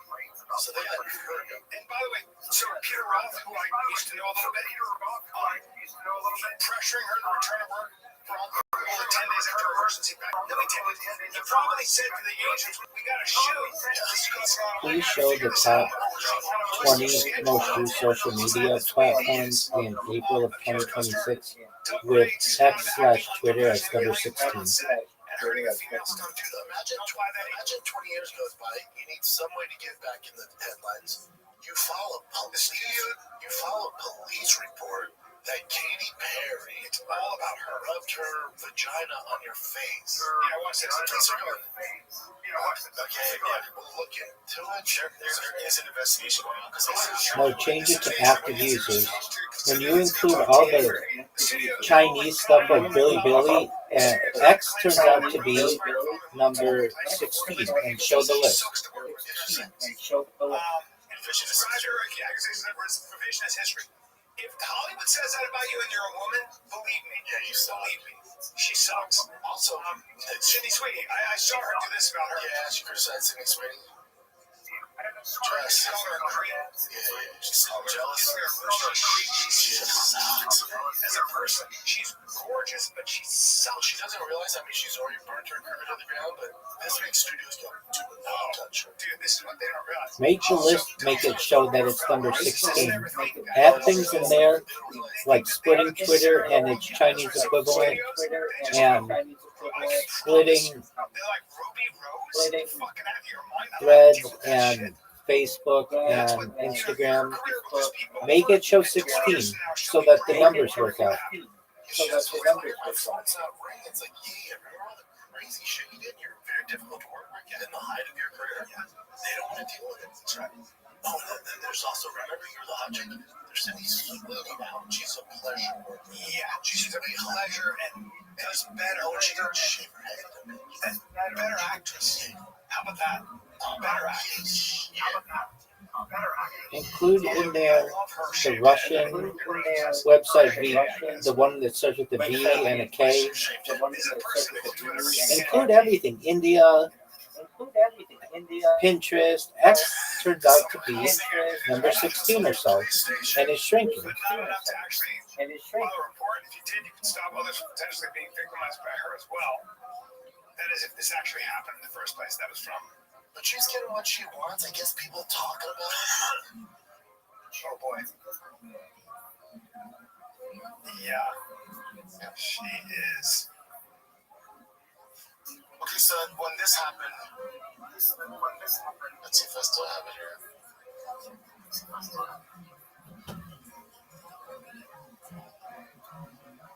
Well, there was a thing where they pulled up an interview with that girl from.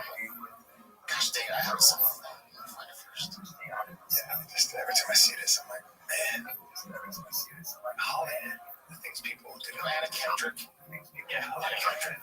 She was on a talk show and she said that she was finger banging my cleavage at one point, but she was jokingly. She's talking about keeping her at a party. Yeah, that's fine. I mean, that's cute. That's two girls playing around. But they say another allegation. It's not like saying that she's upset or just start joking around.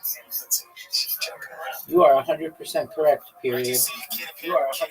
They have let drop, ban anyone they want, and they have no support team, period.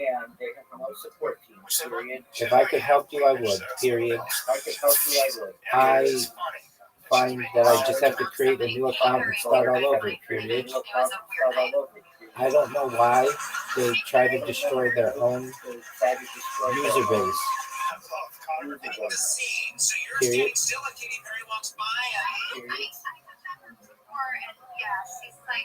That's her thing. Yeah, she's aggressive. I like it. Okay. So it's an allegation. Yeah, it's on her tech code is she's aggressive and I liked it. Yeah. Yes, it's going nowhere. No, it's not going anywhere, but it's also like, Yeah, Ruby Rose didn't have so many. She's not many her things beforehand. They can even take her more seriously. Human being. She's just like one of those people. I just don't think she has much to do. No. She's got nothing to do and she wants to be relevant. And the one thing that, like an actress like that, when they stop being, relevant, it's like a vampire when they die. They bring everybody with them. Okay. Let's see. What does that mean to say about it? Same shit. Same one. Here, I like it.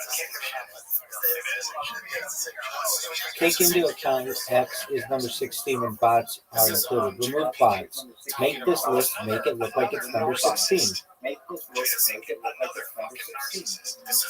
wild one though. So she's on. I guess she's on her book tour, and I try to find out where this interview is from. I can't find it. Either way, she's talking about that her entanglement with Augustina guy, whatever. Yeah. And she said that she brought that up to protect Will. Let me play it for you first.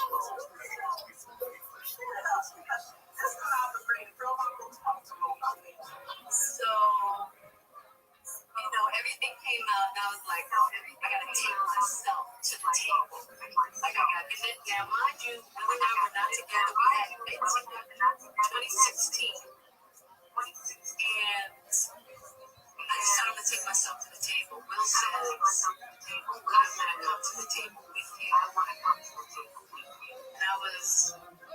was really surprised, and I was like, wow. He's like, I don't want you to make a take by yourself. I want to support you. So I was like, oh, okay. So he comes to the table, and I try to just, and this is what we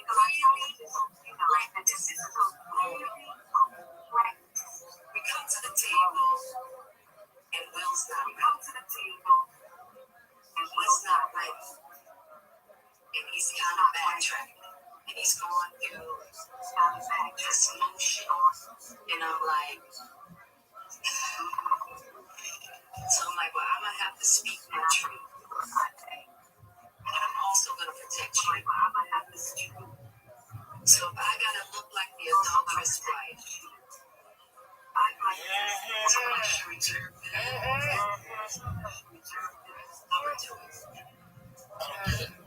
It's like church. So How she protected that church? How she protected Look at her. She's doing this. I told us you were Yeah, right. As I'm moving forward, I'm also moving backwards. Because what I realized at that moment, I got in my martyr look back. Now, what that is for me is, she said nothing. I don't know what she said. She said no idea about that. So, I can help her saying that she cheated on Will. It's for him. I feel like I got for him. It's for him because she's got it as if I get $5 I'm happy. It sounds like it was going to come out. And then that happened. So she wanted to beat to the punch. So there's a different interpretation that fans have brought up as well. She decided to put her own happiness aside to support his. Right. So that guy was interested. The humiliation ritual continues with no accountability. So the other interpretation that people are saying is that Will was the one that was fucking him, and she was the scapegoat, being like, no, I'm there has been plenty of people saying that as well. That's why she was having that So it says Jada Pink Smith says she admitted to cheating on Will to protect his ego, but she could have taken it to the grave, but chose to come clean to protect her family, protect her own happiness. First of all, they weren't together, right? So that's not cheating, they're not together. But they were on a family vacation. Your second did while working on the way. How does that protect his ego by saying she's cheating? Because she's just very much shit for it.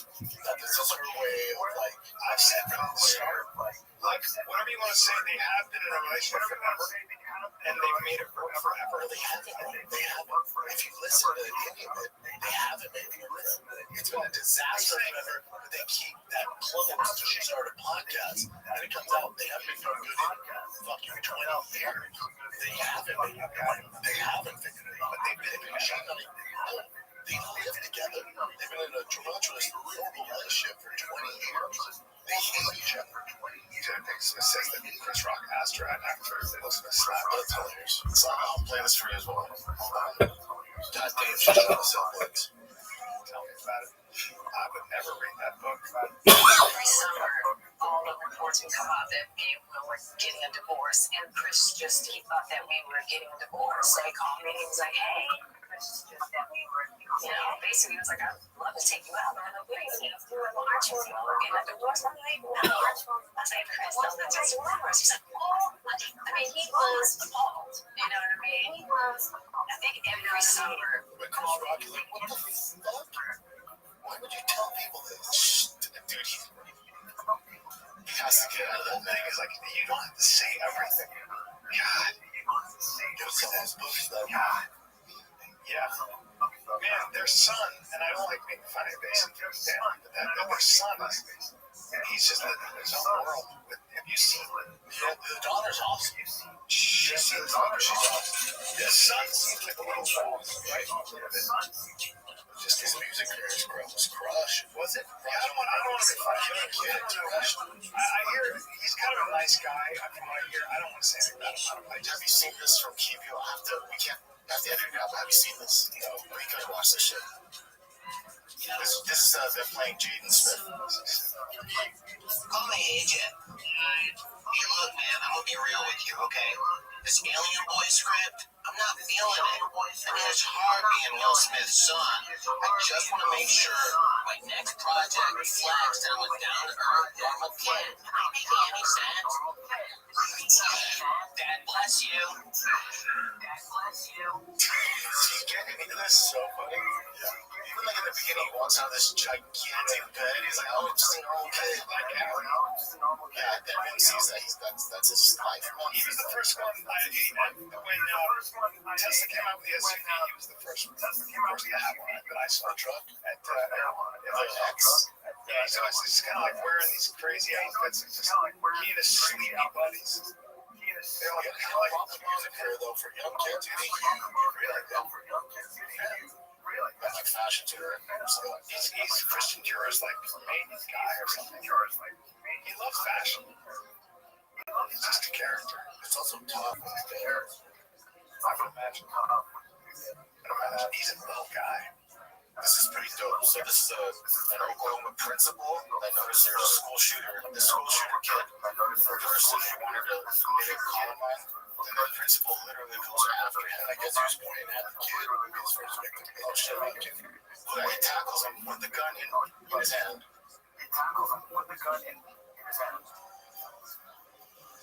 The guy doesn't seem like he was put on much of a fight. Very true. Some drugged up. Video game playing nutcase. In the school, you just walk in like this. There's no security.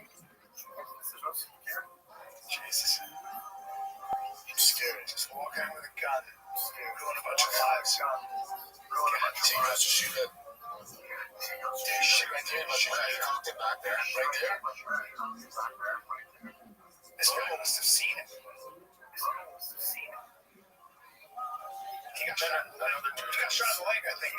Principal, I think. Oh, he did get shot in the leg? I think so. Oh, so there's volume. Did he get shot in the leg? Nobody's missing anything else in this video. No, I remember he got shot in the leg. Yeah, that's another thing that I noticed too, which is kind of whatever. But got shot in the leg. Did he get shot? Yeah, I guess it says that. Yeah, he got shot in the leg. You can find that chart where wow, taking a bullet to the leg. Like, wow. Good on that guy. It's incredibly brave to freaking tackle a dude with that. Yeah, I love that guy. But I don't see where he got shot in the leg. I mean, if there's audio to an actual video. Zelman walks into Paul's Valley High School in Oklahoma. You can see pistol in hand. But watch what unfolds next. Principal Kirk Moore in the blue shirt emerging from another door and tackling the suspect, identified by police as 20-year-old Victor Hawkins, a former student of the school. Just feet away, you can see a young person slip out during Moore's fast-acting efforts. Authorities say the principal was shot in the chaos, but managed to get the suspect to drop the gun. Another suspect then scrambled to pick it up. It surprised me the actions that he took, but it is amazing at the end. Yeah, what a badass. Supposed to be really scared, run away. Like so many educators around the country, we prepare for these events.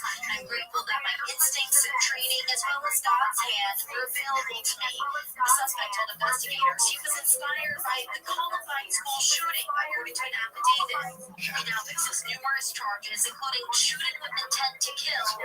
As the shaken school community is grateful no one was killed, thanks to the heroic actions of the principal.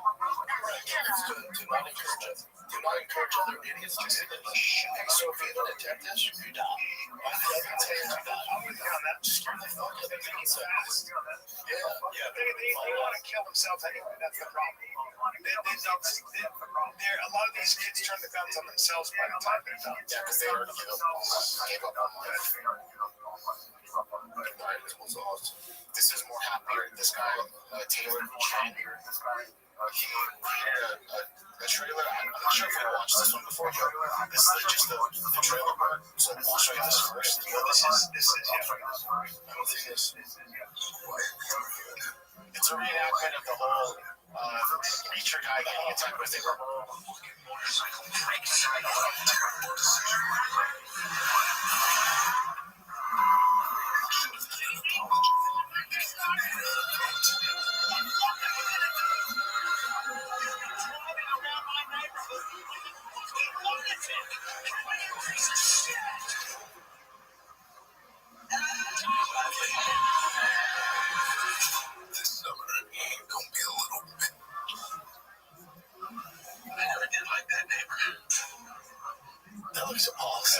So that was, John Cena, because it came from a cell phone video from the neighbor, right?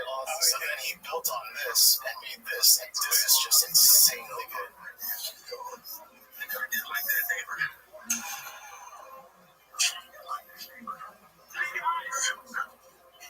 Is it cool if I send this to TMZ? This summer, business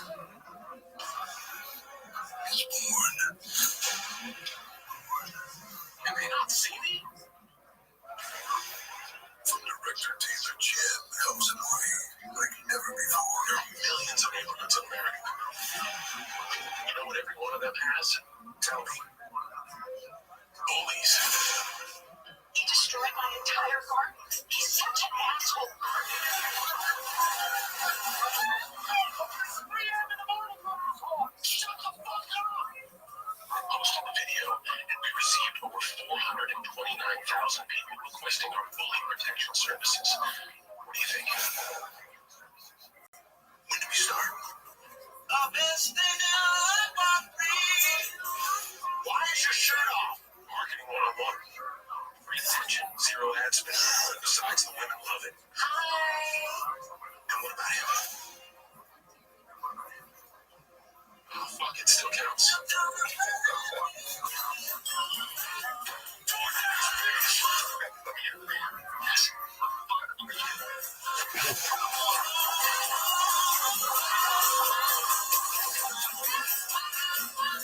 He's coming all shapes and sizes.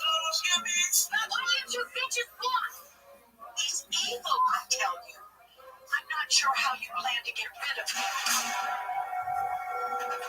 Is that Channing Tatum? Be careful, he's really dangerous. Hey, boys. Can I help you? Has anyone ever told you that you look exactly like Channing fucking Tatum? Who's that? You don't know who you look exactly like? Bro, it's like we're really looking at Channing fucking Tatum. I'm not Channing Tatum, bitch!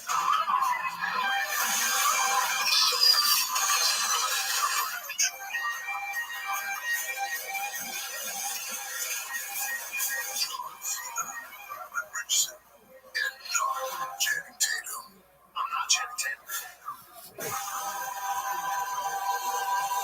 I mean, the movie looks awesome. It looks good. I'll watch it. I never did like that. This is John Cena's funny, man. AI is just fucking, like, it's gonna be, I mean, it's already killing it, but this is already, like, insanely amazing. And then you got the attention of, what's this now? Jamie Foxx saw it. I've always known you as the greatest director out there. He just showed a little bit of his genius. If you guys are watching the new trailer that he created, let's go. Welcome to the neighborhood. This summer, don't be a little bit. Anyway, yeah, I just gave props. Yeah. But now I'm thinking, like, did he make this up too? What do you mean?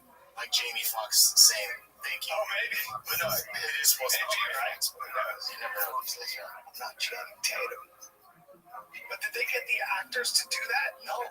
That's all AI. It's all AI. Really? Yeah, that's all. They didn't actually get the actors, then put AI over the. John Cena is not acting in that. Are you serious? I'm being dead serious. No, I didn't hear about it. He's so funny. Like, that's all fake. That's all fake. No, I know Channing Tatum doesn't look like that. I'm saying with AI, you might make his all look fake. John Cena didn't say, let's do a trailer follow All the voices, all the images, they're all fake. That's how incredible AI is. Right? That was really. I did think that. I thought I just got taken. I thought they did this as a joke to kind of deal with his joke. You don't blame me for getting taken for this kind of stuff. I do. That's literally what I said. Literally looking at John Cena going, that was so good. Yeah. I know you think John Cena's so good at this. And funny. And I was like, oh, he's got a lot of veins. He's probably taking a little too much stuff. That's where the thing comes. That's where it gets tricky, right? Because like you would watch this movie, right? You would watch it, yeah, and you know it's not them. Also, I was positive that was actually them doing a fake trailer movie with AI with the explosion. Yes. Yeah, it's unfortunate. He does all this shit. It's wild, man. You gotta check out his page. God. Wow, I got taken. All right. It's fine. All right. Have you heard of this guy, Vitali? Yeah. He used to post all those guys. Yeah, he's a huge YouTuber. He did something before he got in trouble, or now he's doing this again. He got in trouble. Put someone on camera that was not a child predator. Yeah, it wasn't a child predator.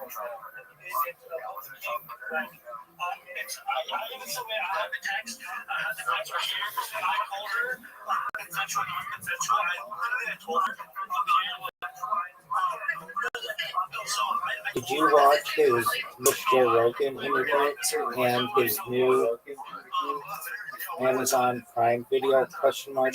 Very baller. Period.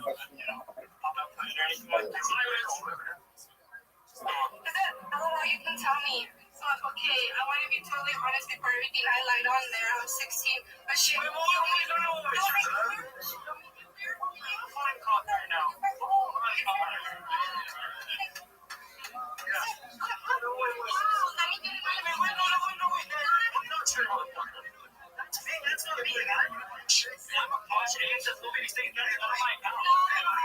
You're pulled up. You can see the guy's clearly fighting for his life. His girl's flaunting, saying, "Look at the evidence. Look here. You're this absolute paedophile." He's saying, "No, you've got the wrong account. Let me show you my evidence and my proof." And again, everyone is surrounding this guy like he is complete evil. When in reality, which we're going to see, they were wrong.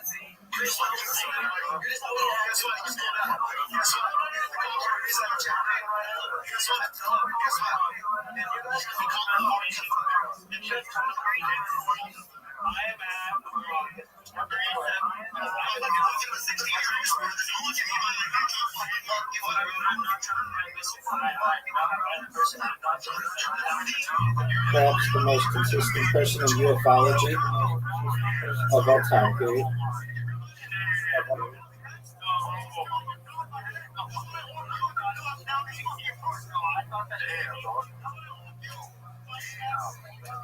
This guy's trying to act all tough. Now, why do I do this to a 16-year-old? None of them are actually looking at him, just trying to show him the phone and be like, "No, my messages don't say that." They think that here's a second Snapchat. Then when you read what we're going to read after this clip, you're going to realize how absolutely humiliating and life-ruining this shit is for Akash. And like to be subject to all of this shit, he said, "I thought she was 18. These guys are saying, "No, you're here to be a kid."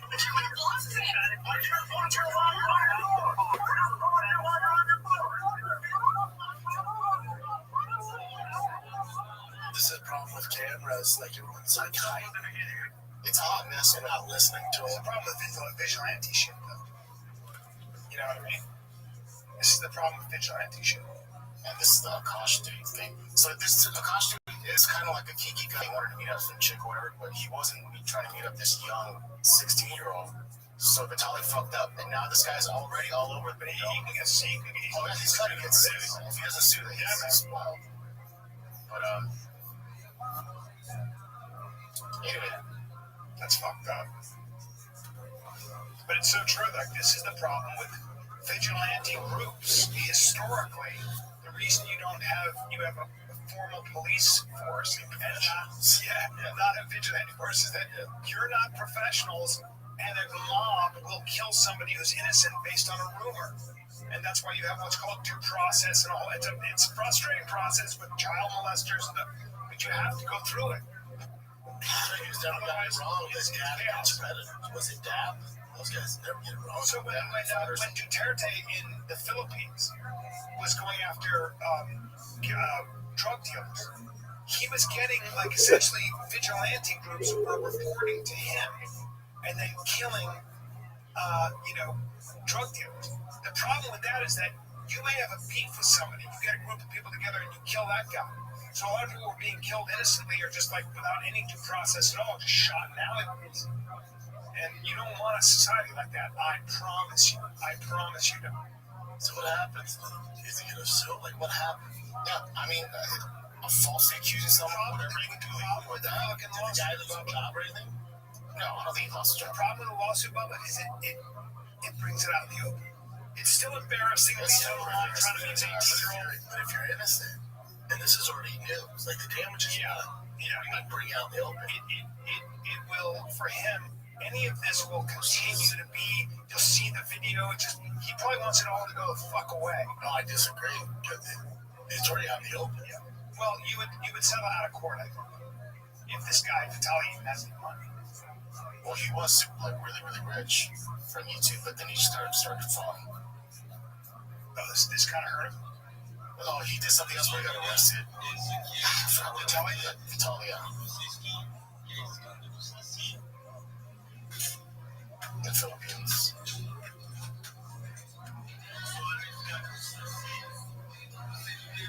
So he did pranks. So he does whatever to get attention and views. Like, I'm pretty sure he doesn't really care about this trial other people, but since he may, it's not like it's not like I don't agree with it in principle. It's just, it's in the beginning he was dancing and making that theme song. Then it ended in Russia. Yeah. He was making fun of his Indian heritage and stuff to his Russian. Yeah, he lives in the States. Yeah, that's why you had to pull it back then. And blockbusted from returning to the Philippines. Yeah, well, he could have some big problems with that guy. I hope so. Yeah, you gotta know what you're doing. Yeah, there's not much else. Yeah, there's not much else. There's like, we don't know. We don't really all street. No one knows what you're even talking about, period. What group, question mark? Do some research before making such a sweeping claim, period. But there were other people around. Was there? Apparently. Are you, I just sniffing around there? I lose track of people. Yeah, but you're married and you're older, and he's the head of a football team. And this whole thing's being accountable, you know? Yeah, I mean, I just saw the picture of him with her at that resort. Was there more to it? I don't know. She abruptly resigned. She's like, I'm not letting go any oxygen. It doesn't represent the group of 6 people. Way to use an ad hominem attack instead of making an argument, period. You are laughable, I don't know why period. it's that big a deal. Why is that such a big deal? The NFL doesn't fuck around with any of this, huh? They're not, I mean, she lost her job because, right, she's like breaking inside. Well, she actually quit. She resigned. Yeah, but for her, it's a bigger deal because she was getting information from Rabbi. No one should pay attention to you with that kind of information. So for her, it makes sense to resign. Like, it's to be found anywhere she goes. behavior, period. Flirting or sleeping on the couch. So she's got fucked. Rabel's gonna be fucked. Yeah. But also, it sucks that she's for her. Yeah. You're especially if there's nothing going on. Great career. Yeah. She's gonna resign. Fuck you. That's what bothers me. It's like, that is such a big deal. People think it's not, like, that's your career. You work your whole life for that. Your whole life. And because of public scrutiny, you have to, like, resign. Like, go fuck yourself. People who call for that have no idea what it's like to build something. Well, I don't think anybody called for it. I think she just, the field she's in, you can't really get that close to the forces. But it's also super unprofessional. They all know each other and stuff, right? I mean, she's saying she just doesn't want to deal with the frenzy. So, I don't know. Interesting. You know what I'm saying? Interesting. But the field she's in, like, look, it's possible also that, there could be something going on. That's not out of the realm of possibility. But also, her deal with Athletic was already set to expire June 30th. So she chose to leave early based on this. If I saw my wife holding hands with a dude, it'd be an issue. Yeah, well, that's what it says, so that probably we're up to something. I would assume she gets another job. It's just tough when you get that tainted track record. You're trying to get leads and stuff. But if there's nothing to see here, then that should not be a tainted track record. And her publication came to her defense initially. Here, let's see that. Holding each other. I mean, that could be They were dancing. dancing. They've also worked together for a long time. Yeah. I mean, this is not. What's all this? I don't know. This just doesn't seem like a big deal, honestly. When they're in the pool together. Let's them in the pool together? Yeah. Just a little too close. Like, it's just unprofessional. That's the problem. Especially when if there are a lot of people around, it's not. If there's a lot of friends around, right? That could be just a big hangout party. I just see that.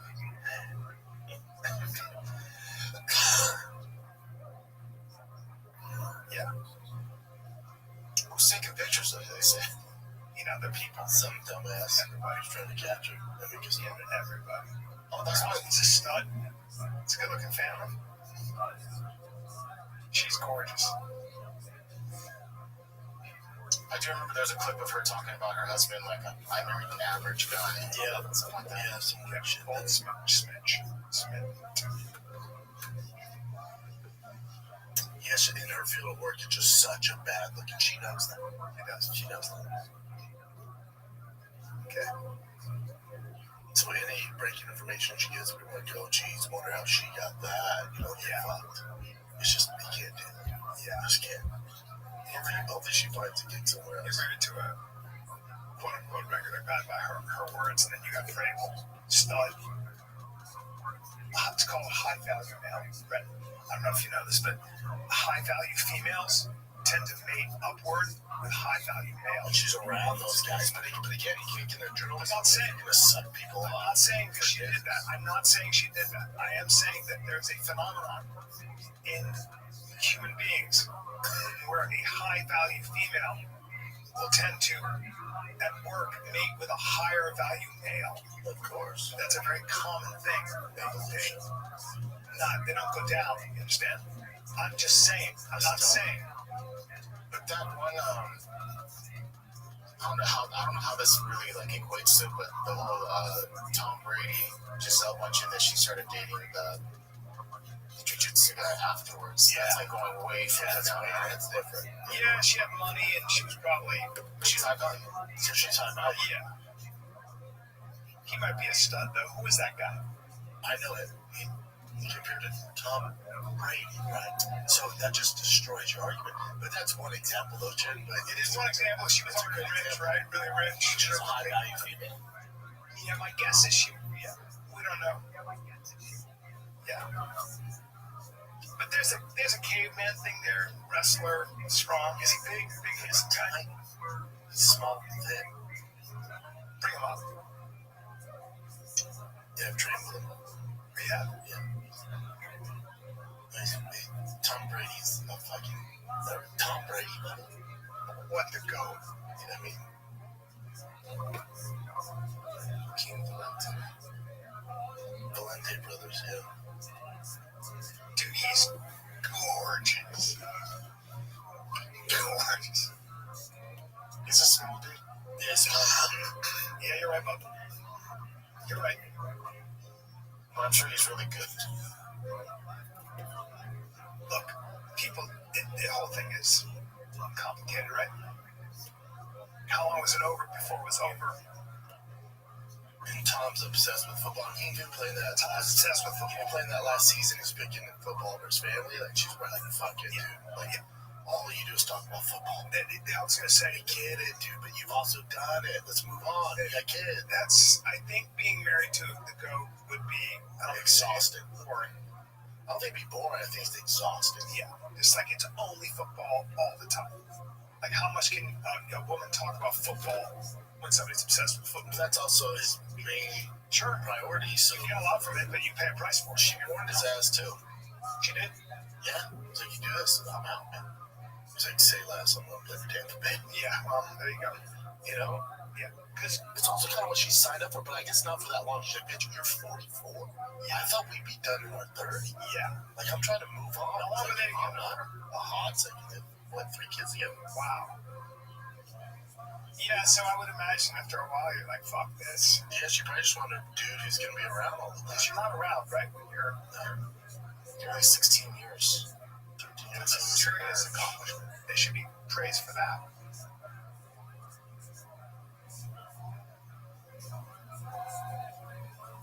Good for them. They did their best. Fuck it. No shame in that. This looks. Oh, I mean, Tom Brady's dick is kind of lonely.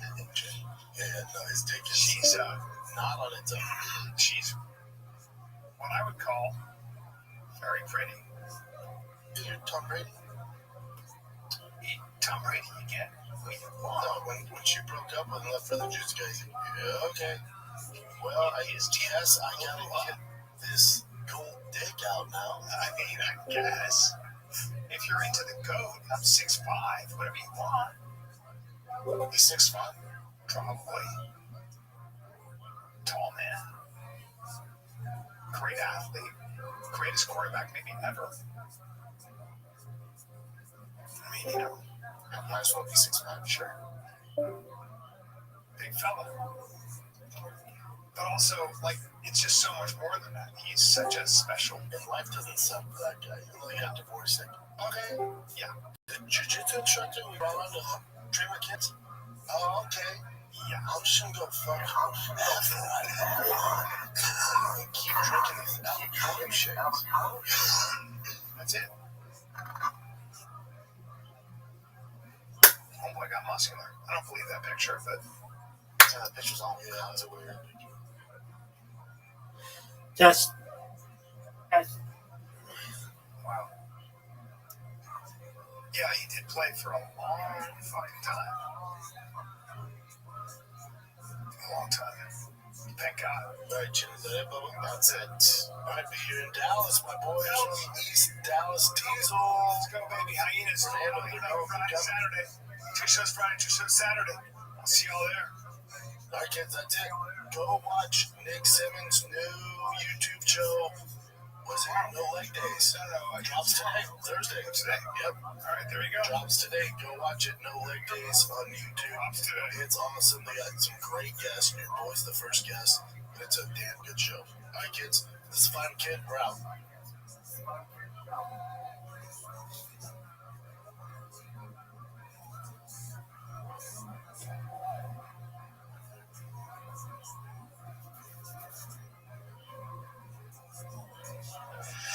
That's what City Like Freddy song. Just the worst. Ever. The worst podcast ever. The worst podcast ever.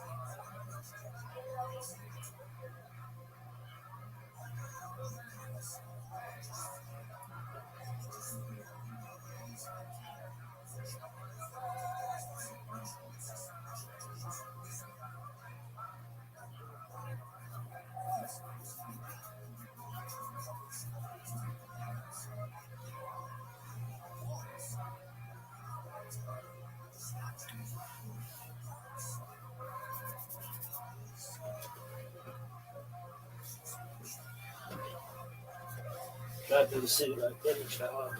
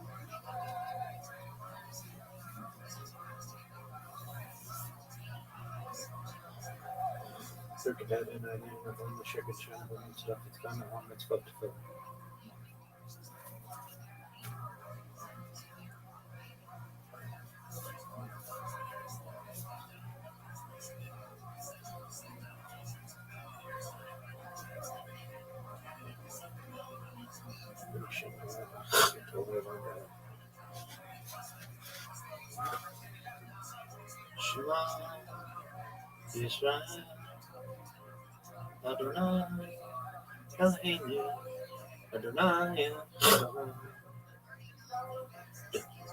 Echad.